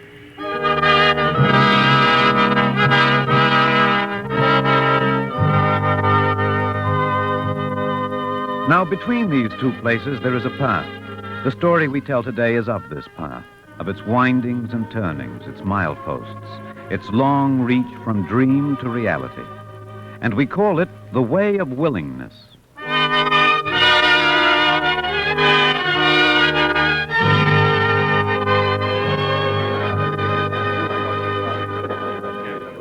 The beginning is marked by the date October of the year 1825. The place, the office of Harmon Hendricks, Parnas of the congregation Shereth Israel. the oldest, the only Jewish synagogue in New York City. Gentlemen, it is a difficult thing you ask me to decide, Mr. Hart. A second synagogue in New York City, indeed. It is badly needed. Is it? Gentlemen, by its nature, it splits the Hebrew community in two, as if by a knife. Here, this synagogue is the pivotal point of all our affairs, religious, social, philanthropic. Against the disintegrating forces that are tearing away at the fabric of Judaism around the world, this is the one guard, the one remaining symbol of our dream of ultimate unity. Like leaves on a tree, we are fixed to a strong, solid trunk. But now you would tear the leaves off.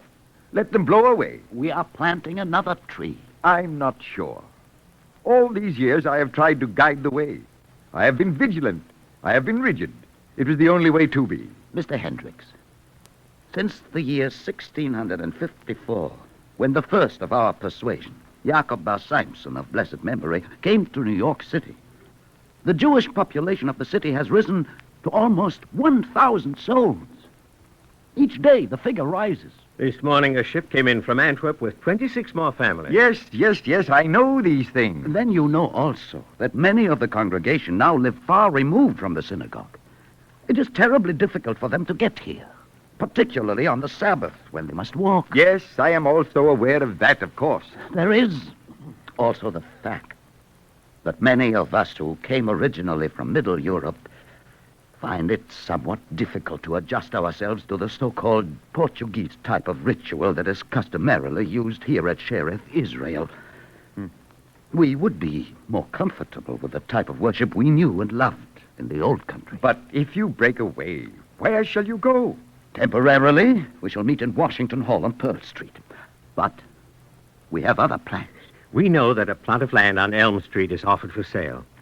It is now the site of the First Colored Presbyterian Church. This, with God's help, we intend to make the permanent site of our synagogue. The name, you have chosen it. B'nai Jeshurun. Everything seems settled then. Why do you come to me? We come to you because we are brethren in this congregation. What we do in no way will loosen the bonds that bind us. We want your help and your blessing. As Parnas of Shereth, Israel, I find it beyond the means of my position to agree to all this. But as an individual, I say, go and do this thing, and may the light of the Lord shine upon me.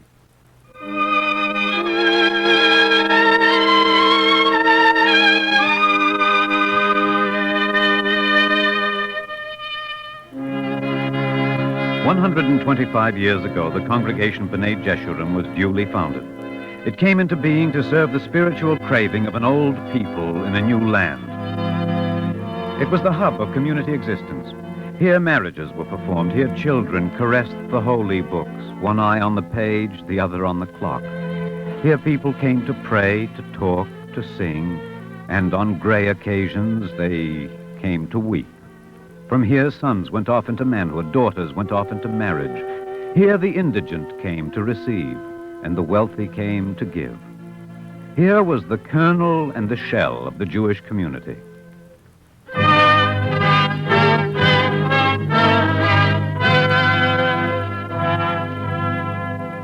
And what of the other land, the other end of the bridge? What was there, south and west of Jerusalem? A few lambs wandered, a shepherd slept, and the passion of the land for seed was unrequited. Nothing here but stones and sand.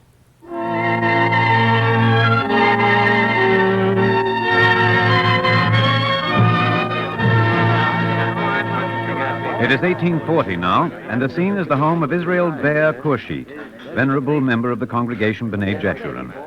The Sabbath meal is over. The table is cleared. The grace that follows all meals is concluded. Normally, this is a time of religious reflection. But this night, it is different.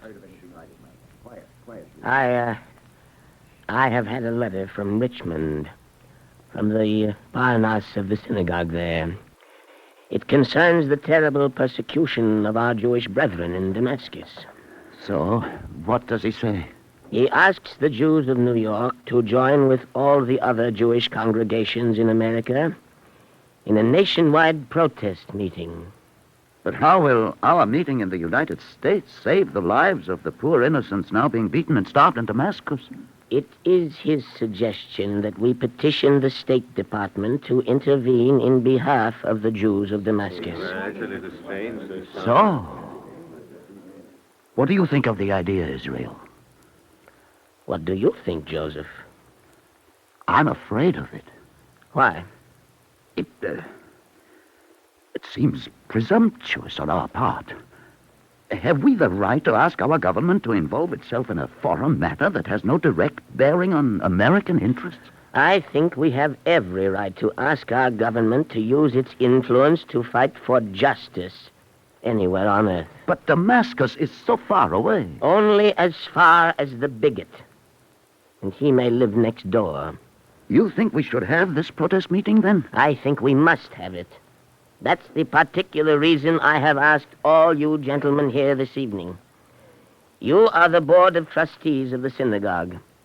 I ask you to permit the use of B'nai Jeshurun for this meeting. The shul? The synagogue? Why not? Is it the thing to do, Israel? To use the synagogue for political purposes? Political purposes? Joseph, how can you call a protest against persecution political? It is no more political than freedom and human dignity and social justice are political. What is the synagogue but the roof and the walls that house the Torah, the scroll of laws, the basic documents of all social relationships? It is not a question of whether we should use the synagogue for a protest meeting. We can hold it nowhere else. Will you gentlemen agree? Everybody's for it. Good, good. This has meaning. For the first time, the Jews of America will unite in common cause for common objectives. Believe me, gentlemen, it will not be the last.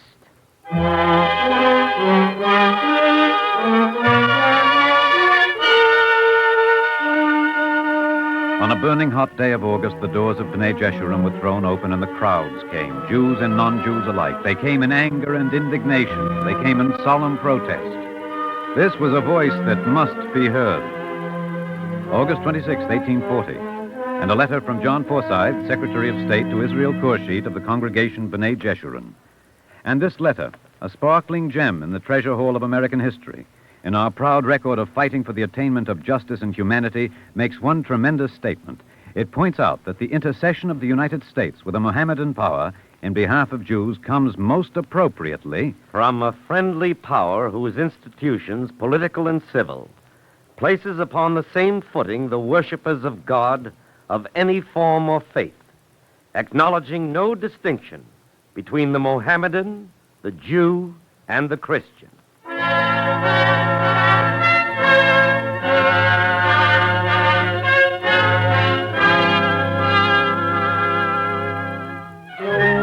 Meanwhile, the city grows. Avenues, once mere cow paths and wagon ruts, suddenly are streets pulsating with life. There is movement, pressures pushing outward from the center against the elastic rim of the city. The Elm Street Synagogue of B'nai Jeshurun, way uptown in 1825, by 1850, is an anachronism, a place of worship set amid factories, railroad stations, warehouses. It is time to move. But we look again at the spot south and west of Jerusalem.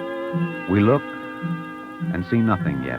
We see nothing but barrenness and weeds. It waits.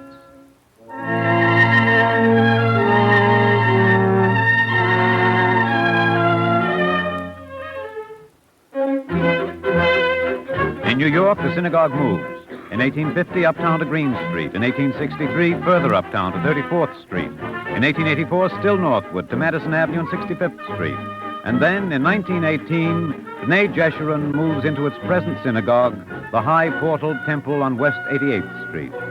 Here the modern story begins, in the office of Salem Strook, president of the congregation.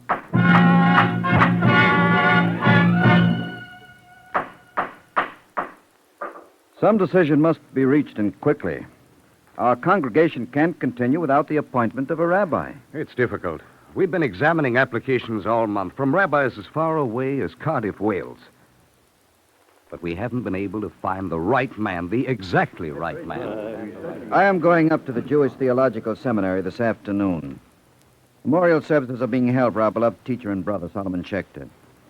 Perhaps I will have the opportunity of talking over our problem with some of the teachers there. They may know of someone. Do it, Sal. It's important. The congregation is falling apart without a rabbi.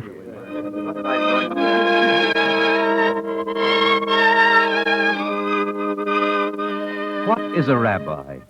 A rabbi is a teacher, a scholar, a leader.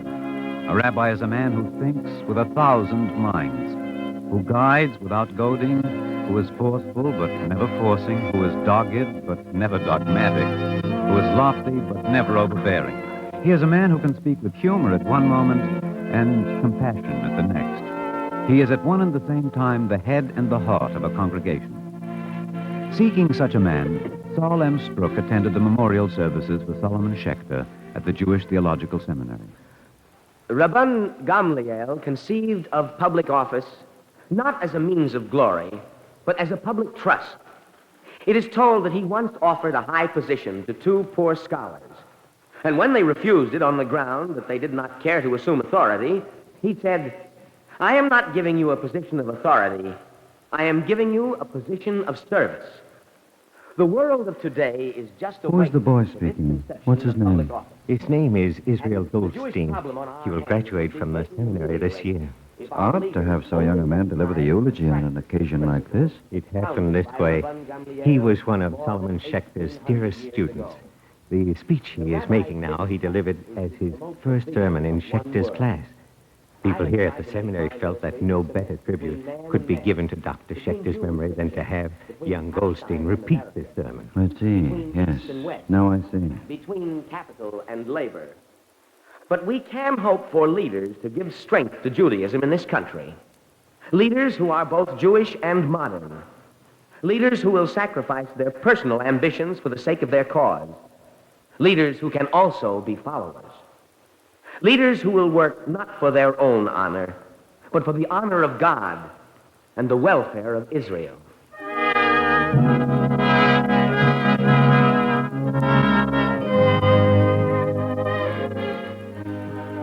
Mr. Goldstein. Yes, sir? I'm Saul Strook. Yes, I know you, sir. May I congratulate you on your address? Thank you. It was a very moving speech. A perfect tribute to Dr. Schechter. I was proud of the opportunity given me to deliver it. Tell me, what are your plans now? Well, naturally, I'm looking for a congregation, a small one out of town. Will you come to B'nai Jeshurun? To B'nai Jeshurun? Yes. Come to us as our rabbi. But Mr. Strook... Think about it. Don't give me your answer now. Let me know, but soon. Do that for me, please. Let me know soon.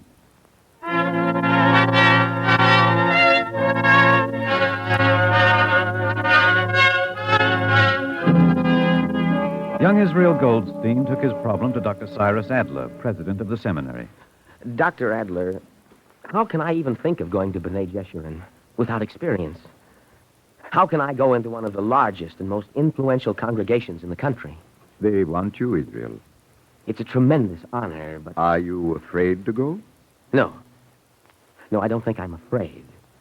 It's not that. It's just that I'm not sure I'm qualified to take such a position at this time. Israel, in the address you delivered a few days ago, you told how Rabban Gamliel convinced 2 poor scholars to assume a high position of authority. They were reluctant, but he said to them, well, you know the words.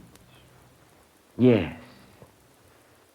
I am not giving you a position of authority. I am giving you a position of service. There is your answer, Israel. Right there.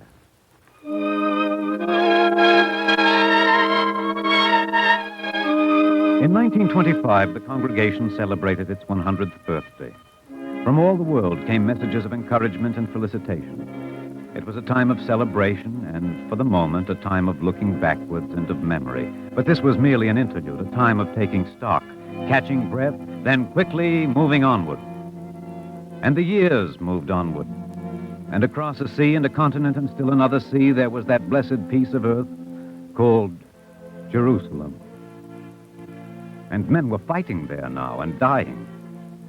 B'nai Jeshurun heard the call that came over a sea and a continent and still another sea. They heard the call and answered quickly. They gave unstintingly of time, of money, and of something far deeper, far more precious. They gave of their own existence. Mr. Schweitzer, no one else but you, the president of this congregation, can help me make this decision. In a sense, it is not even my decision at all. It's yours. Dr. Goldstein, you know how we feel about you. You know that any honor that comes to you comes to us, too. It is something we are all proud of. Having our rabbi asked to serve as treasurer of the Jewish agency to help Israel in the first year of its statehood. But you understand what it means. Yes, I do. It means that you must go to Palestine. For at least a year. A full year. We want you to go, Dr. Goldstein. We want you to go. And yet, on the other hand, we must be selfish, too. We must think of ourselves, our congregation. I understand that. So far as I can see, there is only one way out of this dilemma. What do you suggest? I suggest we do again what we've always done in the past. When in trouble, go to the seminary. They've never failed us yet. You are the best proof of that.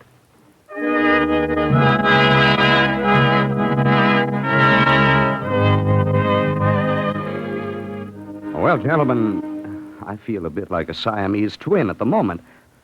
I don't know just exactly in what capacity to consider your request. Now, shall I do it as the chairman of the board of the Jewish Theological Seminary or as a member of the congregation B'nai Jeshurun? Make your decision in both capacities, Alan. All right. Then here's what I say. Go to Palestine, Dr. Goldstein. Go and do the tremendous job that needs doing. So far as the congregation is concerned, the seminary gives its word that it will not be neglected, not for so much as a day.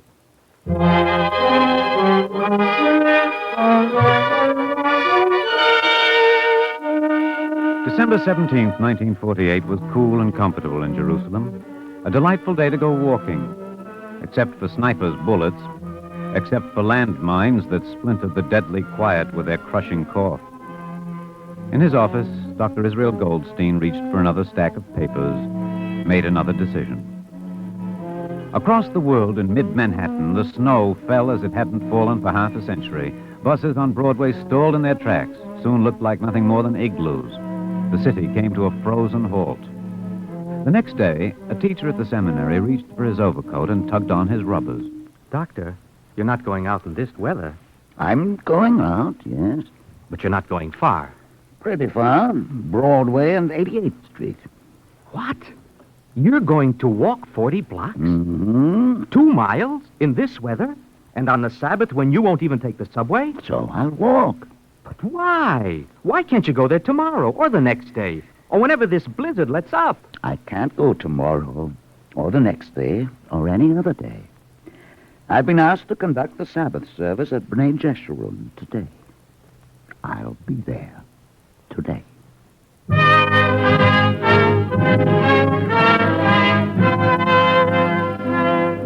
When the year was up, the critical, the dawning year of Israel, the people of Israel wished to show their gratitude. On a little spot just west and south of Jerusalem, amid rolling hills that sit like fat shadows, they created a youth village, and they gave it the name of the rabbi of congregation B'nai Jeshurun. At the dedication ceremonies, Israel Goldstein looked down at eager faces, heard happy songs, and was proud. Later, he walked among the children, saw a boy with 2 other children. These 2 are my brother and sister. They have just come in from Yemen. How long has it been since you've seen them? 4 years. They were babies then, both of them.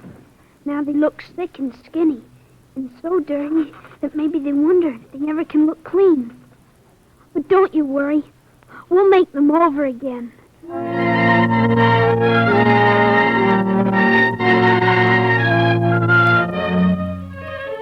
And so the bridge was built between the 2 dust specks of geography, each across the world from the other.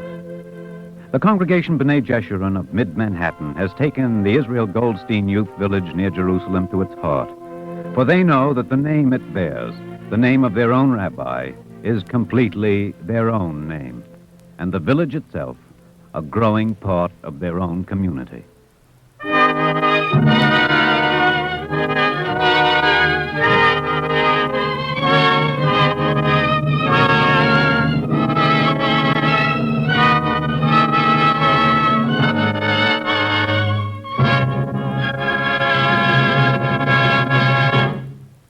you would like a copy of today's script, please send your name and address with 10 cents to cover the cost of postage and handling to the Jewish Theological Seminary of America, 3080 Broadway, New York 27, New York.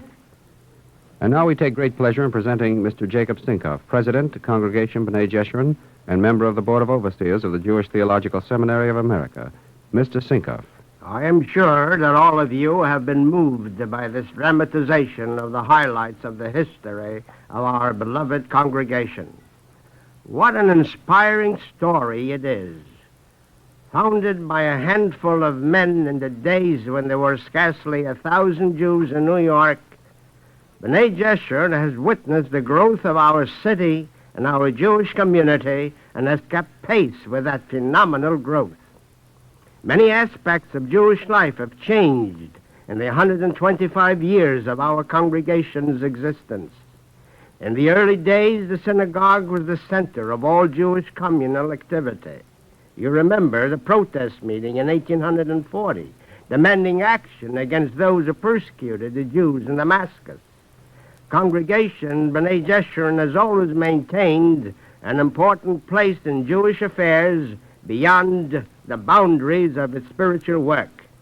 The congregation has played a key role in philanthropic work, in aid to the unfortunate at home or abroad, and in the entire sphere of social life. B'nai Jeshurun was a leader in all phases of such effort, but its crowning glory was its high devotion to the rebuilding of the Jewish homeland and to the establishment of Israel. As our Jewish community grew, it was found necessary to develop new methods of dealing with many of these questions. Special organizations were created to handle philanthropy. New groups undertook to help to solve individual and family problems. Little by little, the central role of the congregation in Jewish communal life was restricted and limited more and more to strictly spiritual functions. It is a source of pride to me, therefore, and to all of us who are members of Congregation B'nai Jeshurun, that our congregation, under the new conditions of modern life and under the inspiring guidance of our beloved senior rabbi, Dr. Israel Goldstein, and our associate rabbi, David H. Panitz, has found it possible to play the old role with which the synagogue has been historically associated. B'nai Jeshurun has consistently given leadership to its members and to the entire community in its work for United Jewish Appeal, for the Federation of Jewish Philanthropies, for better relations with other faiths and other races in our city, our state, and our nation. The world today is vastly different than it was in 1825. Yet the basic tasks before the Jewish community remain substantially unchanged. I know that Congregation B'nai Jeshurun will continue its leadership in an ever-widening field of activity. Thank you, Mr. Sinkoff. Our Eternal Light drama today, The Way of Willingness, was written by Irv Tunick and was dedicated to the 125th anniversary of Congregation B'nai Jeshurun. The music was composed by Morris Momorsky and conducted by Milton Katims. Cantor David Putterman sang the liturgical introduction. Alexander Scorby was the narrator. The production was under the direction of Edward King. This is Mel Brandt speaking. Free time to present the Eternal Light is made available by the National Broadcasting Company and its affiliated independent stations. This weekly program is presented under the auspices of the Jewish Theological Seminary of America. This is NBC, the National Broadcasting Company.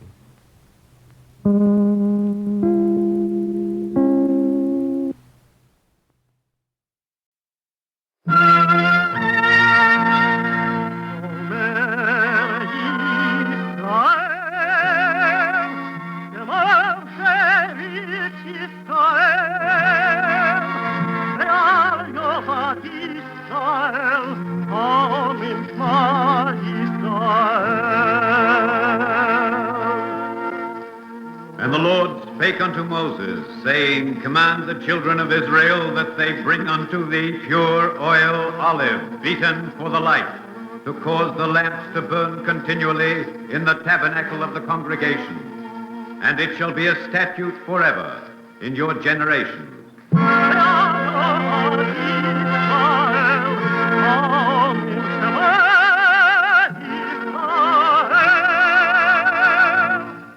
the eternal light. The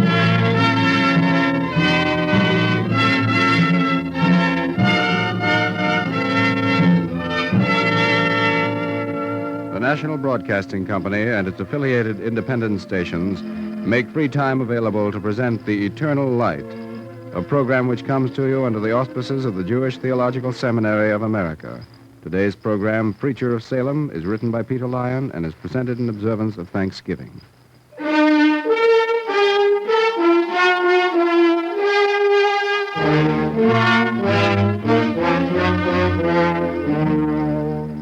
In this season of the year, we give thanks for many blessings, but for none more dearly held than for the liberty of each man's conscience to worship as he will. Freedom of religion. The Pilgrims, the Puritans, the first settlers, they did not find freedom of religion lying on the beaches to be picked up and slipped casually into their pockets. Some didn't want such freedom. Some hated it. A few, led by one man, had to fight to get it.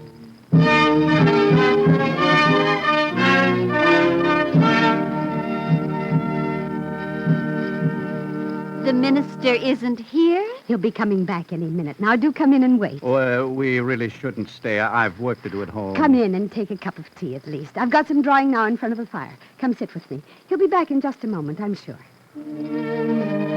It is Salem, on the Massachusetts coast, 300 and more years ago.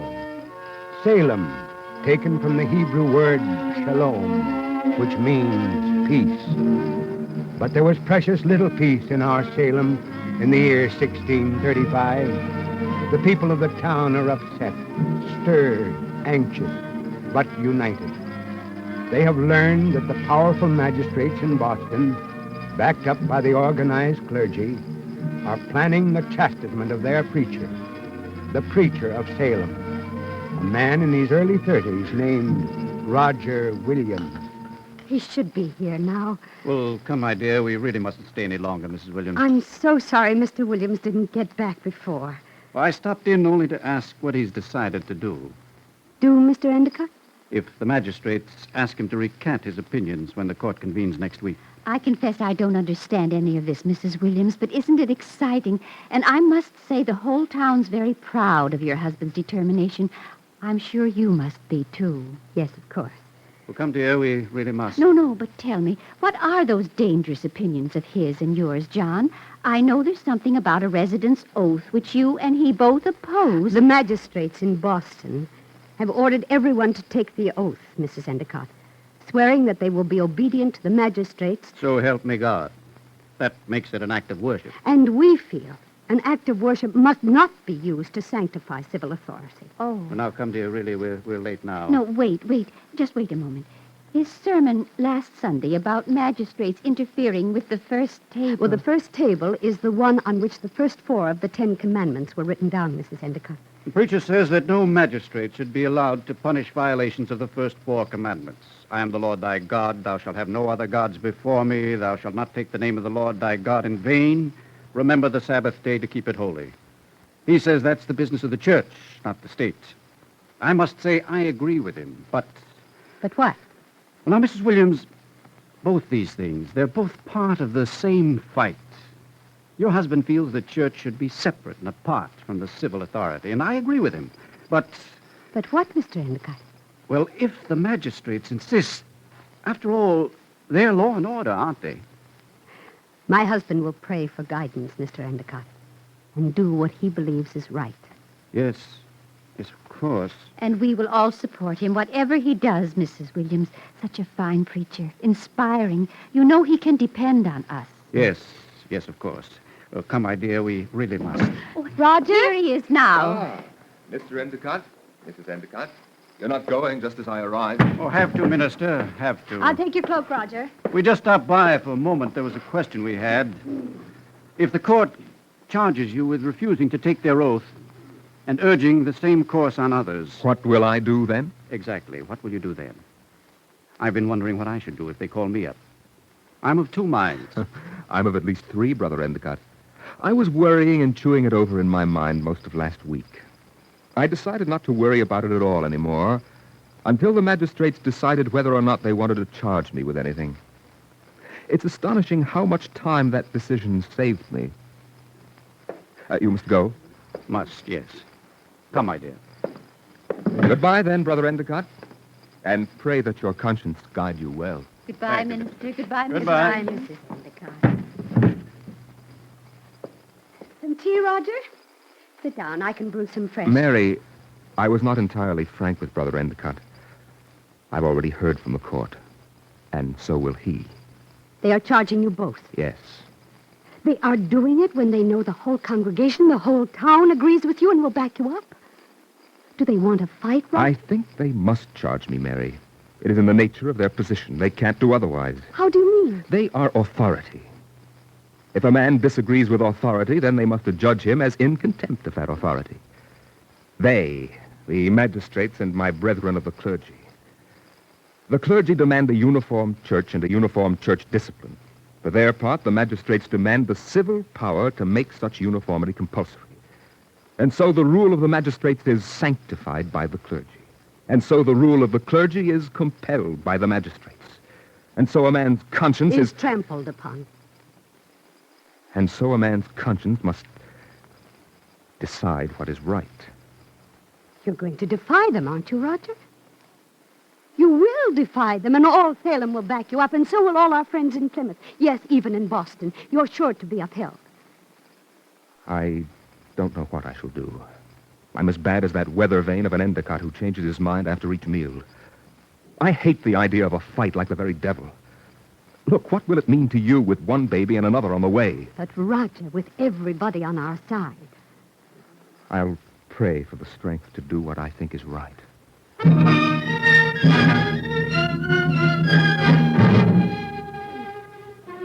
And so there was a trial, and Roger Williams was summoned in judgment.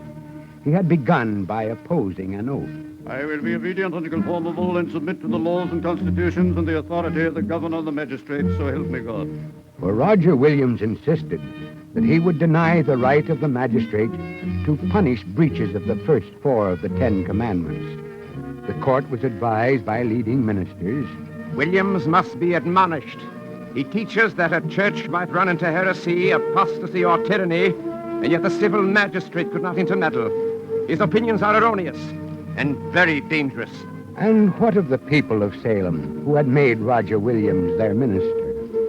Their action is to be censured as a great contempt of authority. At the next sitting of the General Court, Williams must give place to the truth or expect sentence.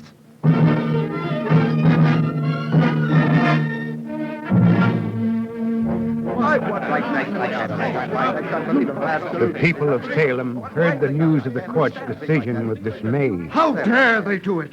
Didn't they give us assurance that no church or person could have power over another church? Trying to tell us how to run our business. Trying to tell us what we should think. That's what they're doing. And what about you, Endicott? Well, yes, is it true? They say you told the court you would agree to their oath and stop arguing against it. Yes. I didn't think it proper to oppose the court. Proper? What do you mean? I don't think it proper now. The right way is to convince the court that its position is wrong. But a man should not oppose the court under any circumstance. Oh, that's ridiculous. Or anyway, that's what I think. That's why What's going on? Why, it's the elder, Sam Shaw. I know. It's an outrage, all right. But they've done it anyway. What? What now? You know the petition we had before the court? You mean for the land in Marblehead Neck? They rejected the petition. But why? that land was ours, clearly and fairly. Yes, but they wouldn't even hear any of our arguments. They wouldn't listen to us. But why?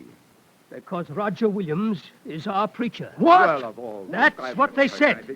Because we chose Roger Williams to be our preacher, the town shall not get the land.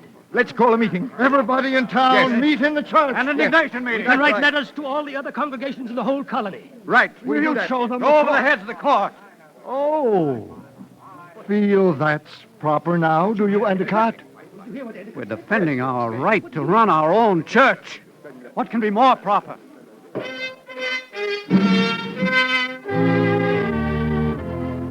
From Salem Church went a letter asking the other churches to admonish the magistrates for their heinous sin, and likewise the deputies. An extraordinary step, An extraordinary meeting, an extraordinary time.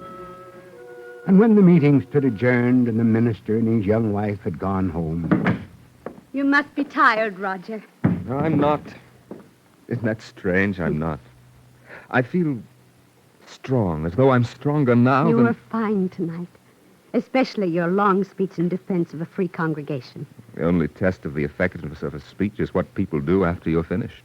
Well, we agreed, didn't we, to send that letter to all the other congregations? And it's a good letter, Roger. Forthright, resolute. Yes, we agreed to send the letter. I wish we could guarantee that the letter will have readers. What do you mean? The letters will go to the elders of the other churches.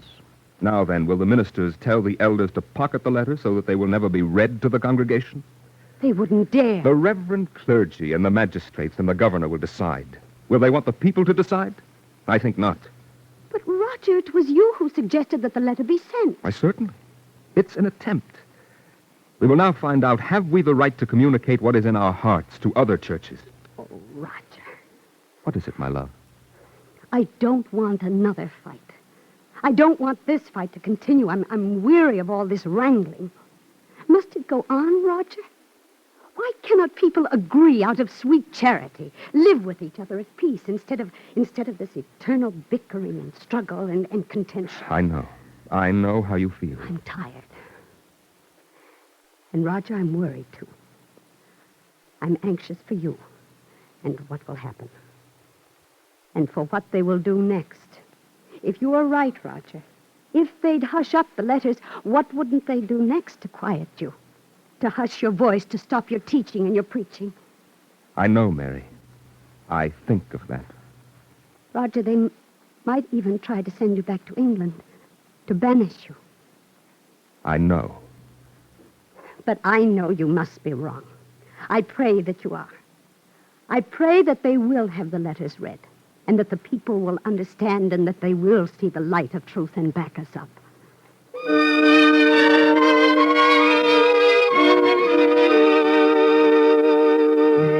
But the letters were not read.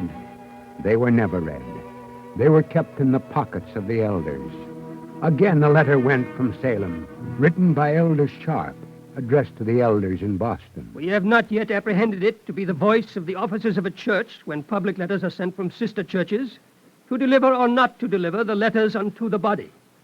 The affairs of a congregation belong to the whole body of the congregation. Nor do we of Salem believe that the people are weak, giddy, and rash, and therefore should not enjoy such liberties.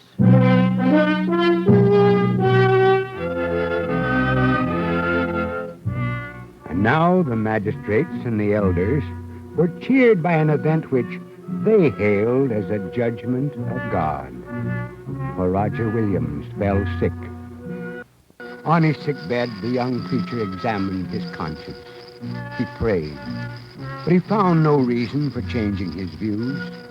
On the contrary, he went further along the path he had chosen. It's in the back room, Mr. Endicott. Go straight on in. Thank you, Miss Williams. Our brother Endicott. Come in, come in. How are you? Us, rather, how are you? I'm much better. I'll be up and around tomorrow, I think. I finished my letter. The letter to our congregation? The way is clearer now. My mind, at least, is formed. Salem Church, I've written, must come out from the churches of the Bay. Separate itself from them. I should have recommended this step months ago. How else gain our independence, freedom of action? Yes. How is it in the town? Angry. That's how it is in the town, Minister. You've heard that the General Court has unseated our Salem deputies. No. Sent them home. We're to have no representation on the court until our church and congregation disown the letters Elder Sharp sent to Boston. Well, at any rate, that's the logic of their position. Logic? Is there logic in tyranny? I tell you, Minister, I propose to fight this and fight it hard. I'm off to Boston myself to confront the court and state the rights of our town and our people. They simply cannot be permitted to ride roughshod over... John, brother, I honor your temper, but is it wise for you to face the court and defy them? Is it Roger Williams who has twice faced and defied the court? Is it Roger Williams who asks the question? Go to Boston, John, and go with God.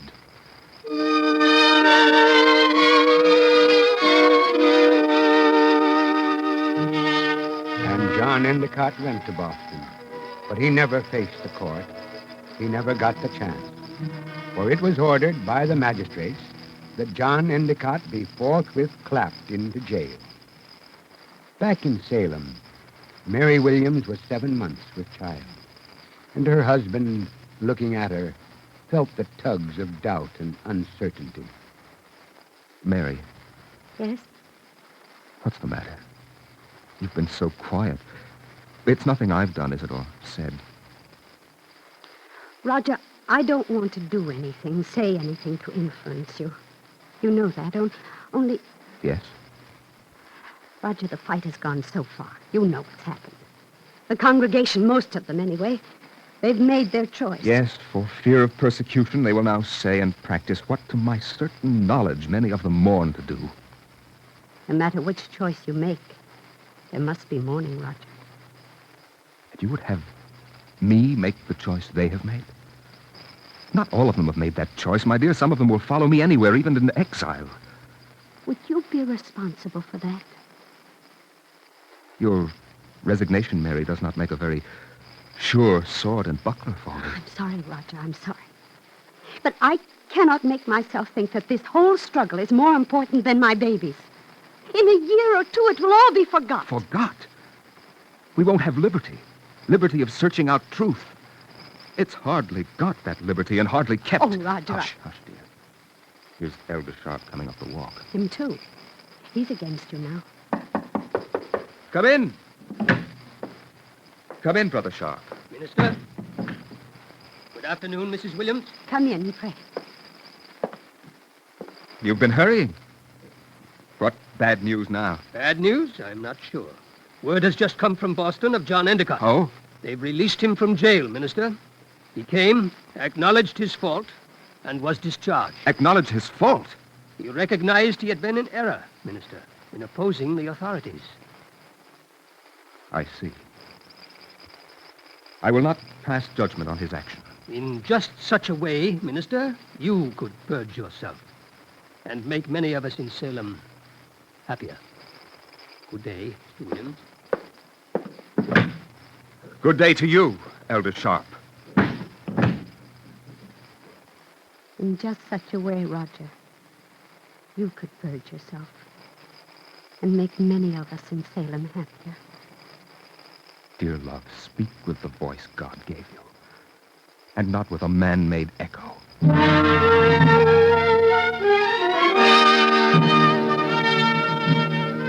Inexorably, the days passed. The leaves of the sugar maples flared into flame and gold. The Puritans took their heavy woolen cloaks from their maple chests. It was October, 1635, and the General Court sat in session on the case of Roger Williams. Now wealthy John Haynes was governor. He presided, and at his either side sat the magistrates and all the colony's clergy. For this trial was momentous. Authority was to make a vigorous example of independence. Roger Williams, you are charged with the dangerous belief that the magistrates have no power to enforce breaches of the first 4 commandments, and with urging others to agree with this belief. Likewise, with opposing the oath of the magistrates, and with urging others to a like opposition. Likewise, with the contempt of authority in presuming to admonish the magistrates of the colony in the letters sent from Salem Church to separate from the other churches of the colony. Master Williams, you have been given, out of the mercy of this court, many weeks to reconsider these things. How say you now? I maintain all my opinions. One moment, please. One moment. And now Haynes, presiding at the trial, leans over to confer with John Winthrop, a magistrate, and with John Wilson, just back from London. Their heads together, these men whisper, now and then looking at Williams, their eyes then reaching back over Williams' head to study the faces of the people crowded into the room. Master Williams, this court is anxious to show every restraint. We are decided that you shall have 1 month more to reflect on your new and dangerous opinions, returning here at that time to stand once more before the court. Sir, there is nothing to be gained in delay. I would request to dispute my opinions presently. A trial by the magistrates and clergy of the Massachusetts Bay Colony was an interesting proceeding. It was arranged in this way. The man charged with dangerous opinions expounded his belief. Then the authorities put forward their beliefs, after which the authorities voted that they had won. On this occasion, there being many dangerous opinions which had to be refuted by this process, night overtook them. The court arose, enjoining Williams to appear for sentence next morning.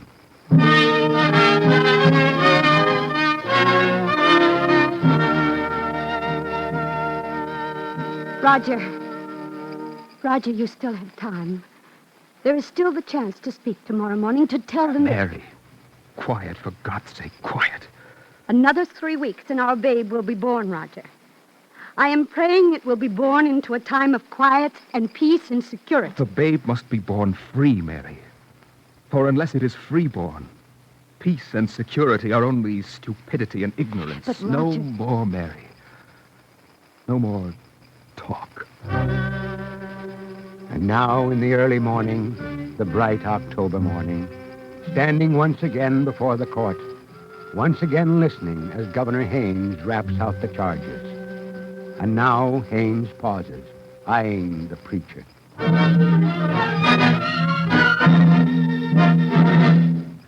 Master Williams, have you anything to say to this court? These are my tenets, to which I stand fast. A man's conscience and his religion will fare badly if he permit the civil authority to control them or meddle with them. The truth can defend herself without need for reliance on civil authority. The best church is a free church in a free state. When a state makes it a crime for a man humbly and peaceably to question laws and statutes or whatever is publicly taught and delivered, then that state will find itself in chains, imprisoned by a jailer, which is ignorance. For months, Governor, you and your associates have hounded me, attacked me, and persecuted me for my honest and peaceful beliefs. Your persecution is most bloody, black, and foul. I stand by my beliefs. Master Williams, whereas Master Roger Williams hath broached and divulged divers new and dangerous opinions against the authority of magistrates, has also written letters of defamation, both of the magistrates and churches here, and that before any conviction, and yet maintaineth the saying without retraction, it is therefore ordered that the said Master Williams shall depart out of this jurisdiction and be banished.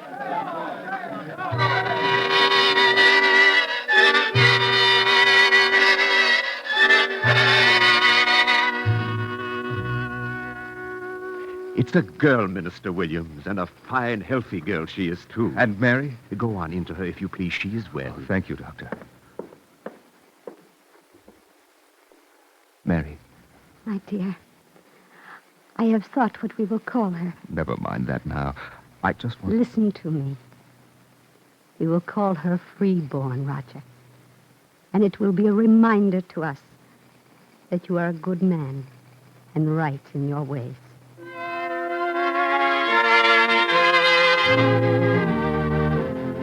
The name Mary and Roger Williams gave their second child was something more for us who have come after. It is a reminder that tyranny over ideas and persecution for religion met their first implacable foe on this continent when Roger Williams, preacher of Salem, fought to establish the principle of freedom of religion.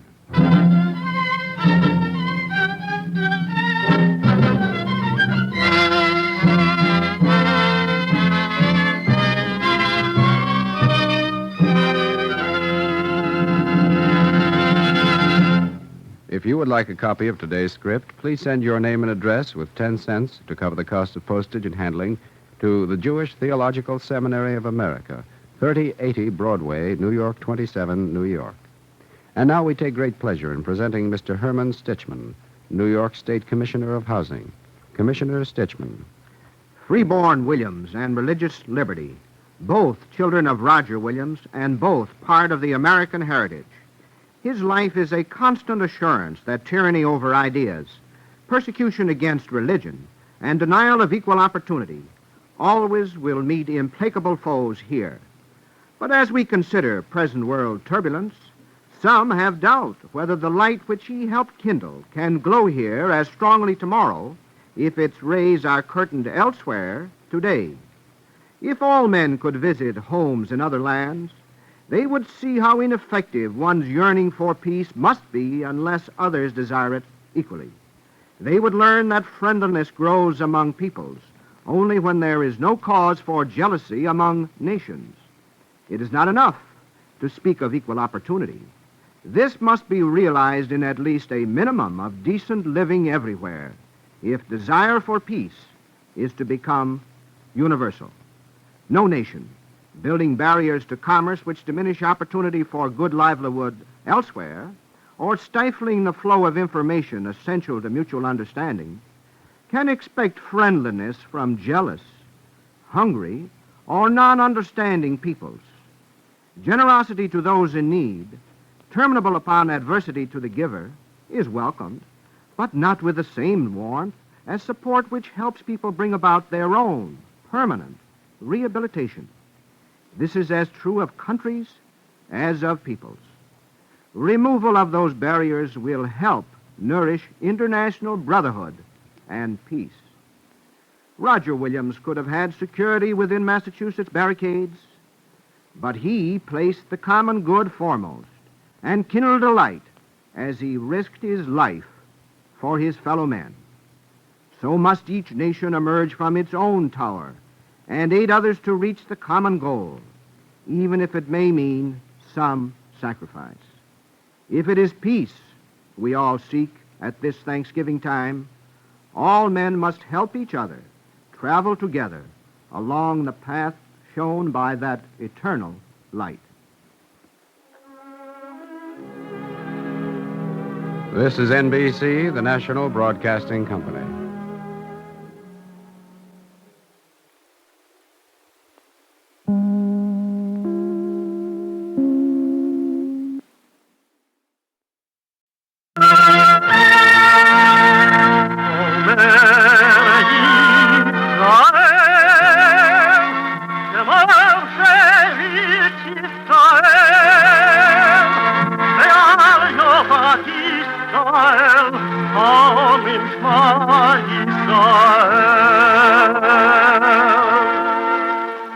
And the Lord spake unto Moses, saying, Command the children of Israel that they bring unto thee pure oil olive, beaten for the light, to cause the lamps to burn continually in the tabernacle of the congregation.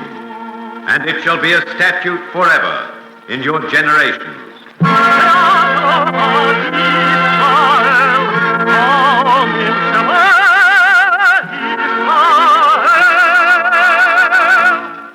The Eternal Light.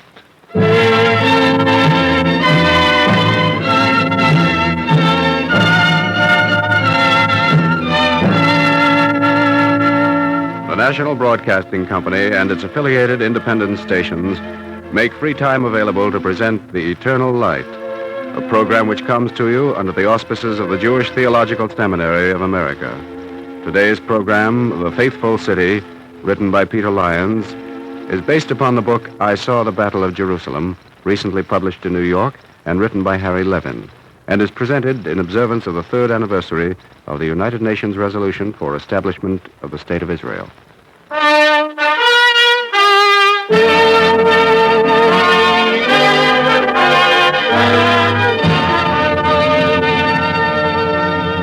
If I forget thee, O Jerusalem, let my right hand forget her coming. Let my tongue cleave to the roof of my mouth if I remember thee not, if I set not Jerusalem above my chiefest joy.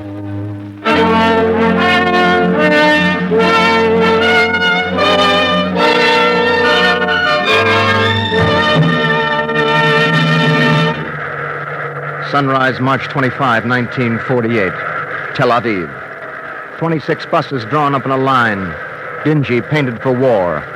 A convoy bound for Jerusalem. Excitement is our fellow passenger. 7 or 8 young Haganah soldiers our escort. Off we move through the white blossoms and dappling sunlight of sweet Sharon, winding along secondary roads to avoid ambush, grinding up toward the Judean hills, bumping along a rough track, relic of a Roman road. Boaz, the Haganah officer, a guide and historian. Samson's country, the Vale of Sorek. A pause for British inspection. Are we carrying arms? Gun parts have already been handed out to the women who hide them under their clothes. It's so cold against my skin. Nothing here. Least is there nothing we can find. On across Shafela, with Boaz pointing through the truck's steel plates. See where our scout is posted on that hillock? Samson probably posted some of his scouts there when he went raiding with his foxes. Over there, David met Goliath. Saul and Jonathan drove the Philistines that way. Pharaohs came up along there in their invasion. One invader after another swept across these rumpled hills. Up and up we climbed through cypresses and pine groves and hollow, sunless clefts.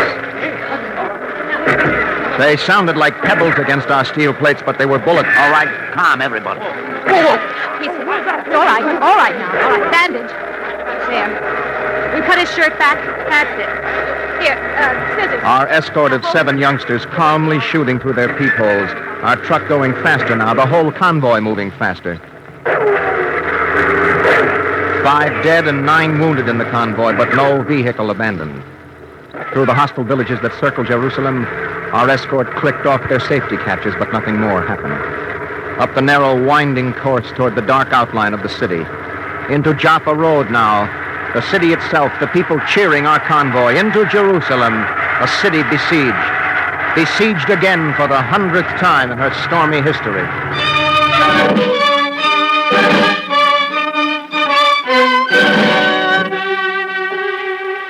Why are the nations in an uproar? And why do the peoples mutter in vain? The kings of the earth stand up and the rulers take counsel together. All mine enemies shall be ashamed and sore affrighted. They shall turn back, and they shall be ashamed suddenly.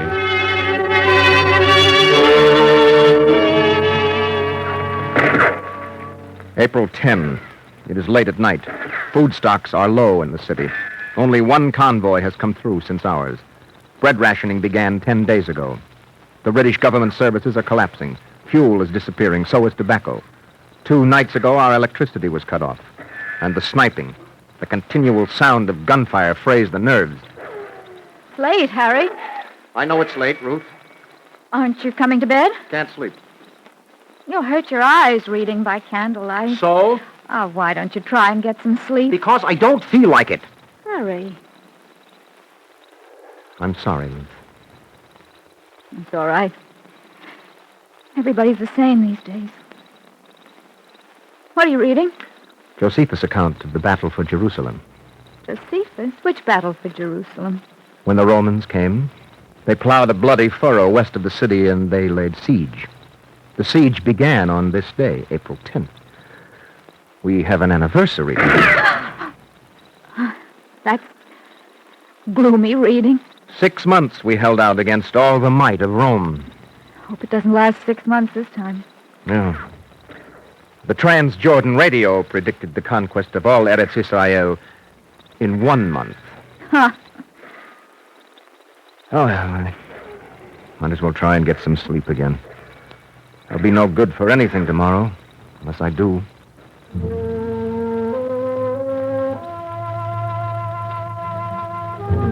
Because of all mine adversaries I am become a reproach.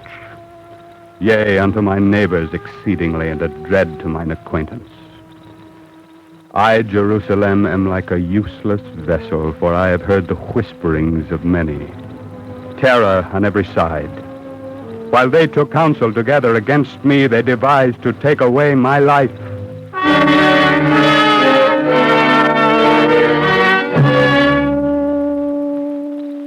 April 19. For 6 days, we have had no water supply. Yesterday at Rehavia Secondary School, they gave graduation certificates to the senior boys who marched out in military formation and were on duty last night as men of the Haganah. I drove out this morning to Castel with Isharun. Amos was on duty there, looking older, but still just a big kid, tanned and freckled. Harry!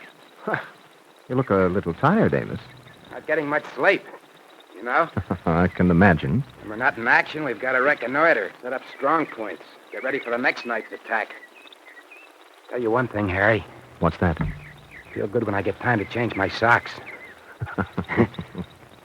The raiders are back in the hills again.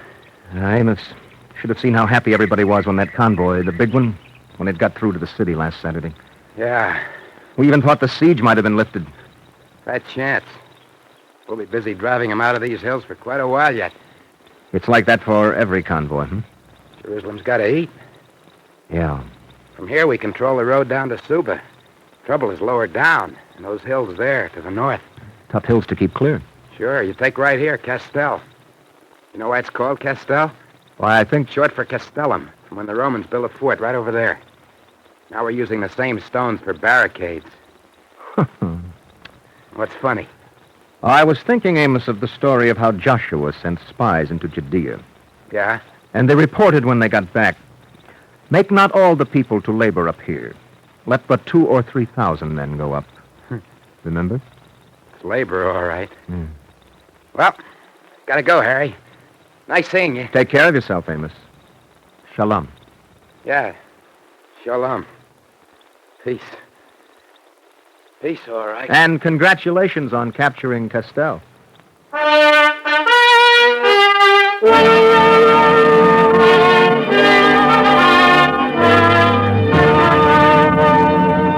When they came upon me, even mine adversaries and my foes, they stumbled and fell. Though a host should encamp against me, my heart shall not fear. Though war should rise up against me, even then will I be confident.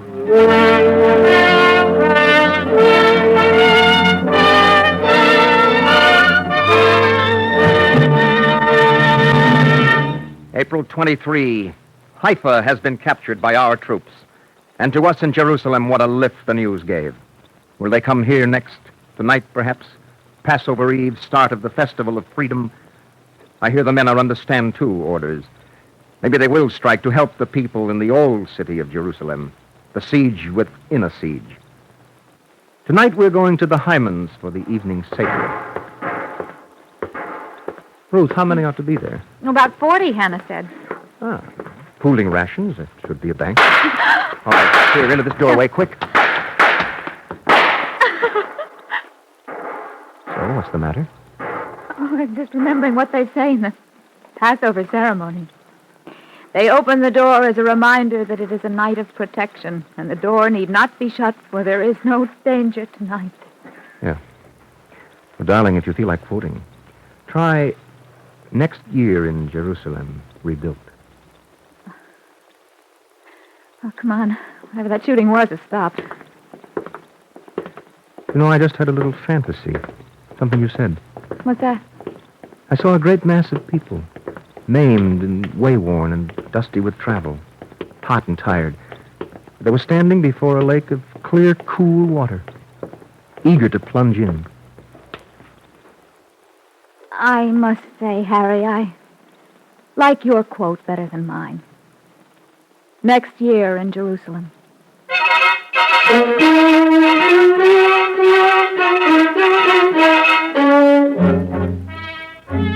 In that day shall this song be sung in the land of Judah. We have a strong city, walls and bulwarks doth he appoint for salvation. Open ye the gates, that the righteous nation that keepeth faithfulness may enter in perfect peace.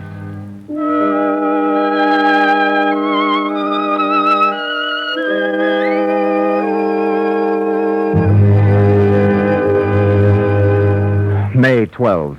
British government services steadily collapsing now, about to stop entirely. British due to pull out in 2 days. The battle for the city began 10 days ago. We have been shelled every day since.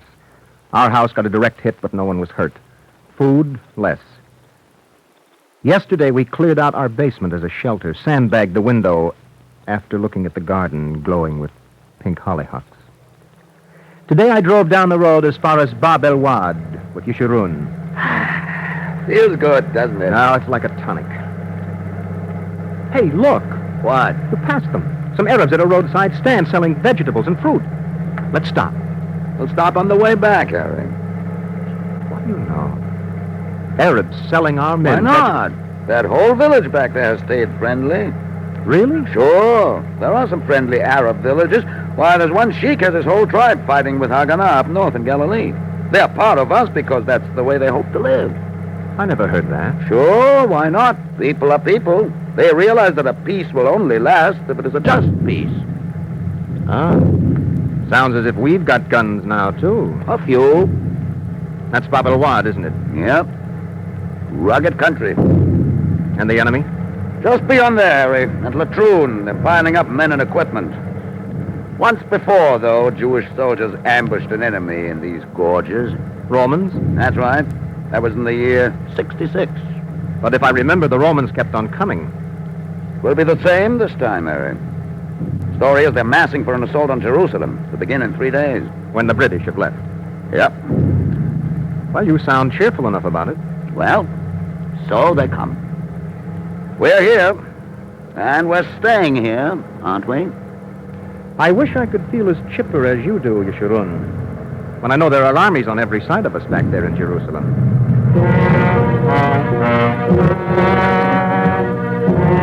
All nations compass me about. Verily, in the name of the Lord, I will cut them off. They compass me about, yea, they compass me about. Verily, in the name of the Lord, I will cut them off. They compass me about like bees. They are quenched as the fire of thorns. Verily, in the name of the Lord, I will cut them off.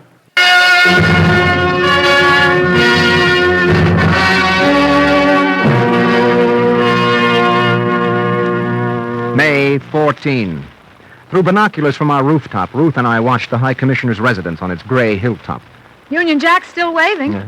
There he comes. What? See? The Rolls Royce? Oh, 2, 4, 6 cars. Well, Yes, and a Spitfire above them. Allenby came in on foot 30 years ago. Now the commissioner leaves in his limousine. End of another chapter. Look, Ruth, I'm going to run. I'm going downtown fast. Oh, don't get in trouble now. Oh, I'll be okay. On a day like this, I should get in trouble?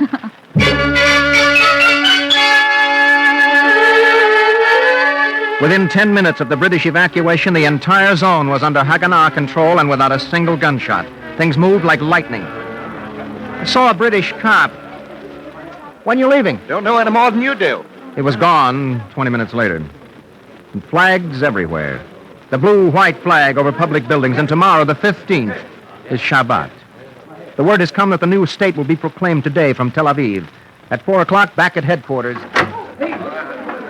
Quiet! Quiet, everybody. This radio's on a battery, and the battery's weak. Quiet, please.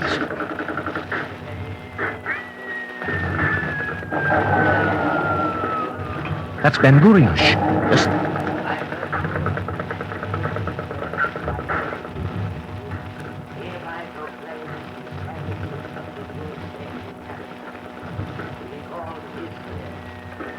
Trust in Almighty God, we set our hands on this Sabbath, the 5th of Adar, 5708, 14th of May, 1948. In that day will I raise up the tabernacle of David that is fallen, and they shall build the waste cities and inhabit them.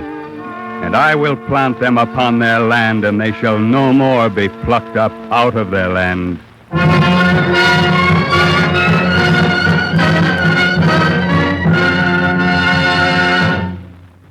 May 18. The battle for the old city has been going badly. The shelling has never been worse. Yesterday we worked on barricades to repel the Egyptians expected hourly along the Bethlehem road. Today the Arab Legion has come in through St. Stephen's Gate and up along the Via Dolorosa. Now their artillery is pounding the Jewish quarter of the old city. The whole quarter must be burning. Look, I know. What they must be going through. Harry, can't they be relieved? When our heaviest weapons are bazookas? Awful. I wonder if he's weeping. I doubt it. Oh, who? Glubb, the Legion's commander. Peter's marched his cohorts up to Jerusalem, looked upon it the day before its destruction, and wept for the sake of the beautiful city. Glubb is not weeping.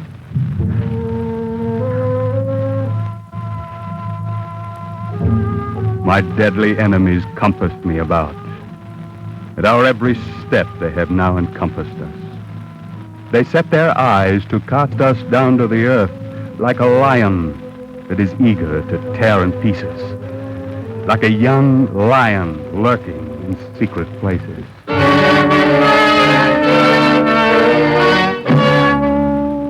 May 19. It is night, and I'm being driven to witness an attack by Palmach, the striking force of Haganah.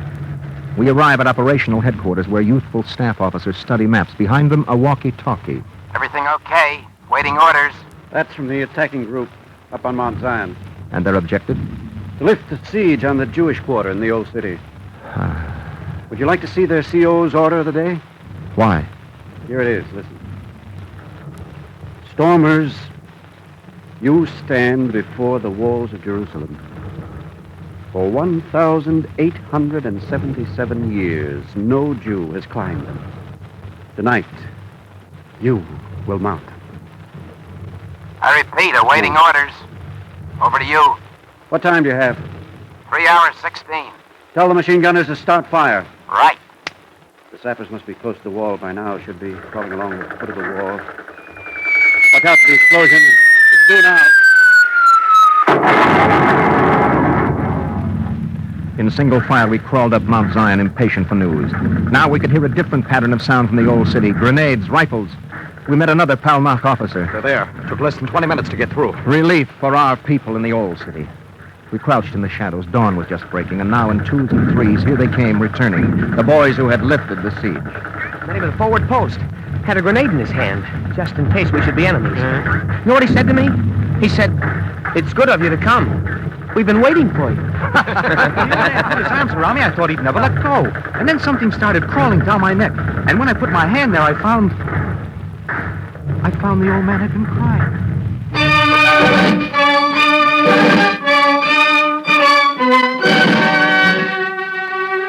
Thy hand shall be equal to all thine enemies.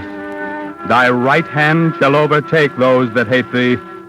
Thou shalt make them as a fiery furnace in the time of thine anger. For they intended evil against thee. They imagined a device wherewith they shalt not prevail, for thou shalt make them turn their back. Thou shalt make ready with thy bowstrings against the face of them. May 22. Each day is like a week. The shelling still beats down the whole city, the target. What are they doing in Jerusalem? May 23. Poster pasted on the walls. One passage from Isaiah. For I will defend this city to save it. Next to it, an old movie poster. Tyrone Power in Nightmare Alley. May 25. In our garden, an unexploded shell has fallen, its nose in a bed of geraniums. Ruth has lost 21 pounds. May 26th. The shelling is worse than ever, but everybody agrees. Here we belong, and here we stay rooted. Shells aren't going to dislodge us. June 1st. The old city surrendered 3 days ago. The shelling has never let up. What about a ceasefire? Everyone keeps talking about it. I'm not even sure I want a ceasefire now. Might be more to their advantage than to Oh, ours. Harry, honestly. Oh, that smell. What? Those dishcloths, Ruth. They make the whole apartment stink of bean soup. Why don't you wash them out? I am rationed 1 glass of non-drinking water each 15 days. Perhaps you can tell me how I can use that water for plumbing, to wash ourselves, our clothes, and the house. Now, listen, Oh, I'm sorry, Ruth. Fighting over dishcloths. There is a more important fight going on, isn't there? Oh, there's a water truck now. Quick, Harry, take this container. will you? Oh, everyone that thirsts, come ye to the water. Even the waterman knows his Isaiah. June 3. There is no other city, no other people, no other sky, no other light, but these I know here. June 8. The worst day's shelling so far, and a new poster on the walls, a quotation from the prophet Zephaniah. In that day it shall be said to Jerusalem, fear thee not, and to Zion, let not thine hands be slack. July 15. Now we have our own heavy artillery answering the Legion's fire. July 17. It is night. We are in our basement shelter, Ruth, some neighbors, and I. This night is the worst. The worst noise, anyway. You notice something? It is a noisy night. But that's not all. What do you mean? Harry's always finding things out down at headquarters and then being secretive about them. You know something? Well, I couldn't say before, but now... What is this? I can tell from the sound that it's already begun. What? What's begun? The attack on the old city, our attack. Operation Antiquity, it's called. Operation Antiquity? 2,500 years ago today, Nebuchadnezzar's Babylonian army forced the walls of Jerusalem. Tonight, we are forcing them.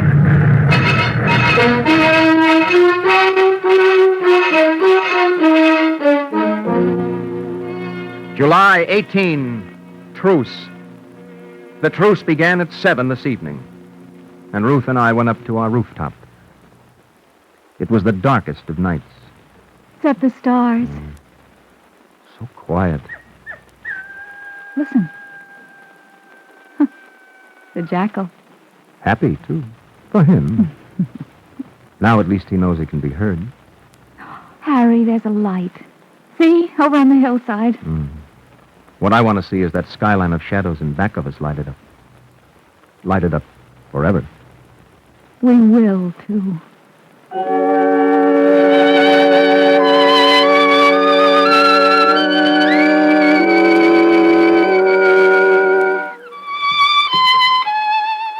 And they shall bring your brethren from out of the nations upon horses, and in chariots, and in litters, and upon mules, and upon swift beasts to my holy mountain Jerusalem, saith the Lord.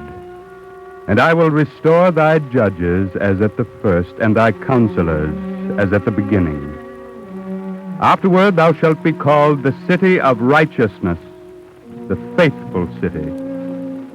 Zion shall be redeemed with justice, and they that return of her with righteousness. And they shall beat their swords into plowshares, and their spears into pruning hooks. Nation shall not lift up sword against nation, neither shall they learn war any more.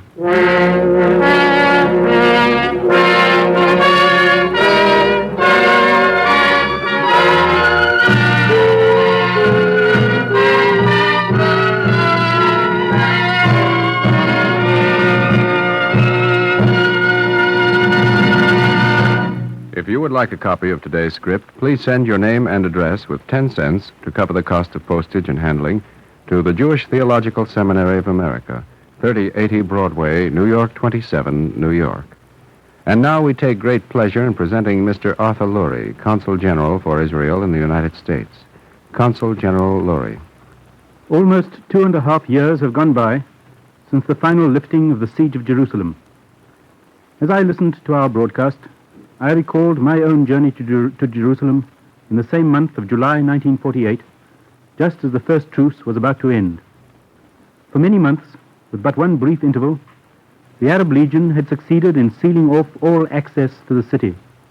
And then at last, this risky and tortuous lifeline along which we now traveled, the so-called Burma Road, Hakvish Hagvura as it is in Hebrew, had been carved out by the sacrifice and heroism of the young men and women of the new state of Israel.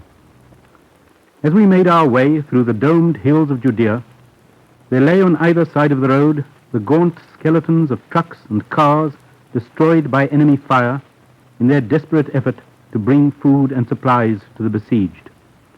Jerusalem itself was sad and ghost-like, a battered city, walking literally, in the valley of the shadow of death. It is a different and vibrant Jerusalem which greets one today. The sound of building, the cheerful notes of chisel and hammer on stone have replaced the whine and crash of shells. Once again, the citizen goes peacefully about his business, mingling with the newly arrived immigrants from the Jewish communities of Europe and the Near East. Jerusalem and Israel are once more united. Throughout 2,000 years of history, the link between the scattered Jewish people and their ancient and faithful city has been recalled in festival and fast.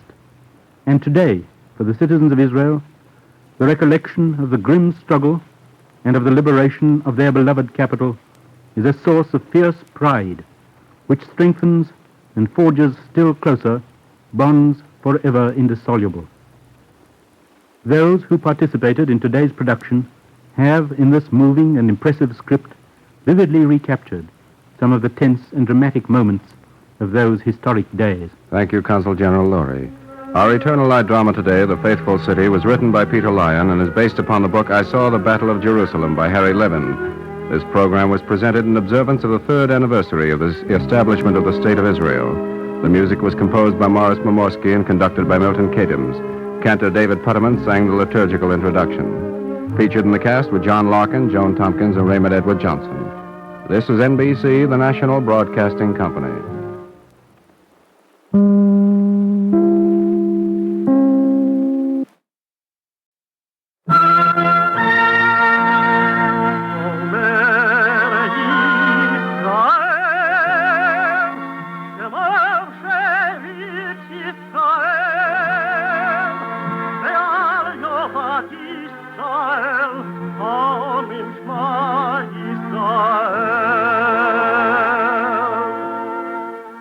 And the Lord spake unto Moses, saying, Command the children of Israel that they bring unto thee pure oil olive, beaten for the light, to cause the lamps to burn continually in the tabernacle of the congregation. And it shall be a statute forever in your generations.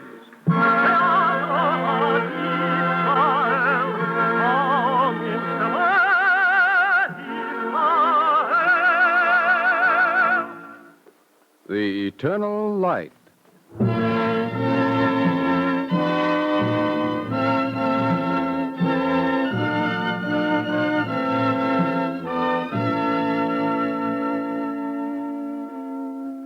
The National Broadcasting Company and its affiliated independent stations make free time available to present The Eternal Light, a program which comes to you under the auspices of the Jewish Theological Seminary of America. Today's program, Thou Shalt Teach Them Diligently, was written by Joseph Mindell.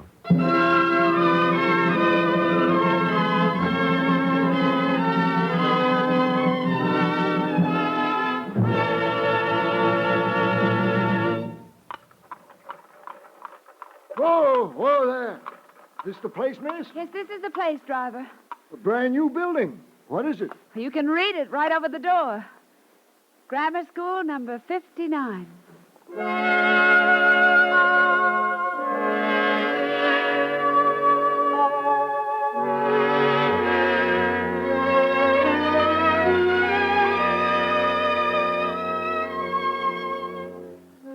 This is the story of a teacher.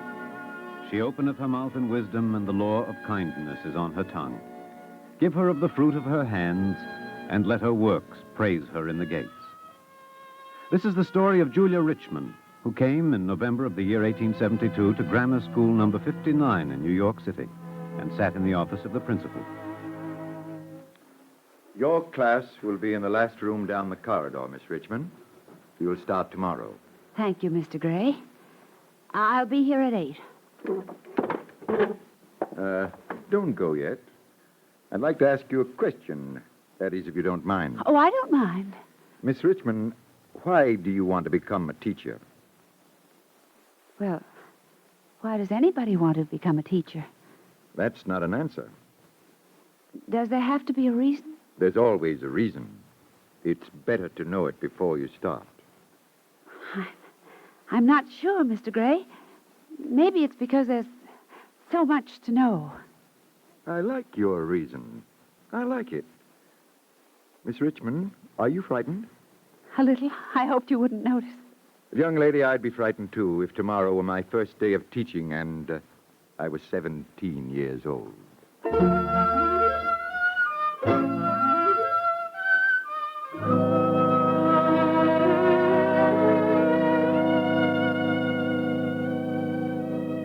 To be 17 and a teacher means that there is so much to know, so much to teach and to learn. The learning began the first day and continued every day with each day's problems. Now, girls, the next question on the test is to have... Miss Richmond. Yes, Amy, what is it? Miss Richmond, can I sharpen my pencil? The point broke. Why, of course, Amy. Please don't drop the shavings on the floor.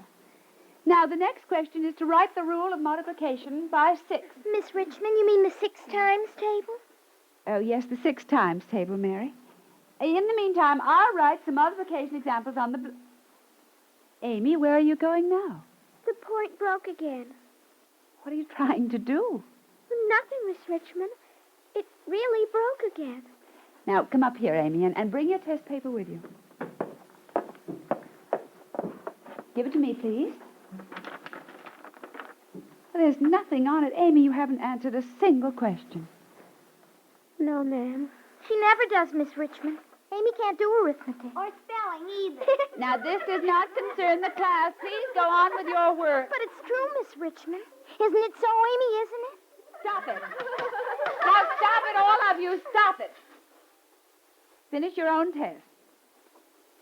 Amy, we'll talk about it after school today.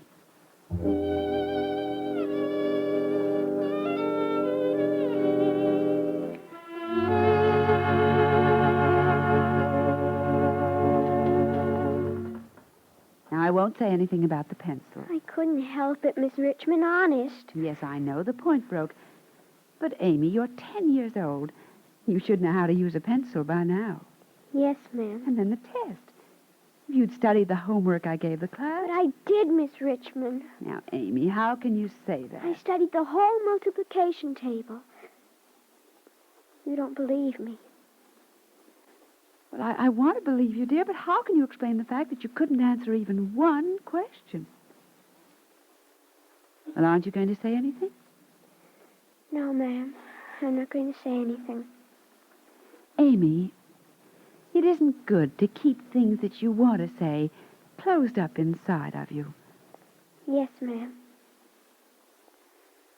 Oh, dear, I'm sorry, Amy, but I think I'd better talk to your mother.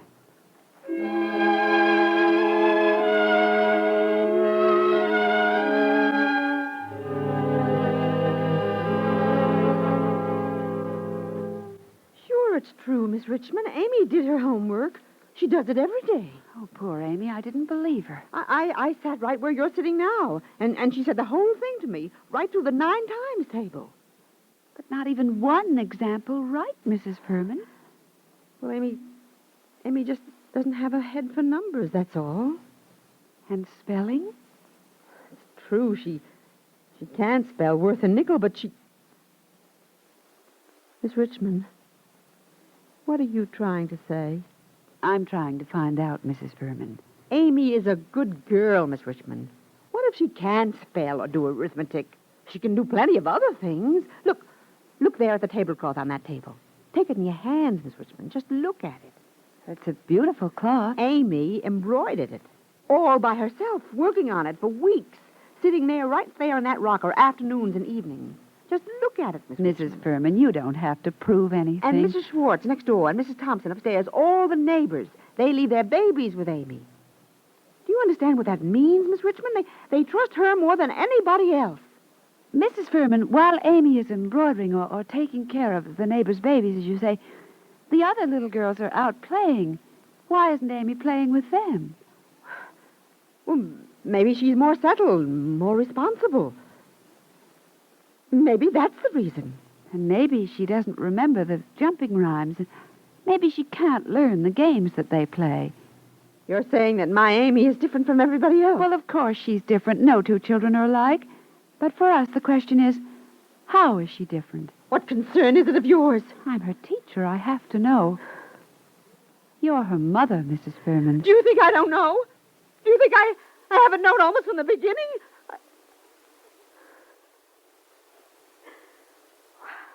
What?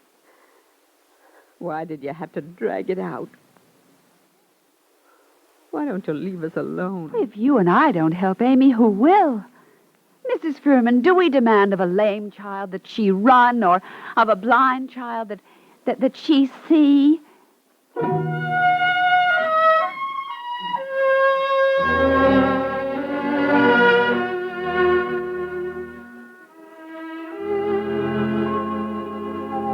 world never stops making demands on a child. And what is required of a teacher? Not to teach subtraction or grammar or ancient history. It is required of a teacher to teach a child.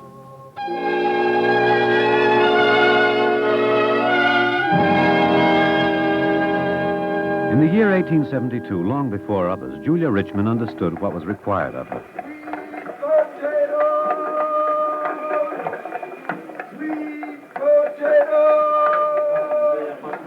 As she walked home through the streets after school, she understood, too, how difficult was the task. Oh, afternoon, Miss Richmond. Oh, good afternoon. Hello, Amy. Hello, Mrs. Barnett. Hey, are you feeling all right, Miss Richmond? You look a little gray. I guess I'm a little tired. Well, you want to take care of yourself. Well, Amy, how are you doing in school? All right, Mrs. Barnett. Yeah, that's good. Guess you can't expect too much of her, can you, Miss Richmond? Amy, would you run down to the corner, dear, and buy me a paper? Here's a penny. Well, you didn't have to send Amy away. She doesn't understand. I think she does understand. Well, it's very nice of you to stick up for her. But after all, she's slow. Mrs. Barnett, Amy has feelings like any other child.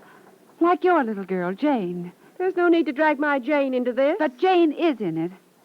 I think it's wrong for Jane to talk about Amy in class, and, well, I think it's wrong for you to talk the way you did, whether Amy is here or not. Miss Richmond, I'm old enough to be your mother. You don't have to teach me right and wrong. No, I don't. My job is to teach Amy and Jane, and all the children, to respect themselves and each other. And I think it's your job, too.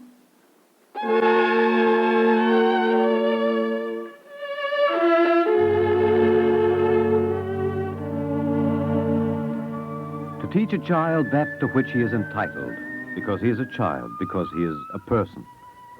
Julia Richmond knew her goal, but she did not know how to reach it. She continued to teach subjects. Now, someday, girls, you'll study algebra. I want to tell you a little something about it. Now, algebra is like it's like a language for numbers. Miss Richmond? Yes, Mary? You mean a language like French or Spanish? Well, no, not exactly. It's, a way of talking about numbers. Then it's not really a language. Well, many people call it a special kind of language. Miss Richmond, say something in algebra.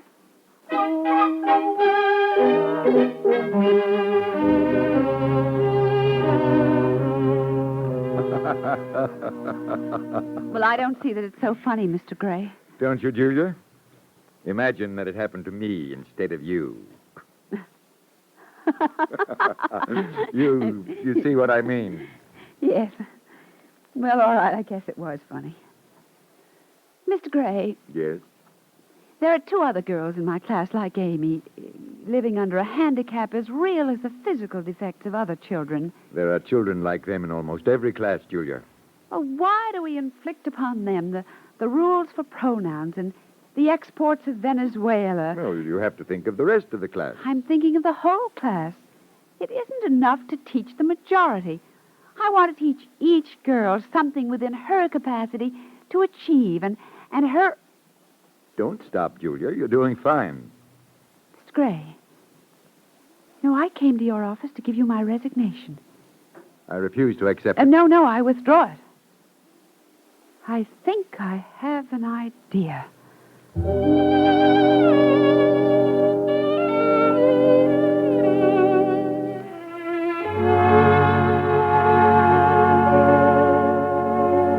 Jane, would you mind bringing my apron from the closet, please?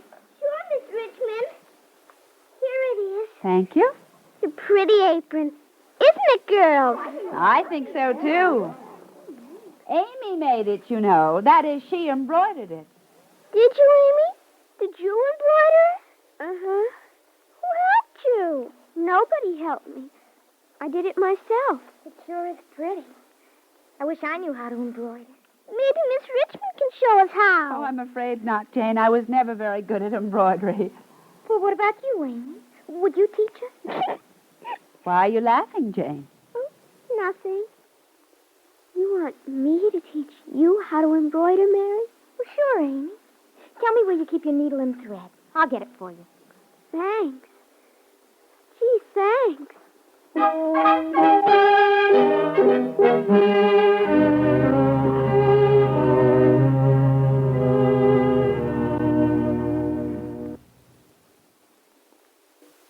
Did you come to resign again, Julia? Oh, no, Mr. Gray. I want you to buy needles and thread for embroidery and some cotton cloth. I have your list. Tell me, what has happened to the rules for pronouns? Oh, they're still in effect and still being violated. Julia, I'm a little worried. What you're doing is extremely unorthodox. Teaching girls to sew? Been done for years. No, not teaching them pronouns and arithmetic and the rest. But I am teaching them pronouns and arithmetic and the rest, Mr. Gray, to the girls who can cope with them. The others are learning other things to the fullest extent of their own, but different capacities. But after all, embroidery. What's wrong with it? Julia, embroidery is not an end in itself. Mr. Gray, neither is the multiplication table.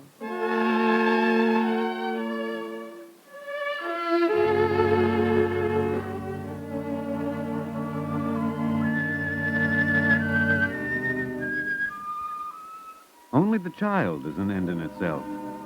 Julia Richmond knew her goal, and now she also knew a way in which it might be reached. But there were obstacles in the way. Julia, about the report card you gave Amy. Yes, Mr. Gray. Relax, Julia. This isn't going to be a fight. You marked her excellent in conduct.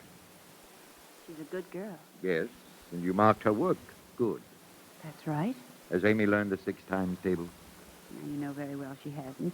She's done the work I gave her, though, and she's done it very well. Julia, there is a certain standard for all children. But you can't have one standard for all children. You cannot squeeze every child into the same mold. Don't you see that we have to start with basic requirements, with principles? Mr. Gray, I think we have to start with the child.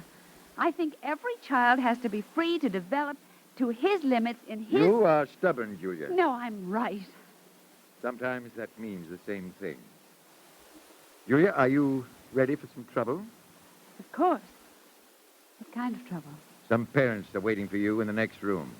They appear to be rather angry. You want me to go with you? No, thank you, Mr. Gray. I'll talk to the parents alone.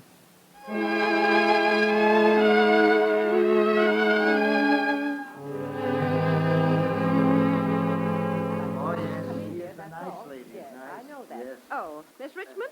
I have a complaint to make. That's why I'm here. I lose 3 hours pay today, but I come too. What's troubling you, Mrs. Barnett? Jane's report card. That's what it is. You're not pleased with it? Miss Richmond, Jane brings me her tests. Arithmetic, spelling, geography, all of them. I see the marks. 85, 90, 87. And what do you mark her work on the report card? Well, I marked her good. That's right. The same as Amy Furman. And everybody knows that Amy... Mrs. Barnett. All I know is that Jane and Amy are 2 different children. Excuse, please. A mark's the mark. Now, teacher's got to be fair. Does it take away from Jane's achievement if Amy's mark is the same as hers? You're playing favorites. Jane learns more. Her mark should be higher. But school shouldn't be a competition. A mark isn't a verdict. Mrs. Barnett, you read the Bible, I'm sure. Perhaps you know that verse in the Psalms. Thou renderest to every man according to his work. To every child, too, Mrs. Barnett, according to her own self. Excuse, please. I have to go back to work. Yes, I'm I sorry. don't know from marks. Miss Richmond, you are a fine lady. Please, you do something. Certainly. What would you like me to do? My wife, she teach Lily sewing. Miss Richmond, you teach Lily numbers. I'm just trying to help Lily be a happy little person. That's good, Miss Richmond. But you teach her numbers, too. Mr. Berkovich, how do you make a living? Me? Yes, I bricklayer. yes. Well, suppose they put you in a watchmaker shop and told you to fix watches. Oh, no. I cannot do. My fingers is, it's too thick. And what about Lily, sitting in a room all day trying to do something for which her fingers is too thick? Miss Richmond, I go build a wall with bricks. You take care of my Lily.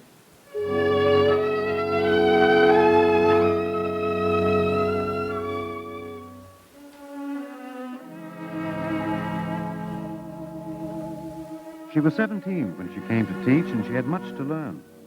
But she chose reality rather than abstraction, the child instead of principles. Year by year, she drew closer to the lives of the children, of their parents, of the community in which they lived. It is so much easier to teach the oath of allegiance to the flag than to teach a community to keep the fire escapes free of encumbrances. But this, too, must be done. She became a teacher not only of children, but of their parents as well, and sometimes of others. One day in September of 1884, she sat once again in the principal's office. Julia, this is Mr. Williams, District Superintendent of Schools. We've met, Mr. Gray.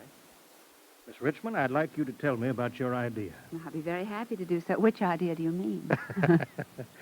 You think that handicapped children should be separated in special classes.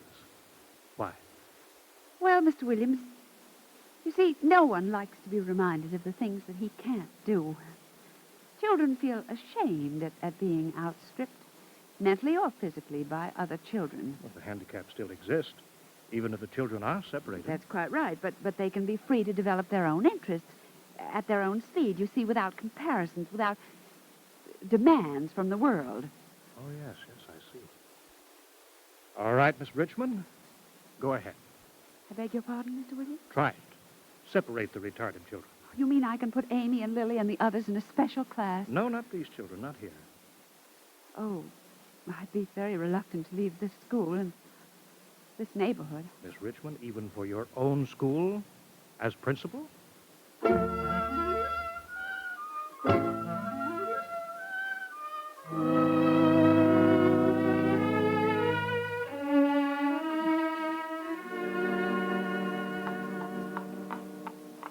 Here we are, ma'am. Grammar school number 77.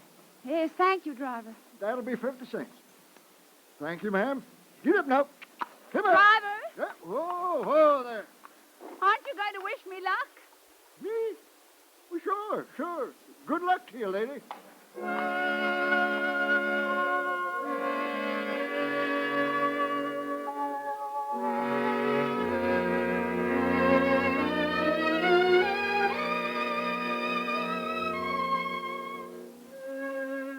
In the fall of 1884, the youngest principal in the city, aged 29, came to her new school. There were Amy's and Lily's in the school, and they were gathered into special classes. Now Julia Richmond taught teachers how to help these children find themselves. Slowly there grew a kind of peace and restfulness that surprised other principals. Miss Richmond, how do you manage to get enough money for your broken window fund? My what? Money to repair the windows broken by the pupils. I see. But we don't teach window breaking at my school. If she had thought it would help the children, she might well have instituted a course in window breaking. Only one precept seemed to be needed. No one is expected to do what it is impossible for him to do.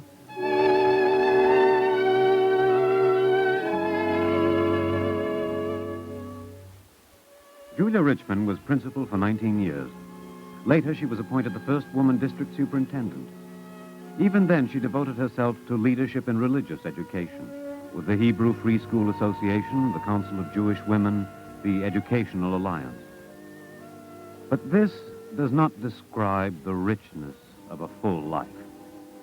There remains to be told how one day there came to her office a young woman.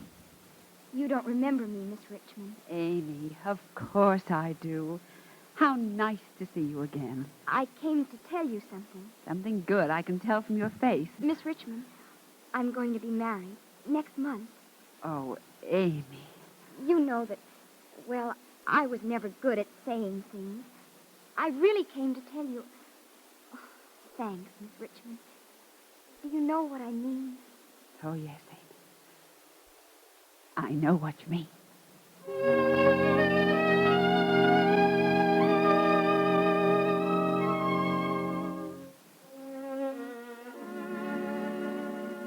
She openeth her mouth in wisdom, and the law of kindness is on her tongue.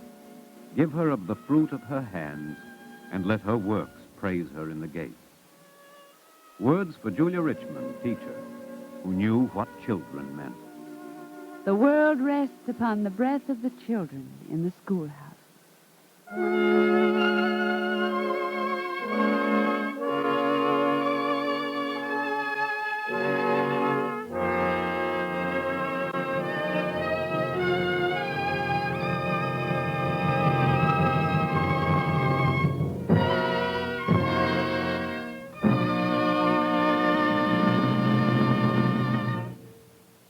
If you would like a copy of today's script, please send your name and address with 10 cents to cover the cost of postage and handling to the Jewish Theological Seminary of America, 3080 Broadway, New York 27, New York.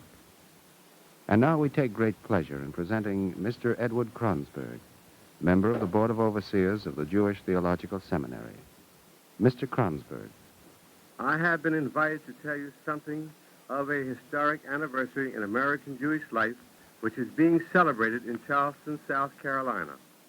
The bicentennial celebration of 1950 stands not only as a commemoration of 2 centuries of Jewish life in Charleston, but as a symbol, a demonstration of the spirit of understanding and mutual respect which has existed in this new world.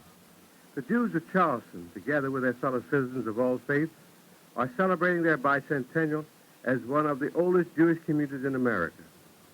The community celebration of this 200th birthday will include special exhibitions at the Carolina Art Association and the Charleston Museum, a review of the new historical and sociological book, The Jews of Charleston, by Charles Resnicoff, tours, banquets, religious service, and special performances of a play with music written and produced by Steinberg.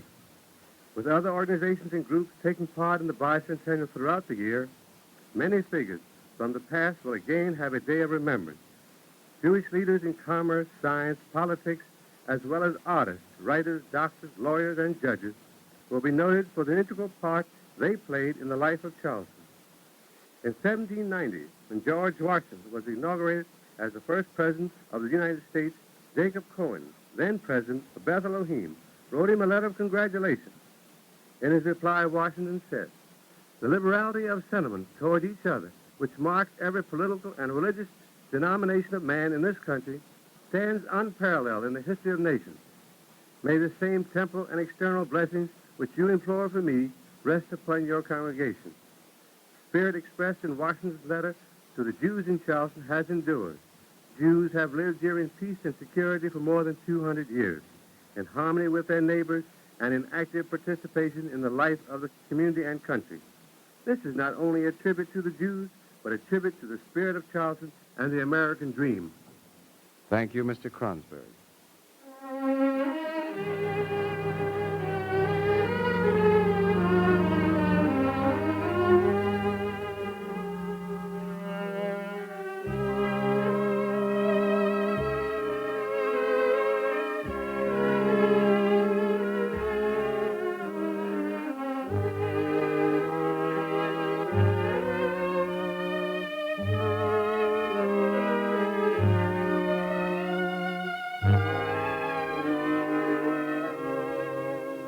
Our Eternal Light drama today, Thou Shalt Teach Them Diligently, was written by Joseph Mindell.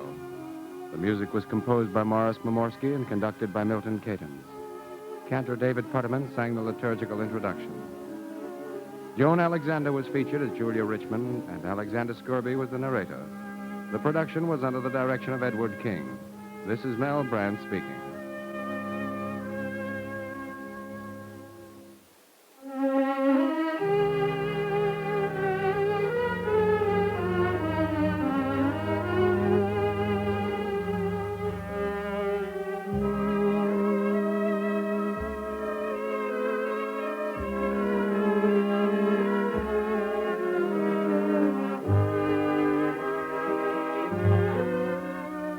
Free time to present the eternal light is made available by the National Broadcasting Company and its independent affiliated stations.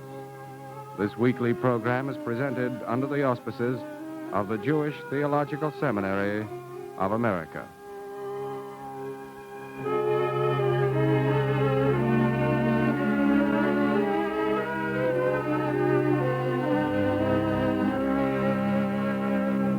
This is NBC, the National Broadcasting Company.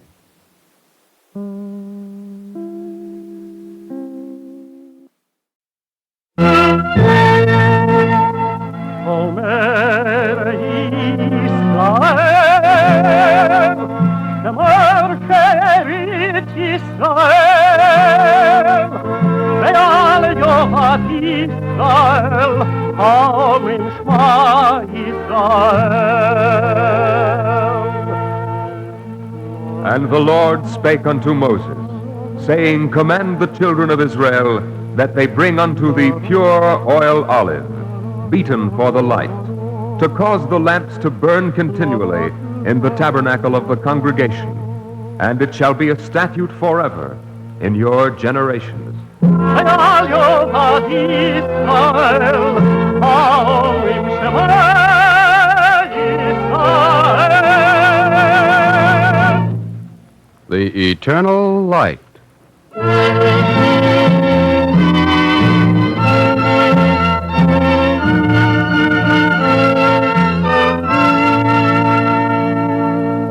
The National Broadcasting Company and its affiliated independent stations make free time available to present The Eternal Light, a program which comes to you under the auspices of the Jewish Theological Seminary of America. Today's program, The Top That Ran Away, was written by Harry Gersh and is presented in observance of Hanukkah, the Jewish Festival of Lights. Hanukkah, Hanukkah, Chag yafe kol kach, Or chaviv misaviv, Gilei yeled rach. Hanukkah, Hanukkah, Seviv on sof sov, Sof sof sov, sof sof sov, Manayim vatov.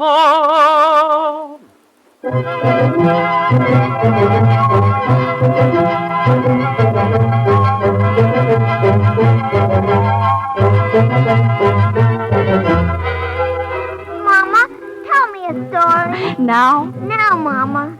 Well, once upon a time, long, long ago. How long ago? Well, it was long after Pesach started, but before they thought of the 4th of July. How long ago was that? Oh, it was before the animals forgot how to talk. Just about the time that people were forgetting how to listen. What happened then? There lived a widow whose name was Dina.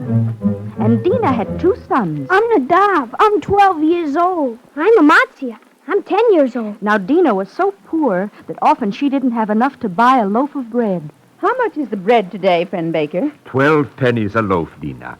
Oh, dear. I'll have to take half a loaf. And on those days, Dina gave her portion of the bread to her 2 boys. Here, children, here is your supper. But you haven't cut some bread for yourself, Mother. Well, I'm not hungry tonight, Nadav. But you said you weren't hungry last night either. Well, it happens sometimes like that with grown-ups.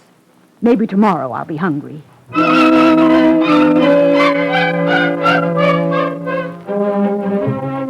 One day, when all the boys were coming home from school, they noticed that all the leaves had fallen from the trees.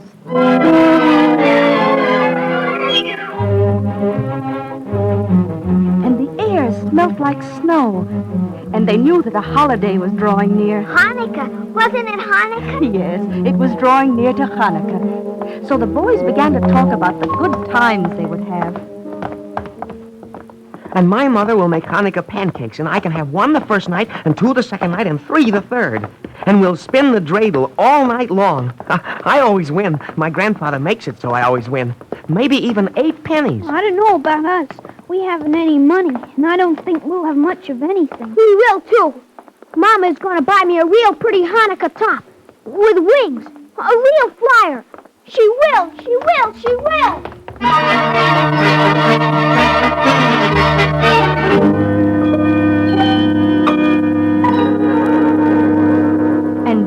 Hanukkah came.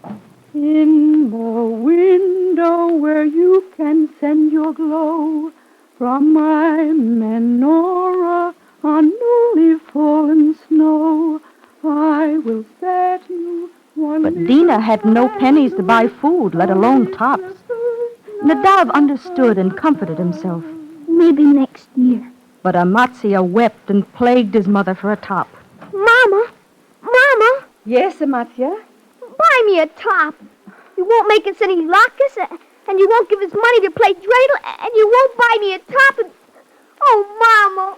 Mama! Dina couldn't stand Amatzia's tears, so finally she took her few remaining pennies and walked to town. Oh, Dina, Hanukkah is coming. You come to buy some good black bread?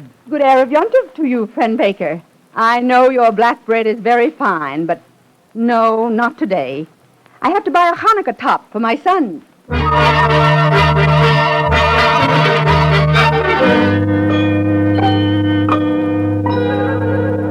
And that's what she did. She bought a top instead of bread. Was it a big one? No, not very big, but not very small. Did it have wings? No, it didn't have wings, but it was painted very prettily with bright golden letters. Was it for Nadav or for Amatzia? Oh, the top was for both boys. But Nadav didn't have the heart to touch it. No thanks, Mama. Let Amatzia have it. You see, David, Nadav knew that the top had been bought with the money from his mother's own bread. She'd gone hungry all day, feeding her portions to her sons to save the few pennies for the top. But Amatzia was very happy with it, and he took it and gave it a hard spin on the table. Look, it's spinning toward the edge. And now the other side. Uh-oh, it's going to fall off. It fell to the floor, and it's still spinning. The top spun from one corner of the room to the other. It's spinning toward the door. Now it's waiting on the threshold. Open the door, Amatzi. Open the door. See if the top will go out. Yes. Do you want to spin outside, little top?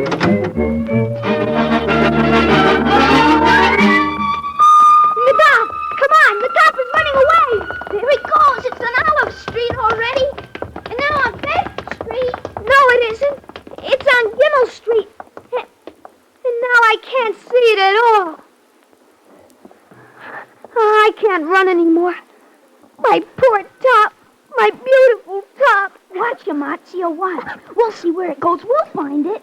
Where is it now? It went over the crest of the hill. Look, they were just crossing the bridge. Into the woods. Oh, we'll never find it. I want my top. Nadav, what are you crying for? You didn't want the top. I'm crying because it wasn't really your top that ran away. It was Mama's supper. Mama's loaf of black bread.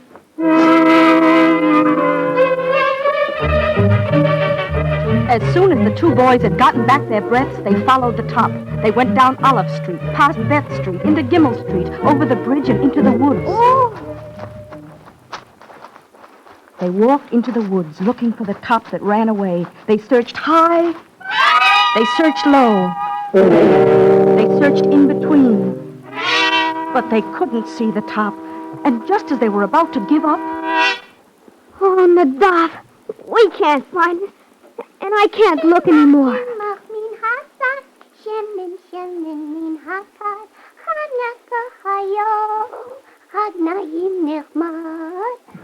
Why, it's a rabbit. His eyes are so close to the ground, maybe he saw the top. Let's ask him. Rabbits can't talk. How are you going to ask him? They cry when they're hurt, don't they? Then they can talk. Anyway, let's try. Friend Rabbit. Oh? Did you see a top go spinning by? A pretty top. A Hanukkah top. Kimach, min hasak. Shimmin, min hakad. Hanukkah hayom. Hagnayim nechmad. So a loaf of poor black bread, soaked in tears a mother shed. Spinning by right here. I'm sure it's quite near. La la la la la la la. La la la la la la la. Spinning by right here. I'm sure it's quite near. La la la la la la la la. La la la la la la.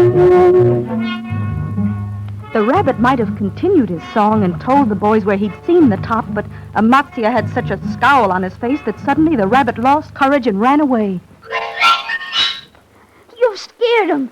It was Mama's loaf of bread he saw, the very bread she gave up out of her own supper to buy the top. Ah, he didn't know where the top went. And anyway, who ever heard of a rabbit singing Hanukkah songs? You did. You heard her with your very own ears. And she said the top went by right here, so let's look. So again they looked. They looked in circles. They looked in squares.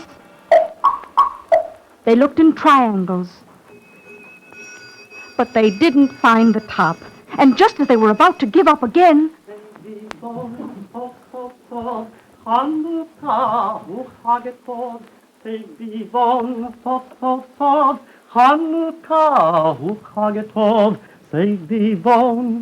Why, it's a deer. Ask him. Maybe he saw it. Friend deer, you're up so high, maybe you saw our top spinning through the woods. Say vivon sof sof sof Chanukah hu chagetov Chanukah hu chagetov Say vivon sof sof sof Chag simcha hulam Nes gadol hayasham Nes gadol hayasham Chag simcha hulam Saw your top spinning go through the forest behind a tree. I'll tell you where it went if you'll pay a penalty. Share with me your morning food for the next day 3. Share with me your morning food. Promise me faithfully. Did you hear, Amatzia? Did you hear? Friend deer will tell us where the top went if we'll give him half of our breakfast for the next 3 days. 2 days. No, 3 days. And who'll divide the breakfast? Who'll get the bigger half? It will be divided equally. Oh, come on, Amatzia, promise. As for me, friend dear, whatever I have, be it honey cake or sour bread, you shall have half. What if it's honey cake and figs? Even that. What if it's honey cake and figs and a penny? Even that. Not I. Wait, friend dear, wait! At that, the deer took off right over their heads and disappeared into the woods. Oh. The boys continued their search for the top, but they couldn't find it. And after a while, they couldn't even find the road out of the woods. And then the sun went down. Oh, I'm so cold and hungry. I wish we were home. Oh, poor Mama, how she must be worried. I wish we were home. And there they sat on a grassy hill, crying, afraid because they'd never before been out after nightfall. And as the first stars shone, Nadav remembered, Oh, God, have pity on our mother. Bring us back to her.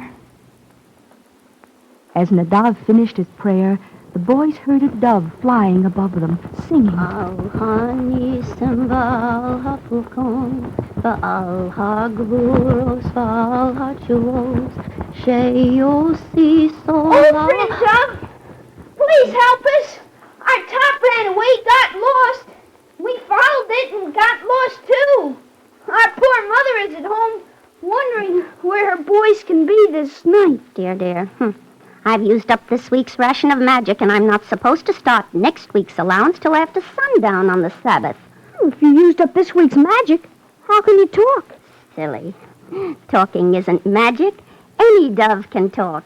It's just that very few two-legged people take the trouble to listen. Oh, I see. But I'll take pity on you boys, because I, too, am a forsaken mother. My fledglings left my nest and never flew back. Now, do you see that forest behind you? Where? Right there. Oh, I didn't see that before. Of course not. I just made it appear. Whoa. Now go into this forest. Go to the center of it. Turn right for 7 trees. Then right again for 7 steps, and you'll find a cave. The mouth of the cave is a dragon. Enter the cave, and deep inside you will find your top. But I can give you only one warning. A wizard lies in wait for you. If you utter one word or wink one eye, you'll be caught in his trap. Now remember, be careful. The boys huddled together and then walked into the forest. In the forest, they saw an old man. He was blind in one eye, and he was sitting on a pile of bones. The old man winked his one good eye at the boys. Once, twice, 3 times, 4 times. But the boys didn't wink back. They kept walking until suddenly they saw he had a top in his hand and that he was spinning it. Nadav looked hard at the top. The top looked perfect in all its parts. But then he noticed that the Hebrew letters painted around the top were missing.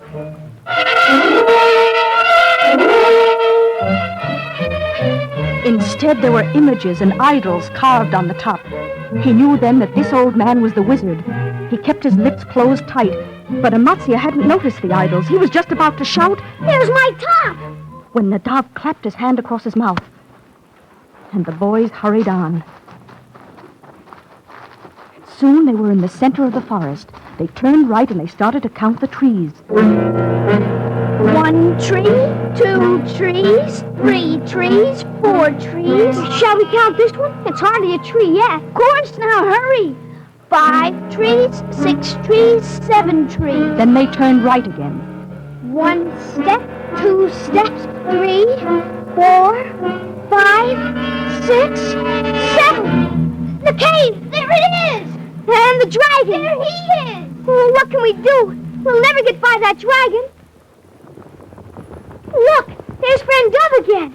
Do not fear, you'll come to no harm. The dragon can't hurt you, for you've a charm. Count your fringes, 1, 2, 3, 4. Count your fringes, 5, 6, 7, 8. And you'll open the gate. Fringes? What fringes? You know, the dove said we'd be safe if we could count 8 fringes on our prayer shawls. Count, Amatzia, count. All right. I'll start on the right side.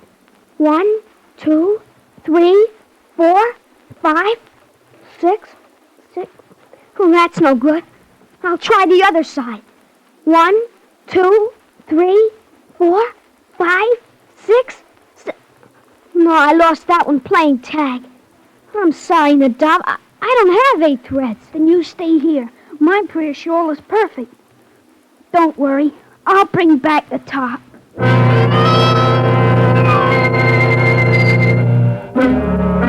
Nadav walked toward the cave, holding himself very stiffly so that the dragon wouldn't see that he was afraid. And while he walked, he touched the fringes again to make sure that he had counted correctly. When he got to the mouth of the cave, the dragon just lay there, making out that he didn't see Nadav.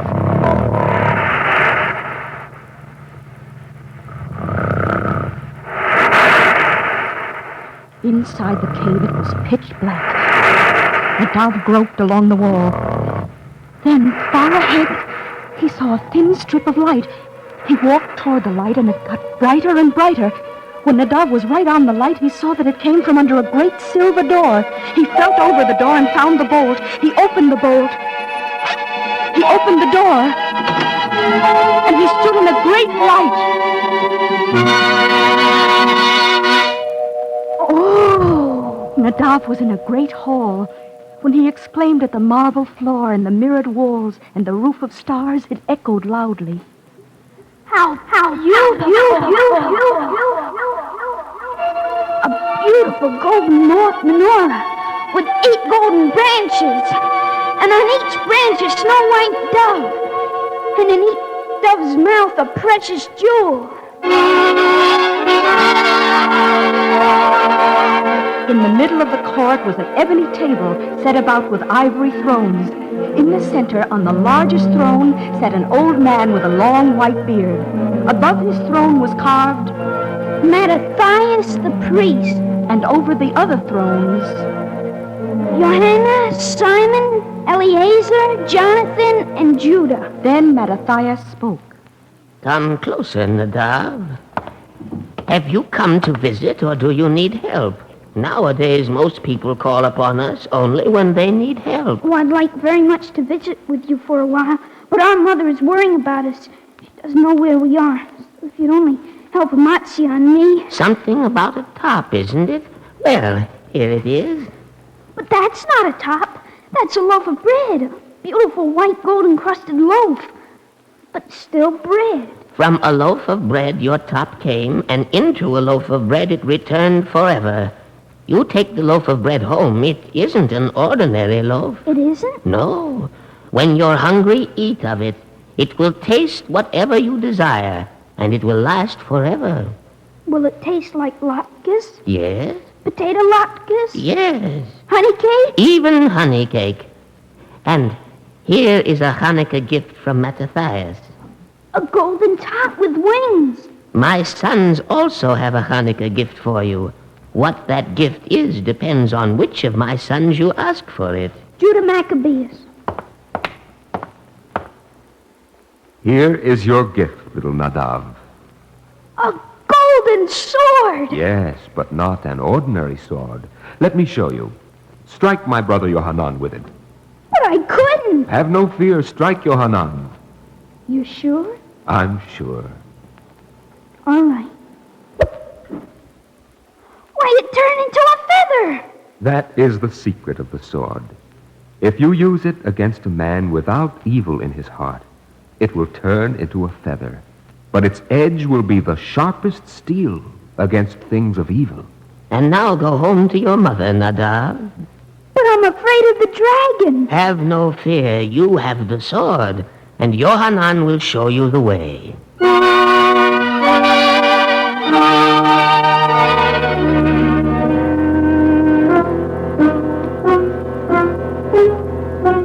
So Yohanan led Nadav out of the court into the dark cave.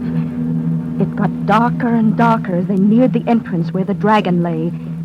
They could hear the dragon roaring.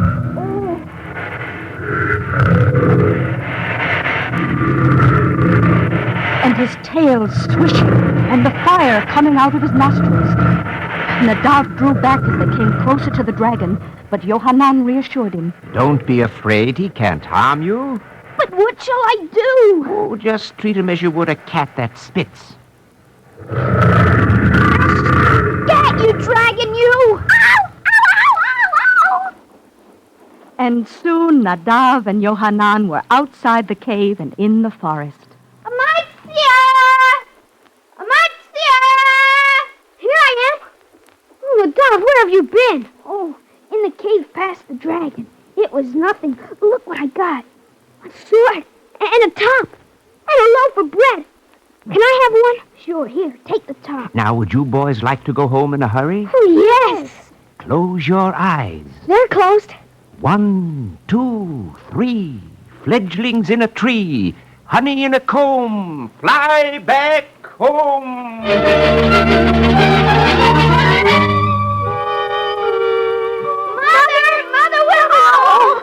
Oh, my boys, Nadav, Amatzia. I was so worried. Where have you been? It's a long story, and we're so hungry. Let's eat first, and then we'll tell you. But we have no bread. I spent my last pennies on that top. That's nothing. I have a magic loaf. Now close your eyes and wish for something to eat.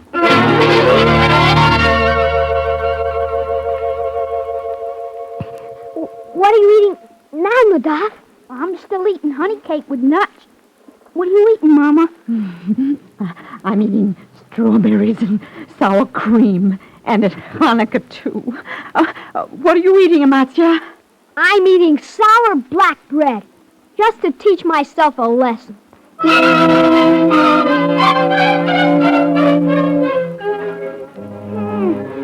Sour black bread. And?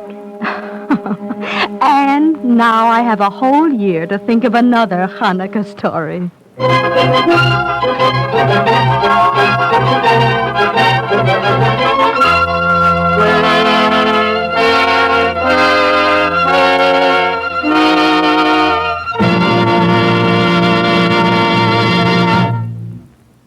If you would like a copy of today's script, please send your name and address with 10 cents to cover the cost of postage and handling to the Jewish Theological Seminary of America, 3080 Broadway, New York 27, New York.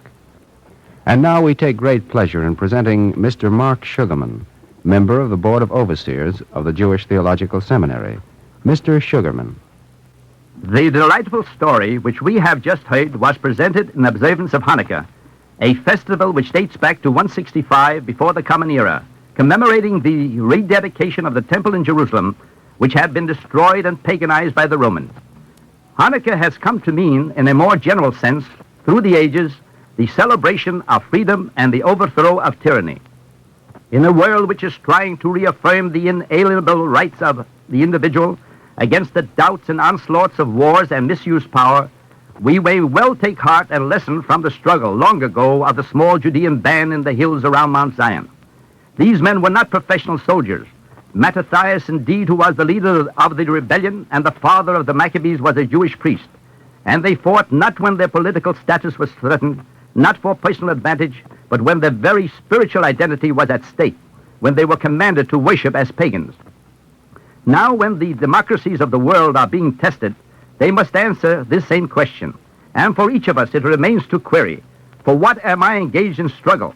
For material ends, for power, or for spiritual salvation? Like the boy Amaziah in today's script, we must have the strength to question, to change, and to eat black bread if necessary, in order to continue in our struggle against all the powers of evil in the national and international scene. The lighting of the 8 lamps, one more each night, is the traditional act of Hanukkah. May it also be a symbol, as we recall that it harks back to the rekindling of the sacred lamp at the rededication of the temple, of a steadily growing spiritual faith and rededication, so vital to the well-being of each man and of mankind. Thank you, Mr. Sugarman.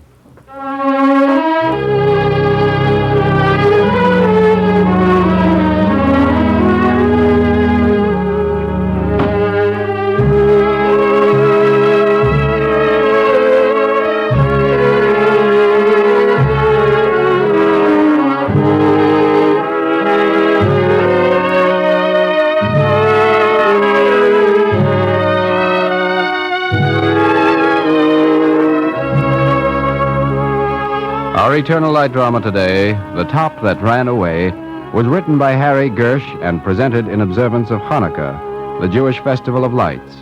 This story was based upon the material originally printed in the World Over magazine, published by the Jewish Education Committee. The music was composed by Morris Momorsky and conducted by Milton Catons. Cantor David Putterman sang the liturgical music. Bryna Rayburn was the mother, David Anderson was Nadav, and Butch Cavell was Amaziah. The production was under the direction of Edward King. This is Mel Brandt speaking.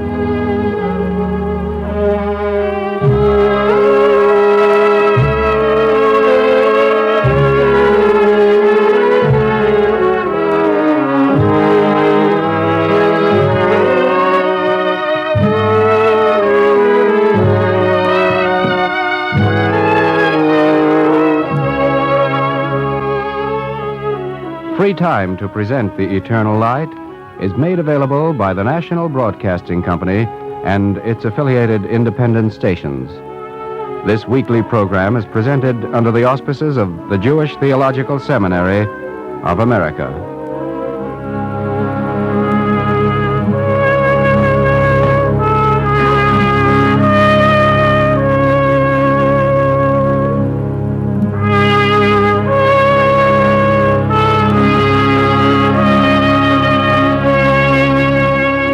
This is NBC, the National Broadcasting Company.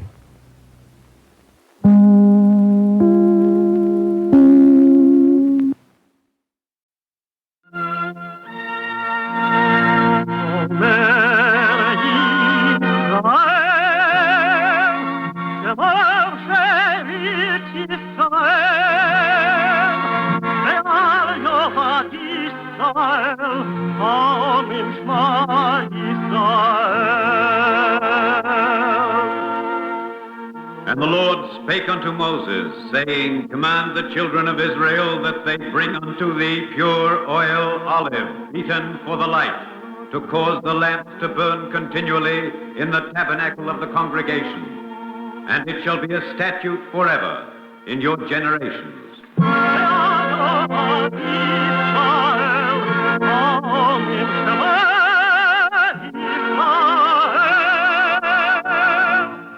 The Eternal Light,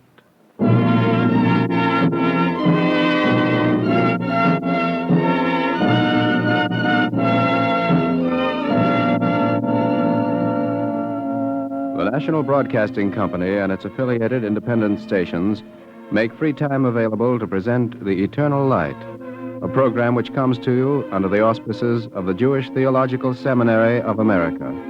Today's program, Preacher of Providence, is written by Peter Lyon and is presented as part of the national observance of Bill of Rights Day.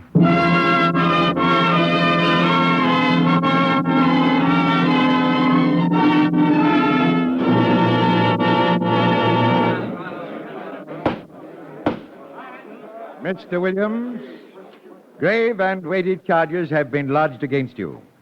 You stand accused of heretical and dangerous opinions, of resisting the authority of the magistrates, and even of presuming to admonish them for their efforts to maintain their authority, and of stirring up the people to take your side in this contempt of properly constituted authority.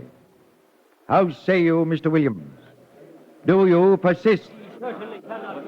Governor, I prayed for guidance last night, and I studied the dictates of my conscience. These are my tenets. The best church is a free church in a free state. When a state makes it a crime for a man humbly and peaceably to question laws and statutes or whatever is publicly taught and delivered, then that state will find itself in chains, imprisoned by a jailer which is ignorance. For months, Governor, you and your associates have hounded me, attacked me, and persecuted me for my honest and peaceful religious beliefs. Your persecution is most bloody, black, and foul. I stand by my belief. Whereas Mr. Roger Williams hath broached and divulged divers new and dangerous opinions against the authority of magistrates, hath also writ letters of defamation, both of the magistrates and churches here, and that too before any conviction, and yet maintaineth the same without retraction, it is therefore ordered that the said Mr. Williams shall depart of...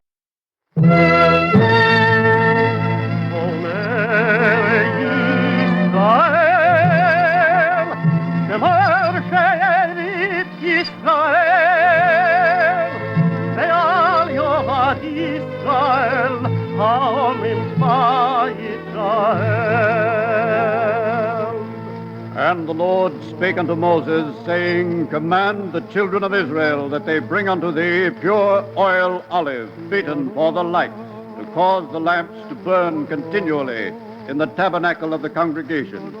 And it shall be a statute forever in your generations.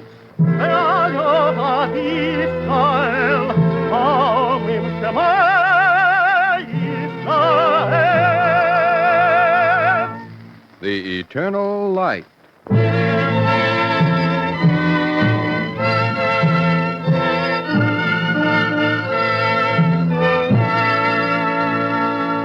The National Broadcasting Company and its affiliated independent stations make free time available to present The Eternal Light, a program which comes to you under the auspices of the Jewish Theological Seminary of America. Today's program, David and Jonathan, was written by Irv Tunick.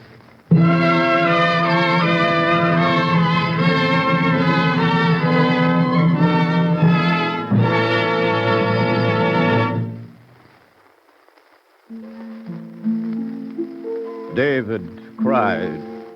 A prince of Israel sat in a city of the Philistines and wept. Thy beauty, O Israel, upon thy high places is slain. How are the mighty fallen? From the tent in the glade near Ziklag, the voice stilled all moving things. A thrush at the point of song came mute, head cocked to his side, listening. A wild beast crouched for a spring came still. People nearby turned slowly to the sound, no different from bird nor beast. Ah! Tell it not in Gath. Publish it not in the streets of Ashkelon, lest the daughters of the Philistines rejoice. Within his tent, his clothes torn by his own hands, David mourned. How had it started? Where had it begun?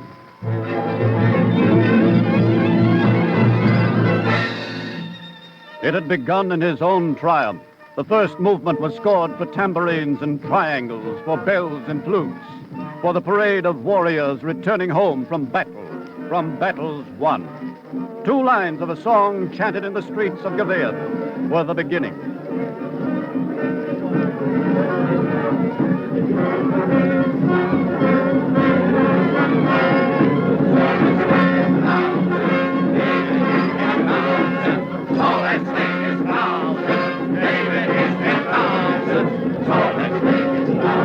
From a song chanted in the streets came all this monumental sadness. Saul had slain his thousands, David his 10,000s.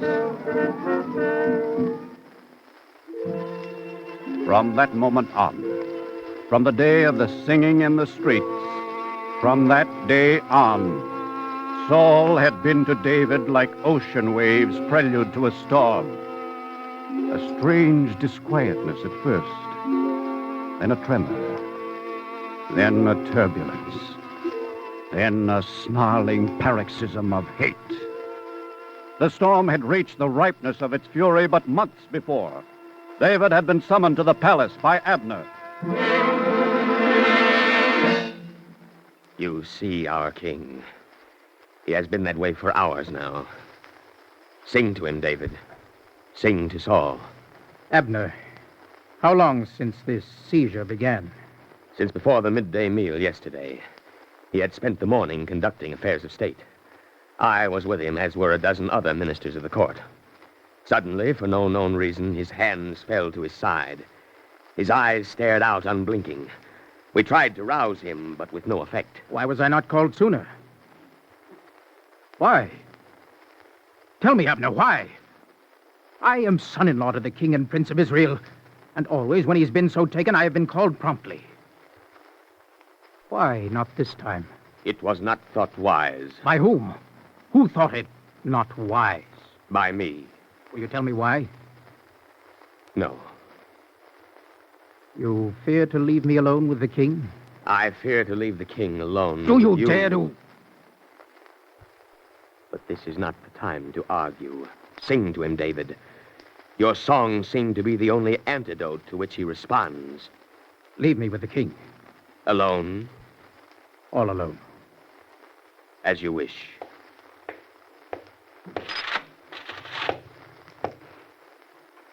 King. Patron. Father. Do you hear me? Saul. King of Israel. Captain over all the captains of the thousands. Do you hear me? Is there one chink in the wall of silence about you that my voice can enter? Even if it is thinner than the space between 2 particles of desert sand, it will be wide enough. For I shall sing soft, with the slenderness of sound that can pass between the narrow corridor that separates dreams from reality. Listen.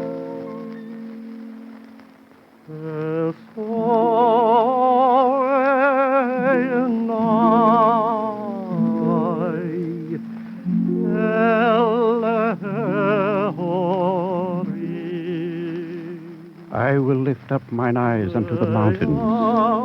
From whence shall my help come? My help cometh from the Lord, who made heaven and earth. Saul sits motionless. Even the air about him hangs without life. But then, slowly, his eyes reach out for David. His head turns and he looks toward David. One hand moves now, and ash-white fingers feel the slender coldness of a spear. A moment yet. The arm flashes up and back. Why? My father, why? God is my judge. I will kill you yet. God! God! I flee not from you, father, but from someone that is not you. I love you, King Saul. God! God! What is the order of the king? After him! Catch him! Bring me David! Find him! Find me David!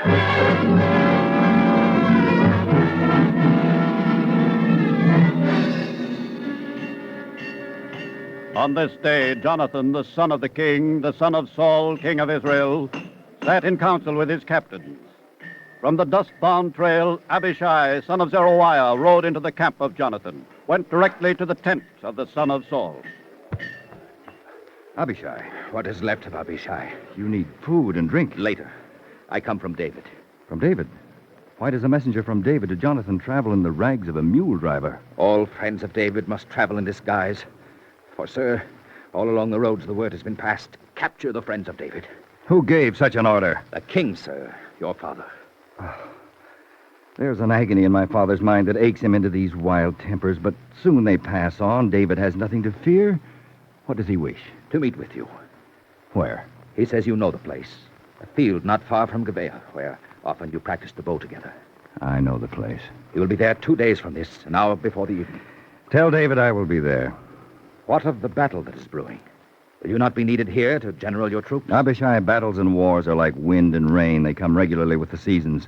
But the call of a friend is of this time, this moment, and the answer of a friend must be quick. I will go to David at once.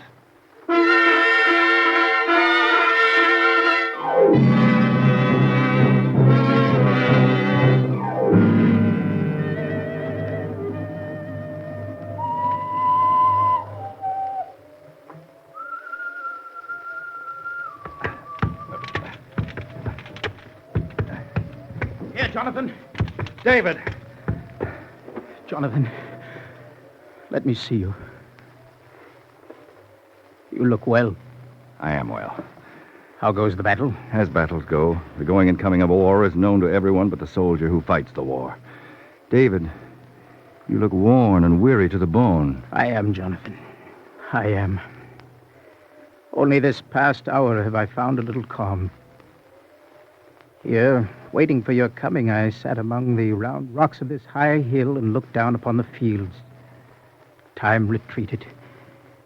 I was once again a shepherd boy on a hill like this, overlooking a pasture near Bethlehem. How I remember, Jonathan. I would climb as close to the heavens as the topmost rock would reach, and there I would sing. Each time I composed a song of praise, I would think, well, this is the last song. It says all that can be said. But yet, on the morrow, I would climb again and sing again, each day another song of praise. And then I knew that so manifold are the wonders of the Creator, that if a man composed a song of praise each minute of each hour of each day of his life, he still would leave untold 1,000 wonders of the Lord. Amen. Jonathan, you must believe I never sought for station, fortune or fame. But come, time is short. We must talk of business. Tell me everything from the beginning. I will. Jonathan, your father, the king, was taken with a seizure. I sat beside him with my harp upon my knees, singing softly.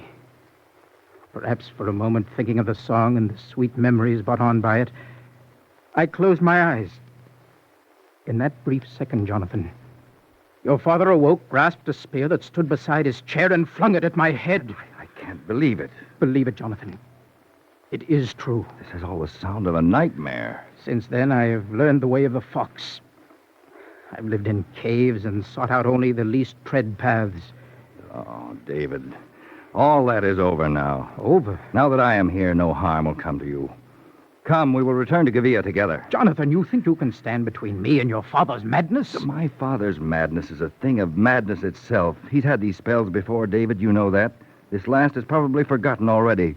And Saul, at this very moment, is waiting to take you in his arms. No, Jonathan. I would swear it is so. It is not so. This seizure is not like those that came before. If you saw his face as he threw the spear, Jonathan, it was carved out of a mass of hate. No, Jonathan, this is no spasm. I think you are wrong in this, David. If you think so, there is one way to find out. How? Sit down here. Now, Jonathan, let us do this thing with care and in detail. Well? Tomorrow is the festival of the new moon, and there will be a royal banquet. I will not be there. Go you, Jonathan, And watch carefully your father's face. If he becomes enraged at my absence, if he shows temper and wrath, then, Jonathan, that is the sign that he has not forgotten, and that I am not safe, that he seeks my murder. As the Lord liveth and as thy soul liveth, Jonathan, there is but a step between me and death. God forbid that this is true. Will you do as we have planned? Will, of course. How shall I bring you word of what occurs? Well, you must not come to me again. That much is clear. Wait. Here is how we shall do it. On the third day from this, come to this place again. Come as if you were merely intending to practice with your bow. Have with you a boy. Shoot 3 arrows and tell the boy to fetch them. Now, mark this carefully. If all is safe, if I can return, call after the boy. The arrows are on this side of you. The arrows are on this side of you. If all is not safe, if I must flee, then call after the boy. The arrows are beyond. The arrows are beyond. We will do it so. As you say, David. Jonathan, my one fear is that I will cause you distress. That through this your father's anger will go from me to you. That could not be, David. For even now, whatever anger is on you is also on me. You are so dear to me. So close. Will it always be so?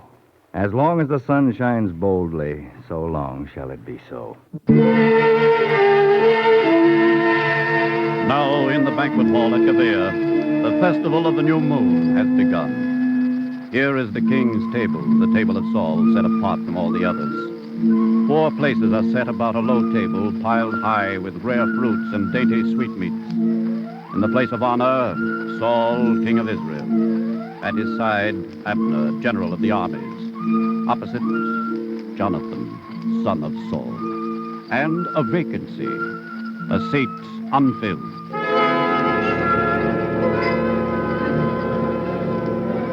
The feast is for 3 days. On the first day, Saul says nothing. The empty seat, the seat of David, is unnoticed. But on the second day of the festival of the new moon... Jonathan! Father? Where is David? He was not here yesterday, nor is he here today. Where is the son of Jesse? David asked my permission to go to Bethlehem. His family has a sacrifice at this time. He was anxious to attend. I said he might go. You have spoken to him, met with him? Yes, I have. Behind my back, skulking in the shadows like homeless dogs, conspiring, plotting, my son and my enemy. David is no enemy to Saul. David is to Saul as the beast is to the lamb. I do not believe it. I command you to believe it. That is one command that even the king cannot enforce. You fool. You blind, infatuated fool. The sweet tongue of David has sugared you into delusion, and you will not see the truth. The seed of Saul is a fool. But, Father, all this is but a picture in your mind. You think that? I do. You have not been well, Father. Your responsibilities have wearied you. You dream a thing and then dream again upon the dream, and soon a mountain of fantasy is created. All this is but that fantasy. You son of perverse rebellion. For as long as David lives upon this earth, you shall not sit upon this throne, nor possess the kingdom I have created for you. David has no wish for the throne. David has no other wish. He would not take what is mine, even if his life rested upon such taking. He will take your throne. He is marked for it. By whom? By the same hand that marked me for the throne. Samuel? You spoke with David. Did he tell you where he went after he ran from Gibeah? I did not ask him. He said he had been hiding. Hiding? Where? In the bosom of Samuel? Well, is it evil for a prince of Israel to visit with a prophet of the Lord? I see no evil in it. You would see no evil in David if he came before you draped in the skin of the devil. You are blind, stupid and blind. As you are my father, I will not give the answer such a speech deserves. As you are my son, I say to you, fetch me David, for surely he deserves to die. I will not hear more. As I flung the spear at David, I fling it now at you. Why did you turn my hand up? Why? Would you slay your son? Gladly, with zest, relish, joy, bliss. Why should I not? What is my son but my own future? And I have looked into my future. And I wanted not.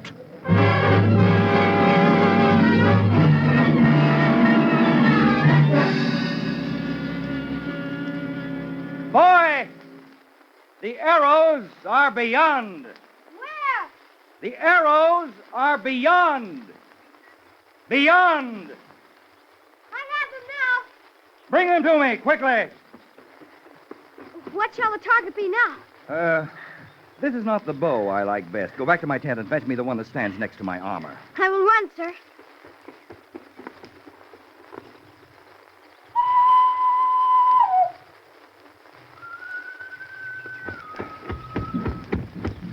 David! Jonathan, we planned a plan that meant we should not meet. I think life would be more easy if we had less of plans and plots. You say that in a strange tone. I have spent a strange night. I have been like a thin tree in a thick wind, twisted, turned, bent half in two with worry. What has happened? David, I must know the truth. I will tell you the truth. Yesterday, my father said to me that so long as you are alive, I shall never sit upon the throne of Israel. He said that you were marked for the throne. What did he mean by that? What do you think he meant? I don't know. All night I've tried to wipe out the word from my mind. I've said 100 times to myself that it is not true. It can't be true. It is nothing but the fruit of Saul's illness. Jonathan, if it were true, what then? I've thought of that, too. If it were true, what else could I do but seek you out in your furthest hiding place and kill you? You would do that? For not another thing on earth but this. Is it true, David? Is it true that you desire my throne, that you seek the kingdom that's mine by right, by law, by blood? As Samuel anointed Saul, so did he anoint me. Then it is true. That I have been anointed? Yes, Jonathan, it is true. But that I sought it, desired it, that I now plot and plan for it, that I swear is untrue. I was tending sheep one evening when a messenger came running and told me to go home. I went. I came into my father's room, and a stranger with a great white beard and burning eyes, a man with the look of all the ages, embraced me, took from his belt a horn of sweet-smelling oil and touched a droplet to my forehead. Then he said, or rather seemed to sing, the words, "I have found David, my servant. With my holy oil have I anointed him." And Jonathan, I swear to this, the voice, though it came from the lips of the gray-faced stranger, were not his words. They seemed to come from a distance, far off, as the echo of an echo. Later I was told the name of this stranger. Samuel, prophet of Israel. He that first anointed Saul and made him king.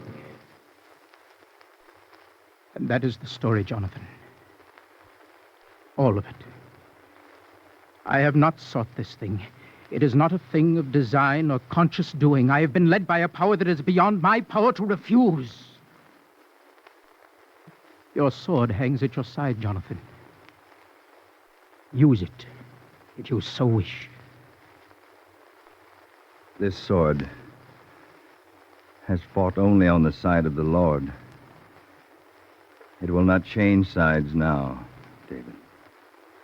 The way of God is strange and beyond simple understanding. Why should the advancement of David be balanced against the taking from Jonathan, the best beloved of David? The glory is mine. Yours, Jonathan? Completely mine. Many before have sacrificed for the God of Israel. But to me has been given the privilege of offering the finest sacrifice of all. The kingdom of Israel itself. There have been none like you before, Jonathan.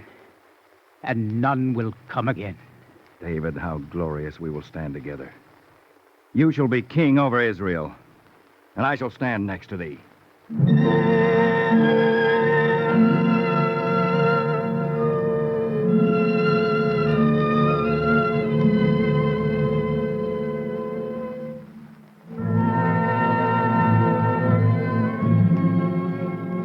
And now they were dead, Saul and Jonathan together, amid the blood and ruin of Gilboa.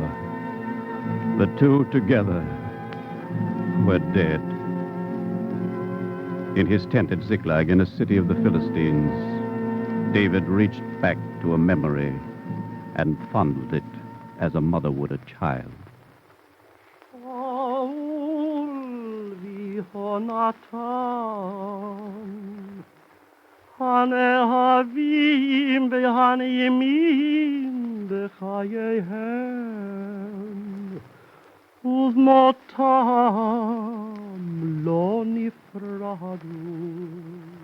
This should have been triumph. Great horns bellowing and dancing over all the streets. This should have been triumph. Saul dead, and the throne of Israel awaiting. But for David, there were only tears. He remembered Jonathan, and his voice was stained with tears. Jonathan upon thy high places is slain. I am distressed for thee, my brother Jonathan. Very pleasant hast thou been unto me, passing the love of women. How are the mighty fallen and the weapons of war perished.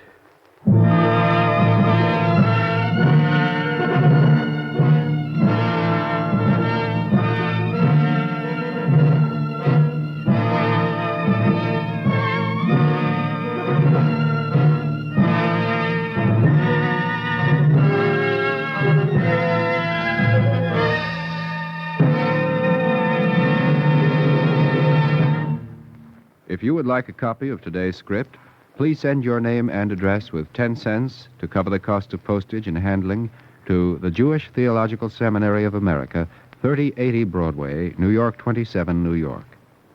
And now we take great pleasure in presenting Rabbi Isidore Breslau, President of the Jewish Community Council of Greater Washington in Washington, D.C. Rabbi Breslau. The moving story of brotherly love which you have just heard would be of significance to us today, even if it were about simple, ordinary, unknown human beings. It is of special significance because it is a story of kings and princes, statesmen and military leaders, a story of true love and faith which stood the test even of intrigues in high places and seats of government. We who live in Washington and who have been celebrating this year as the 150th anniversary of the capital of the United States know something about the need for keeping alive warm human values, even and particularly in connection with the affairs of state. The Jewish Community Council of Greater Washington, on behalf of its 83 constituent synagogues, charitable institutions, and other organizations, is therefore especially happy to join with the National Capital Sesquicentennial Commission in this celebration of 150 years of Washington as a community, as people living together. Throughout the celebration during this past year, the emphasis has been on people and the values which people hold dear. The twin slogans of the sesquicentennial have been progress through freedom and freedom under God. Freedom means not only freedom from evil and hateful forces, freedom means also freedom for certain things. Freedom for loving and helping one's neighbor and friend. Freedom for worshiping God. Freedom for working together to make our city, our country, our world better places to live in. The Jewish community of Washington has enjoyed these freedoms and has been grateful for them to God and to the genius of America.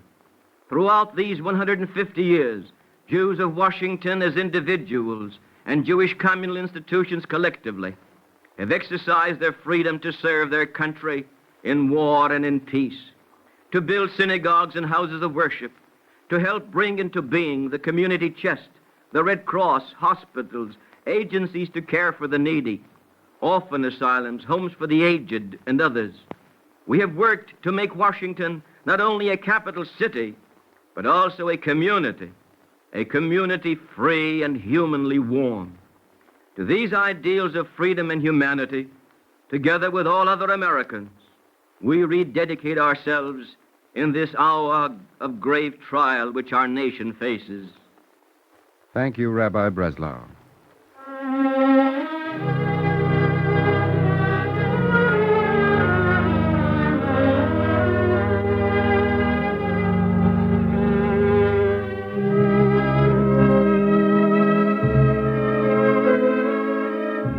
Eternal Light drama today, David and Jonathan, was written by Irv Tunick. The music was composed by Morris Momorsky and conducted by Milton Catums. Cantor David Putterman sang the liturgical music. Featured were Donald Buca as David, Don McLaughlin as Jonathan, and Roger DeKoven as the narrator. The production was under the direction of Edward King. This is Mel Brandt speaking.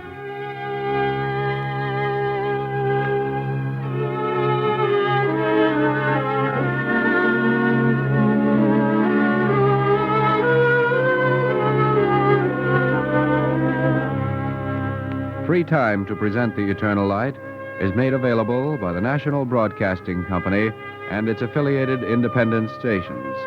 This weekly program is presented under the auspices of the Jewish Theological Seminary of America.